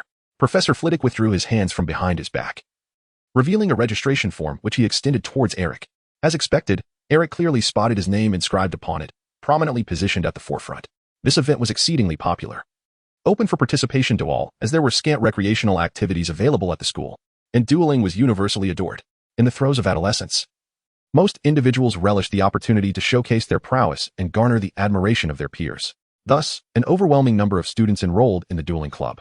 Aside from his own name, Eric noted at least 100 other registrants, among whom were several familiar names: Fred, George, Harry, Ron, as well as Cho Chang and Hermione, individuals he frequently interacted with. Overall, Gryffindor had the highest registration rate for a house renowned for its exuberance. Such an event was simply unmissable, with the exception of 5th and 7th year students who were preoccupied with preparations for their impending examinations. Nearly all other Gryffindor students had signed up. Yet, Eric was certain he had not registered. He had not anticipated that Dumbledore had taken it upon himself to inscribe his name. What was Dumbledore's true intention? Eric, what are you pondering? Professor Flitwick inquired, noticing Eric's silence as he fixated on the registration form. Eric chuckled. It's all right, Professor. I simply didn't expect so many people to enroll. He refrained from voicing his reservations or declining participation in the event, since Dumbledore had taken the initiative to register him. It was evident that he would not be permitted to withdraw voluntarily. Given this circumstance, he figured he might as well partake in the experience. Flitwick, brimming with confidence, declared, "Indeed, this year's turnout surpasses last year's significantly. The headmaster has tasked me with intensifying the competition, and I have resolved to implement an entirely new format for this duel club. In the end, we shall crown a champion, and the headmaster and I have prepared corresponding rewards. You shall see. I assure you that you will have a splendid time. I eagerly anticipate your performance, Eric, and I hope you emerge as the duel champion." After finishing his words, Flitwick patted Eric's shoulder once more, offering encouragement. Eric is regarded as one of the most gifted students he has encountered in the realm of spells, often seeking his counsel on various matters. For this reason, Flivy has come to view Eric as somewhat of a protege, fostering a relationship that borders on the personal. Most importantly, he is well aware of Eric's formidable abilities. If Eric were to become the champion of dueling, it would be a tremendous source of pride for Ravenclaw. Eric is indeed a first-year student, capable of effectively dispelling the arrogance of the other three houses. For this reason, Flitwick wagered 10 galleons with Professor Sprout, the head of Hufflepuff. He, too, had once been a champion in dueling, and Flitwick harbored confidence that Eric would prove no less formidable than himself. With a meaningful glance at Eric, Flitwick departed with a sense of satisfaction. Competition Day. Quidditch is regarded as a universally beloved sport within the magical community. The flying broomstick has long been the most cherished means of transportation. Numerous sports are played using flying broomsticks, but none are as renowned as Quidditch. Whenever flying broomsticks are involved, they are invariably associated with Quidditch. This holds true at Hogwarts as well. Each year, the Quidditch Match Day witnesses a collective turnout from the entire staff and student body, even for matches that do not involve their own house. Naturally, the relationships among the houses are not always amicable. Apart from Slytherin, the other three houses maintain a closer bond. In any match involving Slytherin, their opponents invariably receive overwhelming support. However, when Slytherin is not competing, the number of supporters for both teams tends to even out in a curious way. Slytherin remains indifferent to this, as they have secured the most championships, with only Gryffindor occasionally posing a threat to their dominance. Today's match features Gryffindor facing Hufflepuff, leaving Slytherin with no stake in the outcome. The two houses not participating in the match display a clear division, each rallying behind one of the competing teams. Adhering to the adage that an enemy's enemy is a friend, the Slytherins naturally support Hufflepuff, the adversary of Gryffindor. Hufflepuff's situation bears some resemblance to that of Ravenclaw. Aside from their captain and seeker, Cedric Diggory, the rest of the players perform rather unremarkably. However, unlike Cho Chang, Cedric possesses greater prowess, capable of transforming the fortunes of his team single-handedly. Under his leadership, Hufflepuff subtly emerges as a potential disruptor in the rivalry between Slytherin and Gryffindor. Initially, Hufflepuff had been a lackluster team, akin to Ravenclaw. Frustrated, the Ravenclaws have flocked to support Gryffindor. When Eric arrived at the stadium, he was greeted by a magnificent spectacle. The two teams had yet to enter, and their supporters were divided into two factions. One side was a vibrant tapestry of red and blue, while the other was grounded in yellow and green. Professor McGonagall stood at the front of the Gryffindor stands, her expression stern, her wand raised high, casting a fiery red spark into the air. With a resounding bang, the spark erupted, instantly transforming into a majestic lion that dominated nearly half of the field, baring its fangs at the opposing stance. Hear my roar. Chapter 77, The Lion and the Badger. In response, the Hufflepuff section would not be outdone. Among the typically gentle Professor Sprout's ranks, she too rose to her feet, conjuring a spark that morphed into the likeness of a badger, confronting Professor McGonagall's lion. The lion let out a fierce roar as it lunged at the badger, which valiantly fought back, engaging in a fierce struggle midair. Before the match had even begun, these two colossal creatures were locked in a fierce battle above the field, leaving many spectators wide-eyed, unable to contain their cheers for their respective houses. Eric was equally engrossed, witnessing a sophisticated application of transfiguration. With proper mastery, any object could be transformed, even the fireworks conjured by the wizard themselves. The two professors demonstrated their remarkable prowess, as it is no simple feat to utilize a basic firework charm to summon such a colossal creature. Mastery of magical power, experience, and skill are all essential. Even among the professors, few possessed the capability to achieve such a feat. It was unexpected that Professor Sprout, usually unassuming, could rival Professor McGonagall in transfiguration. Indeed, those who ascend to the position of head are seldom ordinary individuals. However, while Professor Sprout's transfiguration skills far surpassed those of an average wizard, they still paled in comparison to Professor McGonagall's. Once the lion and badger engaged, Professor Sprout's disadvantage in transfiguration quickly became apparent. Initially, she managed to direct her badger to feebly fend off the lion's onslaught, but as time passed, the badger struggled to keep pace with the lion's agility. The lion, transformed by Professor McGonagall, was not only fierce but also remarkably agile, its limbs fluid and seemingly guided by its own consciousness, moving with seamless precision. In contrast, the badger appeared cumbersome, at times losing responsiveness midair and falling prey to the lion's advances. Soon enough, following another forceful strike from the lion, The badger could no longer maintain its form and was utterly crushed. Witnessing this spectacle, a thunderous cheer erupted from the Gryffindor stands. "Long live Gryffindor!" Ron shouted from his seat, his face flushed with excitement. Professor McGonagall, satisfied, commanded the lion to emit another fierce roar before allowing it to explode into a brilliant display of crimson fireworks. She returned to the Gryffindor enclave like a hero, celebrating with high fives from those around her, all equally exhilarated. Professor McGonagall is known for her fairness and typically upholds order in the Quidditch pitch. Yet she is also a fervent Quidditch enthusiast. Before the match commences, she never hesitates to express her preferences and support in such a manner. This is one of the rare occasions where one might witness her slightly lose composure. Once the match begins, her primary task shifts to restraining the commentator, Lee Jordan, who, being from Gryffindor himself, is notoriously biased. His commentary during Gryffindor-esque matches is unmistakably partial, often leaving Professor McGonagall blushing. As Gryffindor's representative creature faced defeat, the atmosphere among the Hufflepuffs turned rather somber. What is there to be proud of before the match? Winning is what counts, and the scores are what truly matter. The Hufflepuffs roared in response. Professor Sprout returned to her seat, visibly displeased. Although losing to Professor McGonagall in Transfiguration was not a disgrace, as the head of her house, she felt the blow to her house's morale. With the Gryffindor Lion's magnificent display, the atmosphere of the match heated up swiftly. A gentle rain began to fall from the sky, but no one seemed to mind. Everyone was fervently cheering for their team. In this lively ambience, as Eric stepped onto the pitch, he heard the system's voice. Ding. Detection confirms that the host has arrived at the Quidditch pitch on time. Congratulations. You have reached the check-in location. Commencing check-in, please do not exit midway. Ding. Check-in successful. Reward. Wand proficiency elevated to intermediate level. Eric drew forth his wand, simultaneously unlocking his mental stance. Following his previous enhancement of wand proficiency, a transformation indeed occurred once more. Upon the surface of the wand, a second fissure emerged, perfectly symmetrical to the first. Within the grayish-white haze, he could discern the faint yet distinct fluctuations of magical energy surrounding the wand.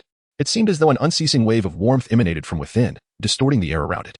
This phenomenon lasted but a fleeting moment. Eric attentively sensed his surroundings and silently channeled his magical energy, deftly controlling his wand as he continued his nonchalant stride towards the Gryffindor stance. Hermione and Ron had already reserved a spot for Eric, situated not far from the Gryffindor team's resting area. Beside their section of the stands stood a tent, within which all the Gryffindor players were gathered. At that moment, the entire Gryffindor team was engaged in their final pre-match rally within the confines of the tent. Eric approached and took a seat beside Hermione, cradling a bucket of popcorn in his hands. How could one enjoy a game without popcorn? What is that? Ron inquired curiously, eyeing the popcorn in Eric's grasp. Hermione's eyes sparkled as she snatched a few kernels from Eric's lap and popped them into her mouth. Popcorn, a delightful muggle snack. Quite delectable. Eric, where did you procure this? I have never seen it at school before. With a crisp crunch, Hermione continued to munch, her eyes narrowing in satisfaction.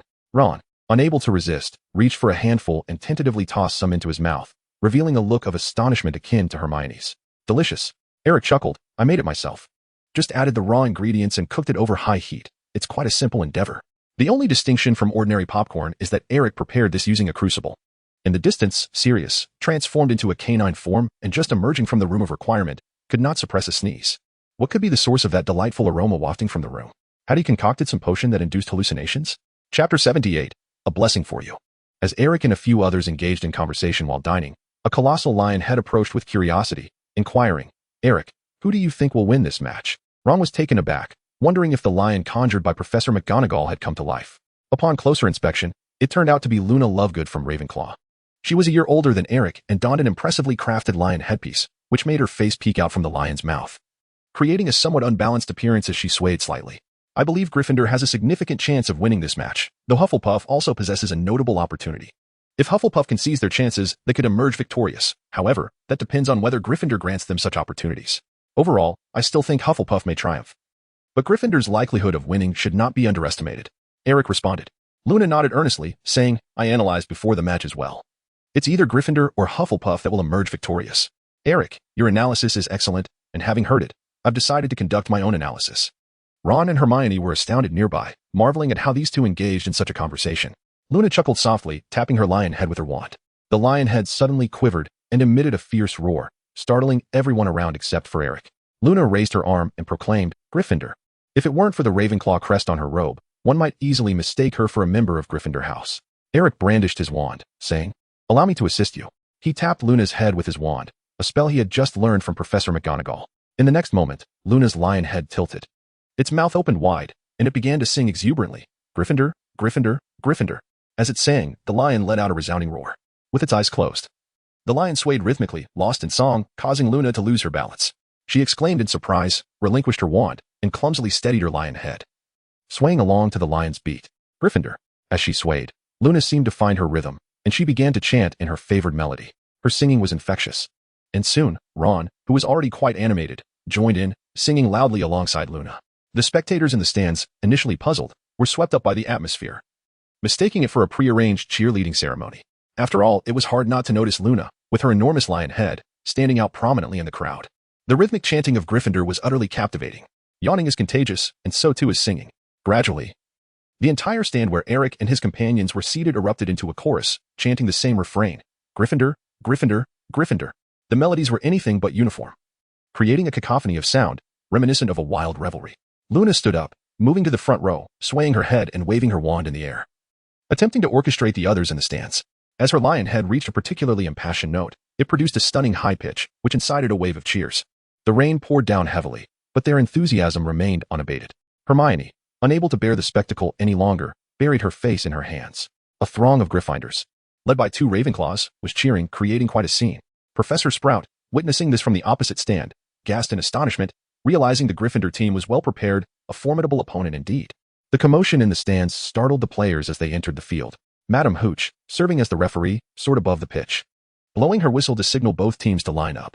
As the 2 teams emerged from their tents, the first thing they spotted was a lion head bouncing energetically in the stands, surrounded by a sea of supporters singing Gryffindor in a disarray of melodies. The Hufflepuffs were taken aback, nearly losing their grip on their brooms. The scene bore an uncanny resemblance to a mystical ritual. Harry, his glasses drenched by the rain, wiped them vigorously and finally recognized Luna, Eric, Hermione, and Ron waving at him from the stands. With excitement, Harry waved back. Gryffindor's captain, Wood, flew to Harry's side, clapping him on the shoulder, and exclaimed, "They've come to cheer for us. Go for it, Harry. You are just as capable as Diggory."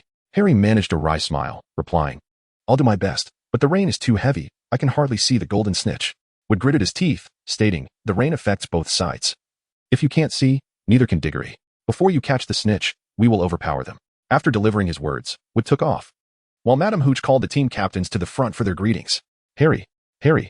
Harry heard Hermione calling from the stands and seized the last moment before the match to fly over and inquire, "What is the matter? Hand me your glasses." Hermione took Harry's glasses and, with a flick of her wand, uttered, "Waterproof and moisture-proof," before returning them to him. With the charm applied, Harry finally saw clearly around him.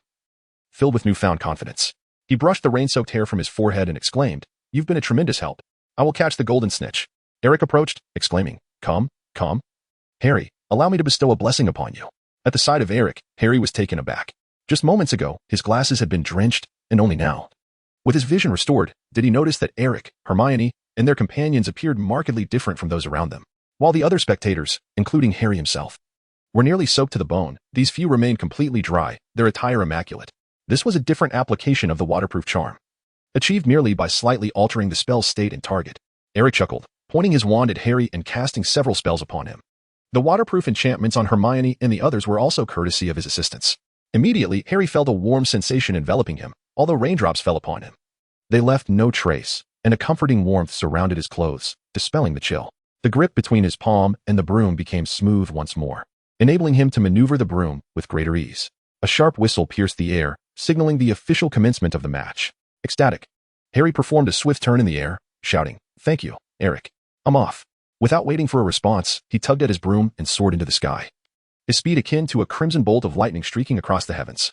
Chapter 79. A familiar sensation today was decidedly not a day to be outdoors, particularly for those engaged in the match.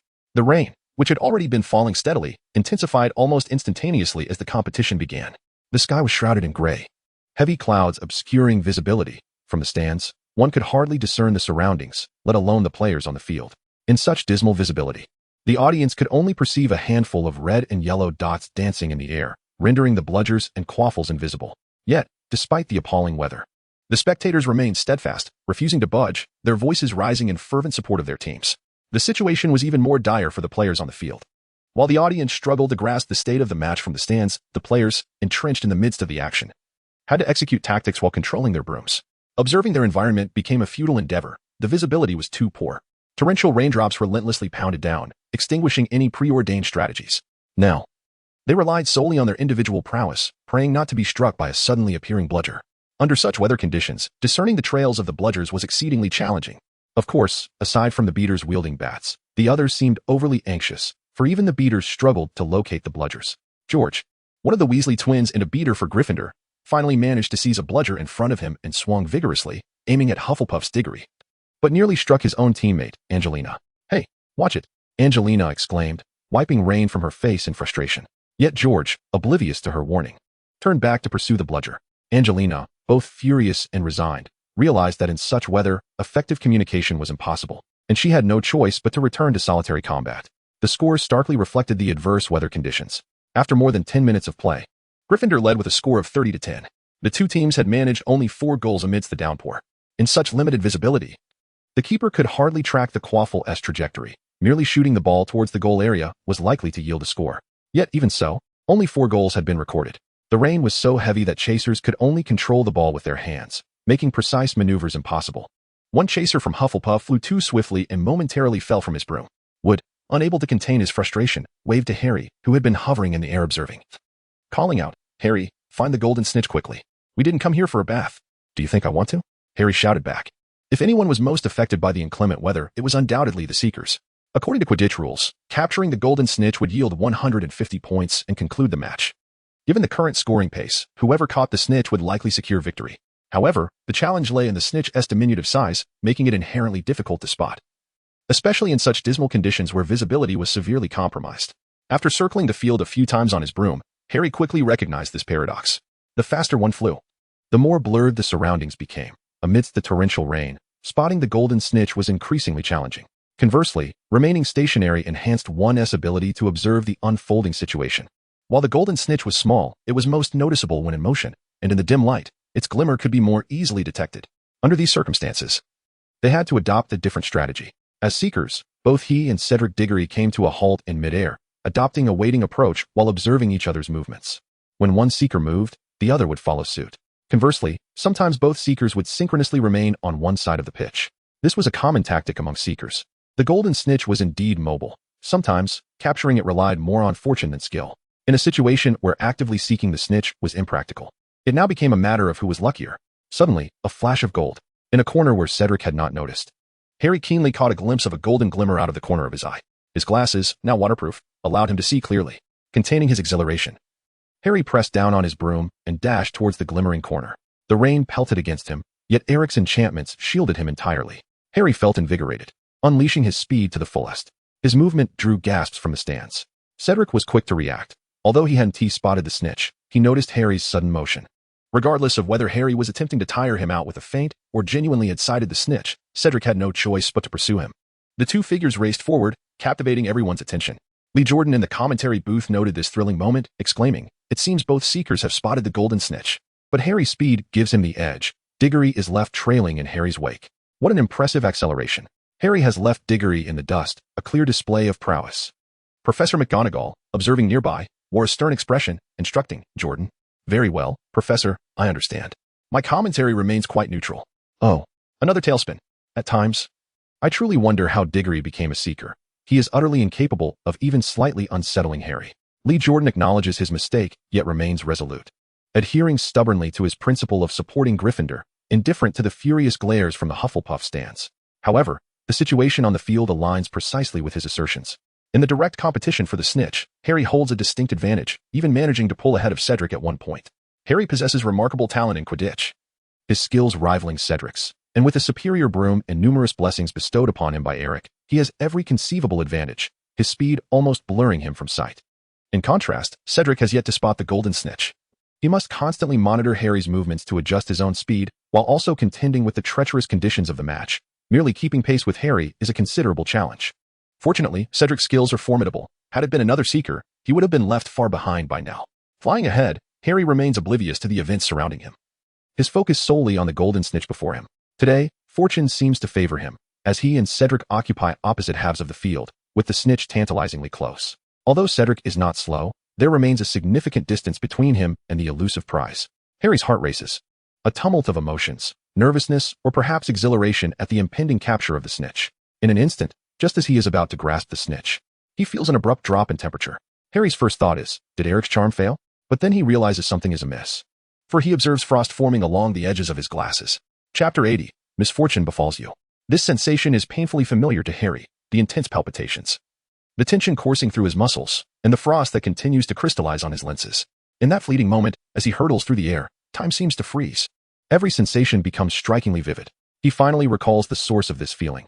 A deep-seated fear surges within him. Dementors. As the thought crosses his mind, he is once again assaulted by the anguished screams erupting from the depths of his consciousness, reminiscent of the train journey. A wave of excruciating pain envelopes him in an instant.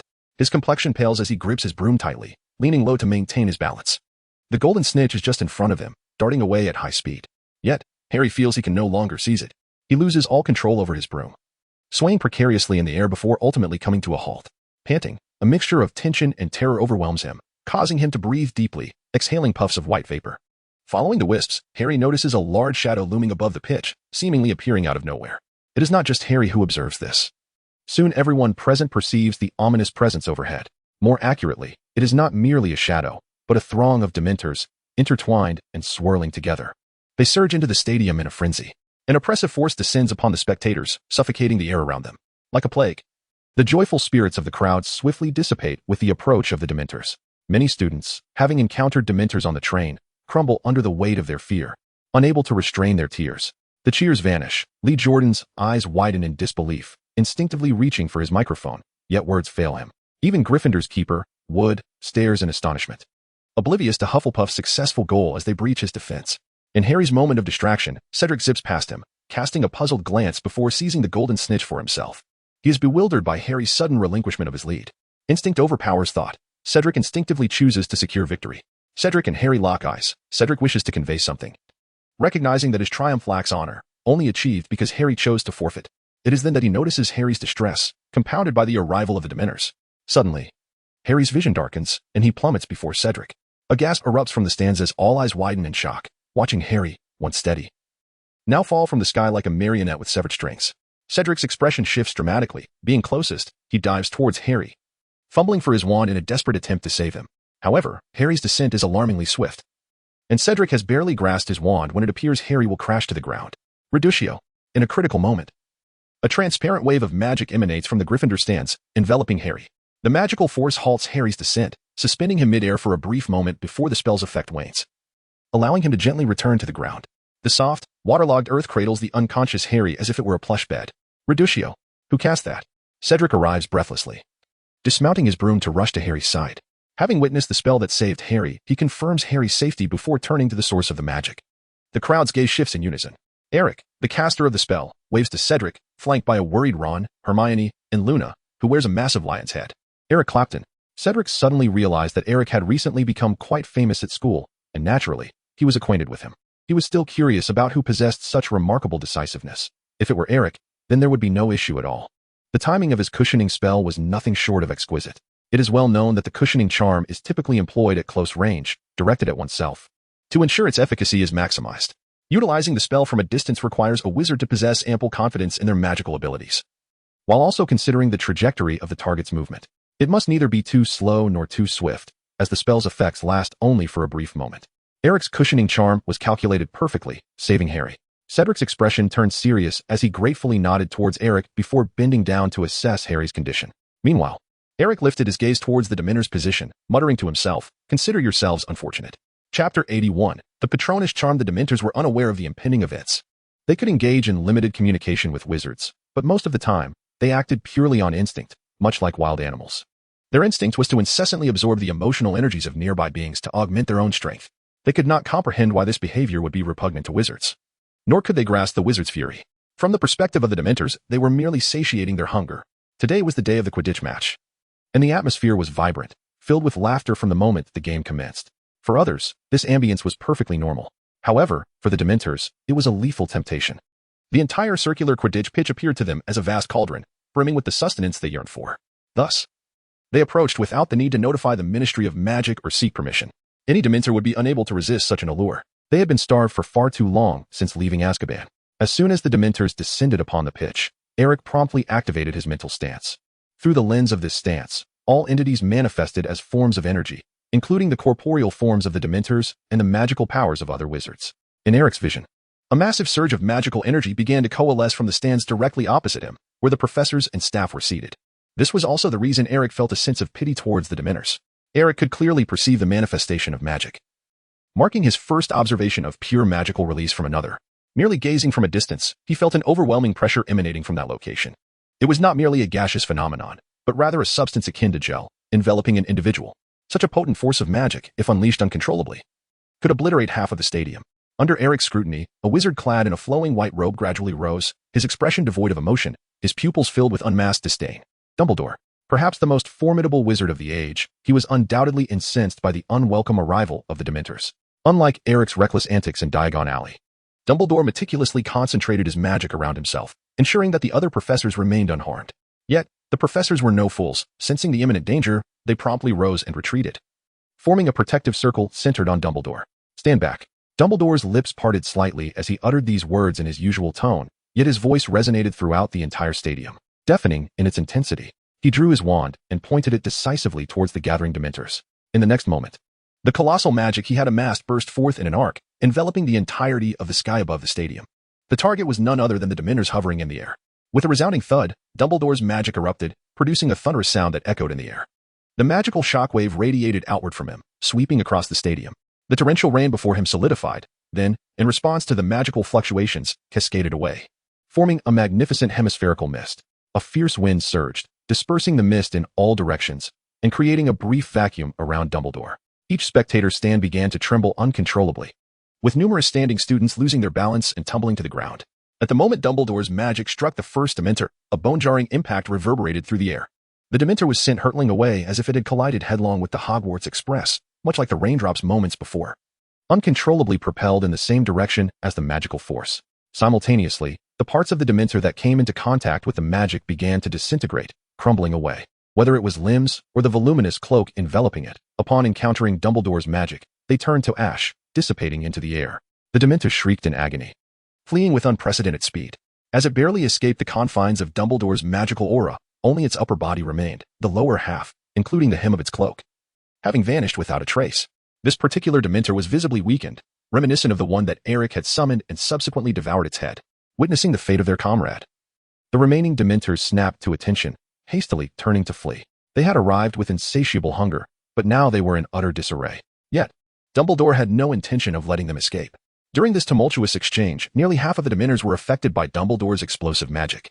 Some, like the first, lost the very parts of their bodies that had come into contact with the magic, while others sustained minor injuries, but all instinctively sought to distance themselves from Dumbledore. The professors were positioned near the Hufflepuff and Slytherin stands, directly across from Eric and his companions. Many Dementors, in a blind panic, surged towards the Gryffindor stand. Everyone present was left in a state of astonishment as they beheld this spectacle. The magic radiating from Dumbledore was now palpable, visible even to the naked eye. For instance, through Ron's eyes, he distinctly observed that Dumbledore's recent actions were powerful enough to cause vibrations in the air. Although he could not see the magic itself, he perceived a translucent arc of light emanating from Dumbledore's hand. Ordinary students had never witnessed such a scene. The once menacing Dementors were repelled in an instant. The Weasley twins, still mounted upon their flying broomsticks, were the first to erupt in cheers. "Hooray, Dumbledore!" they shouted, voicing the sentiments of many. Leading the charge were the Gryffindor students, their eyes fervently drawn to the imposing figure of Dumbledore. He, too, hailed from Gryffindor House. As Gryffindor students, they had never felt such pride. Truly, he was the mightiest wizard of the age. Amidst this exhilaration, only Eric sensed something amiss. How could a mere outburst of magic harm Dementors? He had previously attempted to cast spells on them. Dementors possessed an extraordinary resistance to all spells, save for the Patronus charm. In many respects, they were even more impervious to spells than dragons.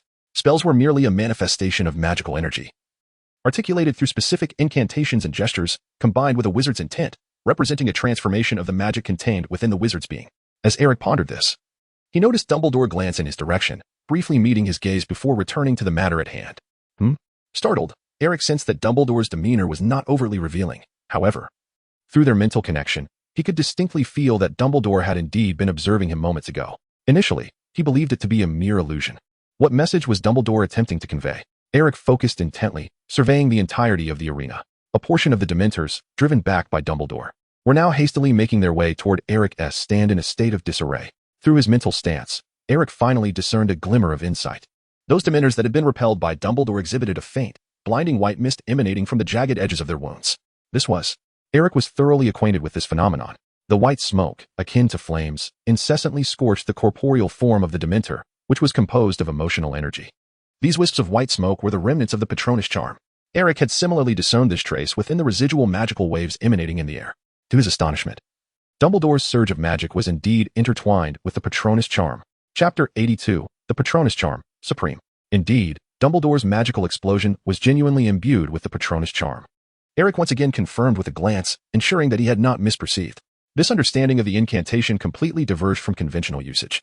Eric could scarcely fathom that the Patronus charm could be employed in such a manner. By perceiving the Patronus as an extension of himself, he could compel it to act according to his will. The form of the Patronus was not immutable. Dumbledore's words from the Headmaster's office reverberated once more in Eric's mind. Ding. Proficiency in the spell has increased.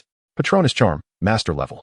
The voice of the system resonated at the opportune moment, having discerned Dumbledore's comprehension of the Patronus charm. Eric's proficiency in the Patronus charm astonishingly ascended by an entire level.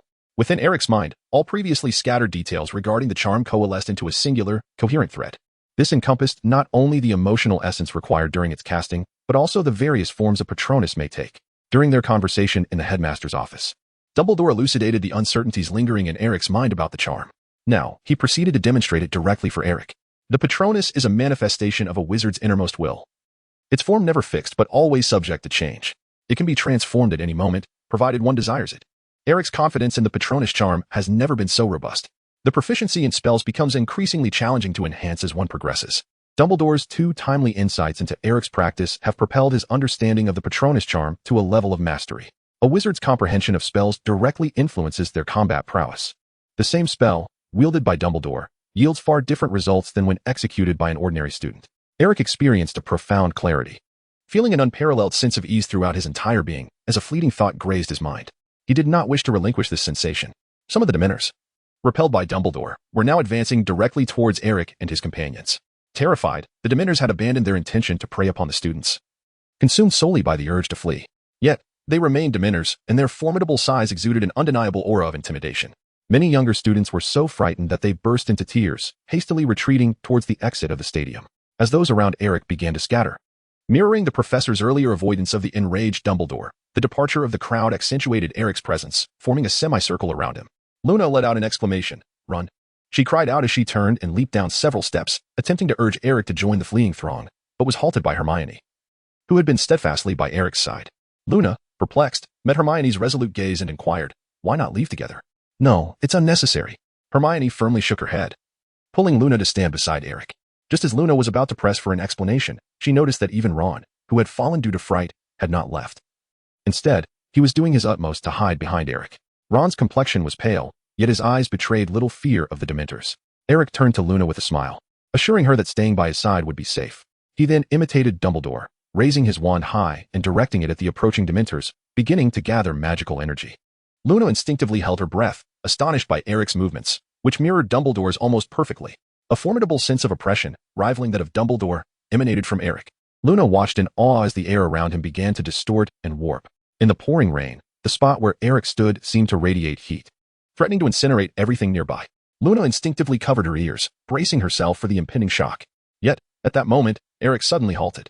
To everyone's surprise, he turned back and, with a smile, asked Hermione beside him, "Would you like to give it a try, Hermione?" "Huh." Hermione was taken aback. "I know you've been practicing this spell in secret," Eric said, his gentle smile unwavering, as if the approaching Dementors were non-existent. "Go on, give it a try. Experience is the best teacher, and you know the incantation." Hermione's face flushed crimson as she bit her lip, finally nodding in a flustered manner. She drew her wand and aimed it forward, declaring loudly, "Expecto Patronum." A cloud of white smoke erupted from the tip of Hermione's wand, coalescing into a form that faintly resembled an animal. Just as it seemed on the verge of completion, it faltered and dissipated into the air. Hermione hurriedly explained, "I asked the professor how to use this spell, but I've never tried it before." "That's all right. You did wonderfully," Eric replied, his warm smile unchanged as he reassured her. "You will succeed. I believe in you, for I see something truly precious within you. But for now, let me take over." Without waiting for Hermione's response, Eric turned back to the dozen or so Dementors that had lunged towards the stands and softly intoned, "Dissipate." In the next moment, Eric flicked his wand, not uttering the incantation for the Patronus charm, but instead detonating the magical energy he had gathered. Dumbledore in the distance looked on in astonishment at Eric's position. Boom. A blinding white light erupted. The overwhelming shockwave, while immense, appeared even more pronounced than Dumbledore's earlier spell. with its concentrated force. After all, he only needed to confront a small fraction of the Dementors advancing towards him. For those Dementors fleeing in Eric's direction, it was as if they had glimpsed the sun. Chapter 83. The Indomitable Dementor, the Silencing Spell. Eric's comprehension of the Patronus charm has ascended to a higher echelon. He has reached a level where he can wield the spell without uttering its incantation, simultaneously akin to Dumbledore. He has infused the released magical energy with the essence of the Patronus charm. This sensation is extraordinary. For the first time, Eric experiences a profound connection with the Patronus he conjures, achieving a certain degree of synchronization with his own senses. It is as though he can embody the perspective of the Patronus itself, allowing him to confront the Dementor before him in close proximity. Eric did not invoke a tangible guardian spirit in the conventional manner. Instead, he compressed and spread the guardian spirit, weaving it into an expansive net composed of its essence. Eric did not divert his attention to attempt to alter or control the acacia wand in his grasp. He was acutely aware that the wand would no longer obstruct him. The flow of magic was astonishingly smooth. It felt as if his magical essence was actively being absorbed by the wand, penetrating through the fissures along its surface in a remarkable manner. Then, it compressed, layered, and ultimately, was released. Of course, to the ordinary observer, such a concept was unfathomable. Even those upperclassmen well-versed in the Patronus charm could not conceive of such a method of utilizing it. However, this did not diminish the dread that the Dementors felt in the presence of this young wizard. They sensed an aura emanating from Eric that was reminiscent of Dumbledore's. It was an aura that could bring them utter devastation. Eric summoned a Patronus, twisting and entwining it with the released magical energy, concealing it within. From Eric's perspective, the Patronus he conjured had transformed into a broad semi-arc, no longer resembling its previous majestic eagle form. This was a manifestation inspired by the method he had just observed from Dumbledore. The potency of the Patronus charm had not diminished, rather, it had enhanced. The quality of the charm remained intact, still capable of inflicting damage upon Dementors, while simultaneously expanding its area of effect significantly, enveloping a small portion of the sky before Eric. The eruption of magic unleashed by Eric, following Dumbledore, once again captivated everyone's attention. Such a tremendous commotion made it nearly impossible to overlook. Amidst the relentless downpour, the spectators in the stands merely witnessed a blinding flash of white light, followed by a deafening roar, obscuring their understanding of the events unfolding. Only a select few astute upperclassmen could discern the subtle changes taking place before Eric. The air itself shimmered and trembled, reminiscent of the spectacle Dumbledore had just conjured. Cedric Diggory, still by Harry's side, widened his eyes in disbelief at the extraordinary sight before him. The magical prowess of Eric instilled an inexplicable sense of dread within him. As his vision cleared, the astonished gazes of those around him converged, each person grappling with the reality of their discovery. Many questioned the authenticity of what they had witnessed. Before Eric, the section of the grandstand had mysteriously vanished. The wooden bleachers and railings had been blown apart, leaving a gaping hole, expansive enough to rival the width of half a classroom. Eric stood at the center of the grandstand, maintaining a poised stance with his wand raised. Before him, the grandstand lay in ruins, revealing its wooden and stone framework. The destruction wrought upon the grandstand, though less extensive in range compared to the magic unleashed by Dumbledore moments earlier, was astonishingly formidable. It is noteworthy that the grandstand had not been directly targeted by Eric's spell. It had merely been collateral damage. The devastation of the structure was, in essence, an unintended consequence of his power. Eric's objective remains those Dementors. Most importantly, the group of Dementors that had just charged toward Eric has completely vanished. Indeed, they have disappeared. The cheers that erupted for Dumbledore gradually subsided. Those who were in close proximity to Eric gazed in disbelief at the scene before them. Meanwhile, onlookers from a distance, unable to discern what had transpired, began to inquire among the crowd, only to reveal expressions of shock, unable to fathom what they had just heard. A first-year student, akin to Dumbledore, had repelled all the Dementors with a single spell? No, Dumbledore had merely repelled them, while Eric had decisively obliterated the Dementors. At least, they could no longer glimpse the figures of those few Dementors from earlier. How could this be possible? Albus, what is happening? Professor McGonagall, having approached Dumbledore at some point, inquired softly. Dumbledore squinted toward Eric's position and replied, "As you can see, Minerva, we have discovered a prodigy, a truly terrifying talent. He learned the spell I demonstrated in an instant. Even I, at his age, could not have achieved such proficiency." Professor Minerva McGonagall hesitated, saying, "But I heard he rejected your offer. I would never demand your personal loyalty, Minerva, just as I do not with Eric. I merely act in accordance with what I believe is right, and you naturally gather around me," Dumbledore explained. He understands this principle, and it is precisely because he understands it so well that he declined my invitation. After speaking, Dumbledore turned to McGonagall, smiling and winking, adding, "Perhaps it is this very quality that makes me admire him so."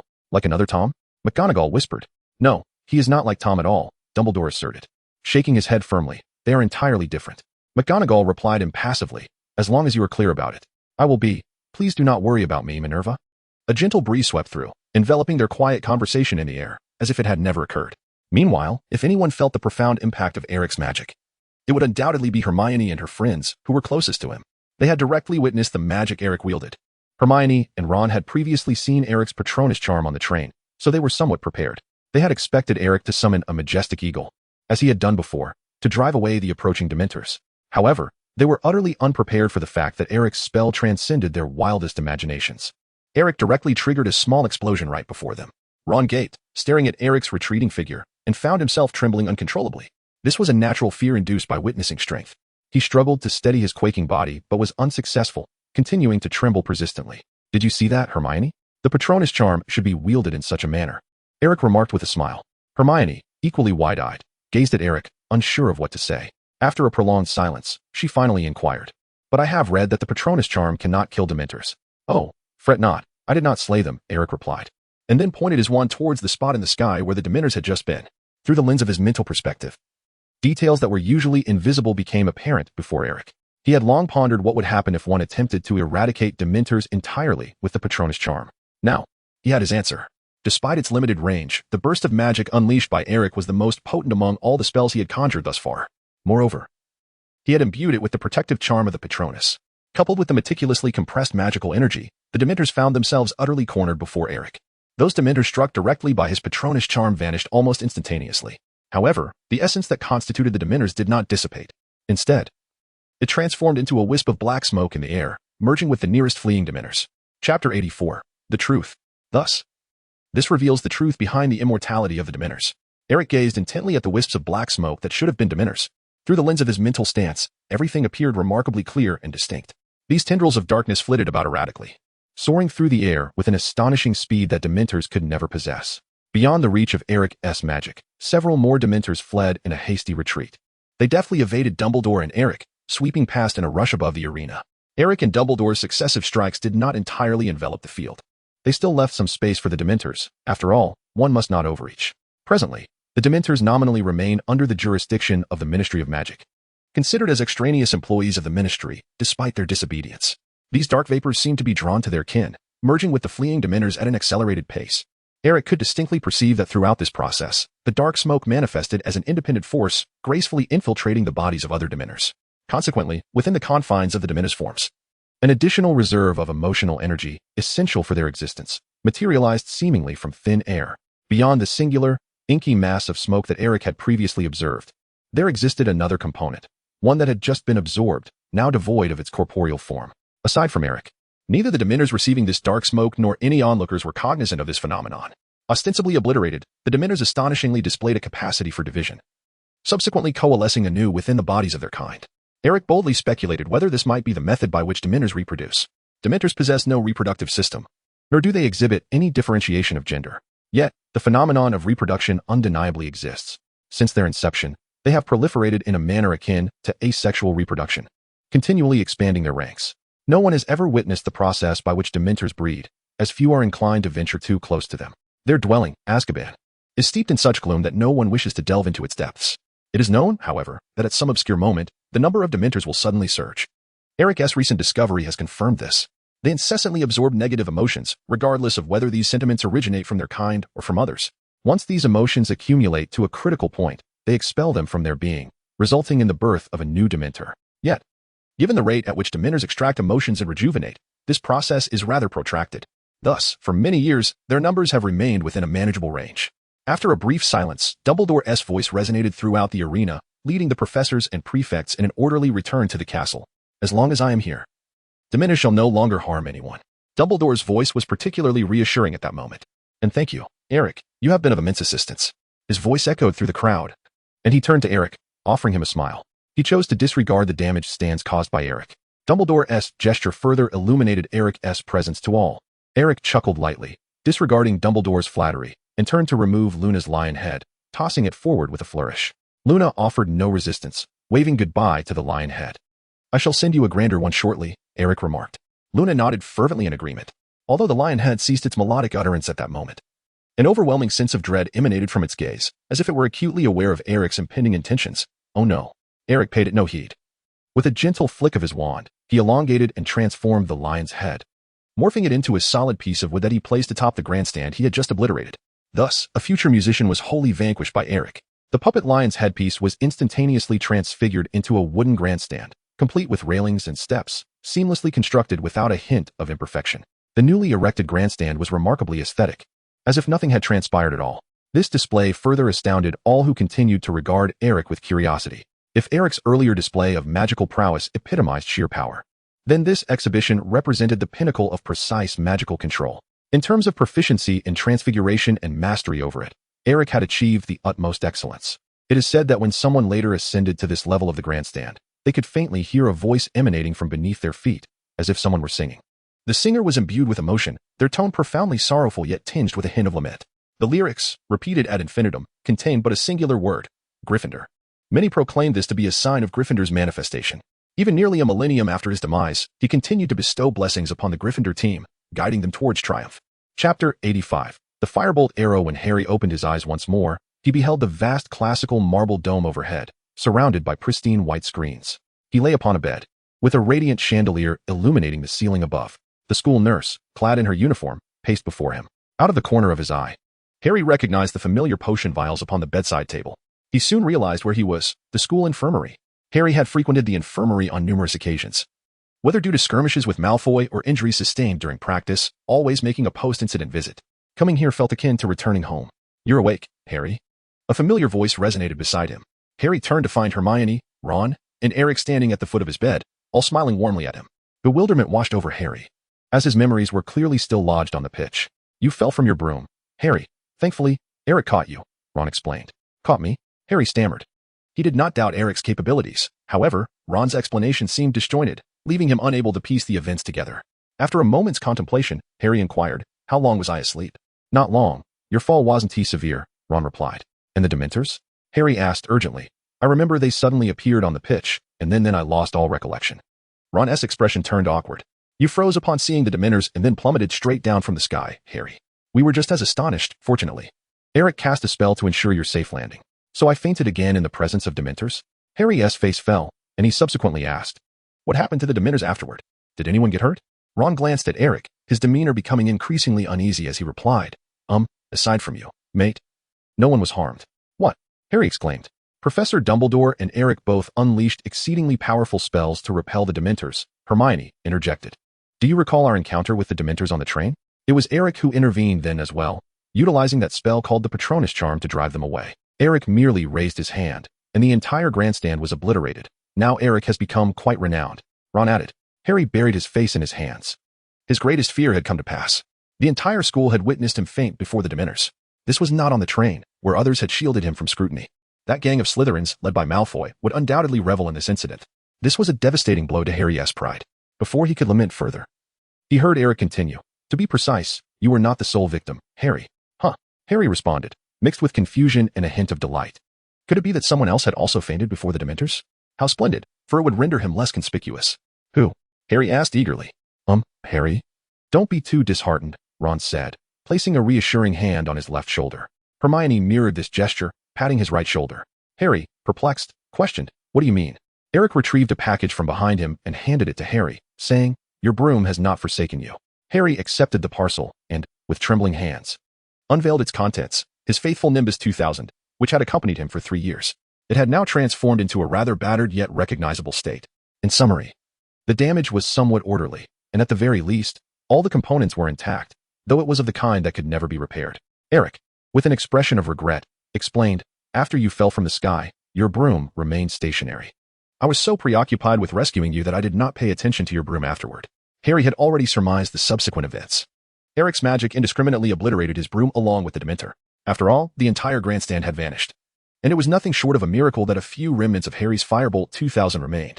The flying broom is adorned with a rather intricate craftsmanship and enchantments, which cannot be simply mended with a repairing charm or transfiguration.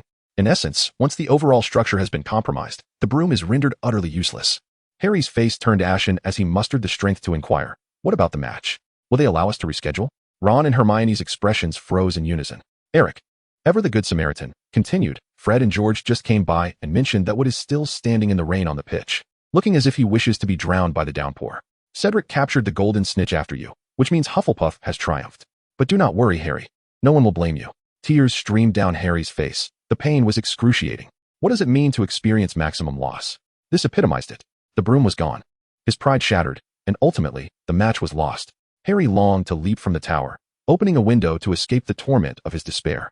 Eric stepped forward and patted Harry on the shoulder, saying, "It was I who ruined your broom, Harry, so I must offer you some compensation." Harry quickly waved his hand, replying, "No, no, Eric, I can practice with the public brooms inside the castle. You were only trying to fend off the Dementors. I hold no grudge against you. But first, hear what I intend to gift you before you refuse." Eric chuckled as he pulled out an envelope from his pocket and handed it to Harry. "Take a look at this." Harry, filled with curiosity, slowly unfolded the letter. It read, "Dear Mr. Harry James Potter, thank you for your trust and support. The firebolt you ordered will soon be delivered to your doorstep. We are confident that this is one of the wisest decisions you have ever made. We hope you will experience pure joy on this latest model of flying broom. The Aleppi and Badmo Broom Company." "What?" Harry exclaimed. "Are you truly gifting me a firebolt?" Eric cast a glance in Ron's direction and chuckled. "Of course, it's me. It can't possibly be a gift from Sirius Black." The mouse Scabbers, who had been nestled in the pocket of Ron's shirt, trembled in fear upon hearing these words. Chapter 86. Gregory's Elixir of Flattery. Hermione and Ron, witnessing Harry's reaction, were equally astonished. The firebolt.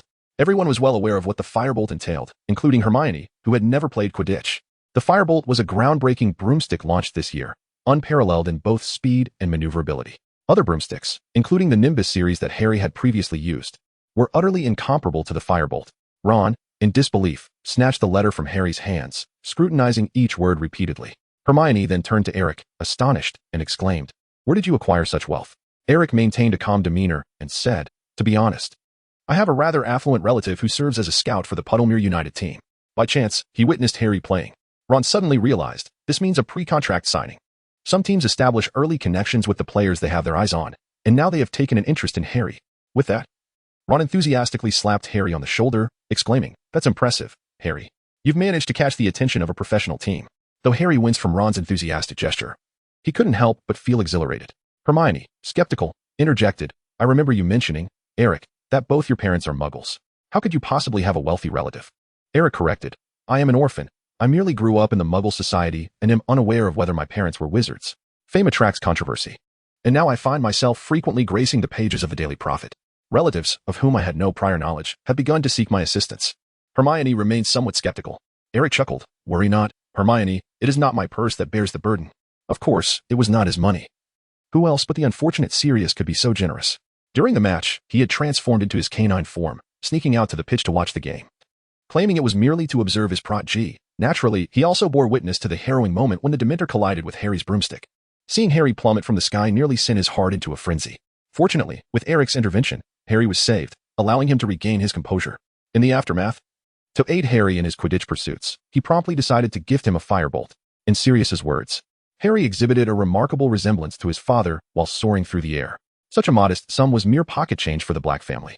Sirius's character was such that, in the presence of those he cherished, money was inconsequential. For Harry, he would spend any amount without hesitation. The excitement on Harry's face was palpable. He had never received such an extravagant gift, but still protested, "Thank you, Eric, but I know I'm not that exceptional. This is all due to you. Yet I cannot accept this firebolt. It is far too precious." Ron interjected, "Nonsense, you fly splendidly."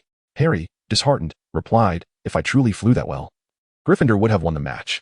Eric, unperturbed, remarked, "You have been influenced by the Dementor. I have already elucidated this to you, Harry. You cannot evade objective reality. The only course of action available to you is to confront it head-on. The objective reality you must now face is this crossbow. If you choose to decline it, that relative of mine will bestow the crossbow upon Malfoy." "What? Why?" Ron and Harry exclaimed in unison, filled with indignation. Eric chuckled. "Because the Malfoy family will provide greater sponsorship for the Puddlemere United team." Harry pounded his chest resolutely, declaring, "It is impolite to refuse a friend's gift. I shall make good use of this crossbow. Thank you, Eric." Ron nodded firmly in agreement with Harry's sentiment, while Hermione beside them sighed in exasperation, rubbing her temples. Eric subtly shifted the conversation, leading Ron and Harry away. "You two truly have no idea when you were sold out." Hermione, with a hint of exasperation, remarked, "Don't get too carried away, Harry. You still have an unresolved issue." "What is it?" Hermione gestured towards Eric and said, "You need to learn the Patronus charm from him." Harry's expression instantly froze. "What's wrong?" Hermione placed her hands on her hips. "We've discussed this matter with Eric, and he is willing to teach you. If anyone here requires mastery of the Patronus charm, it is undoubtedly you, Harry. Surely you don't think it would be embarrassing to seek Eric's guidance?" "Frankly, He is more skilled than many of the upperclassmen. Harry, feeling awkward, replied, "No, I don't mean that. I'm just concerned about whether I can actually learn it." Eric suddenly chuckled. "Harry, if you allow concerns about your talent to plague you before you even begin your practice, you shall never master any new magic." Ron, "Hand me Scabbers." Ron, perplexed, retrieved the rat Scabbers from his pocket and handed it to Eric, inquiring, "What is the matter?" Eric took Banban in his hands and smiled, saying, "To cast the Patronus charm, there is one prerequisite. You must possess an object of protection, which could be a person, an item, or even a pet. Let us use Banban as an example. Ron, you hold a great fondness for Banban, do you not?" Ron nodded, "Of course. He is the only pet that has accompanied me throughout my upbringing. You wish to learn the Patronus charm, and practicing with Banban would be most fitting." Though he appears rather lethargic, Eric lifted Banban and scrutinized him closely, simultaneously activating his mental focus. All the intricate details regarding Banban's physical form were laid bare before Eric's eyes, allowing him to examine them thoroughly. Height, weight, even the length of his fur, along with the peculiar absence of one of his toes, were all meticulously committed to memory by Eric. Only when he was certain that he could transform into a perfect replica of Banban did he deactivate his mental focus. Ron, somewhat irate, retorted, "This is all Hermione's fault. She bought a cat named Crookshanks, who spends all day plotting to catch Banban." Hermione, her expression impassive, chose to remain silent. They had argued about this topic numerous times before, always to no avail. She saw no purpose in such disputes. Eric extracted a small ceramic vial from his pocket and inquired, "I happen to have some supplementary medicine left for pets. Would you like to let Scabbers try it? I must warn you, it may not be effective." Ron shrugged, replying, "It's worth a shot. Anything is better than feeling perpetually lethargic." He would never consume the potions offered by others, as Fred and George had attempted more than once to use Scabbers as a test subject. However, Eric was different. Ron harbored an almost unconditional trust in him. After all, the prowess Eric exhibited was overwhelmingly formidable. In the realms of spells and potions, Ron had never encountered a field where Eric did not excel. To question someone who surpassed him in every aspect would only serve to highlight Ron's folly. And he truly could not fathom any reason Eric might have to harm a mere mouse. All right then. Eric firmly pinched the mouth of the speckled creature, maintaining an expression of calm as he poured the Gregory S. elixir, acquired from Sirius, into its maw. Chapter 87, The Infirmary. Gregory S. elixir. A potion invented by a medieval sorcerer named Gregory. The effects of this elixir are singularly focused. The imbiber perceives the provider of the potion as their dearest companion, yielding to their every command. The duration of its influence is notably prolonged. However, the drawbacks of this potion are glaringly evident. The last significant circulation of Gregory S. elixir in the market occurred a century and a half ago, for a rather straightforward reason. The preparation process is extraordinarily intricate, and the requisite ingredients are exceedingly costly. The materials required to brew a single batch of Gregory S. elixir could easily yield at least 5 equivalent potions of lesser quality. Fortunately, with Sirius S. assistance, such concerns were rendered moot. Historically, since the emergence of simpler and more direct alternatives, such as the soul-binding curse and the charm potion, Gregory S. elixir has completely lost its market presence. Although the advancement of magic is gradual, it is far from stagnant. There exist numerous methods to manipulate the human heart. And in comparison to other magical options, the cost-effectiveness of Gregory S. elixir is not particularly compelling. Its sole advantage lies in its enduring nature. At this moment, however, the potion in Eric's grasp was poised to regain its potency. Transformed into the mouse named Speckles, Peter Pettigrew found himself suspended in Eric's hand, his eyes wide, flailing desperately as he attempted to resist the potion's entry. His instincts warned him that a wizard of Eric's ilk was unlikely to carry conventional pet remedies. Only someone like Ron would be foolish enough to believe otherwise. Eric was well prepared. With a deft flick of his fingers, Peter's mouse involuntarily opened its mouth, allowing Eric to pour the entire vial of potion down its throat. The concoction was ineffective on ordinary creatures, yet the mouse, named Spot, was no ordinary animal. Furthermore, Eric had administered a dosage potent enough to affect 2 full-grown adults. Gulping down the potion, Spot's eyes gradually became glazed. Moments later, Spot sprang to life, exuberantly leaping in Eric's hands. While the other 3 could not discern Spot's thoughts, they could unmistakably sense its revitalized spirit. "All right, it's yours again, Ron." "Wow, thank you, Eric.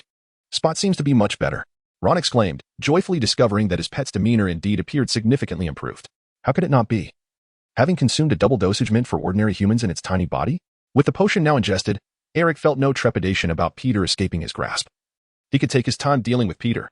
Poor Peter helplessly watched the potion being consumed, unable to resist, and dared not revert to his original form in that moment. As the potion took effect, Peter's gaze towards Eric transformed into one of warmth, genuinely appreciating the presence of a friend like Eric by his side. When Ron retrieved Spot, the mouse, in its excitement, nipped Ron's finger. Ron interpreted this as a reflexive response to the mention of Crookshanks, lovingly stroking Spot's head. "Poor little mouse. Eric brandished his wand and remarked with a smile, "Now, you must envision in your mind that Scabbers is presently facing the peril of Crookshanks. If you do not act, you shall lose your mouse. On this foundation, strive to recall joyful memories, preferably those cherished moments shared with Scabbers." He instructed, "Utter the incantation, expecto patronum.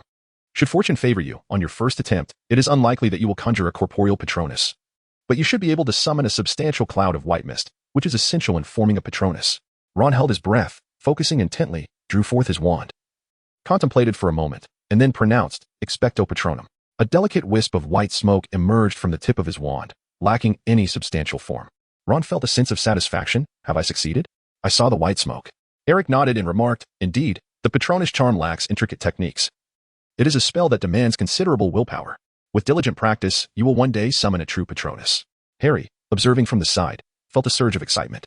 If Ron could conjure a Patronus, why could he not? Harry did not believe himself inferior to Ron, just as he contemplated trying with his wand. The sound of footsteps approached from outside the infirmary. Did I hear someone discussing the Patronus charm? A handsome face peeked through the screen, inquiring. Harry was momentarily taken aback. It was Cedric Diggory of Hufflepuff. Following him were several others, Cho Chang, Fred and George, along with Wood and Angelina from the Quidditch team. "Hello, Harry. We came to see if you were awake," Fred announced. Wood added, "Angelina and I were always a bit worried after hearing Fred's account. So we decided to check on you in person. We ran into Cedric on the way and came together." Cedric interjected, "I need not say much. I ought to visit you regardless. This match should be credited as your victory, or perhaps we should have a rematch." "Do not say that. You won fair and square." Wood countered. Fred, George, and Angelina nodded in agreement. The Gryffindor team was united, quickly accepting their defeat to Hufflepuff, feeling no injustice in the match. Cedric had indeed captured the golden snitch through his own prowess. There was no shame in being outplayed. Cedric's perseverance had allowed him to seize the opportunity when Harry fell from his broom. The entire Gryffindor team acknowledged their loss with grace. Moreover, after Harry's fall, Cedric was the first, aside from Eric, to respond and attempt to assist him, which endeared him further to Gryffindor. Losing to such an opponent was not a source of embarrassment. Harry expressed his gratitude. "Thank you all. I am fine. And I assure you there will not be a next time." Wood stepped forward, patting Harry on the shoulder, reassuring him, "We have never blamed you. And there will not be a next time. Dumbledore has banished them to the outskirts of the castle, and Dementors will no longer be allowed near." Cedric approached Harry, shaking his hand with a smile. "I am glad to hear you are well." Eric inquired with curiosity, "Are you here to see Harry as well?" He was addressing Qiu Zhang. Qiu Zhang shook her head, replying, "I have come to find you. Professor Flitwick wishes to discuss matters concerning the dueling club with you again, and he has asked me to inform you to visit his office at your earliest convenience." Everyone was clamoring to gather around Harry's bedside, their raucousness inevitably drawing the attention of Madame Pomfrey, the school nurse. "Out. All of you out," she exclaimed, her voice laced with irritation. "You are disturbing the other patients." Madame Pomfrey approached with increasing exasperation. It was becoming intolerable. Previously, when only Eric and a few others were present, she permitted their quiet conversation. But with so many people crowding in, it had become quite unmanageable. Eric withdrew his wand and uttered a spell, Silencio. A translucent, hemispherical aura enveloped Harry's hospital bed, effectively muffling Madame Pomfrey's voice and isolating any sound emanating from within the sphere to the outside world. Only Eric's voice remained unaffected. "I apologize. Is this acceptable, Madame Pomfrey?" Initially intent on expressing her irritation, Madame Pomfrey suddenly realized that the individuals within the transparent ring continued to speak animatedly, with only Eric's voice reaching her ears. Although she had intended to usher Fred and the others out, upon observing the twinkle in Eric's eyes, she relented, saying, "Very well, Eric. Dumbledore has instructed me that if it is you, then it poses no issue. He assured me you would exercise discretion. I have examined Harry, and he is indeed in no serious condition. He may be discharged without concern." However, Madame Pomfrey turned slightly, cautioning Eric, "Magic is not permitted within the infirmary. Let this be a lesson." Eric chuckled softly and with a flick of his wand declared, "I assure you, Madame Pomfrey, this shall be the last instance. We shall not disturb anyone else." A thick cloud of white smoke materialized, swirling gracefully along the semicircular barrier that Eric had conjured, enveloping Harry and all his visitors in a cocoon of obscurity, effectively shielding them from prying eyes outside. Chapter 88. Cedric's challenge. George and Fred gazed at the surrounding white haze, unable to suppress a whistle of delight, exclaiming, "How cool." Others shared their exhilaration, captivated by the spectacle. Creating such an absolute and private environment was a feat only Eric could accomplish with such finesse. Cedric, astonished, inquired, "Were you just teaching them the Patronus charm, Eric?" "Indeed. What of it?" "No wonder," Cedric remarked. "I suspected as much. Only you possess such remarkable skill." He continued, "I've heard my father mention this charm, understanding it is specifically designed to combat Dementors, yet I have never witnessed him employ it. The magic you demonstrated on the pitch left a lasting impression on me. I have also heard that you used the Patronus charm on the train, but I did not see your Patronus manifest." Eric chuckled, What you have witnessed is, in fact, my Patronus. Cedric, perplexed, inquired, is that the spell that vanquished the Dementor? Is that truly a Patronus? You seem to be under a misconception, Eric replied. Dementors cannot be destroyed. Their essence merely shifts elsewhere. Furthermore, each individual's Patronus takes on a unique form, and with enough willpower, one can alter it. However, for the majority, their magical strength and resolve fall short of the necessary power to transform their Patronus's guise. Take me, for instance. With a gentle flick of his wand, Eric caused no sensation among those surrounding him. Yet, in the next instant, a magnificent pure white eagle materialized behind him. Those who beheld Eric's guardian for the first time could not help but gasp in astonishment. The majestic giant eagle summoned by Eric was indeed breathtaking.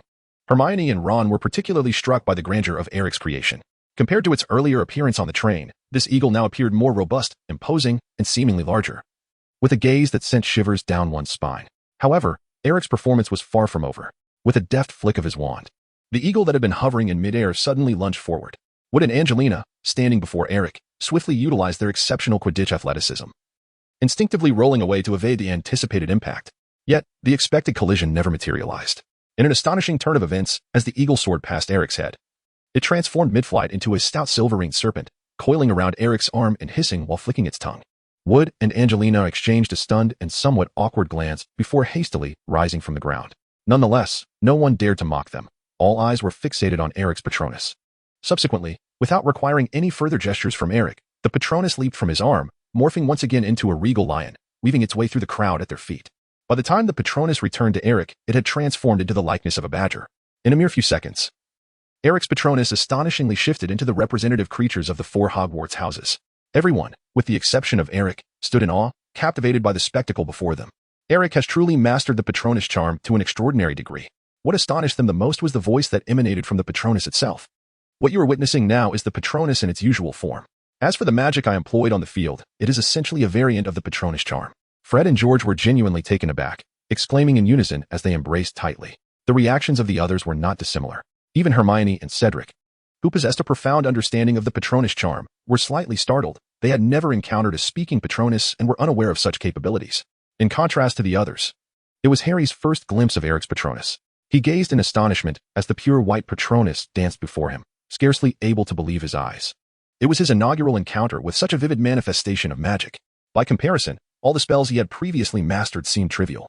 Eric, please teach me the Patronus charm, Harry exclaimed eagerly, leaping from his bed. This plea ignited a fervent interest among all present as they turned their hopeful gazes toward Eric. Should Eric agree to Harry's request, he might also be inclined to impart his knowledge to the others. Eric's prowess is undeniably evident.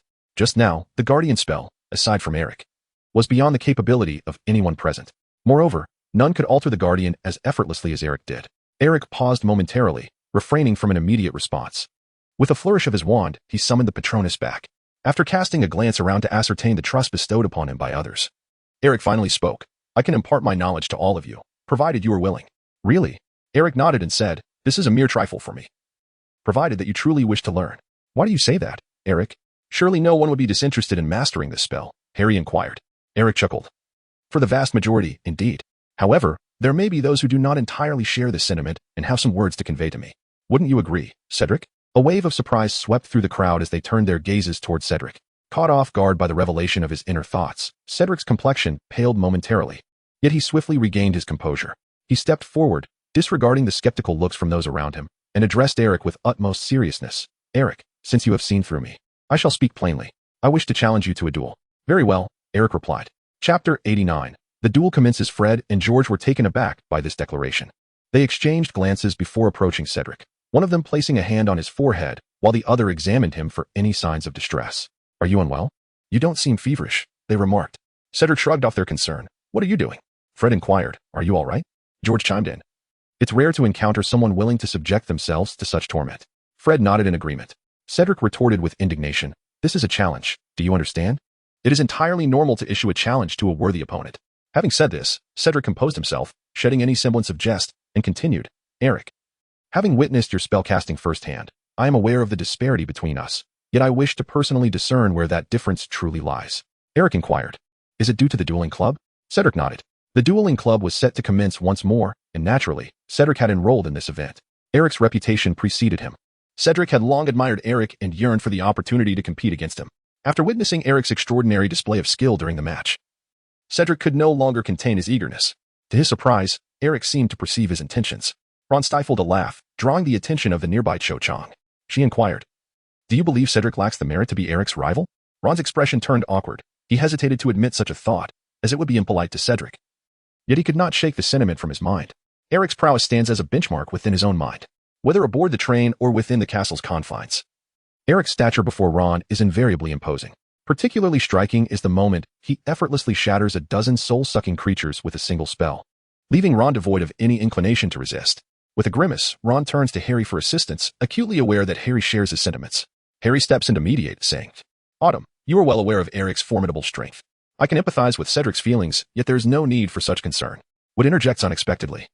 Cedric is no slouch either. He has consistently been the most outstanding student of Hufflepuff, possessing a solid foundation in spells. It is said that after Percy graduates, Cedric will succeed him as the next student council president.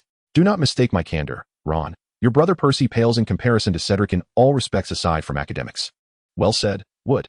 Fred and George chime in, applauding the latter part of Wood's statement, for they invariably rally in support whenever Percy is criticized. Eric declared, "I accept your challenge. Regardless of the outcome, I shall impart to you the guardian spell. If you have no objections, we shall adhere to the standard rules of dueling." "Very well, when shall we commence?" "There is no time to waste. Let us begin at once." Upon hearing this, excitement surged among the onlookers. After all, witnessing is far more enlightening than mere hearsay. Many among them had only observed Eric wielding magic, never having witnessed him engage in combat with another. In the realm of magic, a wizard's combat prowess is the most palpable demonstration of their abilities. A practitioner who excels in spellcasting signifies a profound understanding, indicating that they can swiftly grasp new concepts, much like Eric himself. Conversely, if one possesses only theoretical strength but falters in practical application, it is a clear indication of their limitations. The manifestation of magic is intrinsically linked to the wizard's emotions and willpower. In the magical domain, there are no mere theorists. True strength is a harmonious blend of both theoretical knowledge and practical expertise. Eric nodded and addressed Chiu Zhang, requesting her to inform Professor Flitwick of his desire for him to preside over the duel, suggesting the Quidditch pitch as the venue, which the professor would likely agree to since he had business with Eric as well. Chiu Zhang acquiesced and departed. The remaining individuals, led by Eric and Cedric, made their way back to the Quidditch pitch, with more people joining them along the way. Word of Eric and Cedric's duel had piqued the interest of passers-by. As the crowd swelled, nearly 50 individuals had gathered by the time they reached the entrance of the Quidditch pitch. A light drizzle still fell from the sky, yet no one seemed to mind. Fred and George mingled within the throng, enticing others to place bets. Eric's odds were quite low, set at less than 1/5, whereas they suggested that if one were wise, they would wager on Cedric, with a mere bit of 1 sickles offering the chance to win back 12 or even more. The twins, flanking a younger Gryffindor student, coaxed him into betting on Cedric, leaving the lad bewildered. It suddenly dawned on me that, as a prefect, I possess the authority to rectify any detrimental tendencies within the castle. Cedric appeared behind the twins, squinting. The twins exchanged awkward smiles and hastily withdrew their betting odds, diverting the conversation. "Good luck, Cedric." Cedric scoffed and walked away. "Good luck? I doubt it, given those odds." He clearly held no faith in his own chances. Upon arriving at the pitch, Professor Flitwick and Chiu Zhang were already waiting at the center of the field. Professor Flitwick's expression was even more animated than that of the duelists themselves. He had harbored a deep passion for dueling in his youth and held a great admiration for talented students. Eric is a valued member of Ravenclaw, while Cedric stands as the foremost representative of Hufflepuff. This duel promises to be a spectacle of great interest. According to school regulations, students are, of course, prohibited from dueling privately and causing harm to their peers.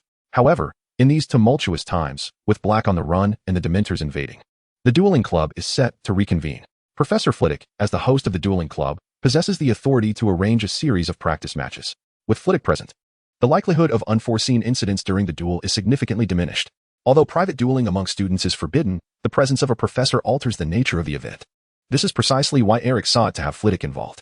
The world operates in such a fascinating manner. The allowance or prohibition of rules often hinges on a mere thought. Professor Flitwick called Eric and Cedric forward, stating, "I wish to clarify from the outset that this is not a formal duel, but rather a preparatory exhibition match for the dueling club. Both of you have been invited by me for a one-on-one encounter, without any assistance.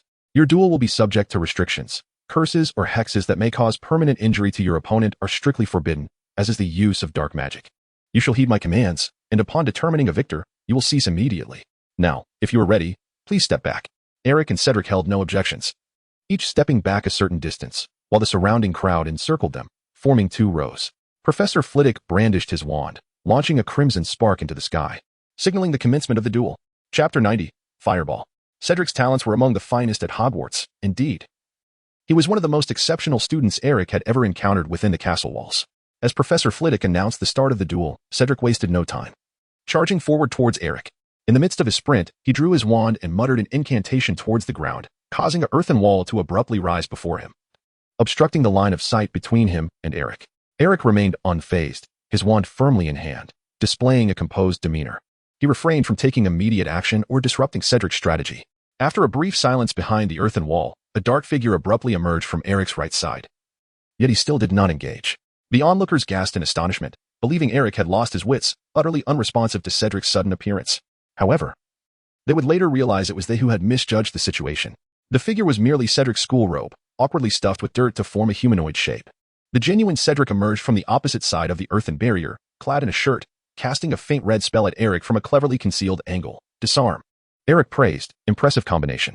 From the very first encounter, it was evident that Cedric was far from a mere decorative facade. He possessed the formidable prowess to challenge Eric. He initiated with a transformation spell, skillfully interweaving ordinary illusions and disarmament incantations. Had Eric attempted to counter the robe he had just conjured, he might have found himself unable to swiftly respond to the subsequent disarmament curse. This tactic, when employed against other students, was nearly infallible. Most would succumb to Cedric's strike in an instant. By virtue of this preparation alone, Cedric had already demonstrated that he surpassed the majority of 7th-year students, showcasing a wealth of practical experience. Truly, he was a prodigy of Hufflepuff. Alas, he was facing Eric. Eric did not utter the incantation. Instead, with a mere flick of his wand, Cedric's disarming spell abruptly halted in midair, before reversing its course and hurtling towards Cedric himself. Cedric was taken aback. Could the reversal spell be employed in such a manner? Eric did not explain. Cedric failed to perceive that Eric had swiftly cast several spells of surrender upon him. First came the stasis spell, followed by the dampening charm and the reversal enchantment. Additionally, he employed the guidance of magical energy to ensure that the spells would counteract one another effectively. The technique employed by Eric was far beyond Cedric's comprehension. Fortunately, he reacted swiftly, rolling to the side in order to evade the disarming spell that rebounded from Eric. While dodging, Cedric did not forget to continue applying pressure on Eric. Reverse the golden bell. Repel swiftly. His wand trembled in rapid succession, casting 2 spells that shot toward Eric, one after the other. The sound of the spells slicing through the air was sharp and piercing, after witnessing Eric effortlessly counter his previously successful combination during a duel. Cedric dared not entertain any notions of luck and resolved to give it his all. Armor protection. An invisible, transparent barrier materialized around Eric. Cedric's spells struck the wall in succession, yet Eric felt nothing. The spells dissipated without a trace. Cedric's true intention was not to directly harm Eric with those 2 spells, but rather to buy himself some time. He stepped back a few paces, murmuring incantations, clearly preparing to cast a more formidable spell. At last, when he retreated to the earthen wall he had summoned earlier, he pointed his wand at Eric and shouted, "Blazing fire." A massive fireball erupted from the tip of Cedric's wand, its size comparable to 3 Quidditch goals combined, hurtling straight towards Eric. The moment this spell was unleashed, all spectators gasped in astonishment. This was no ordinary fire spell. It was an enhanced version known as the Blazing Fire spell. A further advancement of the Blazing Fire spell was the infamous dark magic, the Fiery Blaze spell. Strictly speaking, this spell was excessive, especially for a duel among classmates. Many adult wizards would struggle to survive in the face of such a spell, let alone underage students.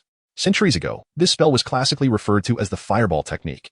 However, at that time, wizards needed to engage in a lengthy chant and prepare their magical energy beforehand to cast it, lacking the convenience of modern times. The roaring flames coalesced into a sphere, indiscriminately radiating heat that evaporated all moisture in the vicinity. The light rain that fell upon the fireball had no effect, evaporating instantaneously. Students nearby felt parched within mere seconds of exposure, instinctively retreating. The ground beneath them had long since turned to charred black.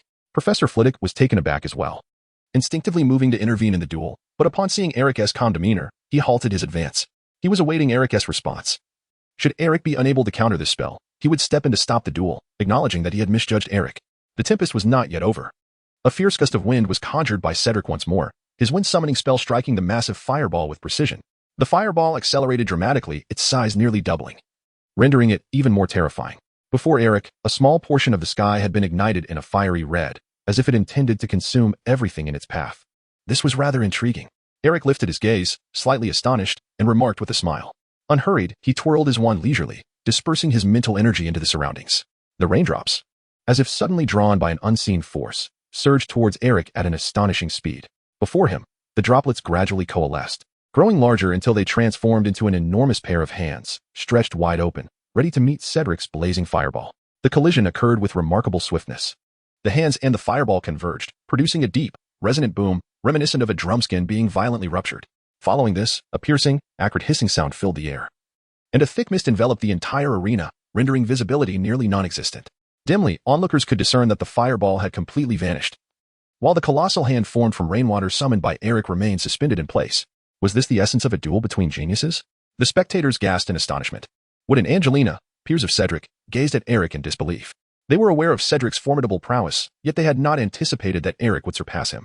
Witnessing Eric's spellcasting was a profound revelation for them. Cedric had already been regarded as the pinnacle among their contemporaries. Yet now it appeared that while Cedric exerted every ounce of his strength, Eric seemed to effortlessly counter it with a mere flick of his hand, rendering him no threat whatsoever. Eric lowered his head in contemplation. Would it have been wiser to utilize the disappearance spell to eliminate the fireball directly? It was damp and rather bothersome. Chapter 91, The Unquantifiable Divide. The moment the fireball was effortlessly intercepted by Eric's spell, Cedric realized that victory was nearly unattainable. This was his most formidable offensive maneuver, yet he could not even graze the hem of Eric's garment. Eric responded effortlessly to the challenge presented before him. You conjure fireballs, while I summon water, he proclaimed. Remarkably, Eric remained steadfastly planted in place, not once shifting his stance. In contrast, Cedric found himself rolling and crawling on the ground. Lacking any semblance of dignity, his body coated in mud. Yet, Cedric refused to concede. Eric's immobility might indeed work to his advantage. In the next moment, Eric glanced down in surprise as a vine erupted from the earth, coiling around his ankle and descending toward his calf. This was a peculiar plant, akin to a devil's snare, inadvertently cultivated by Ardeen. It thrived in shadowy environments, capable of burrowing underground to silently ensnare its adversary. A grin spread across Cedric's face as he explained, this plant is even more formidable than the devil's snare. If left unchecked, it will constrict like a python, tightening its grip until you lose consciousness. Moreover, it possesses the ability to suppress magical powers, so be wary, Eric. Cedric's earlier summoning of earthen walls was not merely a ruse to test Eric. The primary objective was to obscure his vision, preventing Eric from noticing the release of this plant. After a few swift exchanges, the plant finally found its mark, latching onto Eric with precision. This presented Cedric with an opportunity. He conjured several earthen walls before him to shield against any potential ambush from Eric, then raised his wand and declared, "Grow swiftly." The target of his spell was the very plant that had ensnared Eric's ankle. Under the influence of the enlargement charm, the plant began to swell rapidly, tightening its grip around Eric's leg.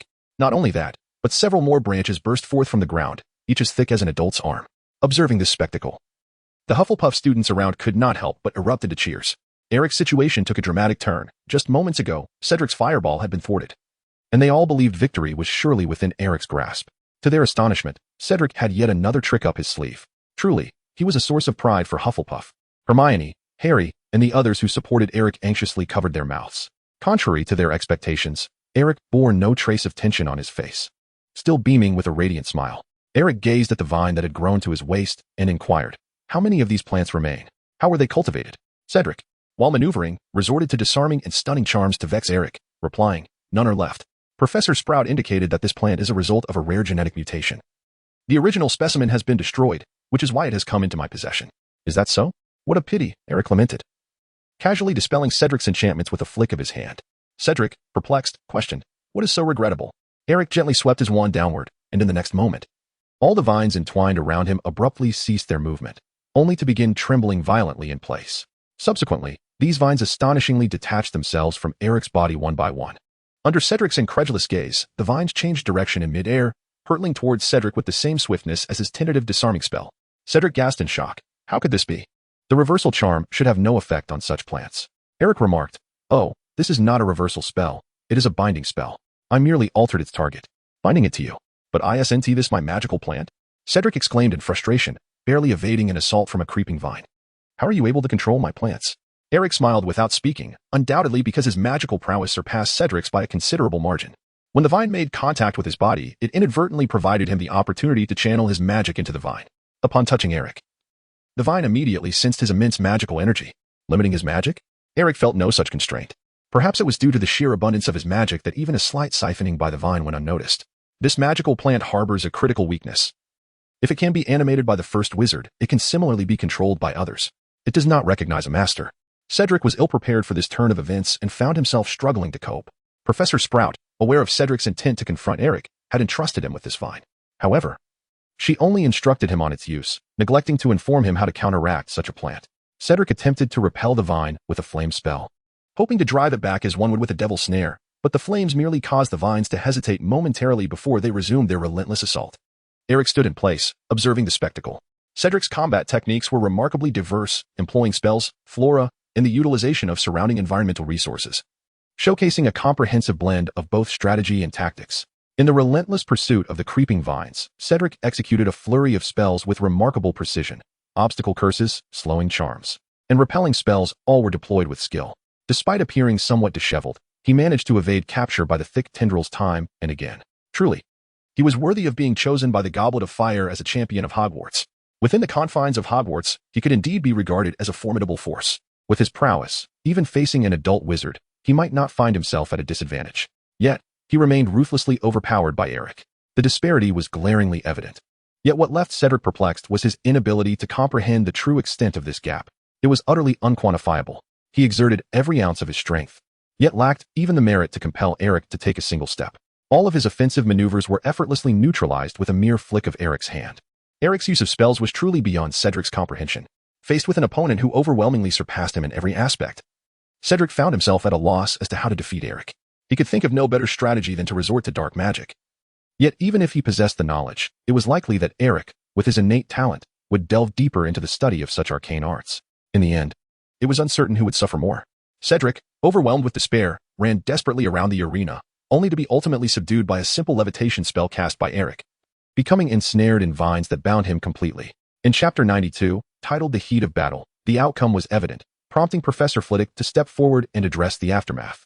After observing the duel for some time, he surmised that the vines, mutated from demonic webs, feared sharp instruments. With a wide-ranging slicing spell, Flitwick made the vines retreat in fright, reverting to their original state and retreating into the earth. Cedric felt a pang of shame, realizing that he had not considered this during his flight. However, he also recognized that he had no time to ponder any strategy at that moment.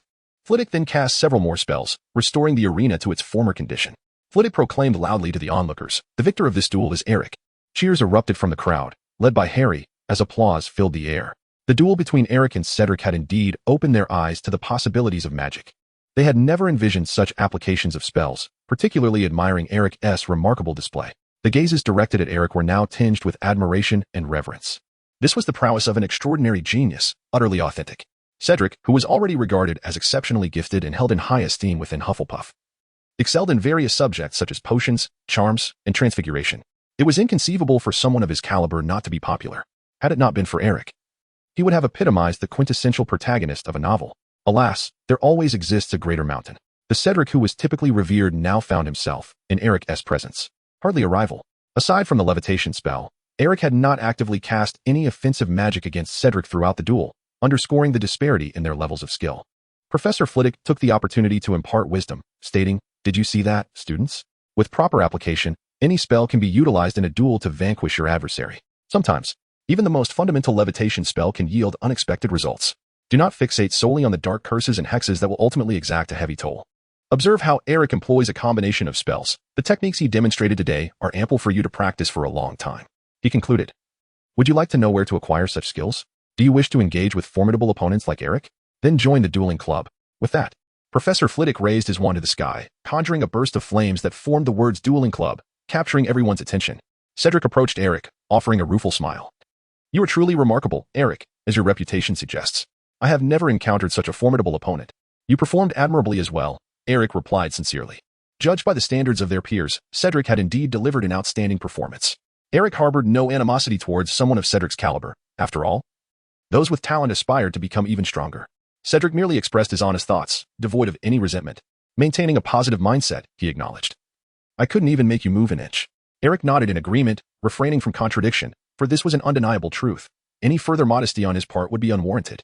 Observing that the group from the infirmary had gathered around him, Eric declared, "I have not forgotten my earlier promise. I am willing to teach you the Patronus charm.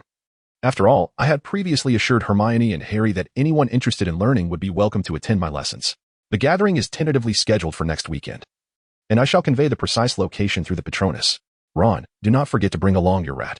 Eric is a teacher without discrimination. After all, teaching one is the same as teaching two. He does not mind accumulating goodwill and reputation through such endeavors. Dumbledore wished for him to gain fame, a request he found difficult to refuse, so he decided to let things unfold naturally. After Professor Eric Flitwick completed his promotional activities, He distributed numerous registration forms and instructed several Ravenclaw students to set up a temporary registration desk. Finally, he approached and gestured for Eric to follow him. Eric and Professor Frivy stepped aside. Professor Frivy remarked, "I have conferred with the principal and several other deans regarding this upcoming event. We intend to transform it into a celebration, allowing everyone to unwind before Christmas. This year, the Dueling Club will introduce a novel competition format, in essence. A series of one-on-one matchups determined by a draw, continuing until we crown a champion. The top 3 contestants will be rewarded with generous prizes." Eric inquired, "How can one distinguish between lower and upper grades?" Professor Frivy glanced at him with a bemused expression, as if the concept of grade was not something Eric should be concerned with, especially after he had just triumphed over a 5th grader named Cedric. To him, the notion of grade seemed inconsequential. Eric explained, "I am inquiring on behalf of Harry and the others." Professor Flitwick nodded in comprehension and remarked, "We shall enchant the drawing process to ensure that, initially, the competitors will only face opponents from their own year or adjacent years, otherwise, they will receive a bye. However, this protective rule will be rendered ineffective during the final rounds." Professor Flitwick continued, "The ultimate rewards will be divided into 2 categories, the lower division, comprising 1st to 4th years, and the upper division, comprising 5th years and above. From each group, the 3 highest achievers will be awarded prizes." Eric comprehended that this competition format not only ensured fairness but also possessed significant value. Otherwise, apart from him, the lower grade participants would have no opportunity to engage. Naturally, Eric was certain to secure a coveted spot among the awards for the lower grade group, leaving others to contend for the 2nd and 3rd positions. "Professor, did you seek me out solely to discuss this?" Professor Flivy chuckled and replied, "No, I sought you to inform you to prepare yourself. After finalizing the competition format, and to maintain the excitement, each dean will have 1 guaranteed slot to select a student from their own college to advance directly to the top 16. Bypassing the preliminary matches. I have chosen you." Eric smiled and inquired, "You truly have faith in me?" Professor Frivy shrugged his shoulders. "Initially, I intended to select Clement from the 6th grade. His abilities are commendable as well. However, upon witnessing the spell you executed during the competition, he swiftly approached me and declared his withdrawal."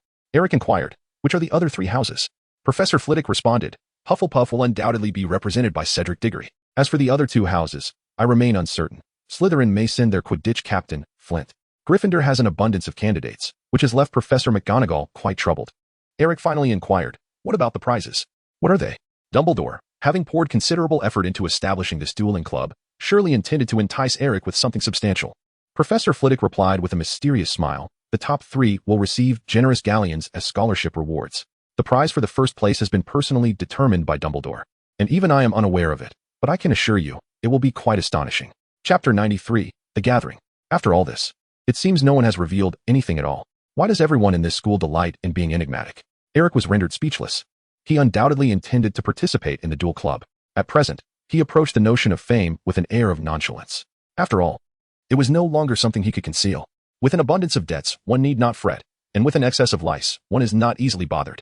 On the field, he was banishing Dementors, and it was likely that he would find himself in the headlines once more. During this period, whether it was the materials provided by Dumbledore to the Daily Prophet or the recent turmoil involving the Dementors, it was evident that Dumbledore had been consistently propelling Eric forward. As the saying goes, when resistance is futile, one must simply. Eric harbored a vague notion that there was no necessity for him to resist Dumbledore. Instead, he could directly leverage Dumbledore's influence to establish his own network of connections. During this period, it was sufficient for him to maintain his independence. As previously stated, Eric still had time on his side, not only concerning Peter but also with regard to Voldemort. At present, Voldemort remained unaware of his whereabouts, lingering in some obscure corner, and it would be at least until the next year's Triwizard Tournament before he would attempt to return. Until then, there was no need for Eric to be in a hurry.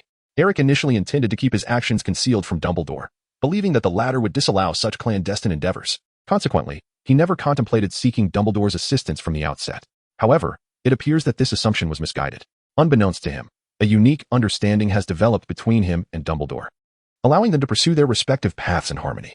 Given Dumbledore's keen perception, Eric would be foolish to assume that he has remained oblivious to the unfolding events thus far. Judging by Dumbledore's astuteness in the original text, he has consistently been the one with the most profound grasp of the situation. What he reveals is merely the tip of the iceberg compared to his comprehensive understanding. Dumbledore's lack of intervention stems not from an inability to act, but rather from a deliberate choice. Should he desire, he could effortlessly thwart Eric's clandestine maneuvers. Yet, Dumbledore refrains from addressing any matters directly with Eric, instead conveying signals through various subtle means. Eric could sense that these were all tacit endorsements from Dumbledore. The pressure exerted by Dumbledore was not overt, but rather subtle. He had been persistently urging Eric to move forward from behind the scenes. Eric adeptly countered each move, accepting the reputation you bestowed upon him with a sense of ease, while simultaneously establishing a supplementary class for the Guardian Charm. A devoted core group is cultivated step by step in this manner.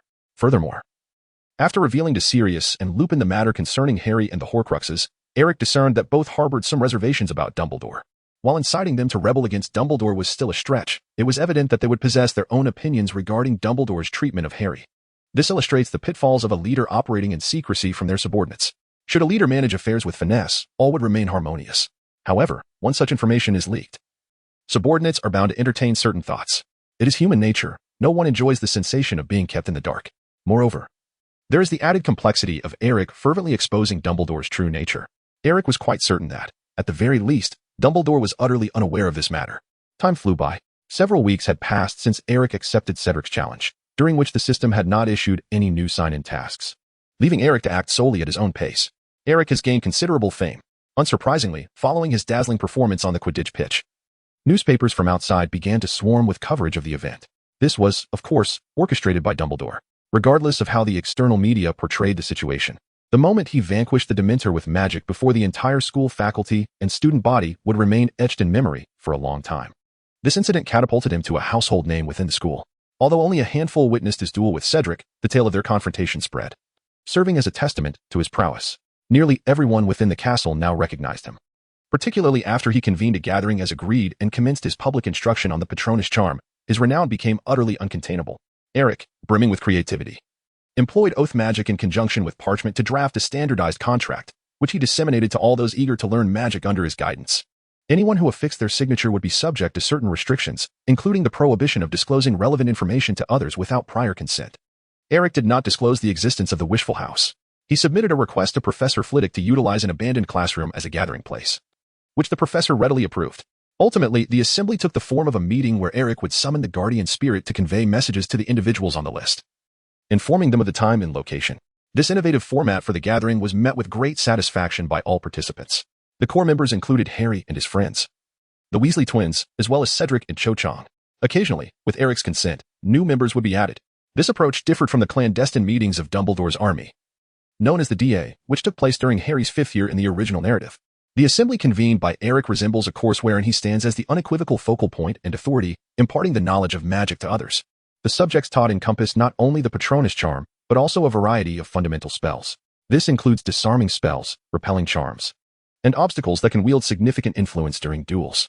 The club established by Eric resembles an upgraded version of DA. All members participating in the club have experienced an enhancement in their dueling skills. Thus, referring to it as a tutoring class is not entirely unfounded. Eric has never cared about enhancing the magical prowess of Harry and his companions. Such actions bear no detriment to Eric. After all, none could surpass his own strength. Aside from imparting spells, Eric has been preoccupied with other matters. The arrangements for capturing Peter are complete. Only the final step remains, seizing Peter himself. This, in fact, is the simplest phase of the entire scheme. Gregory's flattery potion has a remarkably enduring effect, particularly when applied to someone like Peter, whose insecurities are magnified infinitely. A person of Peter's ilk, lacking in self-awareness and possessing a fragile self-esteem, finds himself profoundly influenced by Gregory's potion, yielding remarkable results with minimal effort. Now, whenever Eric encounters Ron and Peter, he cannot help but notice the fervent gaze Peter directs towards him. It is a gaze that truly regards Eric as a friend and a beacon of hope in life. During this period, Eric attended classes as usual, practiced spells, frequented the library, and occasionally visited Sirius at the Room of Requirement. His personal status panel now appeared as follows: Eric Clapton Magic, Supreme, Progress towards the next level, Marathon. Mental Strength, Supreme. 1 Proficiency, Intermediate. Mastery of Spells, ranked from highest to lowest proficiency spells, Patronus Charm, Supreme, Binding Charm, Advanced, Summoning Charm, Advanced, among 57 others. Curses, Repelling Charm, Advanced, Obstruction Charm, Advanced, among 21 others. Hexes and Jinxes, Exploding Charm, Beginner, Eye Disease Curse, Beginner, among 10 others. Skills, Muggle Studies, Exceptional. Transfiguration, Advanced. Charms, Advanced. Potions, Intermediate. Botany, Astronomy, and 11 other disciplines. With such a status panel, it is fair to assert that Eric could easily graduate from Hogwarts. Most of the new spells he learned were merely understood at a surface level. He comprehended how to use them without delving deeply into their intricacies. For instance, spells like the Exploding Charm, which possessed dark magical properties, presented neither practice venues nor opportunities for him. He could only glean knowledge from the restricted section's texts and meticulously note down their usage. Within Hogwarts, these potent destructive spells held no practical application for Eric. Even disregarding spell proficiency, Eric surpassed his peers solely through his magical prowess. In his duel against Cedric, Eric effortlessly countered using Cedric's own techniques to secure victory. His continued presence at Hogwarts is partly due to concerns over potential system-imposed tasks requiring sign-ins within the castle. Moreover, Hogwarts remains invaluable to Eric, be it through the tomes in the restricted section or the other individuals who share the space. Eric remained at the school, finding it considerably more convenient to engage with his surroundings. The millennia of accumulated knowledge at Hogwarts cannot be thoroughly explored in just a few months.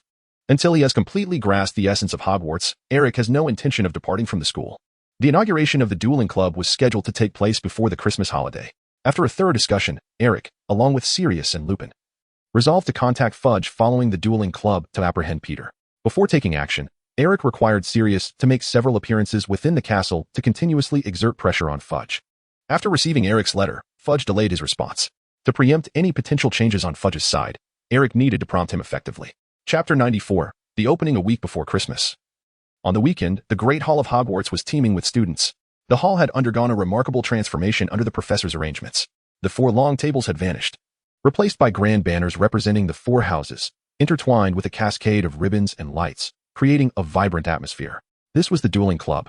Almost every available student, whether enrolled or not, flocked to the hall. This year's dueling club was markedly different from the last, as anticipation soared to unprecedented heights. Initially, Professor Flitwick had promoted the event a month in advance, followed by the much-anticipated duel between Eric and Cedric.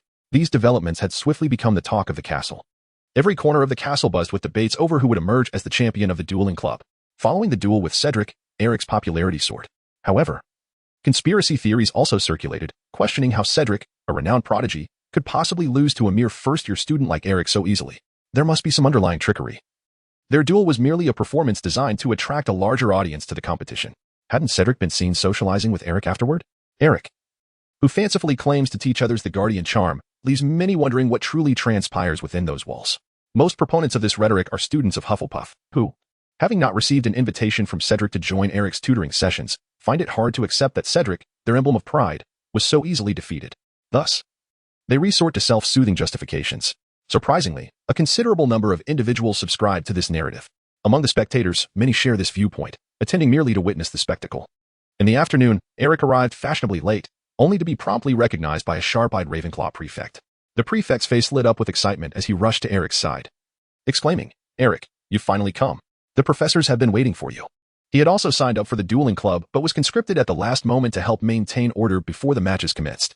Eric inquired, "Are the professors waiting for me?" "Indeed, please follow me," replied the head of Ravenclaw. "Representatives from the 3 other houses have already arrived. You are the last to join us." This head of house was quite chatty, gesturing for Eric to accompany him while pointing out the onlookers. "Over there is Morel from Slytherin, a 5th-year student renowned for his prowess in transfiguration. You must exercise caution around him. Next to him is Gackle from Hufflepuff, while he may lack other talents. His physical strength is formidable, and he can withstand considerable punishment. The girl gazing at us from across the way is Lilia from Gryffindor. It is said she excels in love potions, so do be careful not to fall for her." The head of house was eager to continue, but Eric interjected, "Stop. I don't know any of these people." The head of house looked astonished. Though they may not be as renowned as Cedric, they are still quite notable figures within the school. "Eric, you ought to pay more attention to the characteristics of your opponents. Is it possible that they are not opponents at all?" Eric mused, noting the head's inquisitive nature. Finding him somewhat familiar, Eric inquired with curiosity, "Senior, what is your name?" "I'm not yet familiar with it." Clement replied, "Clement, from the 6th grade. "Ah, that name sounds quite familiar. I believe I have heard it somewhere before." Unfazed by Eric's demeanor, he gently patted Eric on the shoulder, offering encouragement, "Do your best. We have arrived." Clement led Eric to a small room situated at the side of the auditorium. Dumbledore, along with the heads of the 4 houses and several others, had been waiting there for some time. Upon seeing Eric enter, they all turned their gazes towards him. Eric cast a glance around, noting that, apart from himself, those qualified to sit in this esteemed gathering were presumably handpicked by their respective heads of houses, granted direct passage to the top 16. Beside Snape stood Flint of Slytherin. As expected, Cedric represented Hufflepuff. To Eric's surprise, Professor McGonagall's choice for Gryffindor was Wood, a steadfast member of Eric's spellcasting tutorial group, who had made remarkable strides of late. However, Gryffindor boasted a plethora of talent, as Fred, George, and Angelina also possessed commendable skills. In terms of dueling prowess, Harry was no slouch either, which had previously caused Professor McGonagall considerable indecision. Chapter 95. Rita Skeeter. Upon seeing Eric's arrival, Professor Flitwick greeted him with a smile and a nod. Ever since Eric's victory over Cedric, Flitwick had attempted to increase his stakes in a private wager with Professor Sprout, who resolutely declined to partake. Cedric and Wood promptly approached Eric to extend their greetings, fully aware of the formidable reputation he had garnered. During the recent training sessions convened by Eric, they had frequently engaged in sparring with him, realizing that his abilities were indeed profound and unfathomable. Facing Eric, the two of them together could not elude the same fate as Cedric's earlier overambitious challenge. They were equally unable to provoke any evasive maneuvers from him. Eric effortlessly dominated them with a single hand. As Cedric delved deeper into understanding Eric, he began to question whether he had truly lost his senses in the past. How could he have been so impulsive as to challenge such a formidable being? After numerous defeats, Cedric's mindset had completely shifted, having realized the futility of his efforts. He pondered why he should even strive further when victory seemed unattainable. He had made remarkable progress during this period, becoming a stark contrast to the reckless individual who had initially dared to confront Eric. However, there was no sign of the gap closing. In fact, it appeared to widen further. When he learned from Professor Sprout about the dual club's competition format, he was nearly overwhelmed with joy.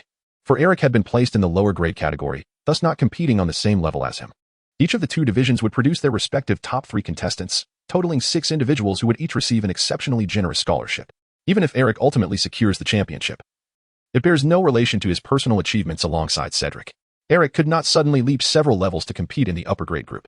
Hence, everything remained possible. Cedric, captivated by the allure of the scholarships awarded to the top 3, felt a surge of ambition, which shared a similar sentiment. The cloud of melancholy that had previously shrouded them dissipated upon hearing the regulations of the competition, replaced by a resolute determination. Observing the excited smiles on their faces, Eric was well aware of their thoughts and remarked, "You seem quite pleased, don't you?" Cedric and Wood exchanged a knowing glance, their smiles subtle yet eloquent. Eric pondered thoughtfully. "You should be cautious of someone from our academy named Clement," Cedric inquired. "Is he the individual who just accompanied you in? I've heard he possesses considerable strength. But is it really necessary to be overly concerned?" Eric remarked, "I don't know, but he might be hiding something."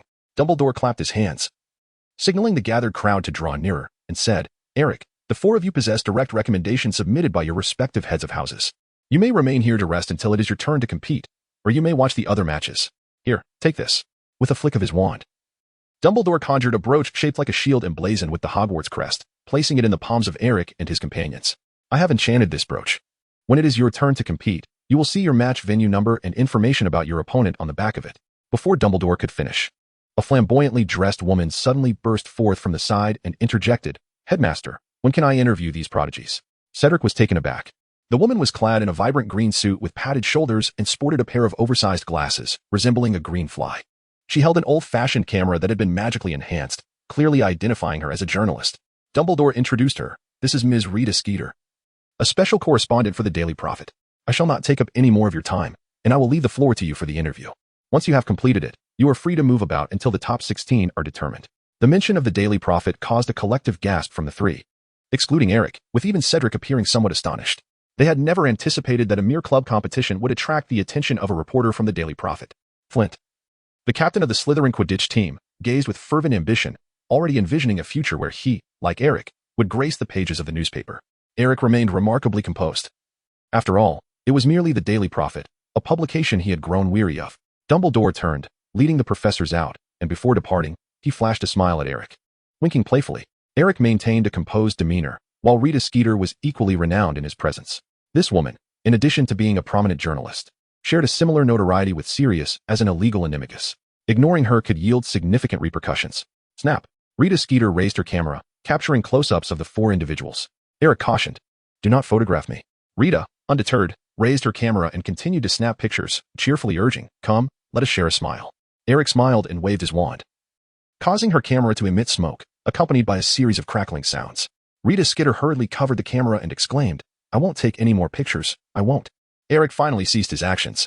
Rita Skeeter, hesitant to provoke him further, retrieved her notebook and quill, stating, "Let each person articulate a statement of ambition for victory. I shall compose an article afterward." Wood, the most bashful among them, smiled sheepishly. "I will strive to ensure that the good people of Gryffindor's hometown are not disappointed," aiming for a top 3 finish in the upper year category. Flint, on the other hand, was flushed with excitement. "I will certainly endeavor to secure the title of duel champion. It is vital to remember that the dueling club at Hogwarts boasts a rich history and tradition.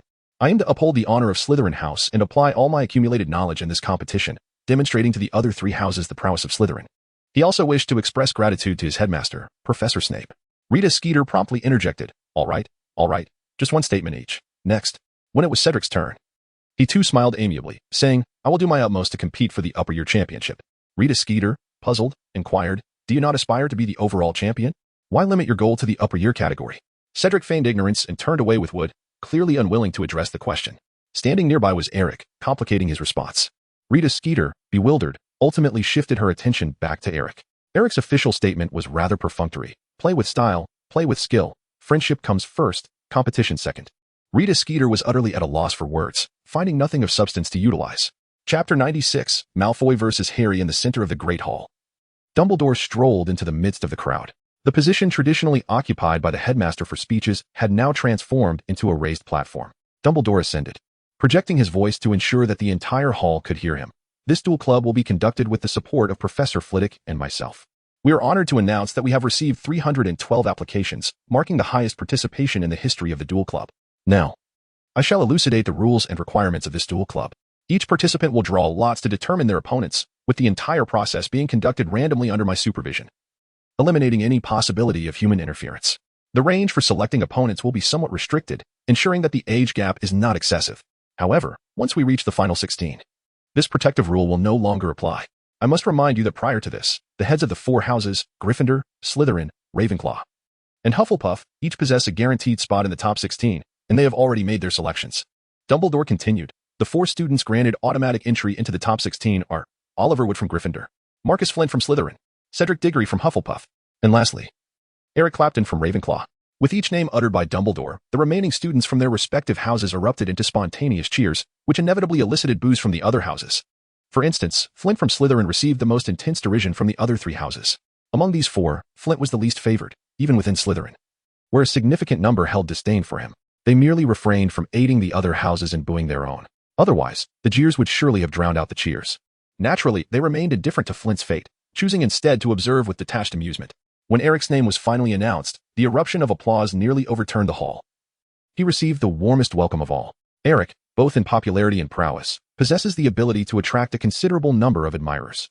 Coupled with his striking physique and handsome visage, many younger girls find themselves pondering daily how to convey their affections to him through love letters, though he has invariably rejected all such overtures. Meanwhile, in a small room above, Flint, pale-faced, observed this scene while casting furtive glances at Eric, attempting to maintain a facade of composure. Flint, who harbored a long-standing rivalry with Wood, the captain of the opposing Quidditch team, seized the opportunity to inquire, "Why are your legs trembling?" Flint, startled, quickly retorted, "No, you must be mistaken." Cedric, standing nearby, sympathetically patted him on the shoulder, "It's all right. We all understand." Enraged and embarrassed, Flint shrugged off Cedric's hand and moved aside to curry favor with Rita Skeeter, hoping to be portrayed more favorably in her report.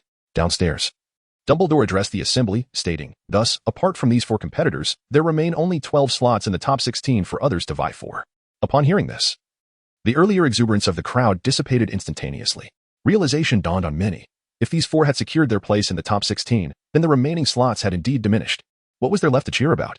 Although the four competitors were undoubtedly deserving of their guaranteed slots, recognized by their respective houses, the reality remained that they occupied four precious positions. Consequently, the competition among the remaining participants intensified considerably. Dumbledore continued, "Considering the excess of participants, we shall establish an additional venue. The upper year students will accompany Professor Flitwick to the Quidditch pitch, where they shall have ample space to showcase their talents. As for the lower year students, your competition will be held in the Great Hall. Now, everyone, please produce your registration forms." In the Great Hall, the attendees, attentively listening to Dumbledore, retrieved their forms with a sense of confusion. Dumbledore brandished his wand, elegantly tracing an arc before him, casting a spell that enveloped the entire hall with a wave of magic.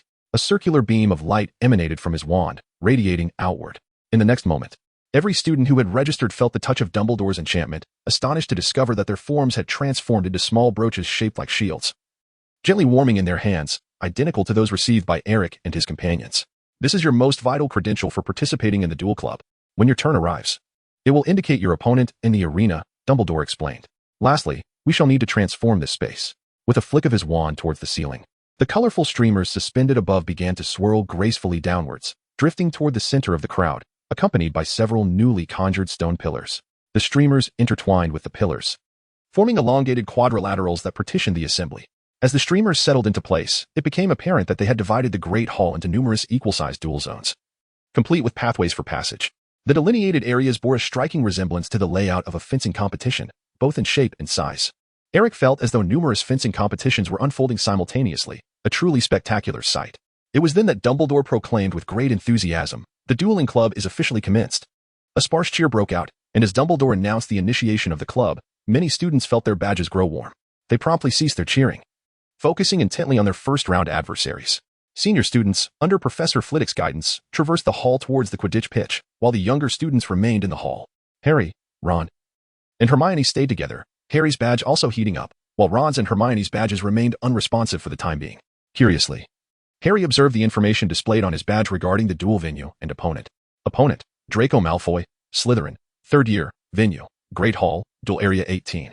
Ron and Hermione leaned in to look, momentarily taken aback by the name. What a coincidence. Not far from them, Malfoy was also glancing down at his badge, displaying a reaction almost identical to theirs. Harry and Malfoy simultaneously lifted their gazes to meet each other, finding the situation rather amusing, followed by a surge of exhilaration. There exists an unspoken understanding between sworn rivals. They had long desired to teach each other a lesson. Last year's dueling club had seen them clash, revealing Harry's ability to speak Parseltongue. Now, the opportunity was ripe. Chapter 97. Strike first. Malfoy sneered as he approached Harry, childishly threatening, "You'll regret this, Potter." Harry replied, "Come on, Malfoy, there's no point in talking." This response caught Malfoy off guard. He was accustomed to exchanging barbs with Harry, often gaining the upper hand. He did not expect Harry to dismiss him so readily, leaving him with the sensation of having struck cotton. In his previous demeanor, Harry would have certainly retorted. At the very least, not responded with such indifference. However, having spent considerable time with Eric, he had been somewhat influenced by him. The art of verbal sparring was futile. It was far more effective to bring one's opponent to their knees. Eric has never boasted about his prowess, yet none would underestimate his capabilities.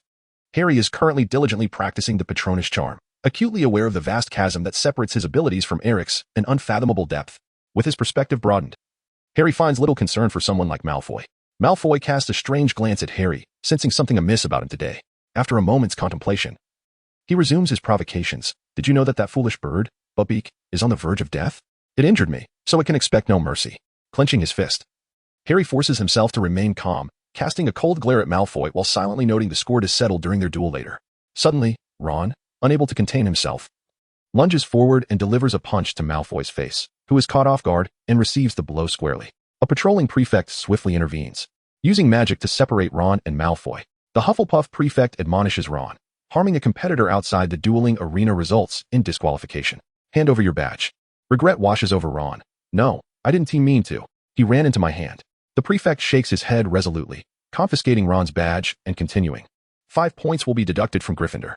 Feeling the penalty is too lenient, he adds, an additional 15 points will be deducted. Furthermore, you will serve detention after the Christmas holidays for assaulting a fellow student in public. "Well done, Weasley." A sarcastic voice interjects from the side. It is Snape. Upon Snape's arrival, the Hufflepuff prefect hesitates. He despises Slytherin but lacks the authority to contest the professor's ruling. Ron, seething with indignation, recognizes that Snape's presence necessitates extra caution in his actions to avoid giving him ammunition. Snape embodies the antithesis of fairness, his bias towards Slytherin unmistakable. Snape glances at Malfoy, who, having regained his footing, smirks and approaches, saying, "Thanks to that punch, I shall write to my father to expedite the trial of that foolish bird." Ron's fury peaks as he glares at Malfoy, preparing to charge forward, only to be restrained by Hermione. "You've already served one detention." Ron is forced to relent. Harry urges, "Let us go, Malfoy, to the dueling arena." He is eager to unleash his magic upon Malfoy. As Harry hastens, Malfoy lingers, gazing up at the sky. "Oh dear. After being punched, I feel a bit dizzy. I think I should postpone our duel and visit the infirmary first." "What do you intend to do?" Harry inquires. Malfoy ponders for a moment before replying with a smirk. "You wanted to start now, right? Unless Weasley apologizes with a bow, I demand a delay." Harry steps closer to Malfoy, asserting, "He merely brushed against you. It's not that severe. If you defeat me, I will apologize to you on behalf of Ron. Conversely, should you lose, you must apologize to us in front of everyone." Malfoy, taken aback, finds Harry's newfound confidence unfamiliar, determined, self-assured, and resolute. Is this truly the same Harry he has sparred with for 3 years? What is the matter? Are you afraid? Hermione fans the flames as she observes Malfoy's hesitation. Casting a glance at Snape, who remains expressionless, Malfoy grits his teeth. "Fine, let us proceed as agreed. We shall begin now." With that, Malfoy flicks his robes and strides alongside Harry towards the dueling area, followed closely by Ron and Hermione. Snape watches them depart with a cold gaze. Upon reaching the dueling area, a senior student, temporarily appointed as a referee, awaits. After meticulously checking Harry and Malfoy's badges, he signals for them to enter the cordoned-off arena. Harry and Malfoy exchange glances, each taking their position on opposite sides, approximately 15 meters apart, a suitable distance for younger students. In this arena, aside from exceptional talents like Eric, most first-year students possess only rudimentary spells, often resorting to fireworks for competition, with some struggling even to cast a simple levitation charm. Thus, this elongated space is quite fitting for lower-year students. The rules for the duel are straightforward. The use of dark magic and curses posing permanent harm is strictly forbidden, and the duel continues until one party concedes or is knocked out of bounds. Are you prepared? The referee inquires, receiving affirmative nods before waving his wand, initiating the duel. Malfoy, wand in hand, attempts to deliver a taunt. Potter, it's not too late to surrender. You wouldn't want Buckbeak to, but before he can finish, a blinding red light hurtles towards his face. Fortunately, he reacts swiftly, rolling aside and evading the spell. Harry, having no intention of engaging in idle chatter, immediately casts Expelliarmus as soon as the duel commences, launching a disarming spell at Malfoy. Eric's Duel Manual, Chapter 1, Strike First. Chapter 98, Complete Victory and Retribution. Malfoy, having lost the initiative, hastily scrambled to his feet, attempting to counterattack. He aimed his wand at Harry and shouted, "Fiery blaze!" With a soft puff, only a wisp of white smoke emerged from the tip of Malfoy's wand, failing to produce any flames. His face flushed with embarrassment. The incantation was one he had recently learned, boasting considerable power, yet he lacked mastery over it, resulting in a frantic misfire. Before Malfoy could regain his composure, Harry, with a few quick movements of his mouth, unleashed another spell. Malfoy, slender and agile, executed a nimble maneuver, springing from the ground just in time to evade the attack. The spell struck the floor beneath him, shattering the bricks and sending shards flying, causing him considerable pain. Observing Harry's actions, Malfoy, bewildered by the absence of any incantation, exclaimed in frustration, "How can you cast spells without uttering the words?" Eric's Duel Manual, Article 7. One should employ silent spells whenever possible. If unable, one ought to articulate the incantation softly and with clarity. The ability to conjure magic is paramount. Stealth is the hallmark of the clever, while loudness signifies folly. Malfoy could not fathom how Harry might perform silent spells, deeming it impossible, yet he found himself perplexed as to why he could not hear Harry's incantations. Harry demonstrated, his lips barely moving, muttering incantations inaudibly to anyone but himself. A beam of white light struck Malfoy with precision. He found himself inexplicably compelled to dance a tap routine, his legs moving against his will. The dance spell was both simple and effective. Malfoy hastily directed his wand at his legs, attempting to counter the enchantment. After a considerable struggle, his legs finally ceased their movement, but Harry's next spell was already upon him. In a moment of quick thinking, Malfoy rolled backward in rhythm with the dance, narrowly evading the spell at the last second. He escaped unscathed, but his hair did not share his fortune. Harry's spell swept through the air, singeing a significant portion of Malfoy's meticulously styled hair, leaving it in a disheveled state. Lying on the ground, Malfoy cried out in fear, "My legs are weak and my feet are unsteady." Harry crouched slightly, executing a swift maneuver, causing Malfoy's spell to miss entirely. The 14th article of Eric's Duel Handbook. Always remain vigilant, constantly be aware of evasion. During combat, one must never stand idly, for if a spell does not strike true, it is rendered utterly ineffective. Evasion is the most essential skill. Malfoy attempted to rise, but this time Harry did not relent. A barrage of powerful spells rained down upon Malfoy, leaving him no choice but to roll and evade. Some spells Malfoy managed to dodge, yet others he simply could not escape, forcing him to endure their impact. Struck by Harry's spells, the pain was acute, and the effects of the magic hindered his movements. Thus, a vicious cycle ensued. The Jellylegs Jinx, the Trip Jinx, the Tickling Charm, each spell employed by Harry was a fundamental incantation learned over the past 2 years. While their harmfulness was not particularly severe, they lacked the potency to vanquish Malfoy in a single blow. However, the psychological toll was immense. Lying on the ground, Malfoy grappled with the incessant itching that plagued him while attempting to retaliate, his legs ensnared by the effects of Harry's spells, rendering him incapable of rising. As the duel unfolded, the lopsided nature of the encounter captivated the attention of onlookers, with the vicinity thronged by spectators. Thanks to Eric's rigorous training and supplementary lessons, Harry effortlessly subdued Malfoy. The audience buzzed with commentary, declaring the match thoroughly enthralling, far surpassing the explosive displays of previous contests. Bored and restless, Eric descended from the upper floor and sought out Hermione and Ron. Upon witnessing the scene, he too was taken aback by Malfoy's demeanor. Malfoy writhed on the ground, his face flushed, legs crossed, occasionally struck by Harry's spell, letting out involuntary cries of agony, yet stubbornly refusing to concede. The expression on his face was an enigma, difficult to discern whether it was one of torment or ecstasy. Ron, perplexed, inquired, "Why does he not surrender?" Eric, in a contemplative mood, remarked, "Human proclivities dwell in freedom. Ron, you shall come to understand this in due time." Ron responded with a mere question mark. Malfoy lay on the ground, consumed by indignation and lamentation. Previously, his dueling prowess had been comparable to Harry's, Although Harry possessed slightly superior raw strength, Malfoy was more cunning. Yet now, for reasons unknown, Harry had suddenly become immensely powerful. The duel had turned into a one-sided affair. Harry remained untouched by any spell, expertly controlling the rhythm of the encounter. As Malfoy's thoughts spiraled, he noticed that a crowd had gathered, observing his humiliation. As the heir of the illustrious Malfoy family, to endure such disgrace in front of so many was intolerable. Malfoy, being proud, refused to suffer further indignity. He half raised himself and let out a furious roar. Harry, startled and believing Malfoy was preparing a desperate counterattack, aborted his next spell. Donning protective armor and remaining vigilant, Malfoy turned and, with his last reserves of strength, leaped toward the edge of the arena. According to the rules, stepping out of bounds meant defeat. Just as Malfoy was about to clear the boundary, Harry's disarmament spell struck him squarely in the back. Malfoy let out a cry. Flung backwards in a starfish position, his wand flying from his grasp. The scene was comically absurd. The referee stifled a laugh but, upon witnessing Malfoy's complete expulsion from the arena, declared, "The victor is clear." Concerned for Malfoy's well-being, the referee rushed to his side, inquiring, "Are you all right, my fellow student?" Malfoy's face bore bruises, and he felt an unbearable itch, yet he propped himself up with the referee's assistance, insisting, "I'm fine." The referee responded with an "oh," brandishing his wand to counteract the spells cast upon Malfoy and to administer some urgent care. As he worked, he realized something was amiss. Good heavens! Malfoy had endured nearly every spell imaginable, displaying marks from each, a testament to extraordinary willpower. To withstand such a beating and persist for so long was beyond what the referee believed he could endure himself. Testing Malfoy's temperature with his hand, the referee asked, "What are you doing?" When he found no fever present, he concluded it must be a matter of mental strain. Setting his hand down, the referee's gaze softened towards Malfoy, feeling a twinge of pity for the poor boy. After a brief celebration with Harry, Ron, Hermione, and Eric, they approached Malfoy, encircling him. Embarrassed and unwilling to engage, Malfoy feigned ignorance. Harry declared, "Malfoy, apologize." Malfoy feigned deafness. Suddenly, a flash of light erupted nearby, accompanied by the sound of a camera shutter, causing the crowd to pause. An enthusiastic Gryffindor student approached, camera in hand, exclaiming, "Harry, I captured the moment you bested Malfoy. Would you like to see it?" Eric recognized the individual before him. His name was Colin Creevey, a devoted admirer of Harry, currently in his second year, often wandering about with a camera in hand.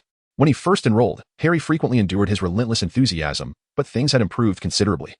Yet Colin still took pleasure in trailing Harry.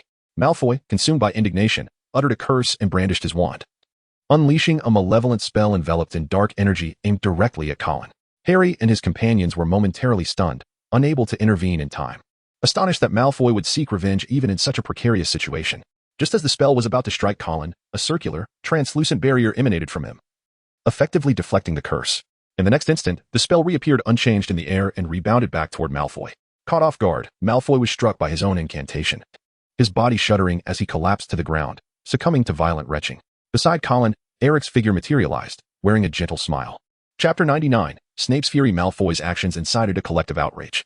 Colin Creevey remained bewildered, clutching his camera, seemingly oblivious to the chaos. Had Malfoy truly intended to attack him? Why was he unharmed? Not only Harry and Ron, but even the officiating judge could not help but cast a disapproving glance at Malfoy. Harry and Ron hesitated for a moment, driven by anger toward Malfoy, but were firmly restrained by Hermione and the surrounding Gryffindor students. As it appeared Malfoy's condition did not warrant their intervention. Malfoy lay on the ground, unable to cease his vomiting. With each convulsion, the floor beneath him became a grotesque tableau of pale yellow matter and faint green fluid, a foul odor permeating half of the hall. Malfoy raised a hand, attempting to speak, yet words eluded him. He was acutely aware of the spell he had cast, a rudimentary form of dark magic capable of inducing severe nausea and excruciating discomfort. Now, having fallen victim to his own curse, Malfoy was instantly engulfed by regret for wielding such magic. After a harrowing bout of retching, he sought to rise and deliver a scathing remark, only to be overtaken by another wave of sickness. Eric furrowed his brow and covered his nose, unable to suppress his disdain for the foul stench. Harry and Ron, witnessing this scene, promptly abandoned their intentions of confronting Malfoy. Had Malfoy displayed such behavior during their duel earlier, he would have undoubtedly conceded defeat. The mere thought of casting a spell on someone like him was utterly repugnant. It was best to steer clear of such matters. What was amiss here? Snape, having noticed the commotion, made his timely appearance. Truth be told, he had little desire to intervene, fully aware that both Malfoy and Harry were present. The convergence of these two invariably heralded trouble, and as the head of Slytherin House, he was compelled to address the situation. While his presence ensured that Slytherin would not suffer losses, the frequency of such occurrences was becoming increasingly tiresome. Malfoy had a remarkable talent for instigating chaos. To make matters worse, Malfoy was finding himself at a distinct disadvantage. Lying amidst his own vomit, he gasped for breath, his eyes lighting up at the sight of Snape, as if he had spotted a savior. "Professor, save me. Good heavens, don't come any closer." Snape silently cursed, taking a few discreet steps back to avoid being touched by Malfoy's vomit-covered hands. With a flick of his wand, he employed a vanishing charm to clear away the remnants of Malfoy's indiscretion. Casting a sweeping glance over the gathered crowd, Snape inquired, "Who is responsible for this?" The onlookers, recognizing Snape's authoritative presence, were filled with indignation yet remained silent. Based on past experiences, they knew that not only would Malfoy evade punishment, but Snape might even deduct points from them. Eric remarked, "Malfoy attempted to assault Colin, but I intervened just in time, Professor." Snape, his expression inscrutable, replied, "Clayton attacked a fellow student. Ravenclaw loses 20 points, and you will serve detention alongside Weasley." Even with Eric's calm demeanor, he was taken aback by Snape's audacity.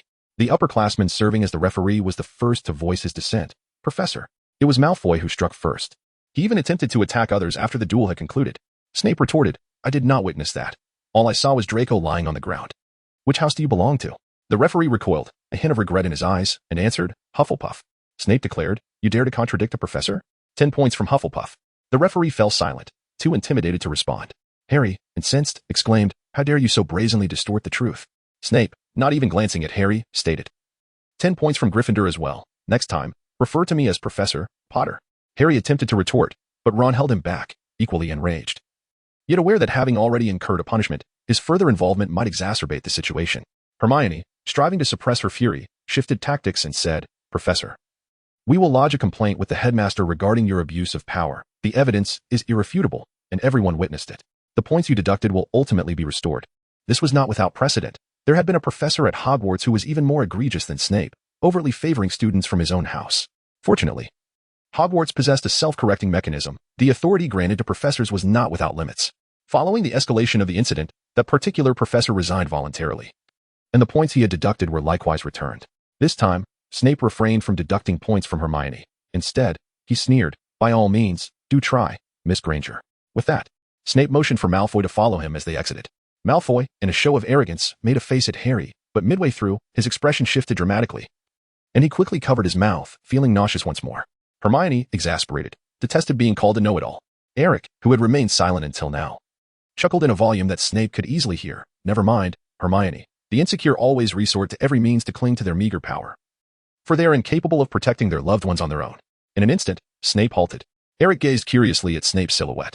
If he intentionally brought up Snape's sorrowful memories, would Snape become enraged? Would he? Eric was aware that Snape had always harbored feelings for Harry's mother, Lily. Over a decade ago, when Snape was still a devoted Death Eater, he divulged a prophecy to Voldemort that foretold Harry would ultimately be the one to vanquish him. In a preemptive strike, Voldemort attempted to kill Harry, resulting in the tragic demise of both Harry's parents, Lily and James, during that fateful encounter. It could be said that Snape's actions indirectly led to the death of his beloved Lily. Snape's restrained emotion struck Eric as somewhat grotesque. Yet he refrained from passing judgment on another's perspective of love. His sole curiosity lay in Snape's reaction to the matter. Snape turned, fixing his gaze upon Eric, his voice devoid of any emotion. "What did you say?" The atmosphere in the room became palpable, with Snape's expression as frigid as ice, starkly contrasting with his earlier demeanor. Eric smiled. "Did you hear what I said, Professor?" Snape took a step forward. "You are courting death." A terrifying aura emanated from him, causing everyone present, except for Eric, to gasp in astonishment. It was the first time they had witnessed Snape in such a furious state. Hermione discreetly tugged at Eric's sleeve from behind, but Eric waved his hand dismissively, indicating that everything was fine. Eric's assessment of Snape is remarkably objective. He is a significant figure within Dumbledore's camp, playing an essential role, and his feelings for Lily are profoundly moving. However, this cannot obscure the flaws in his character and interpersonal relationships. Snape is devoid of friends, perpetually solitary, and his impoverished and awkward upbringing has shaped his current indifferent demeanor. Were he an ordinary individual, such a personality might pose no issue. Yet, as the master of potions and head of Slytherin, his favoritism towards his own house is not merely pretentious but stems from sheer self-interest. Looking down upon the other three houses, essentially, Snape is undoubtedly an advocate of blood purity. He harbors disdain for muggles and half-blood wizards. Such individuals possess a strong hierarchical mindset and, when wielding power, are indifferent to the feelings of those they perceive as beneath them. This fundamentally contradicts Eric's beliefs, and he would not respect such a person. Snape's interactions with Lily reveal his deep-seated insecurities. During his student years, he yearned for power and strength, idolizing the Dark Lord, and his eventual choice to become a Death Eater was genuine. Had Dumbledore not ultimately chosen to trust him, Snape would either be dead or imprisoned in Azkaban. He has always been too afraid to express his feelings for Lily, and when faced with her kindness, he hesitated to accept it, fearing it would alter the course of his life. Upon graduating from Hogwarts, when confronted with a choice between Lily and the Death Eaters, he chose the latter, concealing his feelings for Lily deep within himself, a choice of his own making. Everyone harbors secrets and pasts they prefer not to discuss. For Snape, Lily is that secret. Now, as Eric subtly exposes this truth, Snape regards him with the gaze one might reserve for a corpse. In Chapter 100, amidst a fierce duel, Snape commands, "Draw your wand." The surrounding individuals pause, and the referee stammers, "Professor, Eric," but is silenced by a singular look from Snape, who intimidates him into silence. Snape continues. Klepton attacks his classmates outside the dueling arena, clearly brimming with confidence in his abilities. "Allow me to teach you what dueling truly entails." Hermione gasps. "Are you really going to duel Eric? But you are a professor. He is merely a student." Snape replies, "I am also the instructor of the dueling club." Just as Professor Flitwick is qualified to oversee participants in the club, Hermione pales. Snape is indeed correct, akin to how Professor Flitwick permitted Cedric and Eric's duel. Snape possesses the authority to demand the same from Eric. He is the head of house and actively involved in the dueling club, thus theoretically, he could insist upon this. Yet, it is clear to any observant individual that Snape's notion of a duel is far from the conventional understanding. If stairs could kill, Eric would already be left in tatters under the weight of Snape's gaze. "Draw your wand," Snape enunciates, each word laced with menace. Eric smiled, and, ever accommodating, took his wand in hand. Harry and Ron's expressions were also grim. They understood that Eric possessed formidable strength, capable of easily defeating Cedric. Yet they had little comprehension of high-level combat prowess. Eric is indeed formidable, but so is Snape. After all, one does not attain the position of professor without strength. To both Snape and Eric, each represents a figure worthy of admiration. In terms of power, there exists little distinction between them. Like Hermione, they both wish to avert this conflict, acknowledging that it originated from their actions. Eric stands as a champion for them. However, from their perspective, they are powerless to sway him or alter Snape's convictions. Observing Eric's movements, Snape sneered coldly and, with a flick of his wand, transformed the arena where Harry and Malfoy had just dueled. The colorful ribbons and stone pillars that constituted the dueling ground soared and shifted in the air, adjusting their dimensions before settling around Snape and Eric, forming a quintessential dueling arena. The onlookers, save for Eric, recognized Snape's seriousness and retreated hastily, leaving Eric alone in the center. Malfoy laughed boisterously from the periphery, taunting, "You are courting death, Klepton. Just wait, Potter, you shall be next." Harry and Ron's expressions darkened further. Standing within the arena, Snape declared, "You shall pay dearly for your arrogance today." "We shall see, Professor," Eric retorted. In this confrontation, no one present was qualified to serve as a judge. Consequently, the other matches came to a harmonious halt, as nearly all eyes gravitated towards the duel between Snape and Eric, a rare spectacle of professor versus student. Once Snape sensed Eric was prepared, his gaze hardened, and he pointed his wand, exclaiming, "Petrificus totalis." Snape's incantation exuded immense power, starkly contrasting the spell Harry had cast upon Malfoy earlier. A thick beam of white light erupted from the tip of Snape's wand, and the sheer sight of it radiated a palpable surge of magical energy. A fierce gust of wind accompanied Snape's spell, knocking two observing Slytherin students to the ground, compelling them to scramble away even further. This phenomenon was a natural consequence of the magical energy's release, creating air vibrations that affected those nearby. Harry gasped in alarm. The target of the attack, Eric, seemed to be in grave peril. Hermione's face turned pale as she grasped Colin's arm, urging, "Colin, you must find Professor Dumbledore immediately. Only he can intervene and prevent Snape from engaging in combat." Regardless of the outcome, this confrontation bodes ill for Eric. Colin nodded urgently and dashed towards the crowd's edge. Hermione turned her gaze back to Eric, just as Snape's spell struck precisely where Eric stood. A brilliant flash of light enveloped the scene, blinding Hermione momentarily. With her eyes closed, she heard a disconcerting screech, akin to long nails scraping across a chalkboard. After a brief moment, she anxiously opened her eyes to discover Eric still standing unharmed. A robust, translucent shield had manifested before him, faintly resembling a protective barrier, intricately adorned with exquisite engravings. Against Snape's full-force assault, Eric had miraculously emerged unscathed. The arena fell silent, as all present struggled to believe their eyes. Snape had not held back. He had unleashed his full power.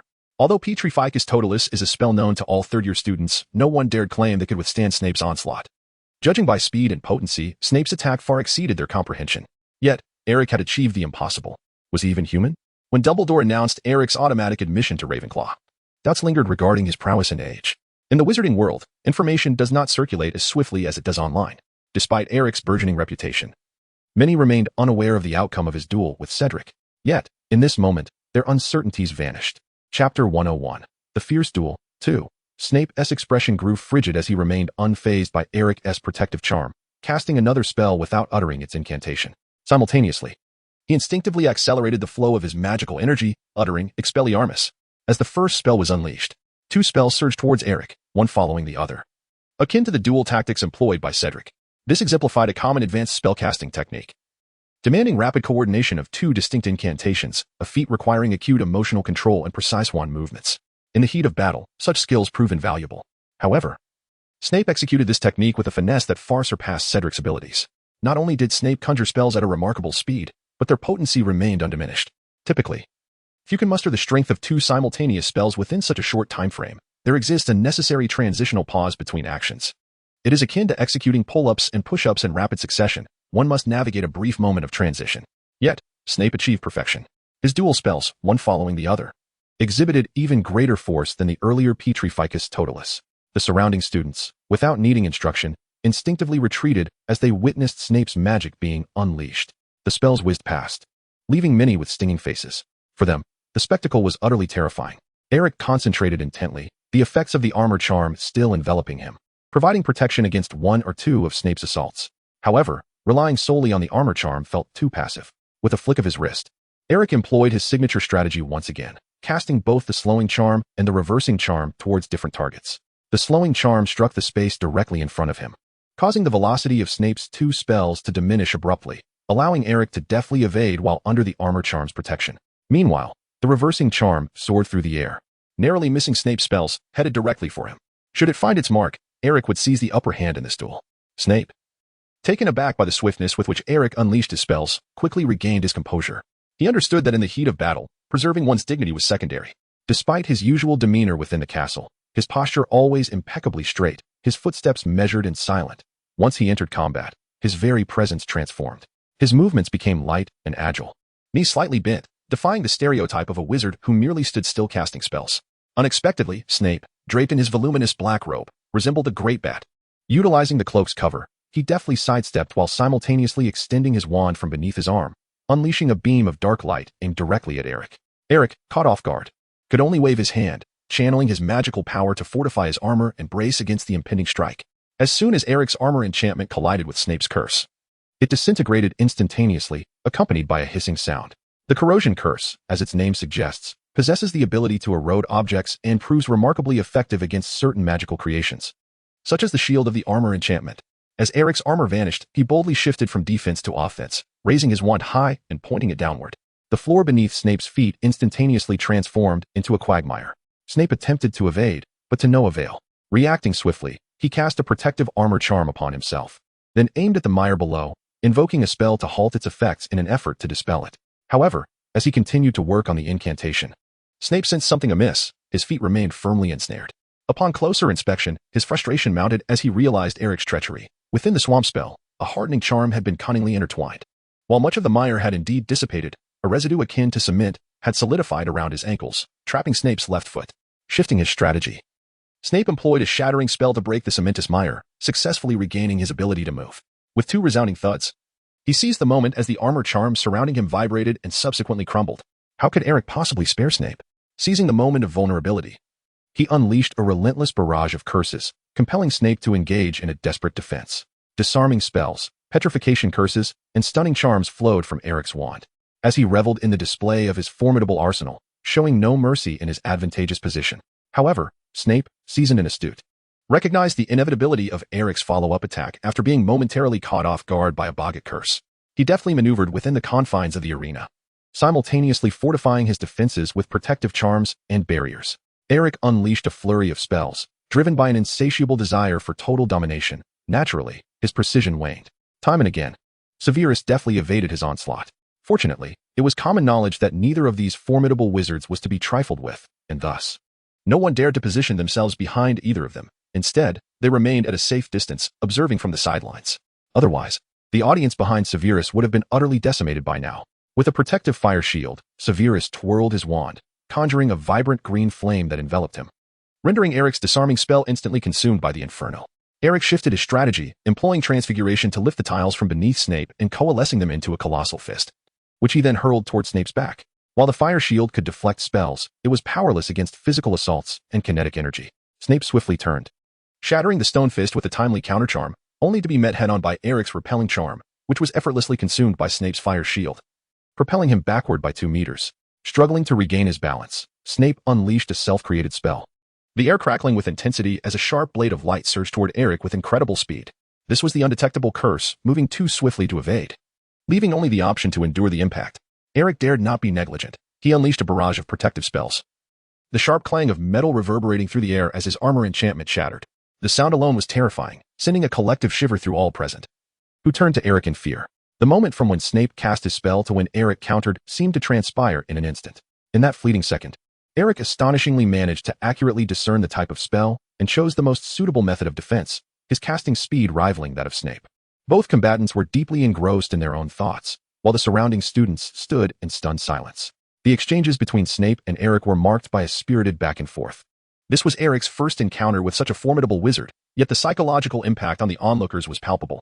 Harry gaped, his worries for Eric's safety dissipating as he turned to Hermione, uncertainly inquiring, "It seems like Eric is holding his own, doesn't he?"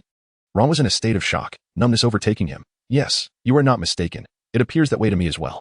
Hermione wore a conflicted expression, torn between feeling joy for Eric and concern for his well-being.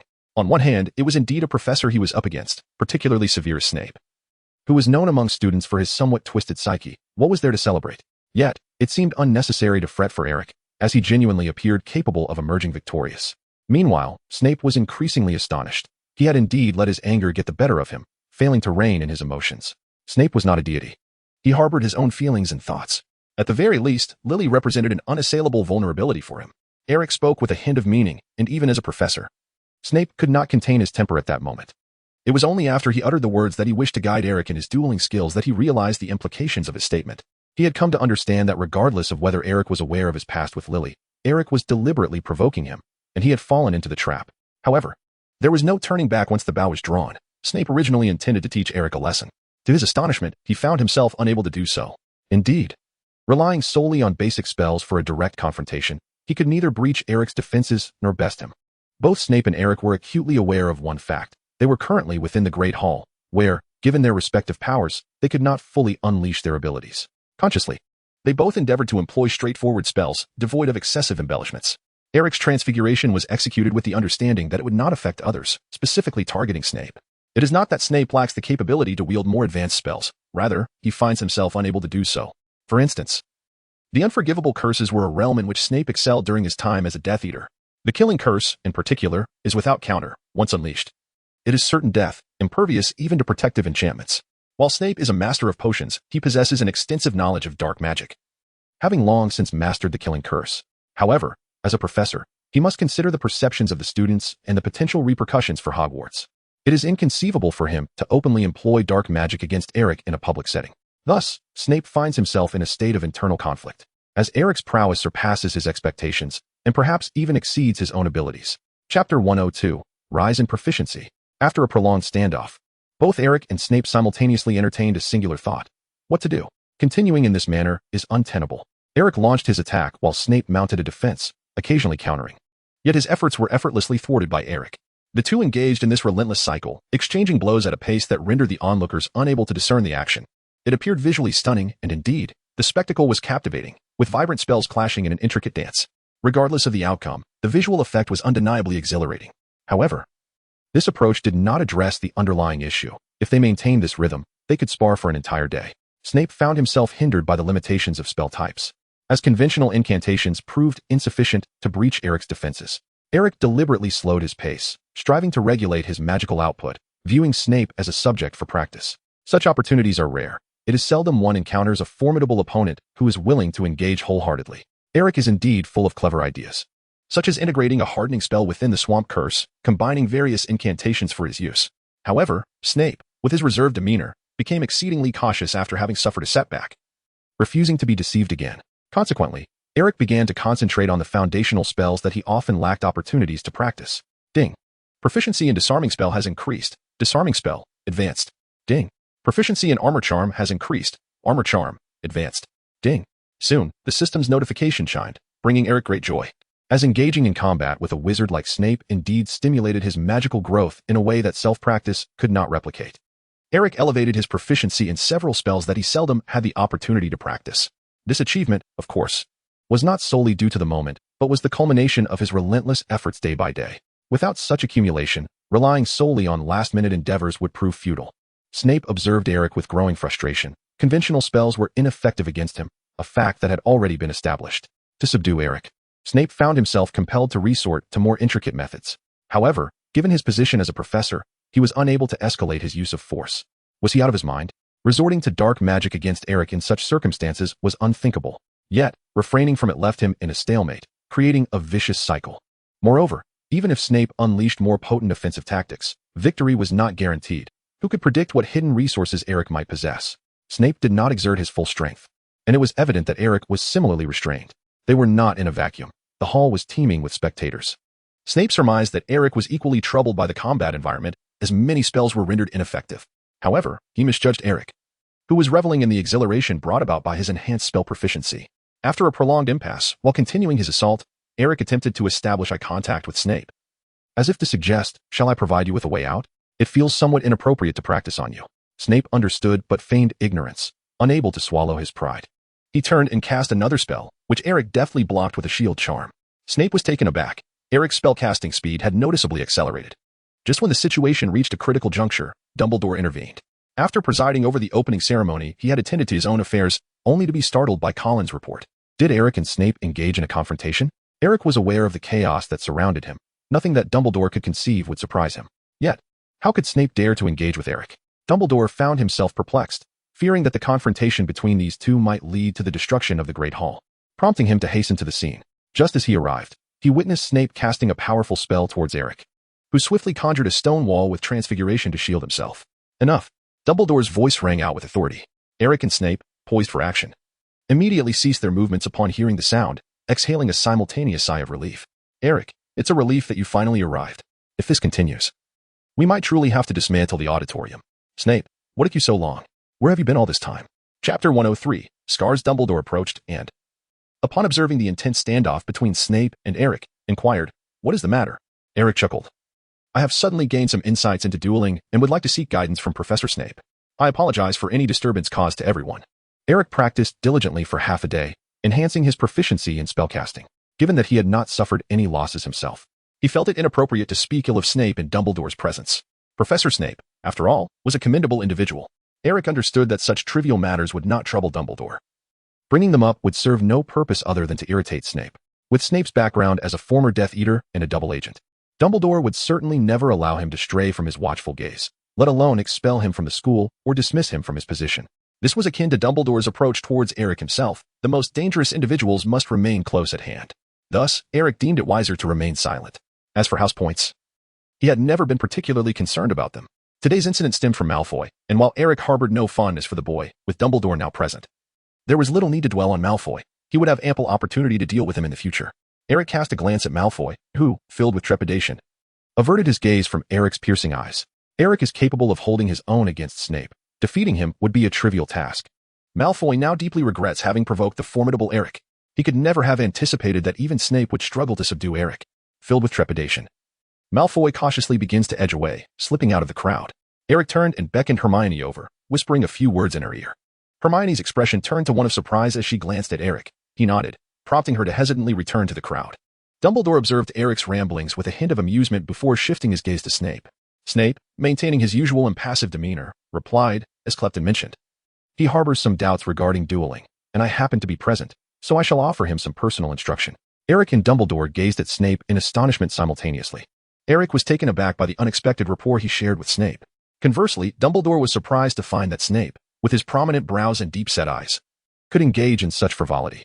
A flush crept onto Snape's face, though his pale complexion rendered it less noticeable. As a professor, it was beneath him to personally chastise a student without resorting to physical reprimand. Even Snape, devoid of shame, could not publicize such an incident. Now that Eric had extended an olive branch, Snape seized the opportunity to acquiesce. Harry, nearby, interjected anxiously. It was clearly Malfoy who started it. However, he barely finished his sentence before Hermione covered his mouth. Dumbledore and those around them turned their attention to the commotion, and Hermione, with an air of lightheartedness, remarked, "It's nothing really.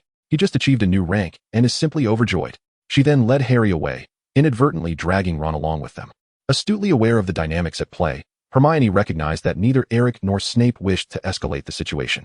Although the duel had been instigated by Snape, it was clear he had no desire to prolong the conflict. If this matter could be resolved so seamlessly, it would be ideal. Hermione's foresight contrasted sharply with Harry's impulsive nature. Dumbledore observed Eric and Snape, noting their remarkably synchronized expressions and gestures as they maintained a calm gaze locked with his own. Eric activated the soul barrier, displaying no fear. Severus Snape, under the influence of a mental occlusion spell, revealed his signature cold smirk. In a mere few exchanges, the three engaged in countless glances of silent confrontation. How enlightening. This is indeed a fortuitous development. This embodies the very purpose of our duel club, to provide students with an opportunity for practice, to disseminate dueling techniques, and to enhance their self-defense awareness. Ultimately, Dumbledore's expression shifted as he remarked with a smile, "Very well, let the competition proceed. There is no need for everyone to gather here. Severus, Eric, please follow me." Severus is the name of Snape. After Dumbledore led Eric and Snape away, the surrounding crowd dispersed in a flurry, eagerly discussing the duel that had just unfolded. It took quite some time for order to be restored to the event. Only Colin remained at the scene, looking around in confusion, searching for Harry's presence. Where was Harry? He had been here just moments ago, along with Hermione. Upon reaching a secluded area where only the three of them remained, Dumbledore, maintaining his expression, inquired, "Now, please tell me, what transpired?" Eric, thus, in such a manner. He recounted how Ron had struck Malfoy, along with the subsequent developments, yet omitted the part that had provoked Snape's ire. Just moments ago, in front of everyone, Eric had to consider the ramifications for Hogwarts. Mindful that Rita Skeeter remained within the castle.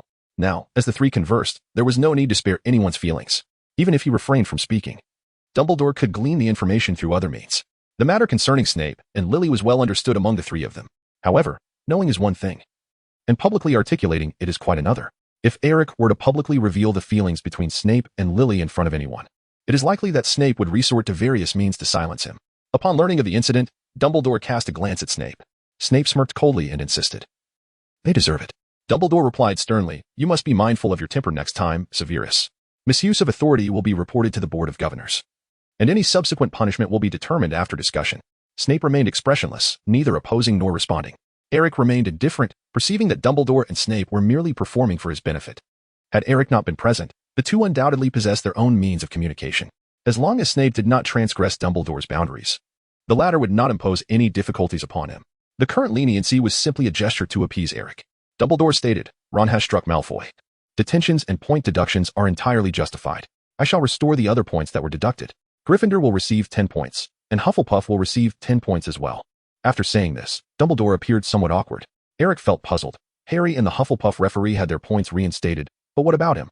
Dumbledore replied, "I cannot revoke your detention and point deductions. Severus is a professor and his judgment is based on school regulations.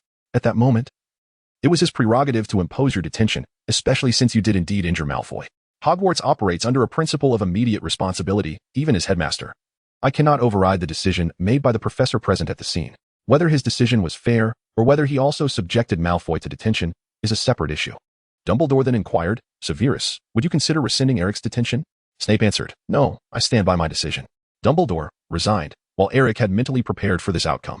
The authority of Hogwarts professors is relatively lenient. The principle of immediate responsibility grants the first professor to witness a conflict or dispute the power to impose punishment, unless he voluntarily relinquishes that power.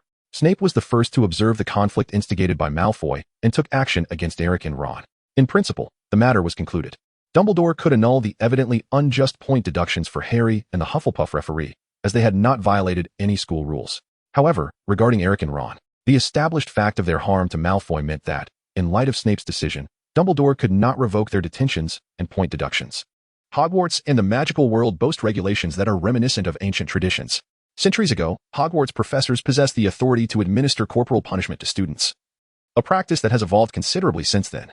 As for the repercussions for Malfoy, Eric harbored no illusions, nor did he question Snape's decision to refrain from deducting points or imposing detention on Malfoy for his attempt to harm Colin. How could Snape possibly penalize Slytherin House? If he were capable of impartiality, he would not be Snape. Noting Eric's tacit acceptance of this outcome, Dumbledore inquired, "What punishment did you originally intend for them?" Snape replied with a derisive smirk, "To clean the entire castle's restrooms, without the use of magic." Dumbledore suggested, "Let them assist Hagrid in exploring the Forbidden Forest. He recently reported some unusual occurrences within, and he could use extra hands. With Eric present, I can rest easy." Snape cast a glance at Dumbledore, reluctantly nodding in agreement. Eric held no objections to the decision. Dumbledore chuckled, "Then it is settled. I hope you can accept this, Eric." With Dumbledore's words, Eric, despite his reluctance, had no choice but to acquiesce. He shrugged with a smile, nodded, and departed, while the two watched him leave. After a considerable time had passed, and Eric's figure had completely vanished from sight, Dumbledore finally spoke. "Show me." Snape extended his hand, rolling up the sleeve of his left arm to reveal his forearm, marked by a crimson skull, the distinctive emblem of the Death Eaters, the Dark Mark. Surrounding this mark was a jagged, glass-like wound extending to his elbow, a sight that induced excruciating pain merely by observation. Dumbledore gazed in astonishment. "What is this?" Snape, beads of sweat forming on his forehead, clenched his teeth against the pain. "It was inflicted by your promising student, Eric, during our duel. I was inadvertently struck by his curse. This is a wound purely wrought by a surge of magic." Dumbledore stared intently at Snape's arm, seemingly entranced. Chapter 104. Ambush. The clandestine conversation between Dumbledore and Snape went unnoticed by anyone else. Meanwhile, after leaving, Eric did not immediately return to the Great Hall. Instead, he chose a different path, ascending the spiral staircase toward the infirmary in the castle's main tower. Upon reaching the second floor, Eric paused before a portrait of a wizard adorned with a pointed hat. He turned leisurely, lifted the portrait, and revealed a narrow, hidden passageway. This passage was not lengthy, allowing swift access to the infirmary, a discovery Eric had made using the Marauder's map. Just as he emerged from the passage, a blood-curdling scream echoed from the end of the corridor, followed by the sound of something crashing to the ground. Eric waited for several seconds, and a cacophony of footsteps echoed, yet he saw no one pass by. "Harry!" Eric suddenly exclaimed. Out of the air emerged the figures of Harry, Ron, and Hermione. Cloaked in invisibility, Harry exclaimed with excitement, "Eric, we did it." One of them landed a heavy blow on Malfoy. Hermione sighed. "This is utterly chaotic." The plan was devised by Eric, relayed by Hermione, and executed by Harry and Ron. During the feast, Eric had noticed Malfoy attempting to escape and called upon Hermione, instructing her and Harry to don the invisibility cloak and swiftly navigate through the secret passage to lie in ambush at the entrance of the infirmary, ignoring everyone else. They were to focus solely on Malfoy. As soon as he arrived, they would strike. Harry inquired, "Eric, how did you know Malfoy would take this route?" Eric remarked, "Malfoy has just been humiliated in front of everyone, losing face with no benefit whatsoever, coupled with his physical discomfort. He will undoubtedly opt for a less conspicuous route to the infirmary. During this period, nearly all of Gryffindor has attended the dueling club, making it highly probable that he will take this path. There are 2 routes leading to the infirmary, starting from the Great Hall. One is fairly direct, traversing the spiral staircase of the main tower, leading straight to the infirmary. The other is a considerable detour, passing by Gryffindor Tower, essentially taking a much longer route.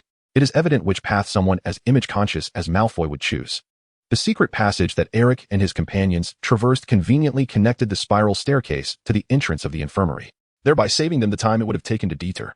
Upon entering the passage, Harry and his friends could seize the opportunity to reach the dormitory ahead of Malfoy to retrieve the invisibility cloak, allowing them to lie in wait at the infirmary entrance. Hermione shook her head and remarked, "Just this once, Harry, there will be no next time." Harry, feeling disgruntled, responded, "Hermione, you were equally exhilarated just now." Hermione replied, "That was merely because the target was Malfoy." Eric smiled, and within Hermione resided a spirit of adventure, though she typically championed the adherence to rules. When the moment demanded it, her transgressions against school regulations were no less than those of others. In the presence of influence from her peers, the adventurous spark within Hermione would ignite, spiraling into an uncontrollable fervor, particularly in scenarios involving shared adventures with friends. While others might opt to inform a professor or remain a mere observer, Hermione's response was distinct. If she could not deter her friends, she would choose to embark on the journey alongside them. Eric had a sudden inspiration and shared with Hermione the plan for revenge against Malfoy. Hermione would not refuse. On the contrary, her own grievances against Malfoy compelled her to assist Harry in refining the scheme and to ensure he did not go too far. Without Hermione's oversight, Harry and Ron might have acted recklessly, potentially reducing Malfoy to a state of utter helplessness. "By the way, Ron, Professor Dumbledore just informed me that our detention still stands. After Christmas, we are to investigate the Forbidden Forest," Eric stated. "Oh no," Ron replied, his face ashen. Chapter 105. Coincidence? After Malfoy had suffered a humiliating setback, Eric and his companions paid him no mind, and Eric did not inquire what spell Harry and the others had cast on him. As long as they were not caught, it mattered little. With Ron disqualified, Harry and Hermione returned to the Great Hall to continue participating in the dueling club competition, while Eric, having nothing else to do, wandered around. Geniuses often enjoy special privileges. By standing up to Snape, Eric was afforded treatment that starkly contrasted with Ron's fate. While Ron was outright disqualified from the competition, Eric's exploits had made him a figure of notoriety. No one suggested stripping him of his eligibility. Even Ron had no objections to the outcome of the punishment. Rita Skeeter, flushed with excitement, feverishly snapped photographs of Eric, her quill working tirelessly. Following the confrontation between Eric and Snape, it was evident that the remaining attendees in the Great Hall had shifted their focus away from their own opponents. The participants in the duel were predominantly younger students, direct competitors of Eric. Having witnessed Eric's prowess firsthand, many felt disheartened, convinced they could not secure a top 3 position, and voluntarily withdrew from the competition. Eric was able to engage in a spirited exchange with the professor, while some of the others struggled to articulate their incantations clearly. The disparity was indeed vast, as the majority remaining in the arena were students in their 3rd and 4th years. Following Harry, Hermione's brooch also began to radiate warmth, indicating that her opponent was a 2nd-year Gryffindor girl. Hermione had no difficulty in handling such a foe, easily defeating her and advancing to the next round. Aside from Harry and his friends, Fred and his companions were all part of the senior division, with the competition taking place at the Quidditch pitch. Eric took a leisurely stroll, and to his surprise, nothing unusual occurred. Fred and his companions were already formidable in their own right, having attended Eric's pre-competition enchantment tutoring sessions. Their overall prowess surpassed that of their peers. As long as they did not draw each other and descend into internal conflict, advancing should pose no challenge. Among familiar faces, Eric was particularly astonished by Qiu Zhang. A bye? For 3 consecutive rounds? Eric was taken aback. Qiu Zhang shrugged helplessly. I have no idea what's going on. Everyone around me has at least faced 2 rounds of competition, yet I remain unchallenged. What kind of luck is this? It's almost too good to be true. Eric was rendered speechless, for his duel with Snape had triggered a wave of forfeits, leaving only 18 individuals in the lower year group. These 18 were now vying for the final 6 spots in the championship round reserved for their cohort. In essence, Qiu Zhang found herself merely a step away from the coveted finals without having to exert any effort. She threw her hands up in exasperation. She longed to participate. Yet fate seemed to conspire against her. Qiu Zhang inquired, what prompted your altercation with Snape? She had been at a distance during the incident and was oblivious to the underlying circumstances. Eric casually remarked, it's because of Malfoy. What? Qiu exclaimed in astonishment, her mind racing with a myriad of untold narratives. Could it be that Snape would go so far as to confront Eric over Malfoy? What kind of relationship existed between Malfoy and Snape? Why was he so anxious? There had never been a precedent for such concern. It was astonishing that Snape would care so deeply for another individual. Eric could discern from Qiu Zhang's expression that she was overthinking the situation, and he hurriedly reassured her. It is not as you imagine. Unmoved, Qiu Zhang merely nodded in a perfunctory manner before departing, continuing to await further notification. Subsequently, rumors began to circulate within Hogwarts Castle, suggesting that Malfoy was the illegitimate son of Snape, infuriating Snape, who subsequently deducted numerous points from those responsible for spreading such gossip. The competitions among the upper years were notably more intense and captivating. Many students in this group were nearing graduation and confronted with employment prospects, making it entirely natural for them to aspire to stand out, especially in the presence of reporters. Numerous individuals hoped their commendable performances would be immortalized by Rita Skeeter's pen. Not everyone shunned the prospect of fame. In this charged atmosphere, the competitions among the upper years became extraordinarily fierce, significantly heightening the likelihood of unforeseen events. The most shocking incident occurred in the afternoon when Fred, one of the twins, was eliminated from the competition. Upon receiving the news, Eric hurried to the venue of Fred's match, only to find that the game had already concluded. Cedric, Wood, and George were gathered around Fred, who appeared quite wretched, with a slight fracture in one leg, likely necessitating a prolonged stay in the school infirmary. Eric inquired, what is the matter? Have you encountered a formidable opponent? Fred's prowess among the students is notably strong. He and George possess naturally agile minds, and while their academic performance may not be exemplary, they often achieve surprising results in duels. Moreover, after receiving Eric's guidance, their abilities have ascended to a higher echelon, leaving few capable of defeating them. Only Cedric, the prominent figure of his house, stands a chance against Fred. However, how many Cedrics are there? Fred grimaced. No, it was my own carelessness. George, reveling in his friend's misfortune, chimed in. He attempted to test our product during the duel, and his opponent seized the opportunity. Cedric, intrigued, asked what product. George produced an oddly shaped pointed hat, declaring, the prototype of a protective hat, enhanced with basic defensive charms. According to our design, it should be capable of withstanding certain dark curses. Cedric queried, so it failed to provide protection? No, it did offer some defense, Fred replied. But our protective range was set too narrowly, currently safeguarding only the area above the shoulders. Cedric glanced at Fred's injured leg, a dawning comprehension illuminating his expression. Let me see it, he said. Eric took the protective hat, channeling his magical energy to test it against an attack. With a resounding crack, a web-like fracture appeared on the hat, easily breached by Eric's magic. Cedric and the twins turned their attention to the hat in Eric's hands, their curiosity piqued. Eric hastily ceased his actions, pondering for a considerable time before nonchalantly returning it to George. In such moments, perhaps maintaining a smile suffices? Cedric, at a loss for words, gazed skyward, feigning ignorance. However, Fred and George exhibited a more magnanimous spirit, with George remarking, at the very least, you have assisted us in validating a conclusion. One must never don this hat in your presence. Eric gazed at Fred's opponent, Clement from Ravenclaw, the very same prefect who had ushered Eric into the small room of the hall. What a coincidence that it was him once again.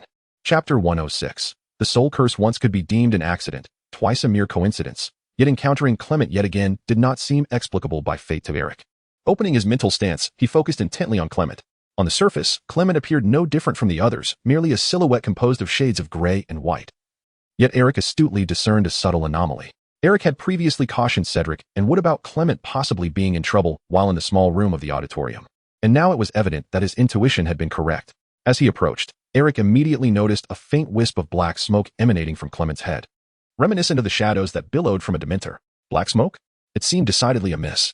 Through his observations of the Dementors via his mental stance, Eric understood that his ability allowed him to perceive shifts in soul and emotion.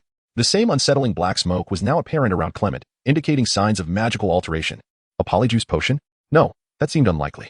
Eric's mental stance could unveil a multitude of subconscious details that might otherwise be overlooked, had it been such an obvious tactic. He would have disowned the anomaly long ago. Could it be a soul-sucking curse? An unbreakable vow?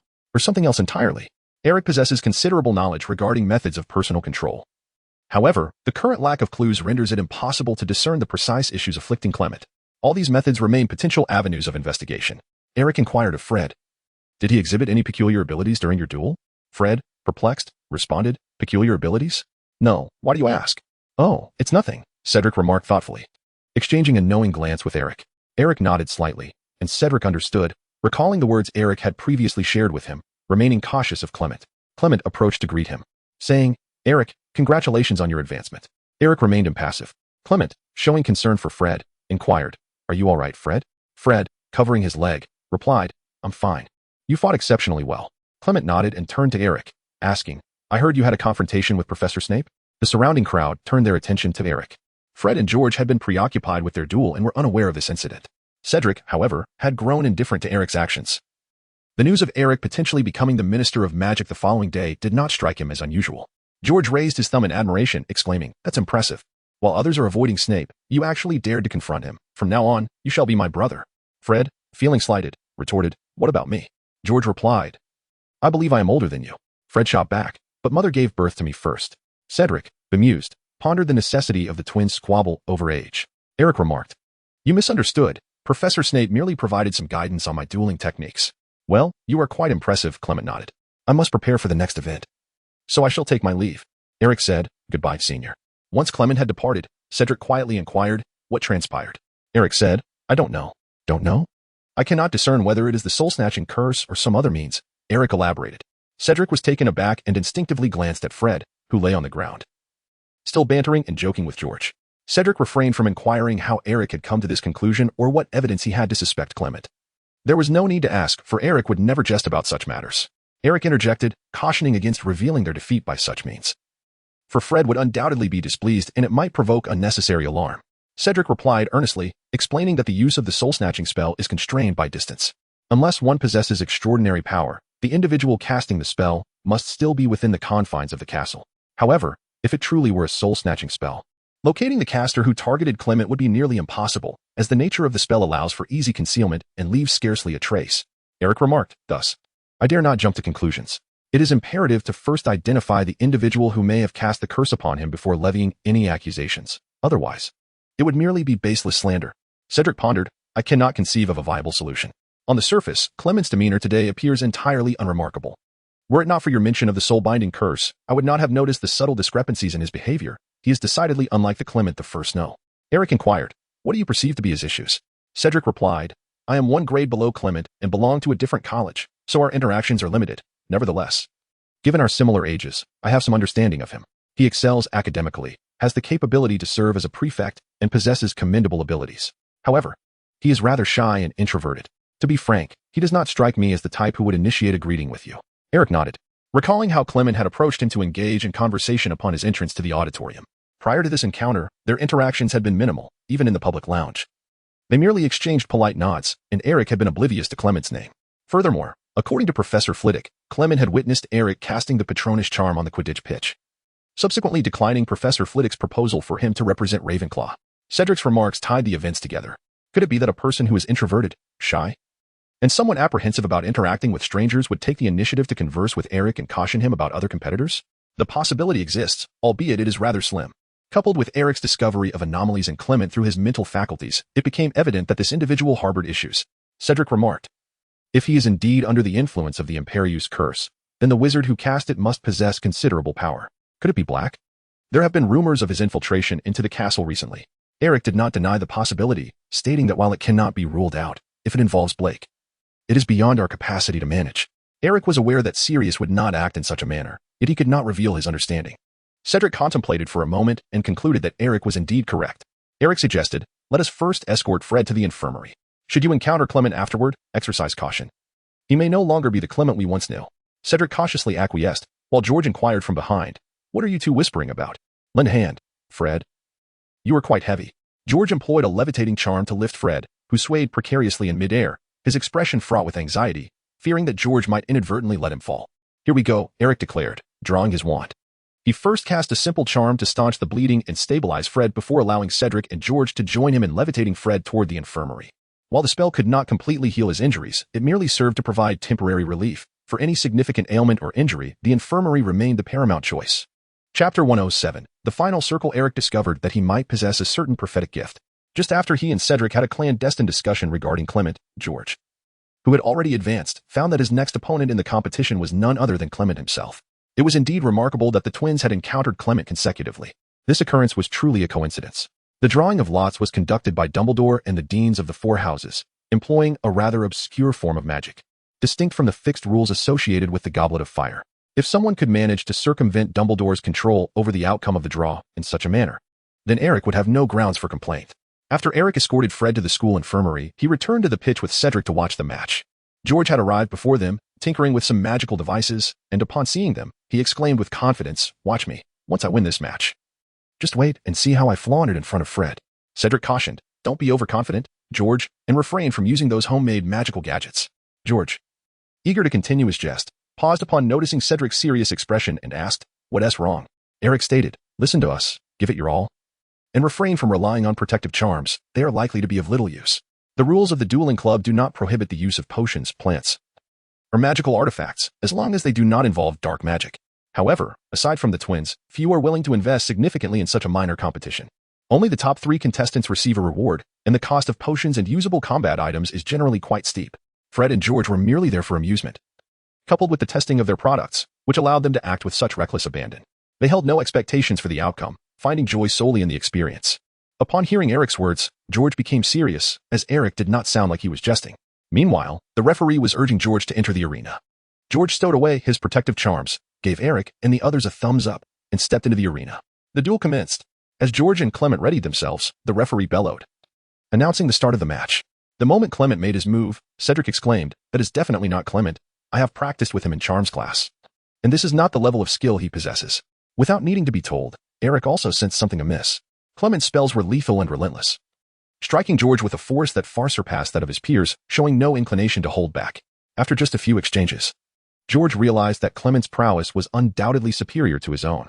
This was not merely a matter of spellcasting technique or knowledge of charms, but rather a sheer dominance in raw magical power and speed.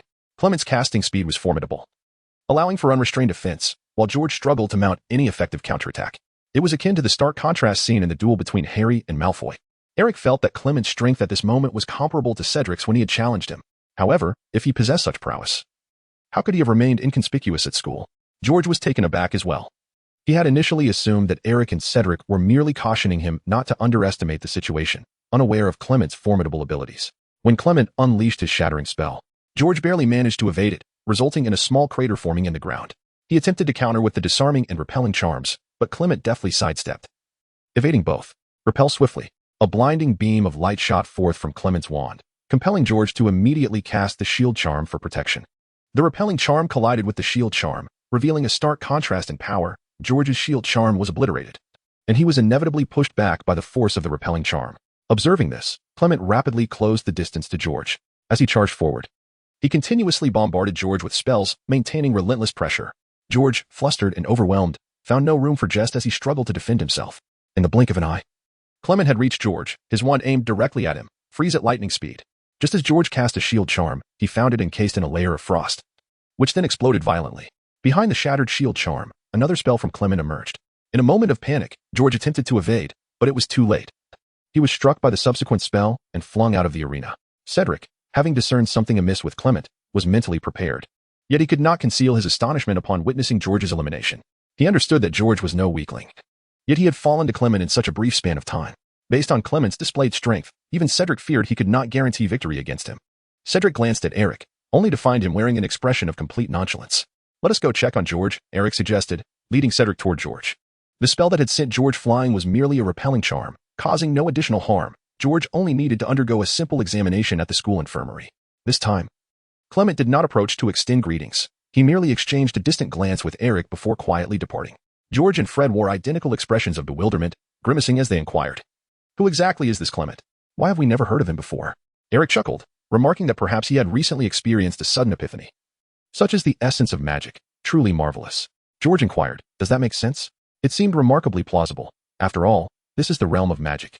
Cedric, adept as ever, levitated George with a floating charm, whisking him off to the infirmary to accompany Fred, while Eric's gaze remained fixed upon the receding figure of Clement. The density of the dark smoke emanating from Clement had once again intensified. Finale. On the following day, when Eric arrived punctually at the hall, he discovered that the venue had transformed yet again. Resplendent ribbons and stone columns adorned the ceiling anew, while the previously fixed 4 long tables had been pushed to the corners. Rising from the base of these tables were 5 tiers of pristine wooden stands, already filled to capacity. At the very center of the hall, a suitably sized stone dueling arena had risen majestically from the ground. Eric gazed upon the dueling arena, a space that evoked a sense of déjà vu. Its stone structure bore an uncanny resemblance to the battlegrounds from the game of Sharu, causing Eric to wonder if a green creature might suddenly leap forth to unleash an attack upon him. After an entire day of one-on-one elimination matches, the top 6 competitors from both the upper and lower grades had been determined, culminating in a final group of 16, which included Eric alongside representatives from 4 academies. Among these 16, Eric recognized several familiar faces. Excluding the 3 who had also qualified with him, the remaining contenders saw the twins eliminated, while Angelina managed a hard-fought victory against her final opponent, securing her place in the finals. Clement, too, triumphed over George and successfully advanced. In the lower grade category, Qiao Zhang experienced a stroke of luck. Although she did not receive a bye in the final round, her opponent was exhausted after 3 rounds of dueling, allowing Qiao Zhang to easily claim victory, much to her opponent's dismay.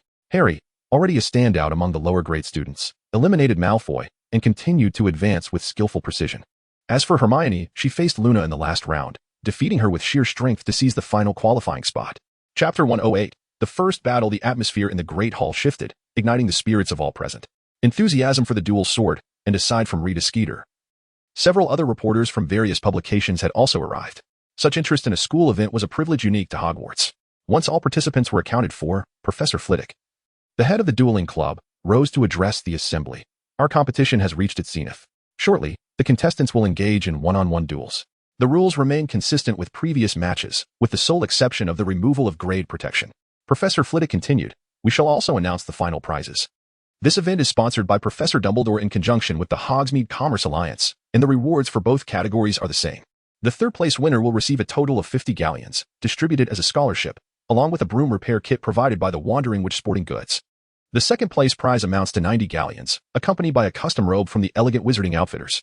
As for the champions of each category, they will each receive a reward of 150 galleons, along with a potion of their choice valued at no more than 50 galleons from the Potions Emporium." Professor Flitwick added, "Moreover, the ultimate champion of the duels will receive a special and mysterious grand prize from Professor Dumbledore." Gasps filled the hall. Such rewards were indeed extravagant. For a competition of this nature to offer prizes exceeding 50 galleons was a remarkable surprise to all. The average income for wizards is modest compared to muggles, for instance. Ron's father, Arthur Weasley, earns approximately 50 galleons a month, a sum sufficient to support the Weasley family, albeit with some financial strain. The prospect of receiving over 50 galleons for a mere third-place finish was a staggering fortune for students, igniting a fervor among them. While others discussed potential candidates for the top 3 prizes, Cedric and a few others pondered different matters. Cedric had keenly realized that securing a top 3 position hinged not on individual prowess but rather on the structure of the competition. This format, a characteristic of the magical community, was inherently unfair and rife with uncertainty. The competitors from the 2 categories faced different opponents. In the lower grade group, there were only 7 participants, including Eric, while the upper grade group comprised 9. Only the top 3 from each category would receive rewards, which meant that the lower grade contenders merely needed to claim one of the top 3 positions among 7, significantly alleviating their pressure compared to their upper grade counterparts. Should simultaneous eliminations occur, tiebreaker matches would ensue. As the competition progressed and the grade protection was lifted, it appeared that luck had become as significant as skill. With a prodigy like Eric in the mix, he was nearly assured of clinching the championship in the lower grade group. Everyone held a certain understanding of their own capabilities, Collectively, they hoped to avoid drawing Eric in the lottery. Whoever faced Eric was undoubtedly at a disadvantage, as he was a formidable opponent.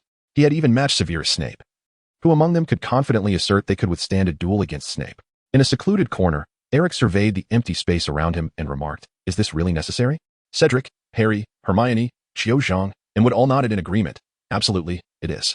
None could predict the criteria Professor Dumbledore employed for the draw. They unanimously decided to keep their distance from Eric until the results were revealed, for proximity to him seemed to invite misfortune. A sixth-year girl approached. Her features striking and clad in a Gryffindor robe, holding a small basket. "Eric, would you like to try a cake I made?" she asked, her voice sweet and gentle. Everyone turned to gaze at the girl, not in astonishment at Eric's appeal to the opposite sex, but rather in admiration of her audacity. This was the true essence of bravery. Eric inquired, "Who are you?" "I am Lilia from Gryffindor," she replied. Eric's mind recalled the name, which sounded somewhat familiar. It seemed that he had heard Clement mention it upon entering the hall yesterday. It appeared that the individual was quite adept at the art of seduction. Eric casually opened his mental stance and soul barrier, glancing at the small cakes in the basket, which appeared rather unappealing. "Of course, thank you," he replied, not declining the offer, and smiled as he reached for a piece of cake, only to be halted by Lilia. "Take this one. It's specially made for you," Lilia insisted. "All right," Eric acquiesced. Witnessing Eric consume the small cake brought Lilia immense joy, her eyes crinkling with delight as she turned to the others and said, "There are more here. If you don't mind, everyone can have a piece." Cedric and the others shook their heads, jokingly proclaiming that they wouldn't dare consume anything given by Lilia, lest they inadvertently fall victim to a love potion. Nearby, Flint, brimming with enthusiasm, leaned in and asked, "May I have a piece?" His intentions were clearly not solely about the cake, as his gaze remained fixed on Lilia while he reached into the basket. Before Lilia could intervene, she watched helplessly as Flint consumed another piece of cake laced with the love potion. The love potion was no ordinary elixir, its production was scarce. And Lilia had only prepared 2 cakes, one of which was intended for Cedric.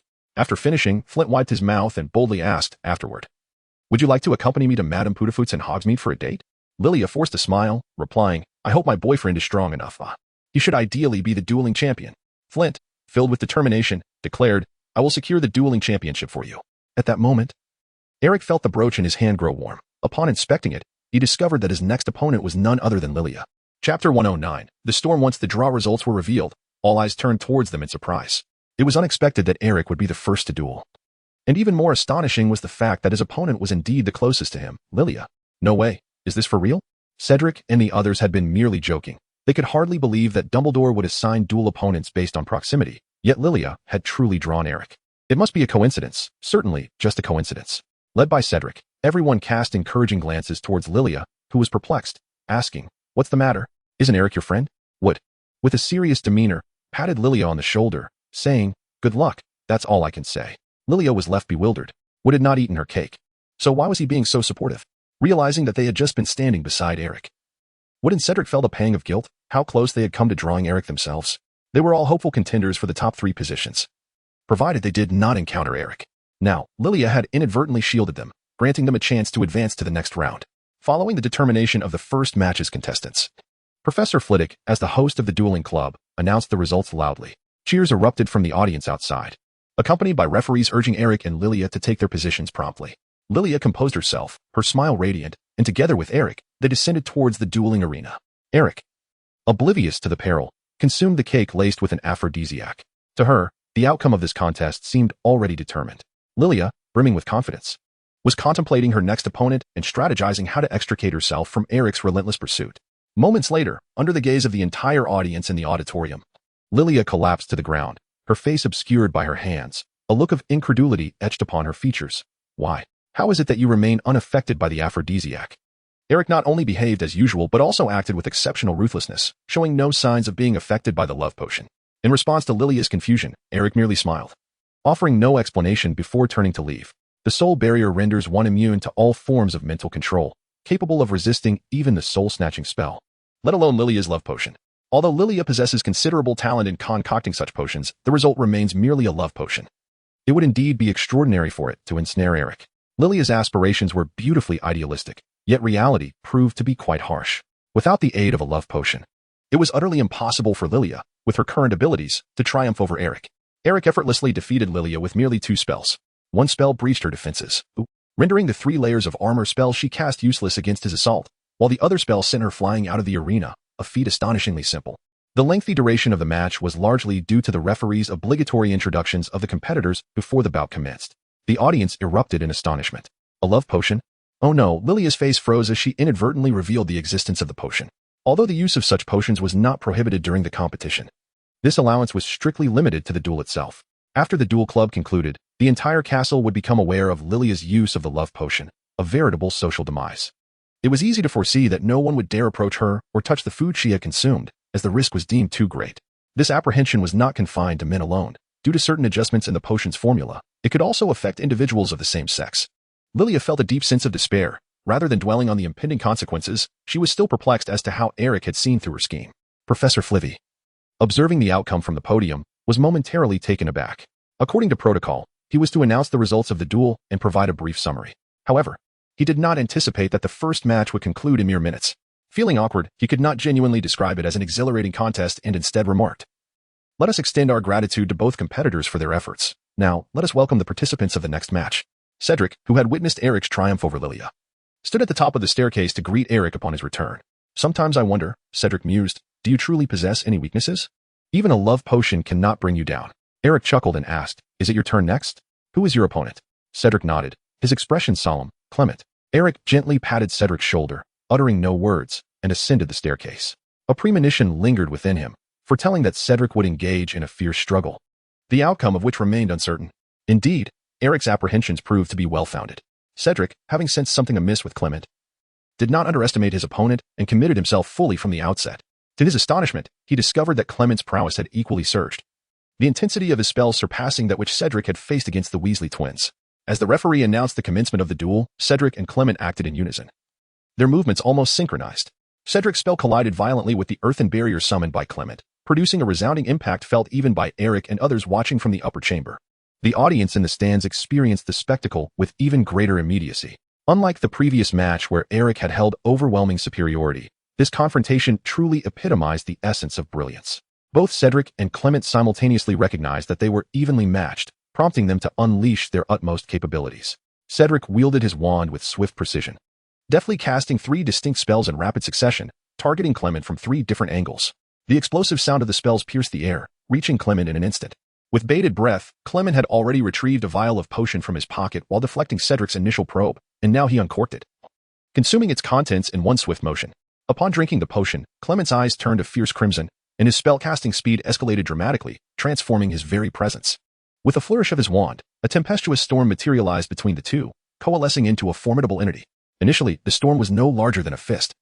Yet as Cedric's spells approached, Clement remained undeterred, eyes shut tight, wand raised high, reciting incantations aimed at the tempest he had conjured. What had seemed a trivial storm rapidly expanded to a size comparable to a human in mere blinks of an eye. The debris from their earlier spell clash began to be drawn into the swirling tempest. Cedric's 2 spells zipped past the storm's periphery, irresistibly pulled towards it, deflected in opposite directions, one striking the ceiling and the other the floor, resulting in a shower of splintered rock and a plume of dust. The slower spell met a similar fate, veering off course upon mere contact with the storm, posing no threat to Clement whatsoever. Cedric was taken aback as the tempest whirled around a central point at a frenzied pace, drawing in all nearby objects, including spells, under the influence of its magical force. What kind of sorcery is this? Chapter 110. The gale of hatred in the small room above the great hall, Autumn exclaimed, "What kind of magic is this?" The same bewilderment echoed in the minds of Wood, Harry, and others. They had never encountered spells manifesting in such a manner. Not only were the spectators perplexed, but all those witnessing the unfolding spectacle were filled with astonishment. The storm continued to expand relentlessly, and some audience members seated in the front rows could palpably feel its gravitational pull. Eric remarked, "The tempest of hatred can generate a relentless storm that exerts an irresistible attraction on surrounding objects. If left unchecked, it will inevitably escalate into an unimaginable catastrophe. There was once a sorcerer who unleashed this magic in a Muggle town, and as a result, the entire village vanished, with the sorcerer ultimately falling victim to his own spell." Upon hearing this, Harry's complexion paled. "The entire town disappeared? Eric, how do you possess such intricate knowledge?" Eric remarked that he had encountered the information in a tome documenting dark magic from the Forbidden section. Dark magic? Indeed, it is an exceedingly rare form of sorcery, known to even a few professors. Eric fixed his gaze upon Clement in the audience. Essentially, this magic does not strictly qualify as dark magic, despite its formidable destructive capacity. The degree of destruction itself is not a criterion for categorizing dark magic. The origins of this spell remain shrouded in mystery. The book Eric referred to recounted the tale of a witch who discovered the treachery of her long-beloved. At that moment, she felt the inexorable approach of death. In her madness, She desperately sought to obliterate not only her lover, but also the very traces of his existence. Thus, the tempest of hatred was born. A ferocious storm laid waste to the witch's surroundings, leaving nothing in its wake. Eric was unaware of where Clement had acquired such magic, yet its effects were undeniably remarkable. At that moment, Cedric found himself overwhelmed by Clement's prowess. The spell, Furious Gale, served both offensive and defensive purposes, expanding its range over time. Once unleashed, Cedric was immediately placed at a disadvantage. He attempted to retaliate with a spell, but like the previous 3 incantations, it was deflected by the tempest, veering off course. All attacks were rendered ineffective by the presence of the storm. Quick to adapt, Cedric realized that ordinary spells posed no threat to Clement, prompting him to resort to transfiguration as a means of counteraction. He swiftly created distance and, with resolute intent, directed his wand toward the ground before him. The floor fractured, and under Cedric's magical influence, a towering stone knight materialized before him. Clad in armor of solid stone, the knight wielded no weapon, save for a colossal shield that dwarfed its own stature. Undeterred by the whirling tempest, the knight struck its shield with fervor, issuing a battle cry as it charged forward. Cedric's wand danced with purpose, conjuring a circular wall that encircled the storm, trapping it within.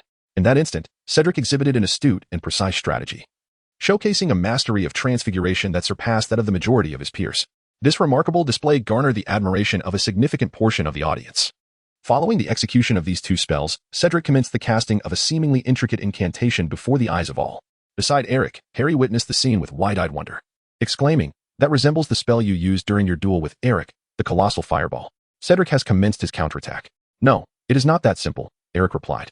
Upon hearing his words, Harry and the others were taken aback, their initial joy for Cedric dissipating in an instant. As Eric's voice faded, Clement ceased his incantation, his expression devoid of emotion as he remarked, "Do you truly believe this ensures your safety?" With a swift flourish of his wand, the already formidable storm expanded, lifting countless fragments of stone, shattering the wall Cedric had conjured. The tempest roared towards Cedric with alarming speed. The use of such destructive magic indoors undoubtedly caused significant repercussions. In an instant, the hall was filled with the cacophony of howling winds, rendering it difficult for anyone to keep their eyes open. Observing the chaos, the professors present stepped forward, casting spells to prevent the storm from reaching the audience. The storm's pace was not rapid. By the time it crossed the center of the dueling arena, it had grown to a height of 3 men. However, in this brief moment, the stone knight Cedric had summoned had firmly established its footing. The knight planted its massive shield into the ground, standing resolutely, its weight pressing down on the shield. Cedric's wand was relentless, coating the knight in a shimmering layer of silver, infusing it with a hardening charm powered by his full magical output. The knight's armor gleamed brilliantly, exuding an aura of grandeur.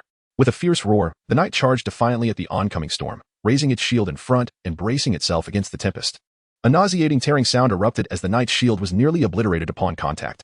The winds at the storm's core were as sharp as blades, causing the upper half of the knight's shield to vanish, while the lower half was reduced to slender strips of metal, swirling away in the gale. The knight's armor shattered, disintegrating into dust that was sucked into the heart of the storm.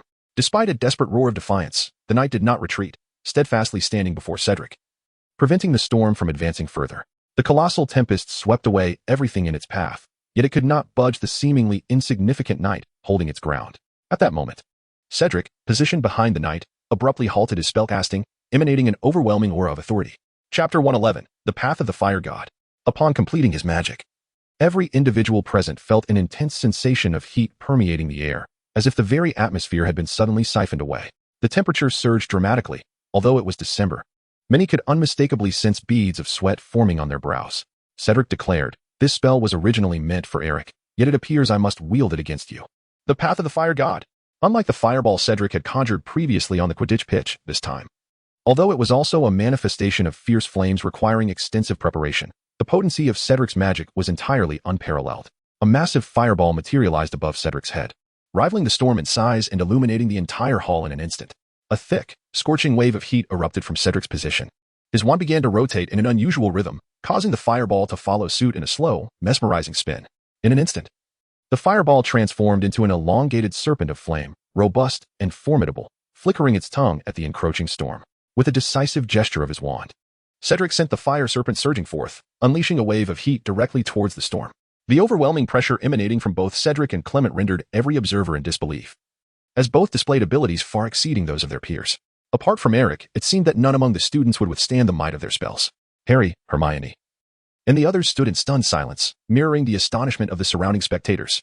Wood's expression turned anxious. He realized he could not possibly withstand Cedric's forthcoming strike. Among those present, excluding the professors, only one person might be able to counter Cedric's onslaught. would glance towards Eric, noticing his unchanged demeanor, propped up on his chin. Lost in thought. In the stands, Dumbledore stood quietly at the professor's table, unable to conceal his astonishment at Cedric's invocation of the path of the fire god. It was surprising how, after merely spending time alongside Eric, Cedric had made such remarkable progress. Dumbledore mused to those beside him. Snape's gaze was sharp, fixed on Dumbledore, his complexion pale with concern. I care not for Diggory's fate. Did you witness the spell Clement conjured? Of course, do not fret, Severus. Do not fret. Snape's tone dripped with sarcasm. Are you unaware of what this spell entails? Why not intervene? In a short while, the entire castle may be laid to waste by this magic. Snape's apprehension was not unfounded, as Cedric and Clement unleashed their full power. Their magic was bound to impact others. Moreover, they were indoors. Professors McGonagall and Flitwick, each leading several colleagues assisting in maintaining the dueling club's operations, stood at either side of the arena, employing spells to stabilize the battleground. The professors raised their wands, pointing towards the four corners of the dueling area. Standing at equal distances apart, a translucent barrier emerged from the corners, interlinking to contain the storm and the fire serpent's unleashed might.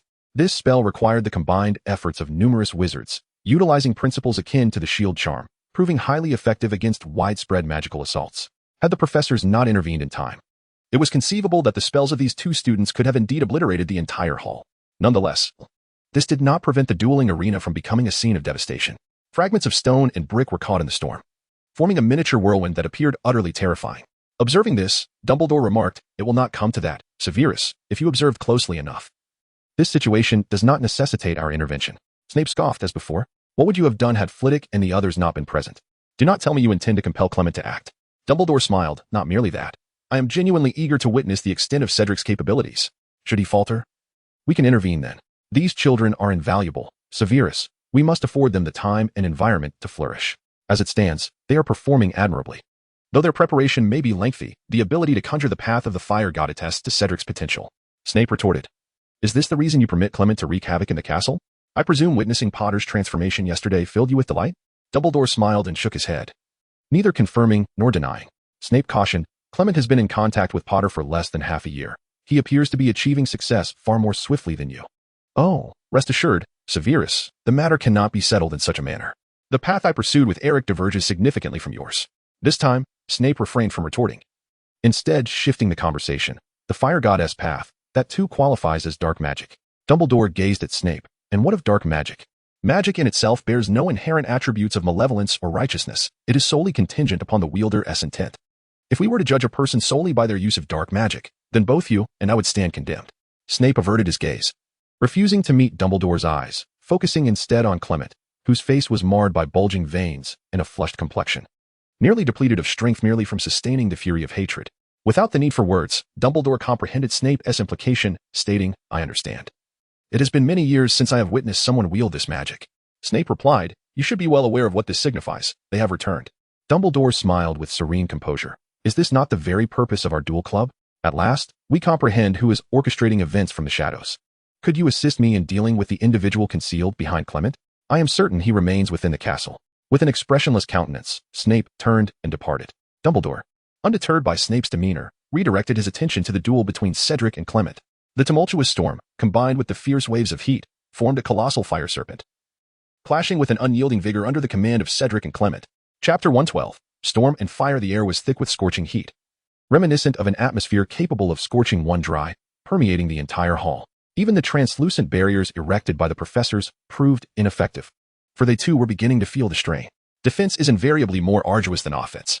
The combined defensive spells cast by several professors, constrained by the confines of the hall and the surrounding environment, struggled to contain the storm's proliferation. Now, with the addition of a massive fire serpent, the heat began to inexorably breach the semi-transparent walls, surging forth. Before the match, no one anticipated that the confrontation between these two individuals would provoke such a commotion. The fire god's path is far from a commonplace spell. Rather, as Snape noted, it possesses a semblance of dark magic. The manifestation of the enormous flames and the extent of their potency were dictated by the caster. Given Cedric's level of magical prowess, the ability to unleash such a spell nearly exhausted all his stamina. Nevertheless, he merely summoned the flames without fully harnessing the spell's true potential. Yet, for a student still engaged in his studies, Cedric had achieved a remarkably commendable feat. Eric was convinced that, apart from Cedric, no other student could master this spell. The hall was already howling with fierce winds due to Clement's storm. Now, the fire serpent summoned by Cedric perfectly merged with the tempest. Flames and heat collided with the gale, rapidly spreading outward. Some students began to suffer from heat stroke and fainting, unable to appreciate what could be deemed the most spectacular duel thus far, as they were overwhelmed by the residual magic. At that moment, the fire serpent, in a slow yet powerful manner, crashed directly into the storm. Clement, unwilling to be outdone, expanded the storm at the instant the fire serpent approached, its reach surpassing that of the serpent. The anticipated thunderous roar did not materialize. Some spectators braced themselves, lowering their heads and covering their ears, as the intense light emitted by the fire serpent rendered them unable to look directly at it. The fire serpent opened its mouth wide, entwined with the storm, as if attempting to devour it whole. Upon contact, a deep, muffled thud resonated, akin to someone gently kicking a door with a heavy sole. The expected explosion never came. In the next moment, to the astonishment of all, the fire serpent and the storm began to engage in a slow yet fierce struggle. The serpent's mouth expanded to the maximum, biting into the surface of the storm, its fiery fangs embedding themselves in the tempest's outer layer, producing a sound that made one's teeth ache, yet failing to penetrate further. The storm's rotational speed suddenly diminished. The fierce winds that had threatened to tear the roof off the hall vanished, replaced by the storm beginning to rotate at an exceedingly slow pace. Compared to its previous speed, it appeared to be in slow motion. Nevertheless, its power remained undiminished, perhaps even intensified. Yet, as the storm slowed, it too could no longer advance. The fire serpent, though unable to breach the storm's defenses, clung tightly to it, pushing it toward Clement. Cedric, once in a precarious position, salvaged the situation with a single spell. Cheers erupted from the Hufflepuff stands, albeit faintly. Not due to a lack of enthusiasm for Cedric, but rather because of the oppressive heat. Once the gale ceased, the most evident change was that everyone felt the relentless hot wind that had previously assaulted their faces had disappeared, leaving only sweltering warmth within the hall.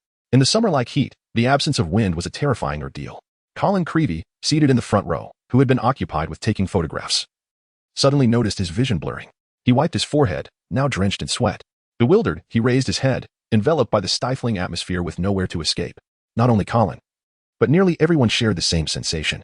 As the storm nearly halted its rotation, waves of heat surged unabated toward the stands. At that moment, no one cared about who would win or lose. They simply wished for the duel to conclude swiftly. In a small room, Eric paid no heed to the rising temperature, fixated instead on the center of the storm. With the changes in the storm's rotational speed, only a few, including Eric and Dumbledore, could discern the truth. The storm had not ceased to rotate. Rather, it had divided its energy into two parts, shifting from the exterior to the interior. At the storm's core, the speed of rotation began to escalate with unprecedented intensity, though this was not immediately apparent from the outside. It was this concentrated energy that thwarted the fire serpent's attempt to extinguish the storm. This was not a surrender, but rather a precursor to a powerful counterattack. Cedric also recognized this reality. His fire serpent could not breach the storm's defenses, although he was unaware of the changes occurring within the storm. His intuition warned him that prolonging the duel was detrimental to him. At that moment, the storm appeared to have completely halted its rotation, constricting in size and forming a spherical shape, perfectly lodged in the serpent's mouth. Cedric anxiously directed the fire serpent to divide, disregarding the storm, and surged toward Clement. If he could not extinguish your magic, then he would extinguish you. Meanwhile, Clement's eyes turned crimson as he let out a furious roar, veins bulging visibly on his face, creating a terrifying visage. This was the opportunity he had awaited. He forcefully pressed his hands down, directing his wand toward the ground, then suddenly raised it. The storm sensed his movement, erupting from within with a flash of light, its size shrinking once more to that of a fist. This was the essence of the spell, Hatred's Gale. First came the exhilarating release, a spree of destruction, followed by confusion, stagnation, and the agony of unresolved pain. Ultimately, hatred would not dissipate. Instead, it would coalesce, gathering strength to launch a resolute and fierce retaliation against its target. Chapter 113. Upset at the moment when Clement's magic began to change, the observing professors finally reacted. Even those unfamiliar with the spell could sense the ominous expression on Clement's face and the overwhelming surge of magical energy emanating from the center of the dueling arena. A force so potent it threatened to shatter the very hall. Without the need for instruction, the professors sprang into action. Snape, Sprout, Lupin, and several others, including Flitwick and McGonagall, who had been standing at the edge of the dueling area, simultaneously cast protective charms and other defensive spells to shield those around them. Their strategic positioning ensured coverage of all spectators present. Layers of translucent magical barriers rose from the corners of the arena, forming 4 walls and a ceiling, ultimately creating a square cage that contained everything within the dueling ground. With the collaboration of multiple professors, the searing heat finally dissipated, replaced by a visible crimson glow that enveloped nearly the entire arena, leaving only a narrow space in front of Cedric and Clement. Fire consumed the arena, transforming it into a fiery red prism, with Clement left standing in a scant area. Had the storm he conjured not obstructed the advance of the fire serpent, he would have undoubtedly been engulfed by the flames. The intense fire scorched every stone, and even the professor's magical barriers turned a deep red. In the next moment, As the professors attempted to contain the spreading flames, Clement's summoned storm erupted with a brilliant flash, unleashing a wild torrent of energy from the serpent's mouth. The sound was muffled yet distinct, resembling countless explosive spells detonating underwater.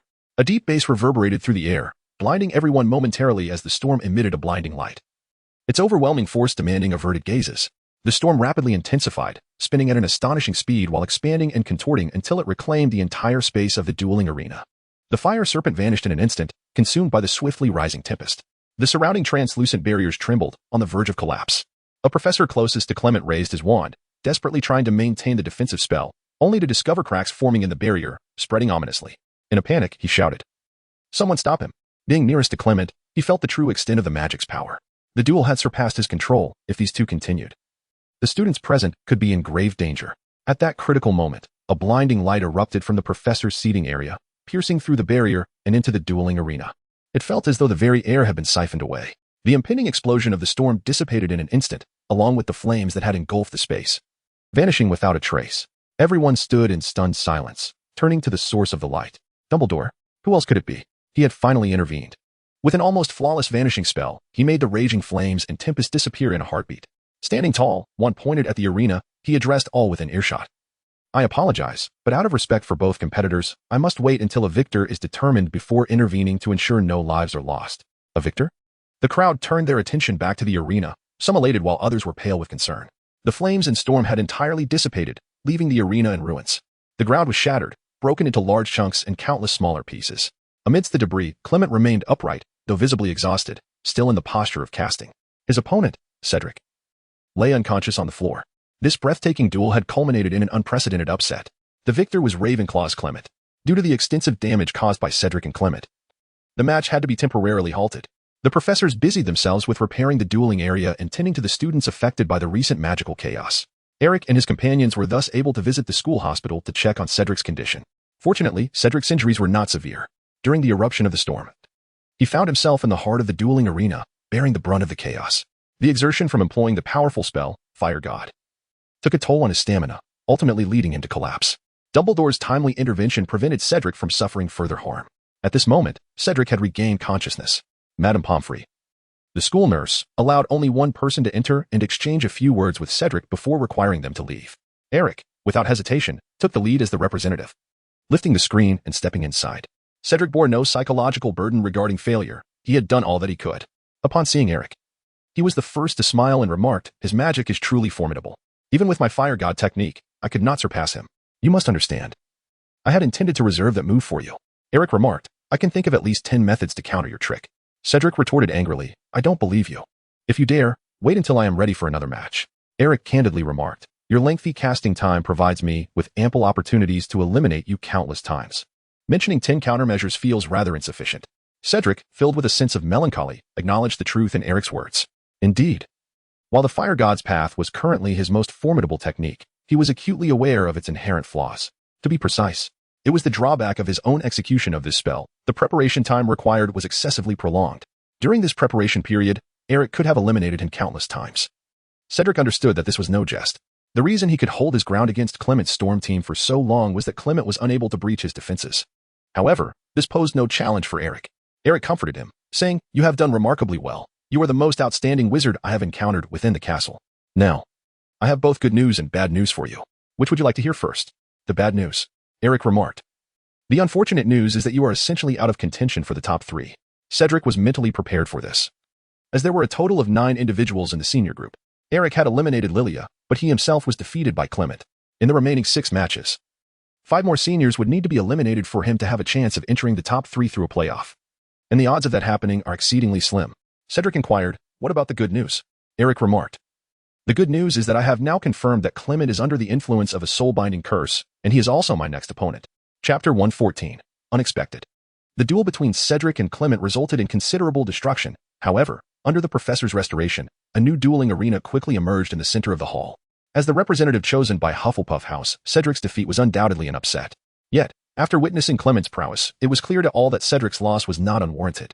Both individuals exhibited magical abilities that surpassed those of ordinary students, with Clement merely demonstrating a superior edge. Following the conclusion of their match, the audience in the hall continued to discuss the spectacular clash of storms and flames. In the face of such overwhelming fire, the subsequent matches appeared somewhat lackluster in comparison. After exiting the infirmary with Eric, it was now Wood's turn, followed by others, to take the stage one after another. Harry and Hermione drew the misfortune of facing opponents from the upper years. Although Harry and Hermione had made significant strides in their abilities through Eric's training, competing against older students remained a formidable challenge. After all, those who reached the finals were no weaklings. A wizard's magical prowess naturally grows with age, and upper-year students generally possess greater strength than their lower-year counterparts. Despite Harry and Hermione pushing their spellcasting techniques to the limit, they were ultimately halted in the round of 16. Harry was defeated by Morel, a fifth-year student from Slytherin, while Hermione succumbed to Hufflepuff's cackle. After Harry and Hermione's elimination, Wood effortlessly triumphed over a fourth-year Slytherin student, advancing to the quarterfinals. The most outrageous result occurred in the final match that determined the quarterfinalists. Cho Chang drew Flint from Slytherin, a sixth-year student who had been automatically advanced to the finals. Initially believing she was destined to lose, Cho stepped onto the dueling platform with a resolute expression, only to discover that her opponent was nowhere to be found. Not only was Cho perplexed, but the audience and the on-site judges were equally bewildered. Slytherin's head, Snape, was missing, and there was no one available to inquire about his whereabouts. Several professors, accompanied by the heads of Slytherin, searched the vicinity until they finally found the weeping Flint outside the infirmary. Flint sobbed, "Lily, my Lily, I love you so much. Why have you rejected me?" All eliminated contestants were required to stay in the infirmary for observation, including the previously defeated Lily. During the break between matches, Flint rushed to express his feelings to Lily, only to be met with her unequivocal rejection. Due to his loud lamentations, Madame Pomfrey expelled him, but unwilling to leave, he knelt at the infirmary's entrance, tears streaming down his face. No amount of persuasion from professors or heads could coax Flint back, leading to the announcement of his forfeiture. Thus, Cho Chang advanced to the quarterfinals in a rather bewildering manner. The effects of the love potion were indeed undeniable. In the afternoon, the quarterfinals commenced officially. In the first match, Eric faced Clement. Eric emerged from the small room in the auditorium, preparing to descend the stairs to the dueling grounds, only to find Snape lurking in the shadows around the corner. Glancing around, he realized they were alone. "Professor, do you seek me for something?" Eric paused and inquired with a smile. Snape replied, "To be brief, Clayton, if you wish to avoid demise on the dueling field, it would be prudent to forfeit now." Eric pondered for a moment and replied, "Is it because you have yet to uncover the individual concealed behind Clement?" Snape's gaze sharpened as he fixed his eyes on Eric and inquired, "What else do you know?" Eric remarked, "Clement is under someone's control, and that individual is likely still within the castle. Professor Dumbledore is not blind. He must have noticed this, yet it seems an unexpected turn of events has occurred." Snape sneered, "You are astute, but you are mistaken. The wise often meet untimely ends. Your decision to withdraw is merely a suggestion, a sentiment expressed by Dumbledore. Whether you heed it is entirely your choice." Snape continued, "At present, we cannot ascertain what may transpire with Clement. Dumbledore is still seeking a means to lift the enchantment that binds him." With that, Snape, without waiting for Eric's response, turned and strode towards the professor's table. Eric stood in place, contemplating for a moment, before stepping outside and making his way to the dueling ground. Clement had long been waiting there. As Eric made his entrance, he was met with thunderous applause from the entire auditorium. Clement's prowess was evident to all, and Eric was also a frontrunner for the championship. The clash between these two titans promised to be even more thrilling than the duel between Cedric and Clement, heightening the audience's anticipation. As the quarterfinals commenced, the esteemed Professor Flitwick himself took the role of referee. Given the precedents set by the earlier match, the professors could not afford to be careless. With Flitwick present, he could promptly intervene to thwart any widespread curses. With his mental barriers lowered, Eric gazed at Clement, and the revelation startled even him. Clement appeared to have completely forsaken his humanity, enveloped entirely in a shroud of dark energy. He resembled a Dementor, yet on the surface, he exhibited no visible signs of abnormality. Eric recalled Snape's earlier words. It was still not too late to call off the duel. However, at that moment, Professor Flitwick had already waved his wand beside him and proclaimed loudly, "The duel begins." Eric made an instantaneous decision. Given the circumstances, he would first subdue Clement.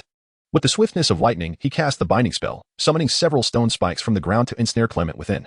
Clement did not flinch or evade. Instead, his eyes transformed into a fiery crimson, and his hands spread wide, as if he were willingly embracing Eric's incantation. The moment the binding spell made contact with Clement, an unexpected transformation unfolded before everyone's eyes. Rather than resisting, Clement wore a look of utter satisfaction. In the next instant, he began to inflate at an astonishing rate.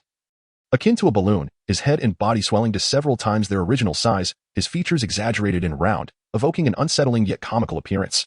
The stone spikes summoned by Eric ensnared Clement's ankles. In that moment, under the astonished gazes of all, Clement burst forth like a balloon. Chapter 115, The Dark Mark? Amidst the shocked stares of the crowd, Clement erupted in place, resembling a balloon that had met its end. With a sharp pop, An unimaginable sound that one typically associates with a balloon reverberated from within a human body. Though the sound was not loud, it was strikingly clear, impossible to ignore. Blood. A veritable mist of crimson erupted into the air, instantly saturating the entire dueling arena following Clement's explosion. With a swift motion of his wand, Eric dispersed the blood that had been cascading towards him, ensuring not a single drop touched his skin. Professor Flitwick stood in astonishment before the lifeless form of Clement. To refer to it as a body would be somewhat misleading, for all that remained within Clement was the blood that stained the dueling arena. Professor Flitwick was the first to regain his composure. He promptly drew his wand, aiming it at Eric, and declared in a commanding voice, "Do not move, Eric, if you wish to remain alive." Eric remained motionless, confronted by Professor Flitwick's wand, yet only displayed a faint smile as he spoke. "I did not kill him. I stand here, Professor, going nowhere." An aura of detachment emanated from Eric, causing the very air around him to seem to coalesce, compressing the space beside him. Professor Flitwick initially attempted to disarm Eric, but upon sensing the palpable pressure radiating from him, he promptly ceased his actions. Cold sweat beaded on Flitwick's forehead. In that moment, he lacked the confidence to fully subdue Eric, resulting in a tense standoff between them. Meanwhile, in the audience, regardless of the prior discussions surrounding the duel, no one could have anticipated this outcome. Witnessing a classmate, someone they interacted with daily, perish before their eyes was a shock few could endure. After a fleeting moment of stillness, chaos erupted. The audience became a cacophony of panic. Calmness was lost to the tumult. Some cried out, while others fled, instinctively choosing to distance themselves from the dueling ground. In their eyes, Eric had transformed into a figure of terrifying specter-like dread. They remained oblivious to the specifics of Eric's actions, only witnessing the instant Clement was struck by Eric's curse. His form contorted grotesquely before bursting apart like a balloon. Blood rained down, saturating the area surrounding where Clement had stood, while Eric remained untouched. The scene was overwhelmingly shocking to the senses, causing several students with fragile mental fortitude to faint on the spot. "Calm down. Silence. Do not flee." The head boy and professors endeavored to maintain order. Yet the isolated voices of a few were rendered ineffective amidst the chaos. A palpable atmosphere of panic began to permeate, with many recklessly attempting to escape the hall. At the professor's table, Lupin gazed in astonishment at Eric, who still stood in the dueling arena. He knew full well that Eric could not have intended to kill Clement. Yet further explanations at this juncture seemed futile. Lupin turned his head toward another corner of the hall, nodding at a large black dog that had appeared in the shadows. The dog, receiving the signal, dashed swiftly towards the exit. "Oh my goodness, what is that?" exclaimed a professor beside Lupin, pointing toward the dueling area. Without his prompting, Lupin had already taken note. The spot where Clement had originally stood was undergoing yet another transformation. At the side of Clement's corpse, a green orb of light began to materialize, entwined with black tendrils that ascended into the air, twisting and expanding into the shape of a skull. Above the skull, a distinctive triangular symbol emerged, with a circular center pierced by a vertical line. Upon seeing this emblem, Lupin's eyes widened in shock. Several seasoned professors gasped in unison. While they may not have recognized the significance of the mark above the skull, any wizard who had lived through the era of Voldemort would be all too familiar with the green skull. It was the Dark Mark. Each targeted attack by the Death Eaters would leave behind this ominous symbol at the scene. And now, the Dark Mark had appeared within Hogwarts. The emergence of the Dark Mark sent the already chaotic crowd into deeper panic. The voices of the professors were drowned out by the cries of the audience, as students rushed to escape. Suddenly, a beam of white light shot forth from the professor's table, striking the Dark Mark and obliterating the skull. "Everyone, quiet." Dumbledore's voice resonated throughout the hall, as it always did, instilling a sense of reassurance. His expression was unusually grave as he declared, "Students of all years, return to the common rooms in an orderly fashion under the guidance of your head boys and professors. This is not an attack. As long as I am here, Hogwarts remains safe." Dumbledore's words possessed a certain charm, consistently capable of calming the frenzied crowd. The students, who had been scattering in confusion, halted in their tracks, turning their gazes toward Dumbledore. Noticing his continued composure, clarity gradually returned to their minds. The voices of the head boys and professors regained significance among the throng, and students instinctively began to form orderly lines around them. More and more individuals ceased their frantic flight, turning to join the ranks. Importantly, following the appearance of the Dark Mark, no further incidents transpired. Eric remained rooted to the spot, his gaze fixed upon the Dark Mark before him, his expression one of astonishment. The triangular symbol above the Dark Mark was all too familiar to him. It was the very emblem he had presented in the Hog-ass Head Tavern to gain Fudge's trust, representing Grindelwald. He could scarcely believe that he would encounter this mark now, at Hogwarts, and on the body of the deceased Clement. In an instant, Eric connected all the events that had transpired. The hidden puppet master within the castle, Clement, ensnared by a soul-stealing curse, in the dark, wraith-like mist emanating from Clement's being. Moreover, Clement's remarkable surge in power over a brief period, paired with his self-destructive explosion, painted a sinister picture. Clement's demise was not merely an act of suicide. It resembled a proclamation, a heralding of the return of the organization that venerates this mark. At this juncture, There exists no more captivating spectacle than the dueling club to draw the attention of the masses. Eric could not help but smile. The coincidence was indeed remarkable. The storm stirred by his butterfly had returned to him today in such a shocking manner. He had inadvertently collided with the eye of the storm.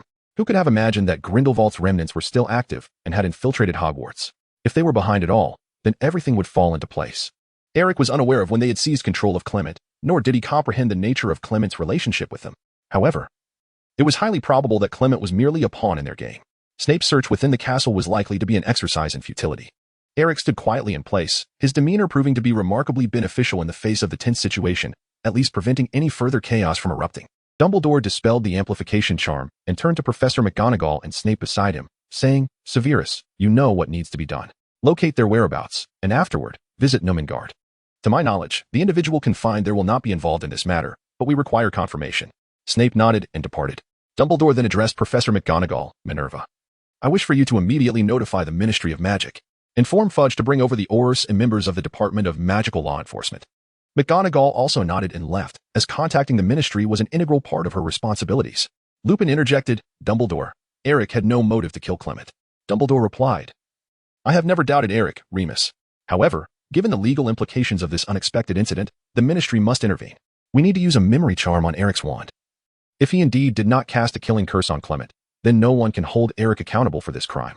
Chapter 116. A dramatic turn of events. This year's dueling club has encountered misfortune. First, Eric's unexpected appearance, followed by Cedric and Clement engaging in a fierce confrontation, and now, Clement has literally exploded. Following a brief lull in the chaos, students from various houses returned to their common rooms under the guidance of their respective heads, while most professors chose to remain behind. Flitwick, one pointed at Eric, quickly realized his reaction had been excessive upon observing Eric's demeanor. Judging from both Eric's position and the perspective of vested interests, it was clear that Eric could not be the perpetrator of Clement's demise. Such an action would yield no advantage for Eric. Under Dumbledore's guidance, Lupin and the two professors took over Flitwick's role, tasked with watching over Eric. Interestingly, Eric's wand remained firmly in his grasp, unyielded. Dumbledore had not issued any command to confiscate Eric's wand. Although everyone present witnessed Eric attacking Clement, resulting in Clement's death, none dared to provoke this predicament without Dumbledore's directive. Lupin led the group, exchanging a knowing glance with Eric, deliberately avoiding any mention of seizing the wand. If anyone present had welcomed the unfolding events, it was Rita Skeeter, who had spent the day lurking near the dueling arena, finally catching the scoop of a lifetime. Clement's sudden emergence, his altercation with Cedric, and subsequent demise at Eric's hand provided her with a compelling narrative. She had already drafted the emotional storyline in her mind. Other journalists lacked the depth of information she possessed. If she could dispatch her article back to the Daily Prophet immediately, it would once again seize the headlines. However, just as Rita prepared to depart, Dumbledore intercepted her. "Rita, I would greatly appreciate it if you could remain a while longer." Dumbledore smiled. Rita, wary, cast a glance at him and replied, "You don't intend to prevent me from publishing my article, do you?" "That would be impossible. This incident cannot be concealed." Dumbledore countered. "I am aware that everyone present witnessed the events. I have no intention of asking you to withdraw your article. I merely wish for you to wait until the truth emerges before publishing." Rita questioned, "The truth? Is it not Eric who attacked and killed his classmate?" "I did not misinterpret, nor did my camera." She glanced at the other reporters, observing them hastily departing toward the Ollery, her expression shifting to one of urgency. Dumbledore ceased his persuasion, instead stating, "By leaving as they have, you will only contribute a mundane article to the Daily Prophet. However, if you stay, you will secure an exclusive story." This remark swayed Rita. She halted, reassembling her camera, her quill flying across the parchment as she swiftly recorded the events. At that moment, officials from the Ministry of Magic finally arrived, led by Professor McGonagall. Amelia Bones, the head of the Department of Magical Law Enforcement, accompanied by a contingent of Aurors, appeared at the entrance of the Great Hall. Among them was Cornelius Fudge, the Minister of Magic. Upon seeing Eric, Fudge's expression soured considerably. "It's him, once again." Just previously, at the Leaky Cauldron, Eric had crossed over to inform Harry about Sirius. Now, he was once again at the center of controversy. Fudge felt utterly conflicted regarding Eric. On one hand, he recognized that Eric might aid him in advancing his career by locating Sirius. On the other, he was reluctant to entertain any semblance of coercive negotiation with Eric. Thus, after receiving a letter from Eric some time ago, Fudge had chosen to feign ignorance. Just as Eric had noted, the Ministry had been unable to locate Sirius. Even now, rumors circulated that Sirius had infiltrated Hogwarts, yet the Ministry had received no updates. This was a significant embarrassment for the Ministry. Fudge ordered his Aurors to commence an almost frenzied search, hoping to uncover even the slightest trace of Sirius. Alas, the search yielded nothing. The deadline for Halloween set by Eric has long passed. As time elapses, Fudge finds himself in a state of despair, his inner equilibrium disrupted. gradually tilting towards Eric's influence. Upon learning of Eric's public antics at the duel club, Fudge realizes there is no escaping his fate and must accompany the director of the magical law enforcement, Bones, to Hogwarts. His arrival signifies his acquiescence to Eric's terms. After exchanging brief pleasantries, Fudge leans closer to Eric and whispers in a tone audible only to them, "I have acquiesced. Tell me your terms." "Do not be hasty, Minister. The best is yet to come," Eric replies with a smile. Chapter 117, The Mark on His Hand. Fudge, perplexed, inquires, "The best? What do you mean?" "I only wish to know where Black is," Eric remarked. "After the Christmas holiday, you shall have the very presence of Blake, I assure you." Fudge inquired, "Why must we wait until after Christmas?" Eric and Ron's confinement was set for the first day after the Christmas holiday.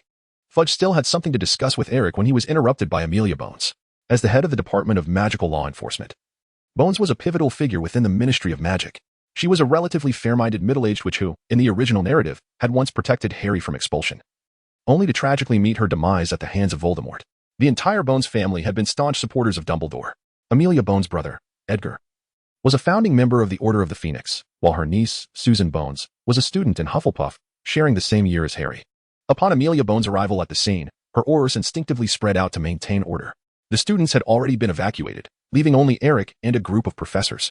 "Minister, we have briefly understood the situation, and now we must conduct a trace spell on his wand," Amelia Bones stated as she approached. Fudge could only step aside to engage Dumbledore in conversation. Dumbledore appeared relaxed, showing no signs of the concern that Eric felt. Amelia Bones wore a serious expression. Accompanied by an experienced Auror, Eric presented his wand, which was then levitated in the air by the Auror's wand, as Amelia Bones also drew her wand in response. Under the watchful gaze of the crowd, her retracing charm began to take effect. A faint golden light emanated from the tip of her wand, gradually enveloping Eric's wand. As the golden glow appeared, the spells Eric had recently cast flickered before their eyes. The results of the inspection soon became apparent. Amelia Bones announced in astonishment that there were no spells on his wand capable of killing Clement.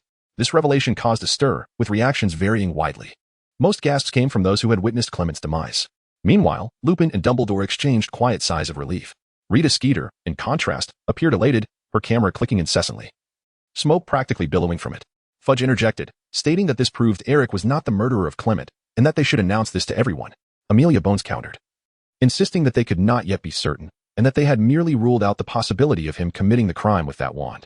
Fudge, agitated, argued that this already indicated the truth. Could he possibly kill another student barehanded? Dumbledore glanced at Fudge, who quickly averted his gaze. Dumbledore remarked that he trusted Bones' judgment, urging Fudge not to interfere with her work, lamenting only that the dueling club would have to be suspended for the time being. "Very well," Fudge conceded, exasperated. At that moment, Snape's voice cut through. "Headmaster, you ought to see this." Everyone turned to see Snape entering the hall, his expression grim, accompanied by a floating corpse. He used the levitation charm to gently lower the body to the ground. The appearance of another corpse startled both Fudge and Bones. Dumbledore inquired, "What has transpired?" Snape, speaking slowly, explained that an outsider had likely infiltrated the castle during the dueling club, fleeing in guilt. He had discovered traces of the intruder in a dungeon, and when confronted, the individual had met his end. Fudge exclaimed, "Is he dead?" Snape replied with a cold laugh, "By the standards of normal biological existence, indeed." Bones and several Aurors approached to examine the body. "Where is his wand?" Bones asked. "Right here," Snape replied, handing over the wand. Without further ado, Bones and the Aurors began to inspect the intruder's wand. Moments later, Bones, incredulous, declared that the killing curse had been detected on this wand. Fudge, drenched in sweat, exclaimed that 2 individuals had died at Hogwarts, his mind racing. Can we be certain this person cast the killing curse? Is there a possibility it was fabricated by someone else? Fudge's insinuation was clear, and Snape shot him a cold glance, implying that Fudge suspected him of fabricating evidence. Amelia Bones firmly stated that it was impossible. The killing curse detected on the wand had been used at least a day prior, and the time of death indeed aligned with Professor Snape's account. Fudge pressed on, "But could it be?" Amelia interrupted, "There is no possibility of that, Minister. The results from the retracing charm and the magical energy comparison confirm that this wand indeed belonged to the deceased, and no one else has used it in that time frame." "Very well," Fudge replied, somewhat defeated. "So what exactly is happening? Who is this person, and why was he present at Hogwarts?" This question plunged the assembly into silence, while Dumbledore's gaze darted around, lost in thought. Amelia Bones contemplated before responding, "We do not know yet, Minister. But I believe this individual's appearance has at least temporarily exonerated Eric. If we can find evidence that Clement was indeed under the influence of the killing curse prior to his death, then Eric will be entirely innocent." This statement left Fudge at a loss for words. He glared at Amelia Bones, frustrated, yet powerless. The division of responsibilities within the Ministry of Magic was clear. He was the minister, but in such matters, he could not override the chief of law enforcement. Eric, seemingly anticipating this outcome, maintained an unchanging expression. After watching quietly, he suddenly spoke. "Minister, why don't you take a look at his arm? You might find a surprise." "His arm?" The assembly turned abruptly to Eric, who, having prompted them, drew their attention to the corpse's concealed arm. Amelia Bones nodded, and one of the Aurors stepped forward to roll up the sleeve, revealing the corpse's forearms. The crowd gasped in unison. On the deceased's right forearm was a mark resembling the dark mark, identical to the one that had appeared earlier in the duel. The same skull, the same coloring, and a matching triangle above the skull's head. Upon seeing this mark, tension gripped the room. Snape discreetly pressed his left hand against the spot of his own dark mark, feeling an unexpected twinge of pain. Chapter 118, The Gathering Storm. Grindelwald's Mark. Fudge inhaled sharply at the sight of the mark on the dead man's arm, instinctively glancing at Eric, who appeared disinterested, feigning mild surprise. Fudge quickly masked his reaction. But a tempest brewed within him. This was the same mark Eric had shown him at the Leaky Cauldron, now reappearing here, and previously. Clement's body had borne the same mark. Fudge felt an ominous sense of foreboding. Is this the dark mark? What does it signify? An Auror asked, bewildered. He was unfamiliar with Grindelwald's unique symbol, but recognized the resemblance to the dark mark.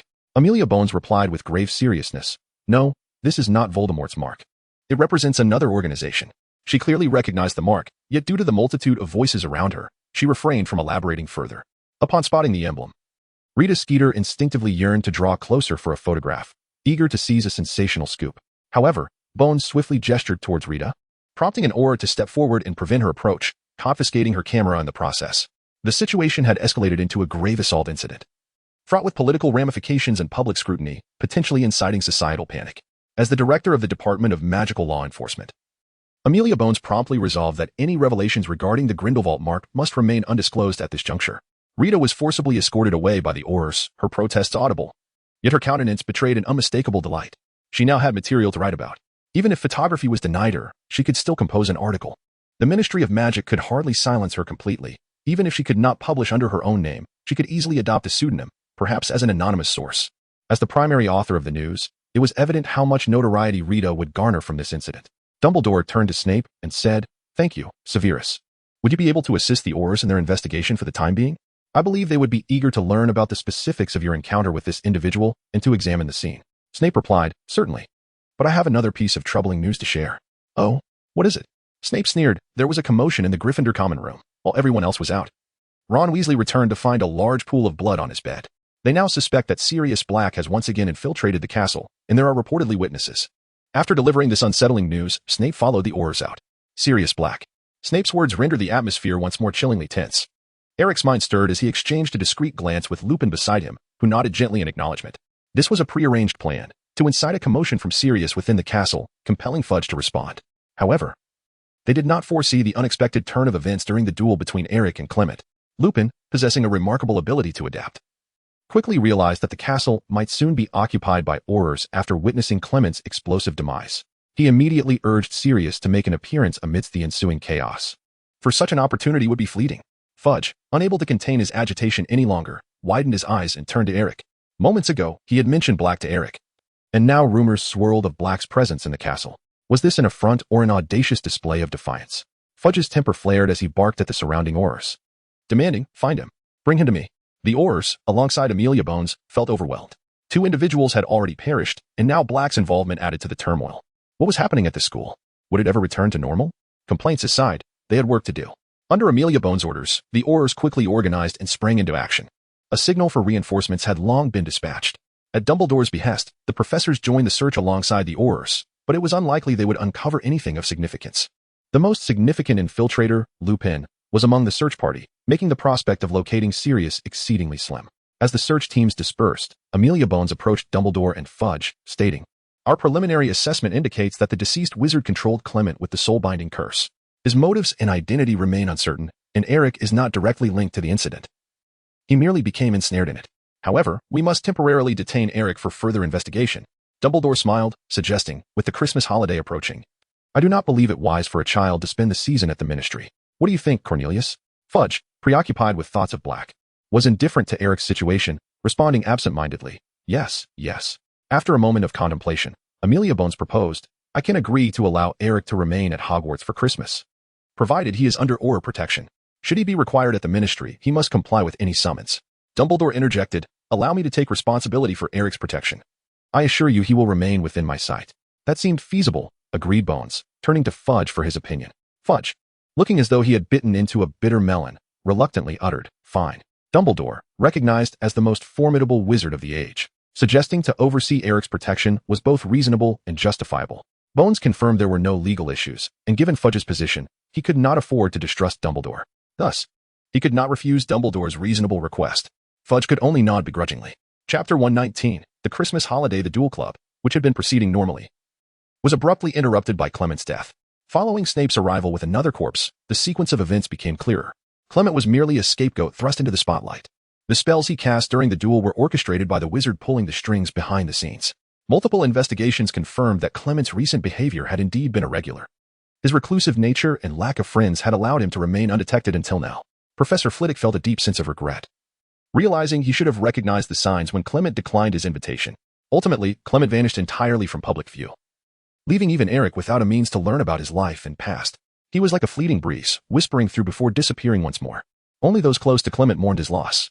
Within Ravenclaw, Professor Flitwick organized a farewell ceremony for Clement, publicly declaring that Eric bore no responsibility for his death. This alleviated much of the fear directed towards Eric from those who had witnessed him cast spells against Clement, leading to the latter's demise. With both the ministry and the school opting for a muted response, the matter was hastily put to rest. However, the ramifications of Clement's incident were profound. The duel club was indefinitely suspended, and Dumbledore confirmed that it would not resume in the foreseeable future. The timing for completing the remaining matches or potentially canceling them was still under discussion. Furthermore, Sirius's reemergence added to the atmosphere of panic and confusion that enveloped the castle once more. Regardless of Lupin's intentions, his actions had rekindled chaos within Gryffindor.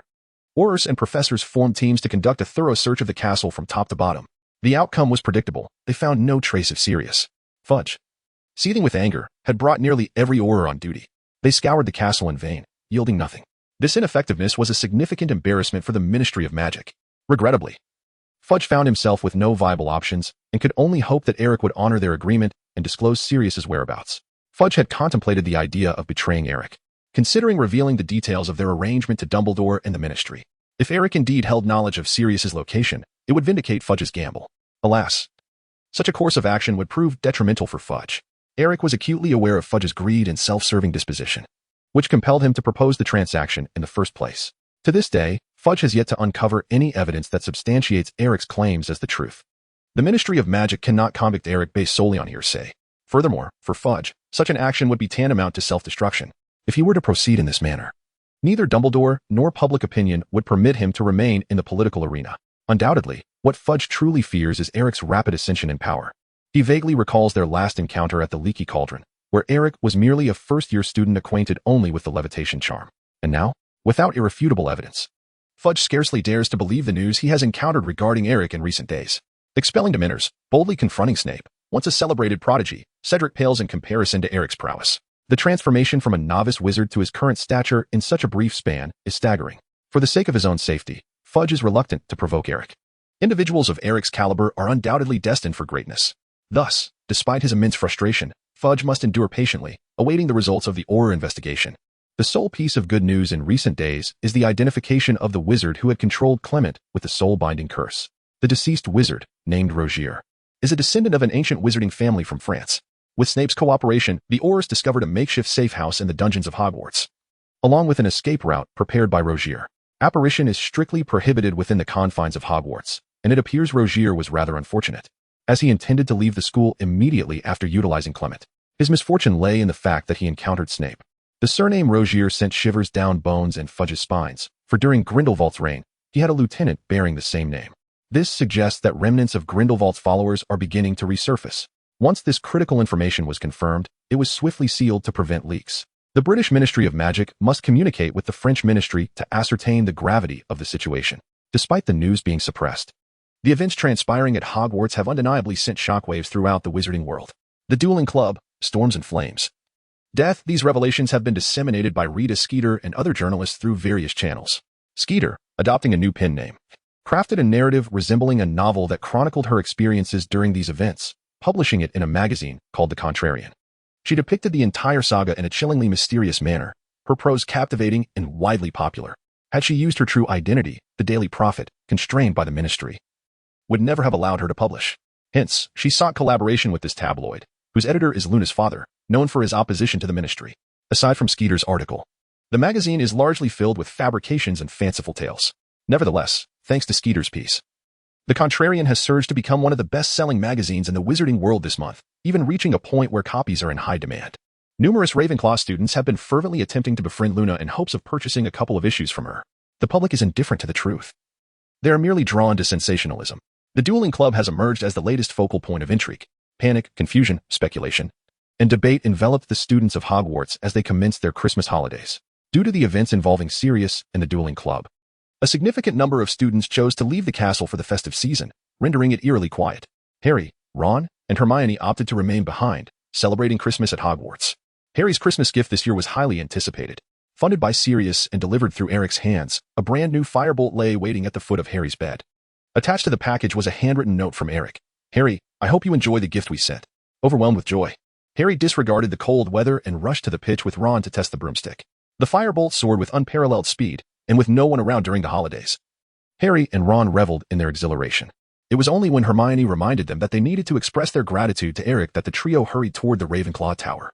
Upon reaching the entrance, they discovered that Eric was not currently within the castle. He had departed for France with Dumbledore. Chapter 120, Nicolame, France, Paris. In the outskirts, in an unremarkable little town at a crossroads, a recent snowfall rendered the ground quite slippery.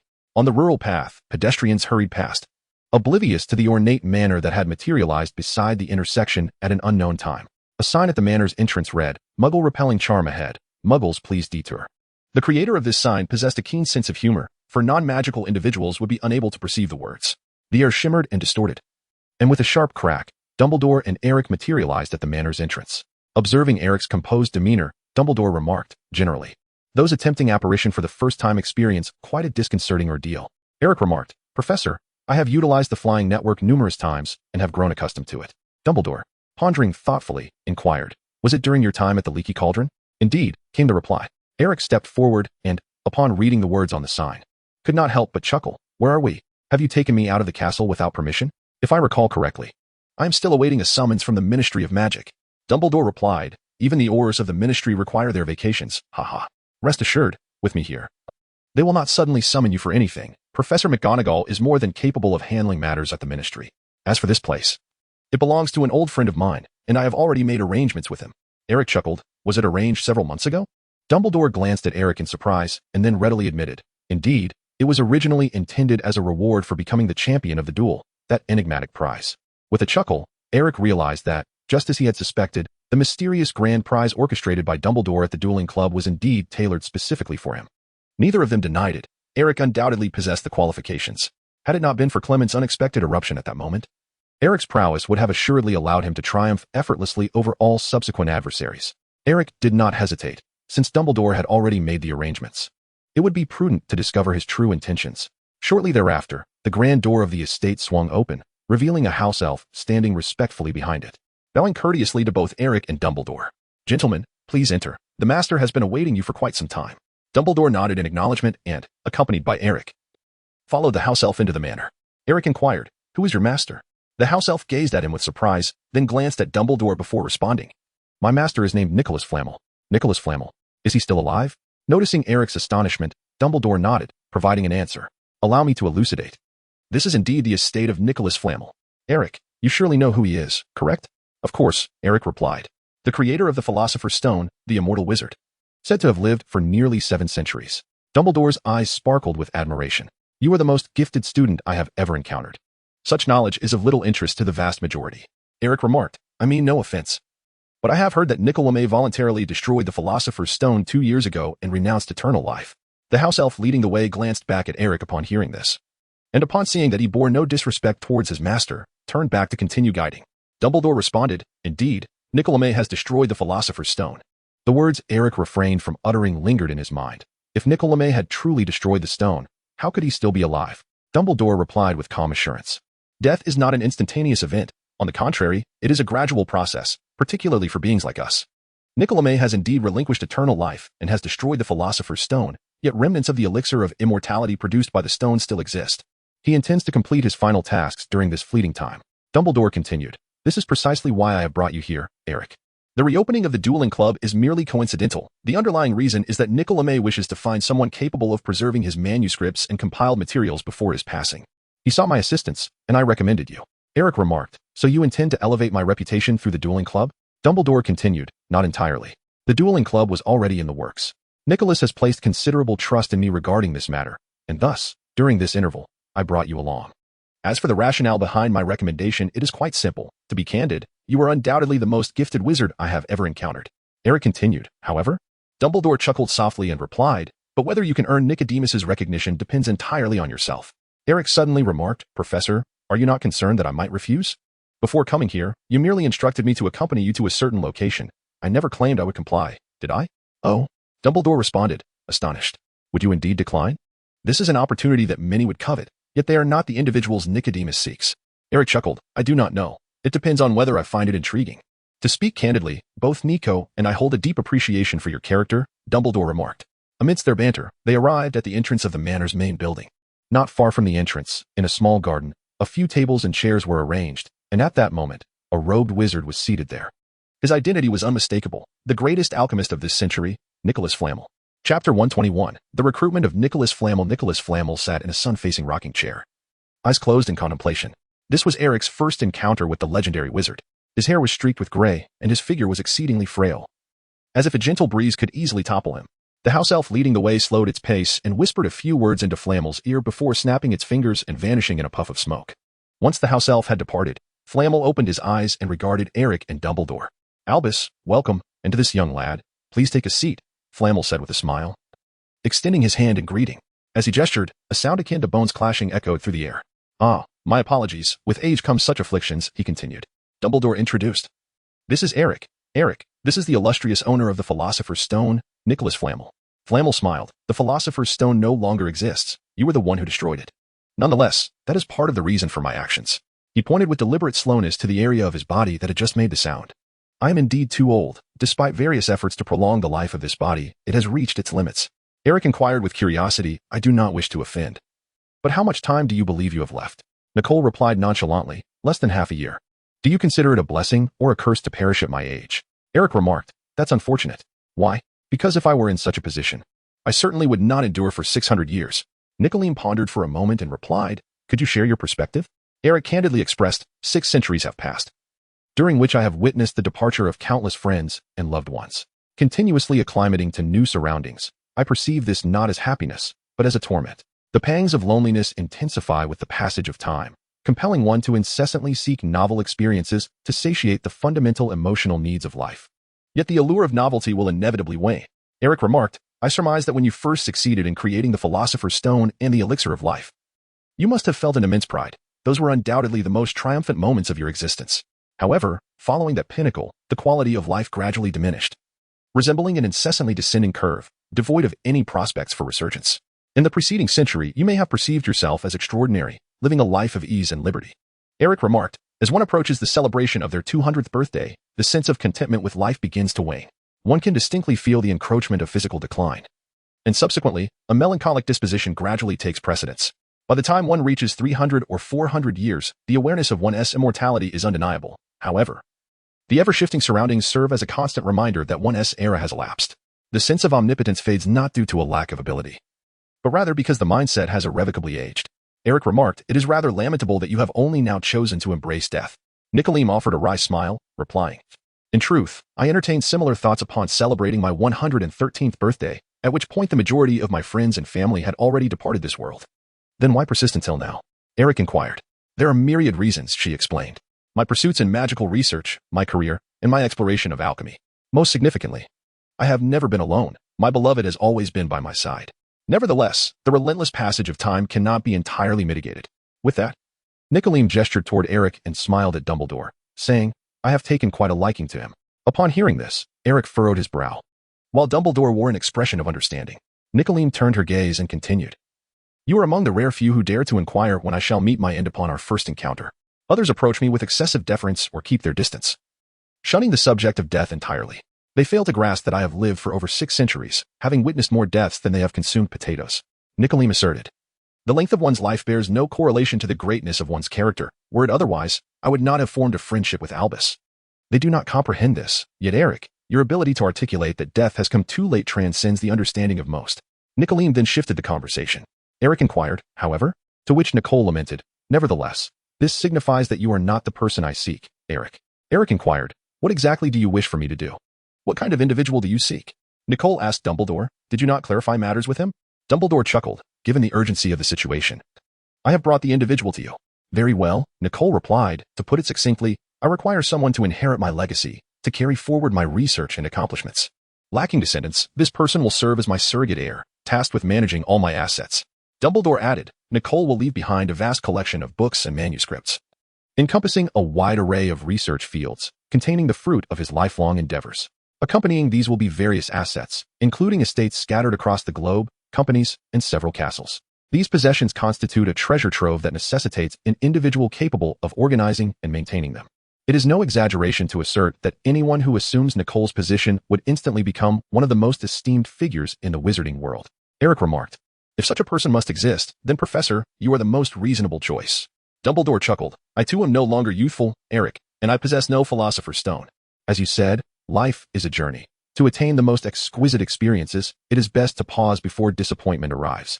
I have a premonition that my remaining journey is not extensive. Eric was taken aback. Dumbledore was behaving unusually today. He felt that his relationship with Dumbledore was not intimate enough to engage in discussions about life, yet today, Dumbledore was exceptionally loquacious.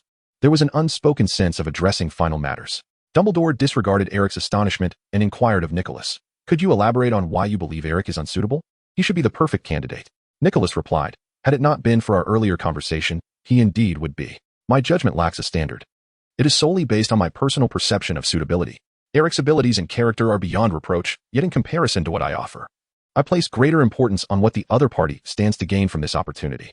Entrusting this position to Eric would be more detrimental than beneficial for him, as he is not one who willingly accepts constraints, regardless of whether such constraints are advantageous or detrimental. He is also not the type to endure a prolonged existence dedicated to a singular pursuit. His aspirations lie elsewhere. Thus, my willingness is mere folly, and besides, we have not even inquired if Eric is willing to accept this, have we? Chapter 122. Eric's wand. Nicholas's gaze was gentle yet bright. Entirely uncharacteristic of someone on the brink of death. Eric remarked, I am indeed not interested. Nicolim inquired with curiosity in the manuscript I left behind. There is a portion detailing the process of creating the Philosopher's Stone. Are you not intrigued by this? You could potentially become the next truly immortal being. Indeed, Eric replied. What a pity, Nicolim responded, though his countenance displayed little in the way of regret. Eric's refusal came as no surprise to him. Dumbledore cast a glance at Eric and remarked, even if you are reluctant to embrace immortality, you can still comprehend the art of crafting the Philosopher's Stone and endeavor to recreate it. Eric chuckled, if I am not mistaken, the Philosopher's Stone cannot be replicated. Once it is destroyed, it is irrevocably lost. Ha ha. Nicodemus laughed heartily, pointing at Dumbledore. Your little tricks are futile against him. He is truly unwilling to accept it. Dumbledore, with an expression of resignation, finally inquired. Very well, Eric, how did you come to know this? Eric remarked, there has always been but one Philosopher's Stone, the one once possessed by Monsieur Lemaire. If such a wondrous magical artifact could be replicated, Monsieur Lemaire would undoubtedly have attempted it. After 6 centuries of endeavor, he failed. Thus, my own attempts would be in vain. Nicolas Lemaire nodded and willingly elaborated. During my era, alchemy was still in its infancy, with many realms yet to be explored, many of which I later pioneered. The birth of the Philosopher's Stone was a serendipitous occurrence, the result of one of my experiments. You are correct. Despite my utmost efforts to document every factor from that time, I have still been unable to successfully recreate a second Philosopher's Stone. Nicolas Lemaire continued. This is because I infused the stone with the essence of soul, a force that cannot be replicated. The essence of the soul. Eric felt a stir within his heart. Silently committing this statement to memory, he refrained from inquiring about the nature of this power. The explosive revelation of such information, articulated by Nicole, symbolized a profound trust in both Eric and Dumbledore. Since Eric has already resolved to decline Nicolam's overtures, there is no further need for inquiry. This, too, is a form of respect. After such extensive conversation, Eric has come to a fundamental understanding. The legacy left by Nicolam is a double-edged sword. The advantages are self-evident. As Dumbledore articulated, the recipient of this inheritance would ascend to become one of the most esteemed figures in the magical realm. Nicolam lived for over 6 centuries, and the wealth he bequeathed is astronomical. Dumbledore also mentioned that Nicolam possessed estates across the globe, including several castles. As the greatest alchemist, Nicolam's knowledge pertaining to alchemy constitutes a genuine treasure. Regrettably, this aspect holds little allure for Eric. Having spent considerable time in the magical community, Eric possesses a modicum of understanding regarding alchemy. Contrary to popular belief, alchemy is not merely a technique for crafting various magical artifacts. Rather, It is an intricate form of magic that intertwines philosophy and chemistry. Alchemy is devoted to exploring the essential forms of various substances, typically focusing on metals and materials. If one were to draw a parallel, alchemy resembles an alternative form of potion-making guided by philosophical principles. The work environment is often centered around crucibles and distillation apparatus. It necessitates prolonged hours spent in the laboratory. Overall, it offers little assistance to Eric at this juncture.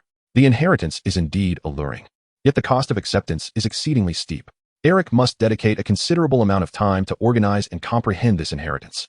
It is evident that this responsibility is one he must fulfill. The time required for this task is impossible to estimate, and it may even consume Eric's entire life, rendering its completion uncertain. Eric harbored skepticism towards the notion of fortune falling from the heavens. Even if such a phenomenon were to occur, the likelihood of it impacting him directly seemed improbable.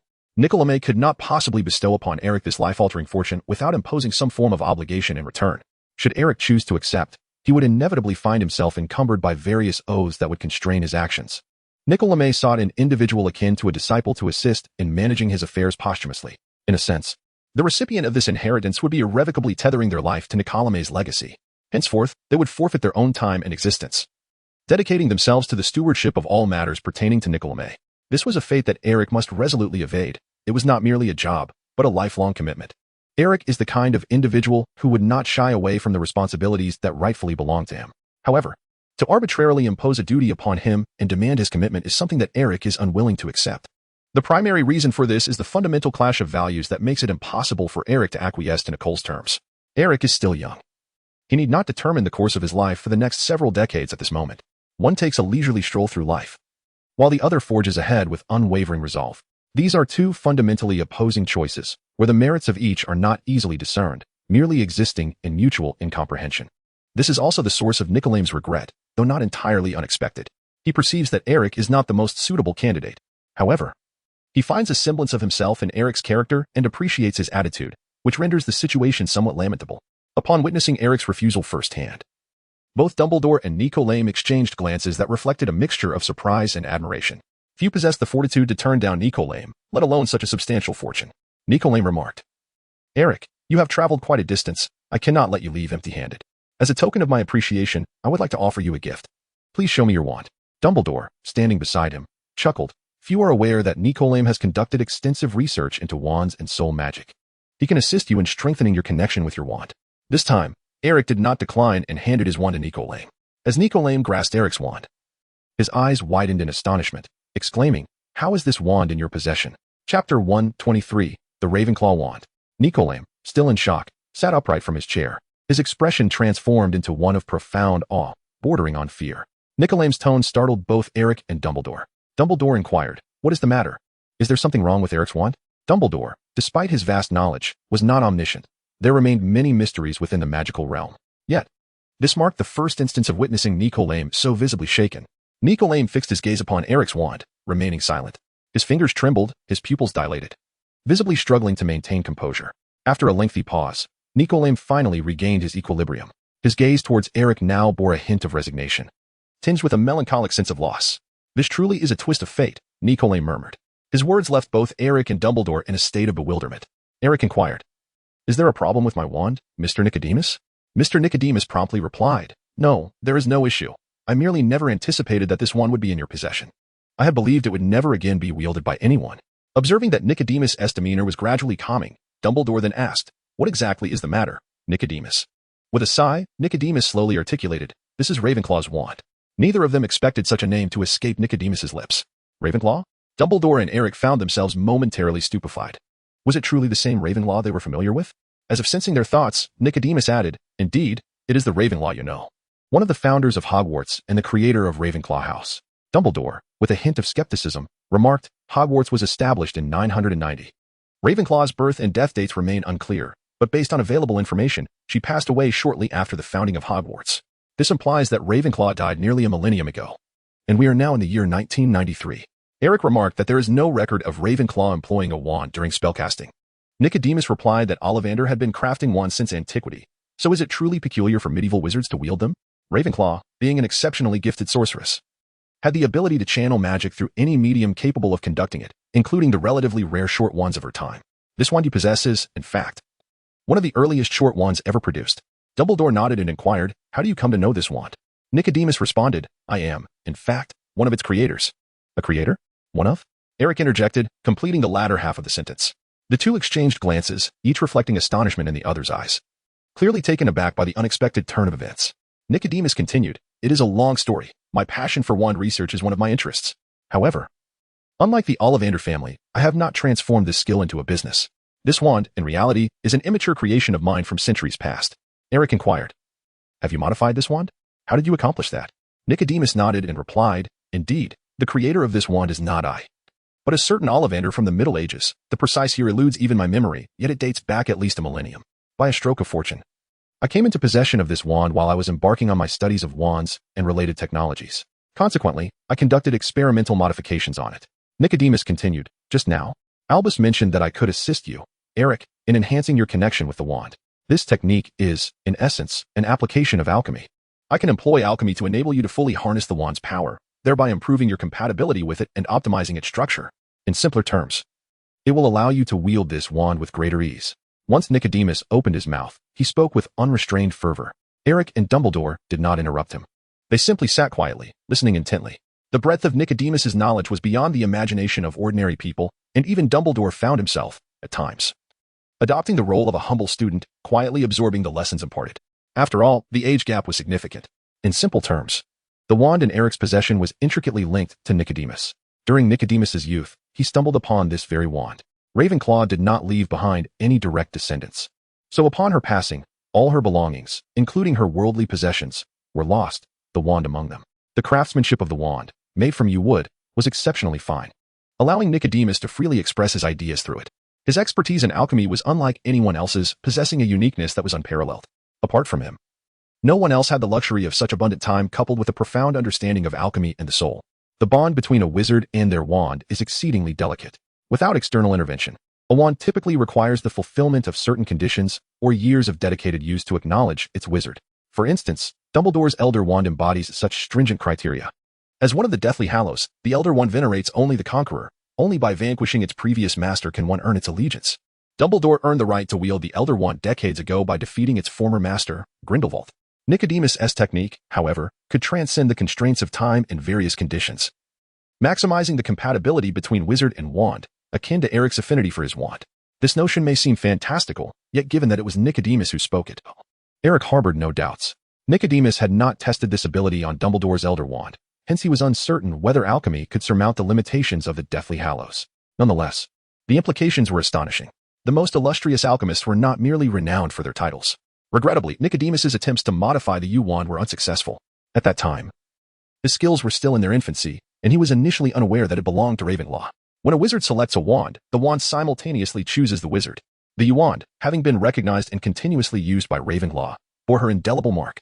Nicodemus's alchemy not only failed to erase this influence but deepened the bond between Ravenclaw's magic and the wand. Furthermore, his alchemical endeavors permanently altered the wand's exterior. The yew wand's inherent trait of loyalty to its master was profoundly enhanced by Nicodemus's actions. From that moment onward, no one could wield Ravenclaw's wand. By the time Nicodemus realized this fact, it was too late. He could not restore it. A wand that could not be used, regardless of its value, became as good as worthless. Ultimately, Nicodemus returned the wand to the Ollivander family, omitting any mention of his alchemical attempts, due to the transformation in its appearance. Generations of Ollivanders failed to recognize it as Ravenclaw's wand. They could only identify their ancestors' craftsmanship within it, remaining oblivious to its other significant details. Thus, the yew wand was relegated to obscurity. By a twist of fate, it had now come into Eric's possession. Upon concluding his tale, both Eric and Dumbledore were left in deep contemplation, astonished that such a story could be intertwined with a single wand. Nicodemus grasped the wand, attempting to channel his magic into it, yet it was met with utter silence, as if it had sunk into the abyss. Indeed, as I had anticipated, I am unable to wield this wand. Ravenclaw's mark still obstructs the magic of others. After Nicodemus spoke, he noticed that Eric and Dumbledore were both gazing at him with peculiar expressions. "What is it?" Nicodemus inquired. Eric was the first to speak. "Mr. LeMay, is there a possibility that your alchemy could become ineffective over time?" Nicolas LeMay resolutely replied, "Impossible. Absolutely impossible. I am certain that the changes occurring with this wand are irreversible." "Albus, what is that expression on your face?" Dumbledore bore a peculiar expression. "Eric can wield this wand normally." "What?" Nicolas exclaimed in astonishment. "This cannot be." He quickly realized that Dumbledore had no reason to deceive him, and indeed, this wand had been taken from Eric. After pondering for a moment, Nickel handed the acacia wand to Dumbledore, saying, "Try to see if you can use this wand. If you can, it would indicate that the limitations of my alchemy have been lifted." Dumbledore took the wand and attempted to wave it, only to discover, to his amazement, that he too was unable to wield the acacia wand. His magical abilities were equally hindered. Nickel's mouth fell open in surprise. The restrictions still exist. Why is that? Before either could respond, Eric reached out and reclaimed the wand, giving it a gentle flick in the air. Instantly, a soft white mist enveloped the garden, accompanied by the melodious chirping of birds, while a fragrant floral aroma subtly wafted into the noses of the three, saturating their senses. Nickel's breath momentarily halted for several seconds. This signified that Eric had truly become the master of this wand. Chapter 124, The Rules of the Soul. Having lived for over 6 centuries, Nickel had witnessed many strange occurrences. Yet, what transpired today left him utterly flabbergasted. This is impossible. How can this be? Eric, from where did you acquire this wand? Eric elaborated on his experience of acquiring the wand. Ollivander's wand proved to be unusable. All the information aligned perfectly with what Nicodemus had stated. This included the fact that when Eric purchased the wand, Mr. Ollivander failed to recognize it as belonging to Ravenclaw due to its altered appearance, and that others were equally incapable of wielding it. Dumbledore inquired with curiosity, "Why are you so astonished? Perhaps it is merely because the magic within the wand has dissipated. And coincidentally, Eric has taken possession of it, causing the wand to acknowledge him as its master, rendering it unusable for anyone else." Nicodemus interjected, "No, you do not comprehend the significance of the mark inscribed upon the wand, which is why you entertain such notions. Eric, when you first grasped this wand, did you not sense a restriction preventing you from channeling your magic?" Eric nodded, acknowledging the truth of the matter, but then he spoke of having forcefully transcended it. He had indeed overcome the obstacle. Nicole stared in astonishment, regarding Eric's expression as though he were some sort of monster. Eric and Dumbledore found themselves utterly baffled by the expression before them. Nicodemus exclaimed in exasperation, "Do you comprehend what that limitation entails? It is a fragment of Ravenclaw's essence, a manifestation of the soul I previously mentioned. While I was endeavoring to refine this wand, I attempted to amalgamate these two elements, but alas, I failed, resulting in the limitation now present on the wand." Stunned, Eric and Dumbledore were rendered speechless. Dumbledore, visibly pale, remarked, "Ravenclaw's soul has not dissipated? It is a known fact that wizards with profound obsessions may retain consciousness and memories in the form of their souls upon death. However, historical accounts affirm that the souls of the 4 founders of Hogwarts did not endure, vanishing upon their demise. If Ravenclaw's soul were indeed extant, it would be a monumental revelation for the magical realm." Nicodemus continued, "Ravenclaw herself did not survive as a soul. She is indeed deceased. Yet, her magical prowess was so formidable that it inevitably left a remnant of her essence upon the objects she frequently wielded over the years. I harnessed alchemical techniques to consolidate and gather this residual power, attempting to transfer it to this one to enhance it. The outcome was predictable. When Eric grasped the acacia wand, he surpassed Nicodemus's limitations. This led to the current predicament. Nicodemus's abilities truly surpassed ordinary comprehension, for he was capable of encapsulating the essence of a soul through alchemy. Were another to utter such claims, disbelief would abound. Only Nicodemus possessed both the capacity and conviction to achieve this. Upon absorbing Nicodemus's explanation, Dumbledore abruptly turned to Eric. Realizing a possibility, once the limitations you imposed on the wand are transcended, where has the original portion of Ravenclaw's power gone? Nicodemus offered a wry smile. "You have touched upon a crucial point, Albus." Dumbledore inhaled sharply. "Could it be?" "Indeed," Nicodemus replied slowly, "the power of the soul cannot be obliterated. It merely transitions." Chapter 125, An Unavoidable Responsibility. Nicodemus's words struck like a thunderous wave, leaving the 3 individuals present feeling an icy chill wash over them. Eric inquired, "What does this sentence specifically mean?" Nicoline replied, "This is a principle I derived while exploring the connection between the soul and alchemy. The power of the soul is extraordinarily unique. Even when assessed through the lens of magic, it embodies a reality beyond ordinary understanding. The crux of the matter lies in the fact that this power cannot be dispelled or annihilated by external forces. It can only be transferred." Nicoline continued, "The soul is a manifestation of the wizard's obsessions during their lifetime, and this very emotion is the essence that sustains the soul's existence. The ghosts you have encountered within the walls of Hogwarts Castle were born in this manner." Nicoline elaborated, "Among all known methods, there exists no means to actively eliminate the power of a soul unless the soul itself is willing to relinquish its continued existence. To illustrate further with the ghosts of Hogwarts, they are bound to the castle, enduring for centuries, if not millennia, unless they choose to abandon their presence. There exists no method to vanquish them." With a wry smile, Nicoline remarked, "However, the very fact that they have transformed into ghosts signifies their unwillingness to accept the reality of their own death. Thus, how could they possibly forsake their life as a ghost? Essentially, a ghost is a remnant of the soul's power, despite its incompleteness." Nicoline need not elaborate further, for Eric had already comprehended the essence of her words. Eric remarked, "Thus, the restriction that previously encumbered my wand originated from the magical essence of Ravenclaw. which is intrinsically a fragment of Ravenclaw's soul power. This limitation has now dissipated. According to the principle that souls do not vanish but merely shift, this power has now transferred to me. Dumbledore and Nicolim exchanged grave expressions. After a brief pause, Eric slowly articulated his final conclusion. This power has now been conferred upon me. Nicolim nodded slowly in acknowledgement. The conclusion drawn by Eric is precisely in accordance with his thoughts. Eric recalled many things. He remembered the black smoke emanating from Clement, which seemed to be a manifestation of soul energy. It is fundamentally an energy constructed from emotions, will, and biological instincts. He also recalled the Dementor that lay in his trunk alongside Sirius. Furthermore, he reflected on the phenomenon he witnessed at the Quidditch pitch, where Dementors fed upon the emotional energies of their kind. Dementors cannot be eradicated, they can only be repelled. This conclusion aligns with the principles governing soul energy. If the body of a Dementor is shattered, its residual strength is absorbed by its kin, who then, in a parasitic manner, sustain themselves within another Dementor's form. Gradually, they accumulate power, awaiting rebirth. The conclusions drawn by Nicholas Flamel corroborate this phenomenon. Does this imply that Dementors possess souls as well? Or are they, in essence, another manifestation of the soul? With Nicholas Flamel's words, the questions only multiplied.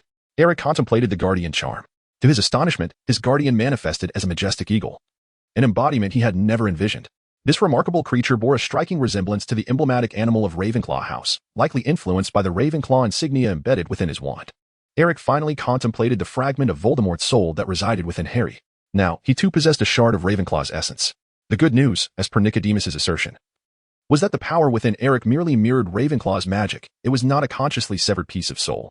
It was merely because magic emanates from a wizard's soul that Eric shared a remarkable bond with Ravenclaw. Dumbledore inquired, Nicodemus, based on your expertise, what consequences might arise from Ravenclaw's power being thus attached to Eric? Nicodemus furrowed his brow and replied, it is difficult to ascertain. The nature of the soul is exceedingly intricate. Even I can only distill a handful of principles. My preliminary assessment suggests that the mark of Ravenclaw should pose no harm to Eric. However, I am uncertain about the subsequent developments. Eric and Dumbledore exchanged a glance, each perceiving a sense of helplessness in the other's eyes. Neither had anticipated such an unforeseen turn of events. Eric inquired, is there any way to transfer the Ravenclaw emblem? Nicodemus sighed with a wry smile and replied, you have stumped me. Do you know why my research has only delved into the realm of wands? It is precisely because the human body is exceedingly intricate. The essence of the soul manifests differently in lifeless objects than it does in living beings. Nicodemus continued. The wizard's magical prowess emanates from the soul. The energy contained within pure magic surpasses your imagination. Eric, if you have ever attempted to wield magic directly, you should have some inkling of this. Eric nodded. His magical power erupted as he unleashed his energy directly. Dumbledore inquired, must we then wait for the Ravenclaw mark to dissipate on its own? He pondered, but can a soulless mark truly fade away? It seemed unlikely. Nicolam's eyes sparkled with realization. I may have a solution. What solution? Dumbledore pressed. Nicolam continued. I have long harbored an idea to attempt extracting the essence of the soul from magical artifacts. If we pursue this line of thought, it may indeed be possible to extract the fragments of Eric's soul. However, this remains purely theoretical. No data currently exists to substantiate my hypothesis. Nicolam concluded. This is an experiment, a decidedly perilous one, with only theoretical potential. The risks are unknown, and we cannot dismiss the most dire outcome, death. Dumbledore replied. Having a method is certainly preferable to having none. Eric and Dumbledore simultaneously recalled Harry in their minds. Both were acutely aware that Harry was a Horcrux of Voldemort. Perhaps, by employing the methods of Nicodemus, they could inadvertently address the issues afflicting Harry. However, at this moment, all of it remained mere speculation. Dumbledore shook his head, discarding the thought. Yet, there lingered a most insidious problem that could not be resolved, Nicodemus remarked. Eric was taken aback and inquired, what question? Nicole, with a sense of resignation, replied, I do not have much time left. Eric and Dumbledore's expression stiffened. They found themselves unwittingly immersed in the mysteries of the soul as articulated by Nicodemus, momentarily forgetting that he had resolved to depart from this world. The Philosopher's Stone had been destroyed, and there would be no second stone. Without it, the elixir of life could not be created. In essence, Nicodemus had merely half a year left to live. When it came to experiments involving the soul, half a year was evidently insufficient. Unless, of course, Nicodemus hesitated for a moment before speaking again, stating that someone must be willing to take over all of his work and continue the experiments based on the theories he had formulated regarding the soul. Nicodemus declared, in other words, this person will become my student or assistant. Upon finishing, he turned his gaze toward Dumbledore. Dumbledore pondered for a moment, then shook his head, saying, I am in the same predicament as you. I do not possess enough time to oversee this endeavor. To fulfill your vision, this person must exhibit considerable capability and possess unwavering conviction. I fear I am not the most suitable candidate. Nicodemus inquired. Then who do you wish to see complete this experiment? Dumbledore glanced at Eric, smiling. far afield yet close at hand. Eric smiled helplessly. When it comes to his own safety, he could never place his trust in others regarding this matter. In this position, he undoubtedly bore the responsibility without question. Chapter 126, The Return. After half a month, Eric sat in the quaint little garden where he first met Nicole, unfurling the letter in his hands. Dear Eric, it is as if we are meeting face to face through this letter. I hope you have completed the assignments that Nicodemus assigned to you. I await your return to Hogwarts, where I have prepared a surprise for you. Albus Dumbledore P.S. Should you require my assistance in coming to fetch you? Please do not hesitate to write back. Eric folded the letter and tucked it back into his pocket, rising to make his way towards the estate of the master. Today marked the final day of the Christmas holiday, and also the day of his departure. Over the past fortnight, Eric had once again come to appreciate the vastness and intricacies of magic within the realm of Nicoline. As previously agreed, he had taken on the role of a student, learning under Nicoline's tutelage. The subjects encompassed included the essence of the soul, wands, various forms of magic, and the fundamentals of alchemy. This merely represented a portion of the skills in which Nicoline excelled. Eric did not agree to become the one who would handle and manage Nickel's funeral arrangements. He was merely left by Nickel as a vessel for the impartation of knowledge. In the words of Nickel, Eric was destined to wield the Ravenclaw wand. A twist of fate. The wand, which had been transformed centuries ago, reappeared before Nickel in his final moments, held by Eric. Even Nickel could not help but marvel at the wonders of destiny. What Nickel could do was to bestow this opportunity upon Eric as a gift. Eric graciously accepted this act of kindness. In essence, Eric was preparing for the soul extraction experiment that Nickel had proposed earlier. Before embarking on this endeavor, he needed to solidify his theoretical foundation. Within the manor, Eric devoted over 14 hours each day to the study of ancient texts, manuscripts, and experimental reports, engaging in discussions with Nickel, exploring their insights together. Through these materials, Eric once again experienced the profound depth of knowledge embodied in Nickel's long life. Most of the ancient texts and manuscripts that Eric encountered were authored by Nickel. This wealth of knowledge proved immensely beneficial to him, whether driven by concerns stemming from the lingering fragment of his Ravenclaw soul or the desire to realize the ideas proposed by Nickel. Eric felt an urgent need to absorb this knowledge as swiftly as possible. Over the course of 2 weeks, he assimilated everything left to him by Nickel like a sponge, the extent of his eventual mastery resting solely upon his own efforts. In his spare time, Eric dedicated himself to the practice of magic. Nickel's magical prowess was formidable. His protracted life had afforded him the opportunity to explore an array of peculiar spells. He was well versed in many commonly employed incantations as well. However, with the passage of time and the inevitable decline of his physical faculties, Nickel's magical power had similarly waned, leaving him with only theoretical knowledge. Fortunately, Eric possessed a formidable mental acuity, and the concepts taught by Nickel were not only novel, but also easily comprehensible to him. In just 2 short weeks, Eric found himself redefined in his understanding of the term magic. Intriguingly, Nickel's guidance aligned seamlessly with Eric's prior aspirations to transform his soul. When Eric captured the Dementor aboard the Hogwarts Express, he first contemplated the notion of transforming souls. Initially, his thoughts were solely focused on liberating Harry from the fragments of his soul. However, he never anticipated that he would now need to address his own issues first.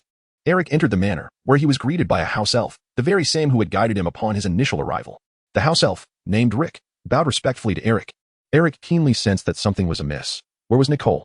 The relationship between Nicole and Eric bore a hint of an age-defying camaraderie, as they had grown accustomed to addressing each other by their first names. Rick bowed once more and respectfully remarked, "The master has departed." He mentioned that he felt aged and wished to avoid the sorrow of parting once again, instructing me to await your arrival here. Eric chuckled and reproached, "This old man."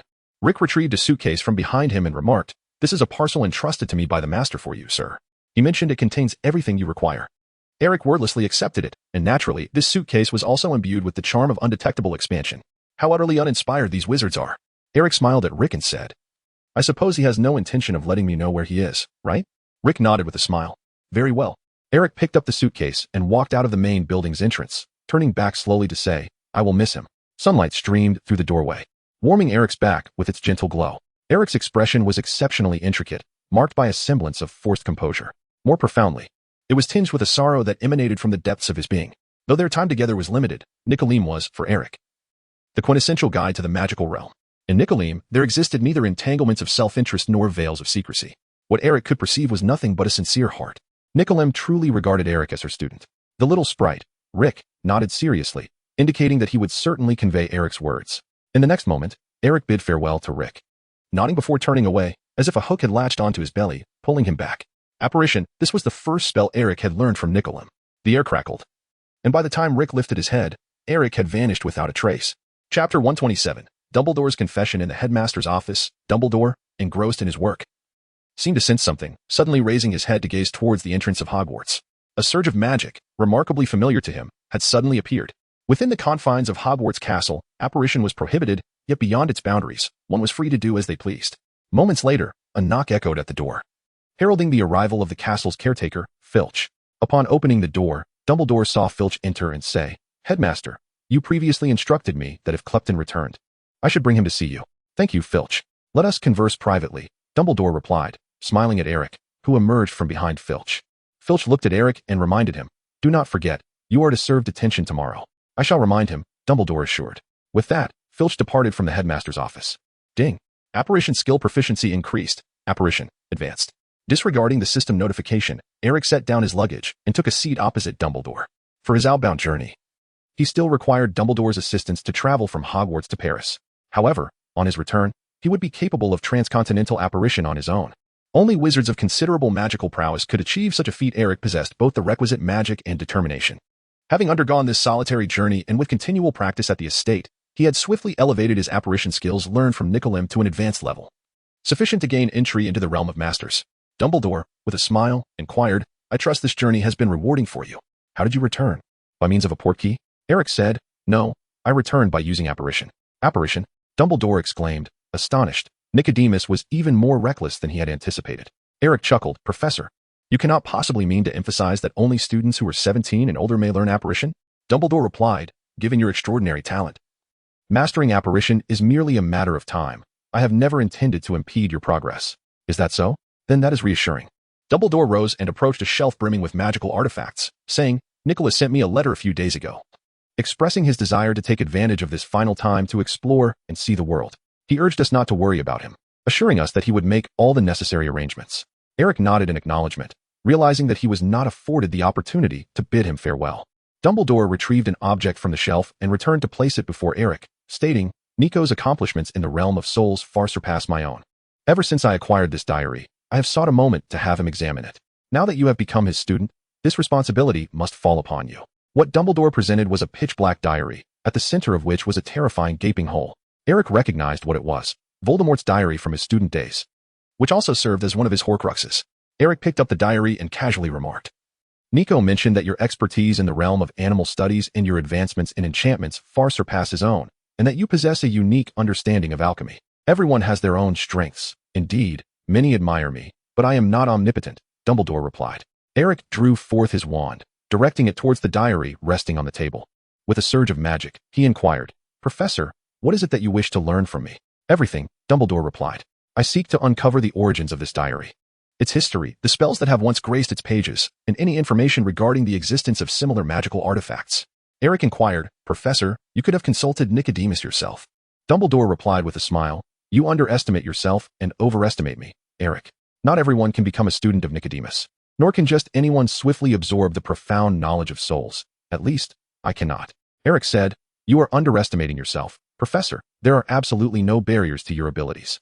"Well," Dumbledore replied, "it is simply my own unwillingness, nothing more." "Why is that?"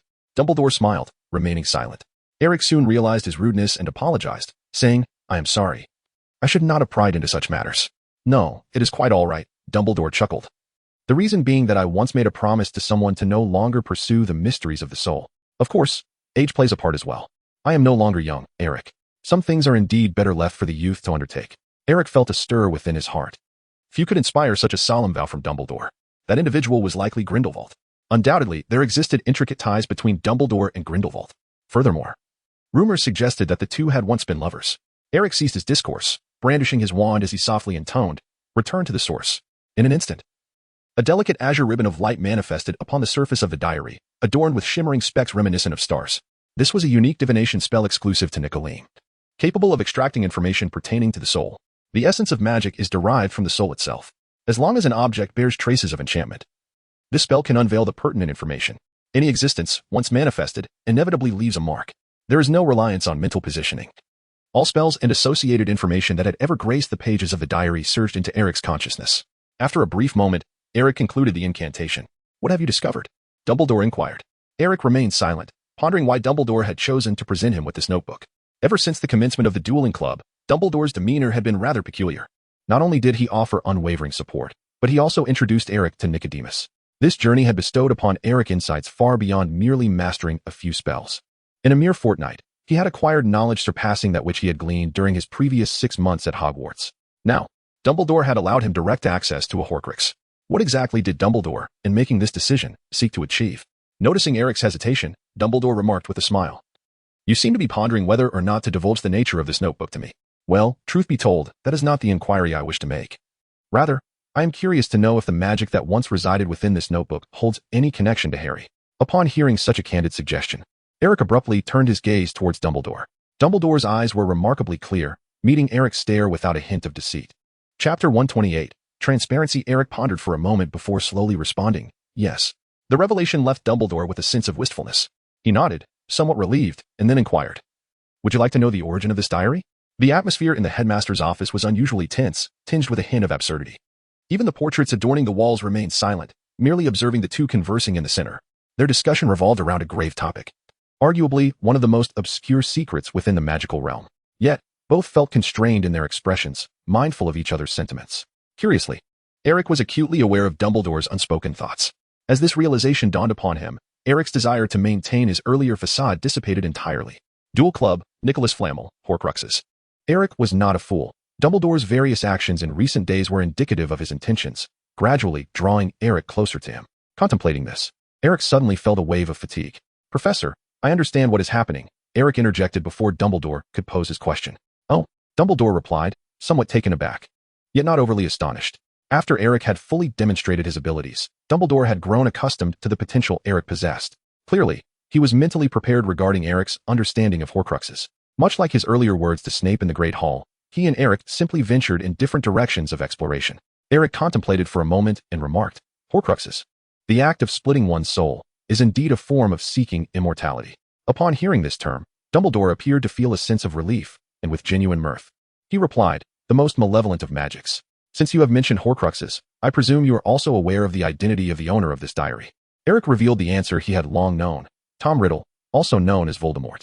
Ha ha ha, Dumbledore chuckled. Many are fearful to utter his name, yet you show no hesitation whatsoever. Eric remarked that instilling fear at the mere mention of his name was, in itself, Voldemort's intention.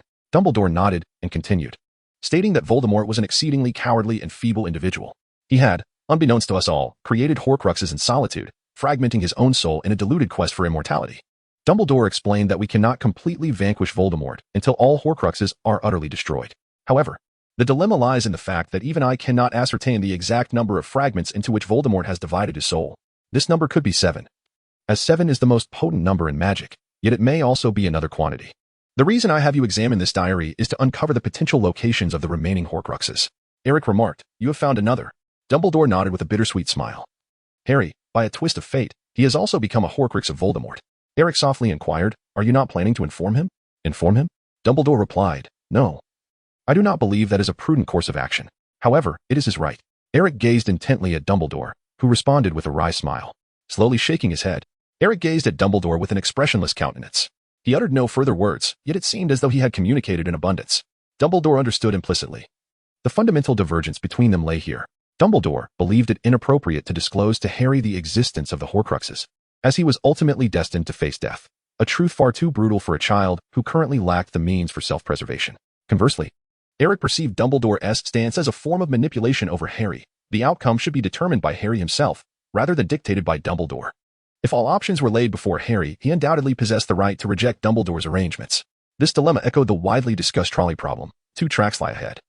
One with a solitary individual, the other with 5 unconscious victims, as a train hurtles toward the latter. You find yourself on the train. Faced with the choice to switch tracks, will you do so? Sacrificing 1 to save 5. The train symbolizes Voldemort, while Harry represents the lone figure on the track. Both Dumbledore and Eric are acutely aware that Voldemort will inevitably attempt to resurrect himself. To eradicate Voldemort, it is imperative to first eliminate his Horcruxes, namely Harry. Dumbledore, standing upon the train, would opt to switch tracks in order to obliterate the greatest adversary to the magical world's order. Eric, however, would choose otherwise. These two fundamentally contrasting value systems are equally challenging to deem right or wrong. They merely reflect a matter of choice. Dumbledore prioritizes the well-being of others in the magical realm, considering the collective good, which renders his choice justifiable. Indeed, Dumbledore has aged, and should Voldemort continue unchecked, no one would emerge unscathed. Yet Eric is more attuned to Harry's feelings. He is rather self-serving, reflecting that, had he been in Harry's position, he would not desire to be kept in the dark, but would prefer to make decisions with a full understanding of the circumstances. Thus, Eric would not wish for Harry to be subjected to such treatment, although Eric is aware that, according to the original narrative, Harry ultimately survives. This is contingent upon the premise that nothing is altered. With Eric's arrival, he has become the proverbial butterfly in the storm, a variable within the narrative. Who can fathom the magnitude of the upheaval this may provoke? In the original tale, there was also no dueling club or demonstrations from Grindelwald's remnants. Yet now, Clement has witnessed death firsthand before Eric's very eyes. After a moment, Dumbledore inquired, "When did you begin to take an interest in Horcruxes?" Eric did not respond, but instead inquired, "Professor, when did you begin to take an interest in me?" Dumbledore pondered for a moment and replied, "If you must know, it was perhaps from the very beginning." "From the very beginning?"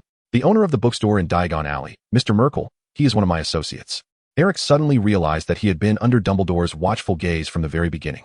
He assisted Merkel, the proprietor of the Leaky Cauldron, in resolving the chaos caused by the monstrous books. A young wizard of mysterious origins, endowed with formidable magical talent, would undoubtedly attract Dumbledore's attention. Chapter 129, Arrogance. Dumbledore chuckled, saying, "It is precisely as you think, including that travel trunk equipped with the undetectable extension charm. It was I who decided to have it gifted to you." Eric did not inquire whether Dumbledore was aware of Sirius's existence. He harbored a sense of foreboding that even if he did, Dumbledore would feign ignorance and evade the question.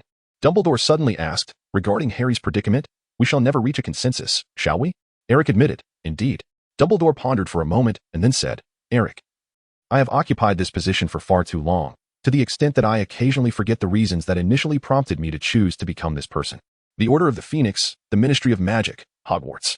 Eric comprehended Dumbledore's intent. In his position, the aspirations and actions one can undertake are often not dictated by personal volition. Nicodemus Meade shared a similar predicament.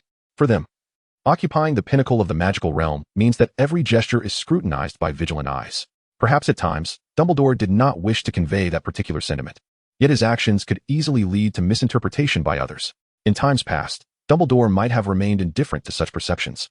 However, now, both he and Eric are acutely aware of the potential return of Voldemort. In this context, Dumbledore must exercise even greater caution. The manner in which he treats Harry is not merely a matter of choice. He possesses no alternatives. His responsibilities extend beyond Harry alone. In a certain sense, he bears a duty to the entirety of the magical community. Should he falter, it is conceivable that no one would be able to stand against Voldemort. The repercussions of such an eventuality are burdens too great for Dumbledore to bear.